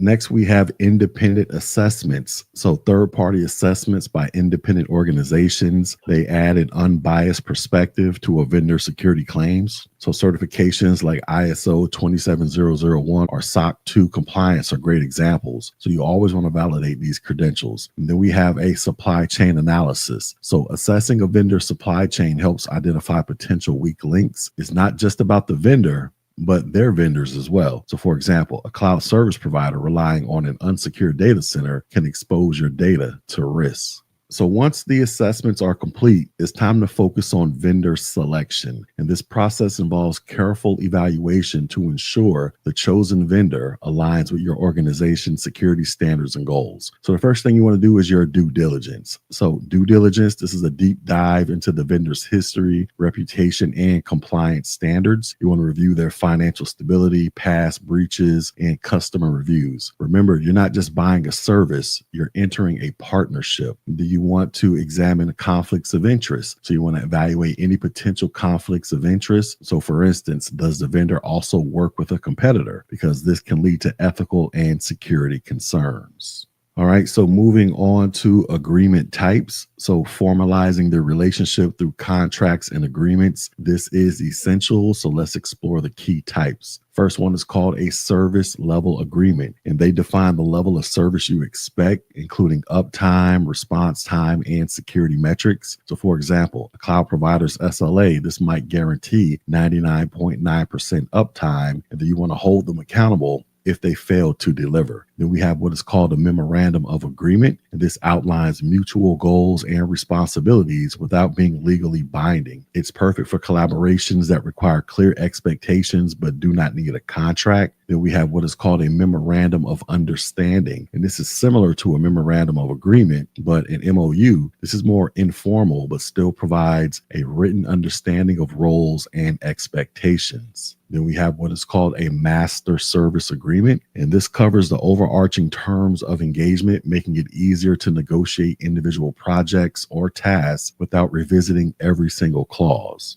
Next, we have what is called a work order or a statement of work. And these documents detail specific tasks, timelines, and deliverables for a project. So think of them as blueprints for the work to be done. Then we have an NDA or a non-disclosure agreement, and they protect sensitive information shared during the relationship. And they're essential for safeguarding intellectual property, trade secrets, and much more. And then we have what is called a business partners agreement. And this outlines the responsibilities and expectations between two businesses, especially in joint ventures or partnerships. All right, so moving on to vendor monitoring. So even after selecting a vendor and signing agreements, the work doesn't stop there. Ongoing vendor monitoring, this ensures they remain compliant and secure. So the first aspect about vendor monitoring are questionnaires. So you want to regularly distribute questionnaires to vendors. These tools collect up-to-date information on their security practices, compliance status, and any changes in their process. And then you also want to go over the rules of engagement. So you want to define clear rules for interactions, especially during audits or assessments, and this maintains professionalism and clarity. So for example, rules might specify how often vendors need to submit security reports or how quickly they must respond to incidents.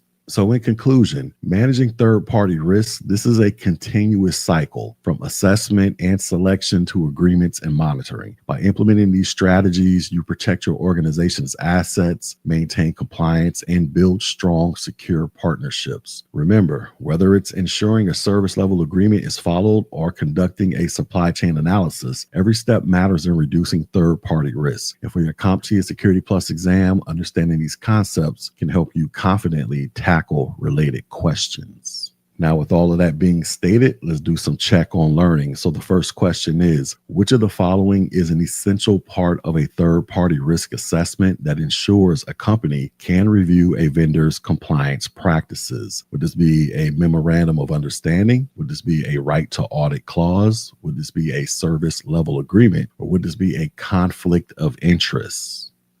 And the correct answer is this is a right to audit clause. So the right to audit clause, this grants an organization the ability to inspect and assess a vendor's compliance with agreed upon policies and security standards. And this is a critical element in managing third-party risks, allowing businesses to verify that vendors adhere to regulatory and contractual obligations. Next question. When selecting a vendor, which of the following processes ensures there are no unethical relationships influencing the decision? Would this be penetration testing? Would this be conflict of interest analysis? Would this be a supply chain analysis? Or would this be a non-disclosure agreement? And the correct answer is this will be a conflict of interest analysis. So a conflict of interest analysis, this is a vital due diligence process to ensure that personal relationships, financial incentives, or other biases do not improperly influence vendor selection. And this step helps maintain transparency and ethical decision making. And our final question, which type of agreement outlines the specific deliverables and timeline for a project, often as part of a larger master service agreement? Would this be a memorandum of agreement? Would this be a statement of work? Would this be a non-disclosure agreement? Or would this be a service level agreement? And this would be a statement of work. So a statement of work, this is a detailed document that defines the tasks, deliverables, and deadlines for a project. It is often linked to a broader master service agreement, but provides the granular details necessary for project execution. In this video, we're going to break down what it takes to ensure security compliance, why it matters, and the key areas to focus on, from compliance reporting to privacy considerations. By the end of this video, you will not only understand the elements, but also feel equipped to apply them in real-world scenarios. So let's begin. All right, so what is compliance reporting? It's the process of documenting and demonstrating that an organization meets the security standards, regulations, and policies it is required to follow. So let's look at the two types of compliance reporting. The first one is internal compliance reporting. So internal reporting, this is directed towards stakeholders within the organization. So think about leadership, management, and the board members. Reports, they focus on adherence to internal policies, performance metrics, and the effectiveness of implemented controls. So as an example, you would have regular audits of employees that adhere to password policies. Then we have external compliance reporting. And external reporting, this is meant for regulatory agencies, auditors, and third-party entities. And it is crucial to ensure transparency and maintain trust. So as an example, submitting reports to government bodies to demonstrate compliance with GDPR or HIPAA. So why does all this matter? One, it builds trust with clients and stakeholders. It demonstrates organizational accountability, and it prevents legal or financial repercussions from non-compliance. All right, so let's talk about the consequences of non-compliance. So non-compliance, it can have severe repercussions, both financial and non-financial. So let's explore some of them. So the first one is fines. So regulatory bodies, they often impose fines for non-compliance. So as an example, GDPR fines, they can reach up to 4% of global annual turnover. There are also sanctions, and these are penalties that may restrict operations. So as an example, you can have a loss loss of government contracts if it is found that you are non-compliant with NIST standards. You can also suffer reputational damage. So trust, this is hard to rebuild once it is lost. So a data breach that is made public, this can erode customer confidence. You can also have a loss of your license. So certain industries require licenses to operate in non-compliance. This can result in license revocation. So as an example, this could be a healthcare organization that loses its ability to operate under HIPAA. And then you can have contractual impacts. So non-compliance, this can lead to breaches of contract with clients or partners. So an example would be a vendor that is failing to meet cybersecurity standards that are outlined in a contract. So the key takeaway here is non-compliance is costly. So prevention, this is far better than dealing with the aftermath. All right, next we have what is called compliance monitoring. So effective compliance isn't a one and done task. It requires ongoing monitoring to ensure adherence over time. So here are some of those components. You have due diligence and due care. So due diligence, this is proactive measures to identify risks. And due care, this ensures that identified risks are managed responsibly. So as an example, this would include regular vulnerability assessments and patching schedules. Then we have attestation and acknowledgement. So employees and third parties, they must formally acknowledge compliance policies. An example of this would be signing attestation forms for cybersecurity training completion. Then we have internal and external monitoring. So internal monitoring, this could be regular audits, log reviews, and security assessments. External monitoring, this could be engagements with third-party auditors to validate compliance. So as an example, you can have SOC 2 audits for service providers. And then we have automation. So automation, this can simplify monitoring and reduce errors. And as an example, you can have tools that track and report on compliance with PCI DSS standards in real time. So why does monitoring even matter? Well, it ensures continuous improvement and it quickly identifies gaps before they become larger issues.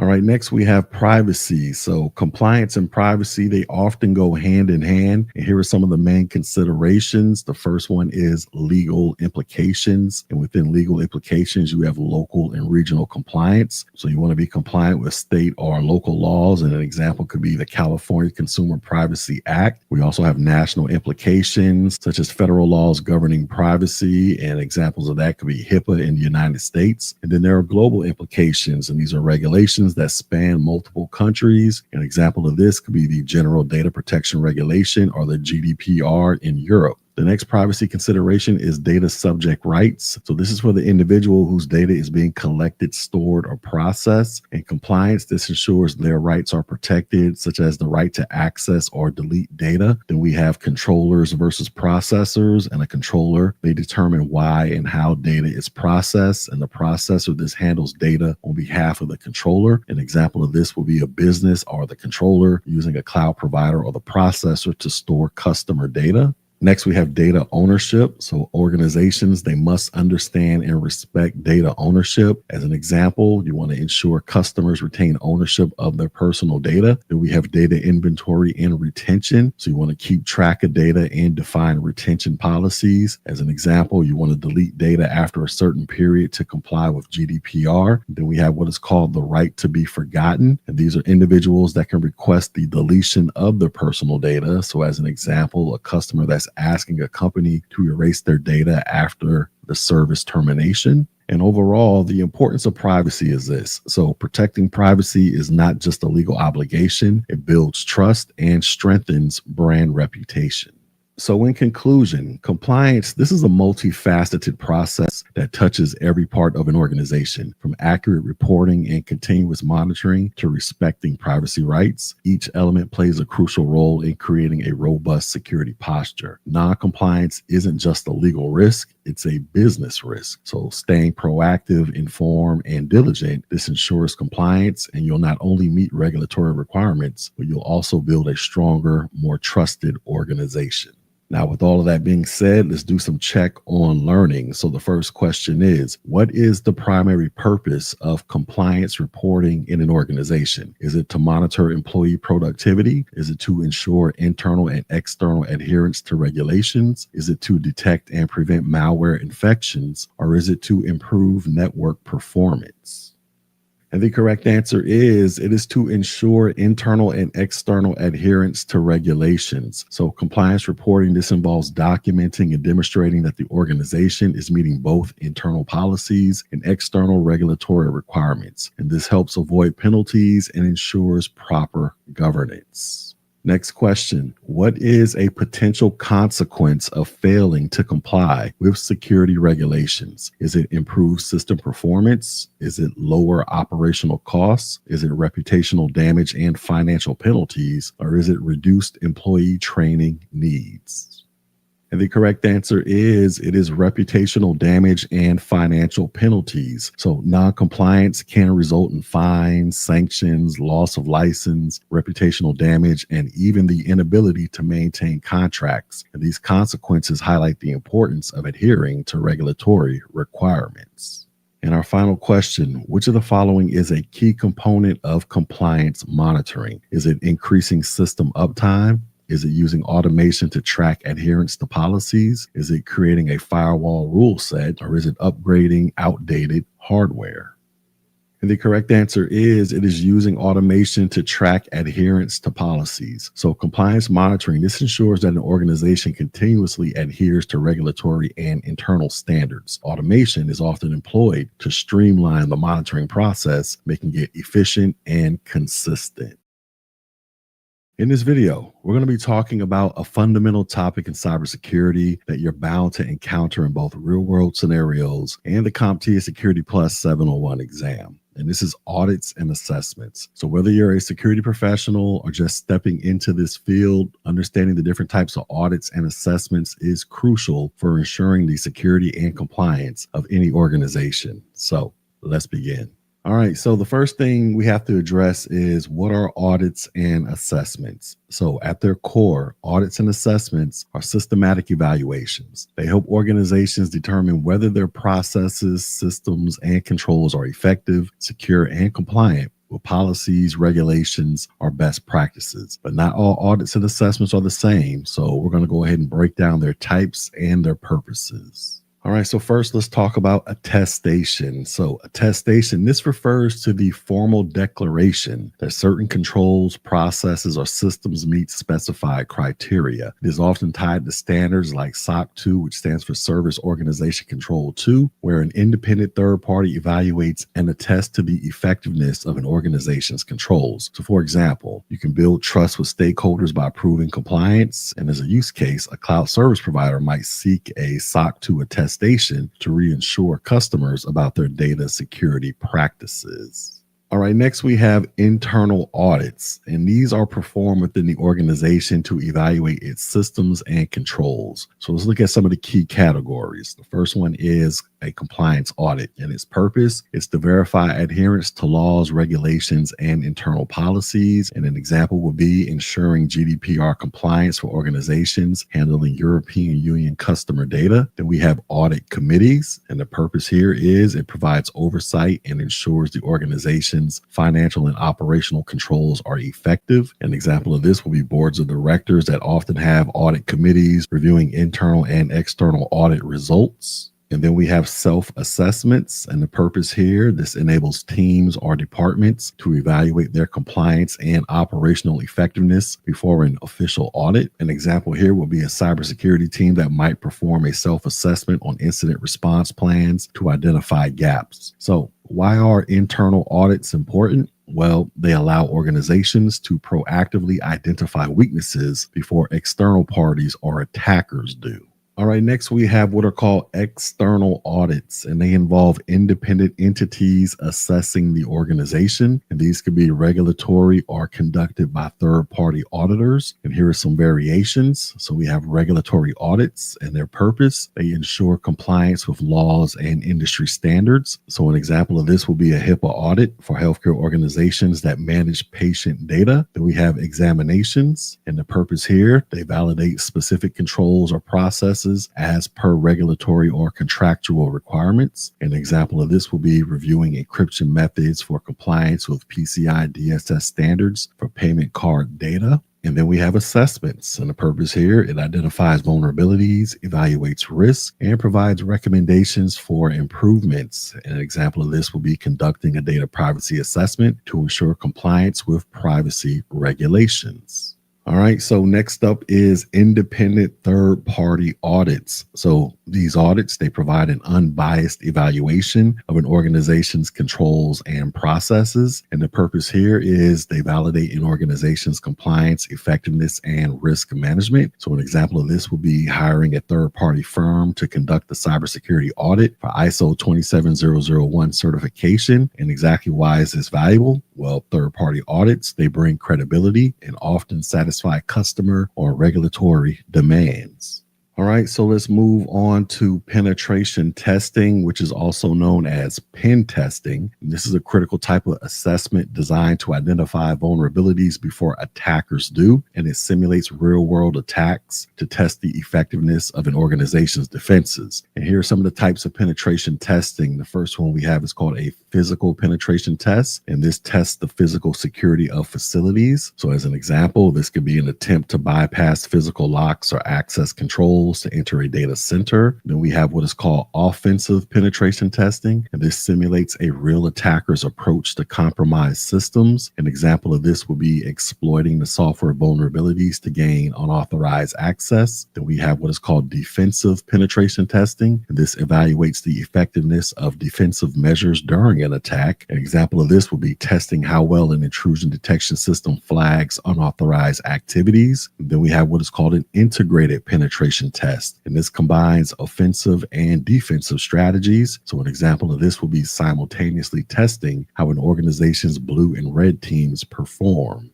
And also, here are some environments for penetration testing. The first one we have is called a known environment. And this is a test with full knowledge of the system's design and architecture. So an example of this will be white box testing, where testers have source code access. Then we have what is called a partially known environment. And this simulates an insider threat with limited knowledge. An example of this is called a gray box test, where testers know some but not all system details. And then we have what is called an unknown environment, and this mimics a real-world external attack with no prior knowledge. An example of this is called a black box test, where testers rely on reconnaissance to uncover vulnerabilities.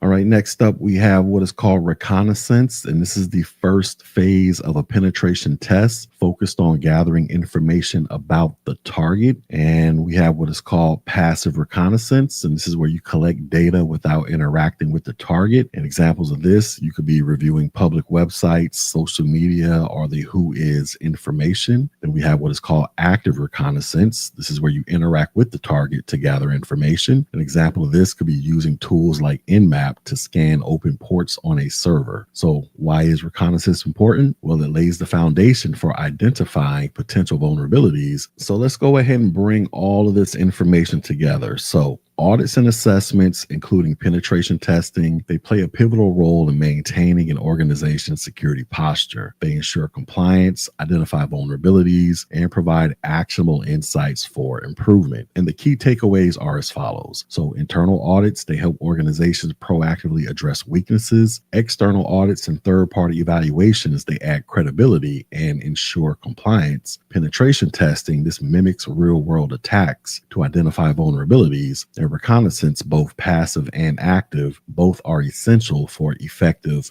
penetration testing.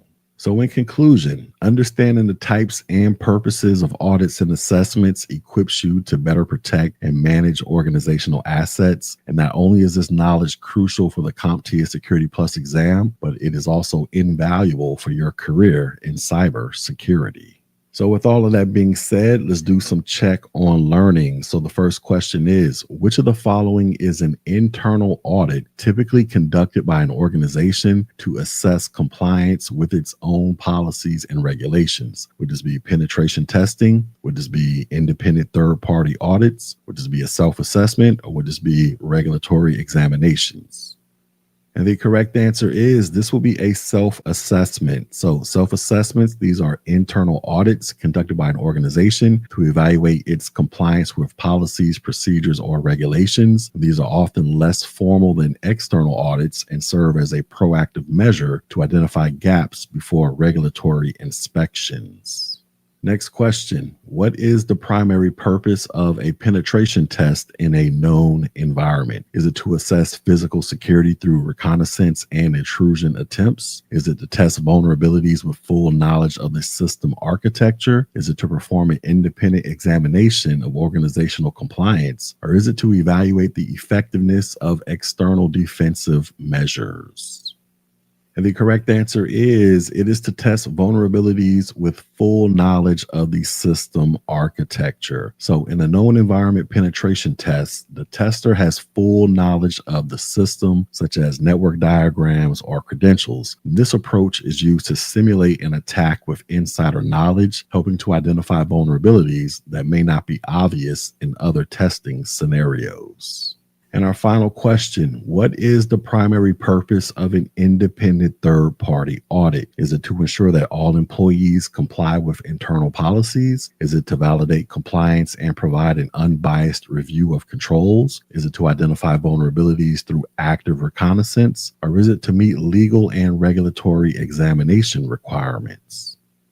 The correct answer is it is to validate compliance and provide an unbiased review of controls. So an independent third-party audit is conducted by external professionals to assess an organization's controls, compliance, and processes objectively. This helps organizations build trust with stakeholders and meet regulatory or contractual requirements. In this video, we're going to be talking about implementing security awareness practices. Whether you're preparing for the exam or enhancing your organization's security posture, this topic is crucial to protecting your digital environment. So let's begin. All right, so let's start with phishing, which is one of the most common cyber threats. So phishing campaigns, these are well orchestrated attacks designed to steal sensitive information like credentials or financial data. And they come in various forms, such as emails, which are often disguised as urgent messages from trusted entities. You have text messaging, which is known as smishing. And this is where they use short links and urgent language. And then you have voice calls or vishing. And this is social engineering to trick users into divulging sensitive information. So organizations, they can combat phishing through simulated phishing campaigns. And these control exercises, they test employee readiness and raise awareness by exposing them to realistic scenarios. Next, let's talk about recognizing a phishing attempt. So you want to teach users to look for red flags, such as unexpected attachments, spelling errors, or suspicious sender addresses. You want to hover over links without clicking to verify URLs. And you want to question urgent demands for sensitive information. So the key thing to remember here is to think before you start clicking on random links and emails. Next, let's talk about responding to reported suspicious messages. So if an employee reports a suspicious message, you want to analyze the message for legitimacy. You want to contain and investigate the message. So you want to ensure the link or attachment has not been clicked. And then you want to educate the employee on their vigilance and share lessons learned with the broader team. All right, next, let's discuss identifying anomalous behavior within an organization. So let's first talk about risky behavior. So employees engaging in risky behaviors like downloading unapproved software or clicking unknown links, they can expose the organization to threats. And awareness training should include the following. It should highlight the dangers of these actions, and it should encourage users to follow policies and ask for IT guidance when in doubt. Then we have unexpected behavior, and this includes a sudden change in login patterns and unusual file access times. So you want to use monitoring tools to flag these activities and involve the employee to verify legitimacy. Then we have what are called unintentional behaviors. So often users unintentionally create risks by mishandling data and sending sensitive emails to the wrong recipients. So mitigation, this requires fostering a culture of double checking and using tools like data loss prevention systems. All right, moving on, we have user guidance and training. And within that, we have policies and handbooks. So every organization should have clear, accessible policies. And these documents could include defining what the acceptable use policy is, specifying procedures for reporting incidents, and outlining consequences for non-compliance. Then we also have situational awareness, and this involves understanding the environment and knowing current threats like phishing campaigns, and encouraging vigilance in everyday activities such as verifying senders or reporting suspicious activities. All right, next we have insider threats, and these can come from employees, contractors, or partners. And these individuals might misuse access intentionally or unintentionally. And so mitigation includes the following, such as using least privilege access, so only provide employees with access necessary for their role. Then you want to conduct regular audits, so you want to monitor user activities for anomalies. All right, moving on, we have what is called password management. So strong passwords, they are a cornerstone of security. So you want to promote the use of password managers. You want to enforce policies around length, complexity, and reuse prevention. And you want to train users on recognizing phishing attempts targeting password resets. Next, we have removable media and cables. So you want to train employees to avoid using unverified USB drives or other media. And you want to report lost or stolen cables or devices immediately. Next, we have social engineering. So social engineering attacks, they exploit human psychology, and you can combat this by running regular training on recognizing tactics like impersonation, pretexting, or baiting. And you want to encourage employees to verify requests through a secondary channel. Next, we have what is called operational security. So OPSEC, this ensures critical information isn't inadvertently exposed. And some operational security tips include the following, such as securing workstations, avoiding sensitive conversations in public, and destroying documents properly. Then we have hybrid and remote work environments. So hybrid work, this can introduce new challenges. So employees, they should use secure connections like VPNs for accessing company data. They should avoid using personal devices for work unless they are approved. And they should keep home workspaces secure and free from unauthorized access. Next, we have reporting and monitoring. Within that, we have initial reporting. So users, they should report incidents immediately to the IT or security team, and they should use a standardized reporting process. The next, we have recurring reporting. So you want to encourage periodic updates on identified threats. And you also want to encourage ongoing feedback loops between employees and security teams. Next, we have development and execution of awareness programs. So a successful awareness program includes the following. So you want to assess needs, and basically you're identifying gaps in current awareness. You want to develop content. So you want to tailor training for phishing, operation security, and device security. You want to execute programs, so you can use interactive sessions, e-learning, and phishing simulations. And you want to monitor effectiveness, so you want to gather feedback and track incident reports to refine training. So in conclusion, security awareness isn't a one and done effort. It's an ongoing process requiring commitment from every individual. By focusing on training, recognizing threats, and fostering a proactive culture, organizations can significantly reduce risks. So with all of that being said, let's do some check on learning. So the first question is, which of the following is the best first step when responding to a reported phishing email in an organization? Is it you want to delete the email from the affected inboxes immediately? Is it you want to notify all employees and provide education about recognizing phishing attempts? Is it you want to report the email to the organization's security team for further analysis? Or is it you want to block the sender's address in the email server? And the correct answer is you want to report the email to the organization's security team for further analysis. So the first step in handling a reported phishing email is to forward it to the security team. They can analyze it to determine if it's a legitimate threat or take necessary actions, such as updating email filters or alerting employees, and deleting the email or blocking the sender prematurely. This might prevent a thorough investigation and could overlook broader threats. Next question. An employee notices unusual activity on their workstation, including unauthorized software installations. What is the most appropriate action they should take according to security awareness practices? Would it be attempting to uninstall the suspicious software immediately? Would it be disconnecting the workstation from the network and informing the IT security team? Would it be rebooting the system to clean any malicious processes? Or would it be running a full antivirus scan and only reporting it if the scan detects an issue?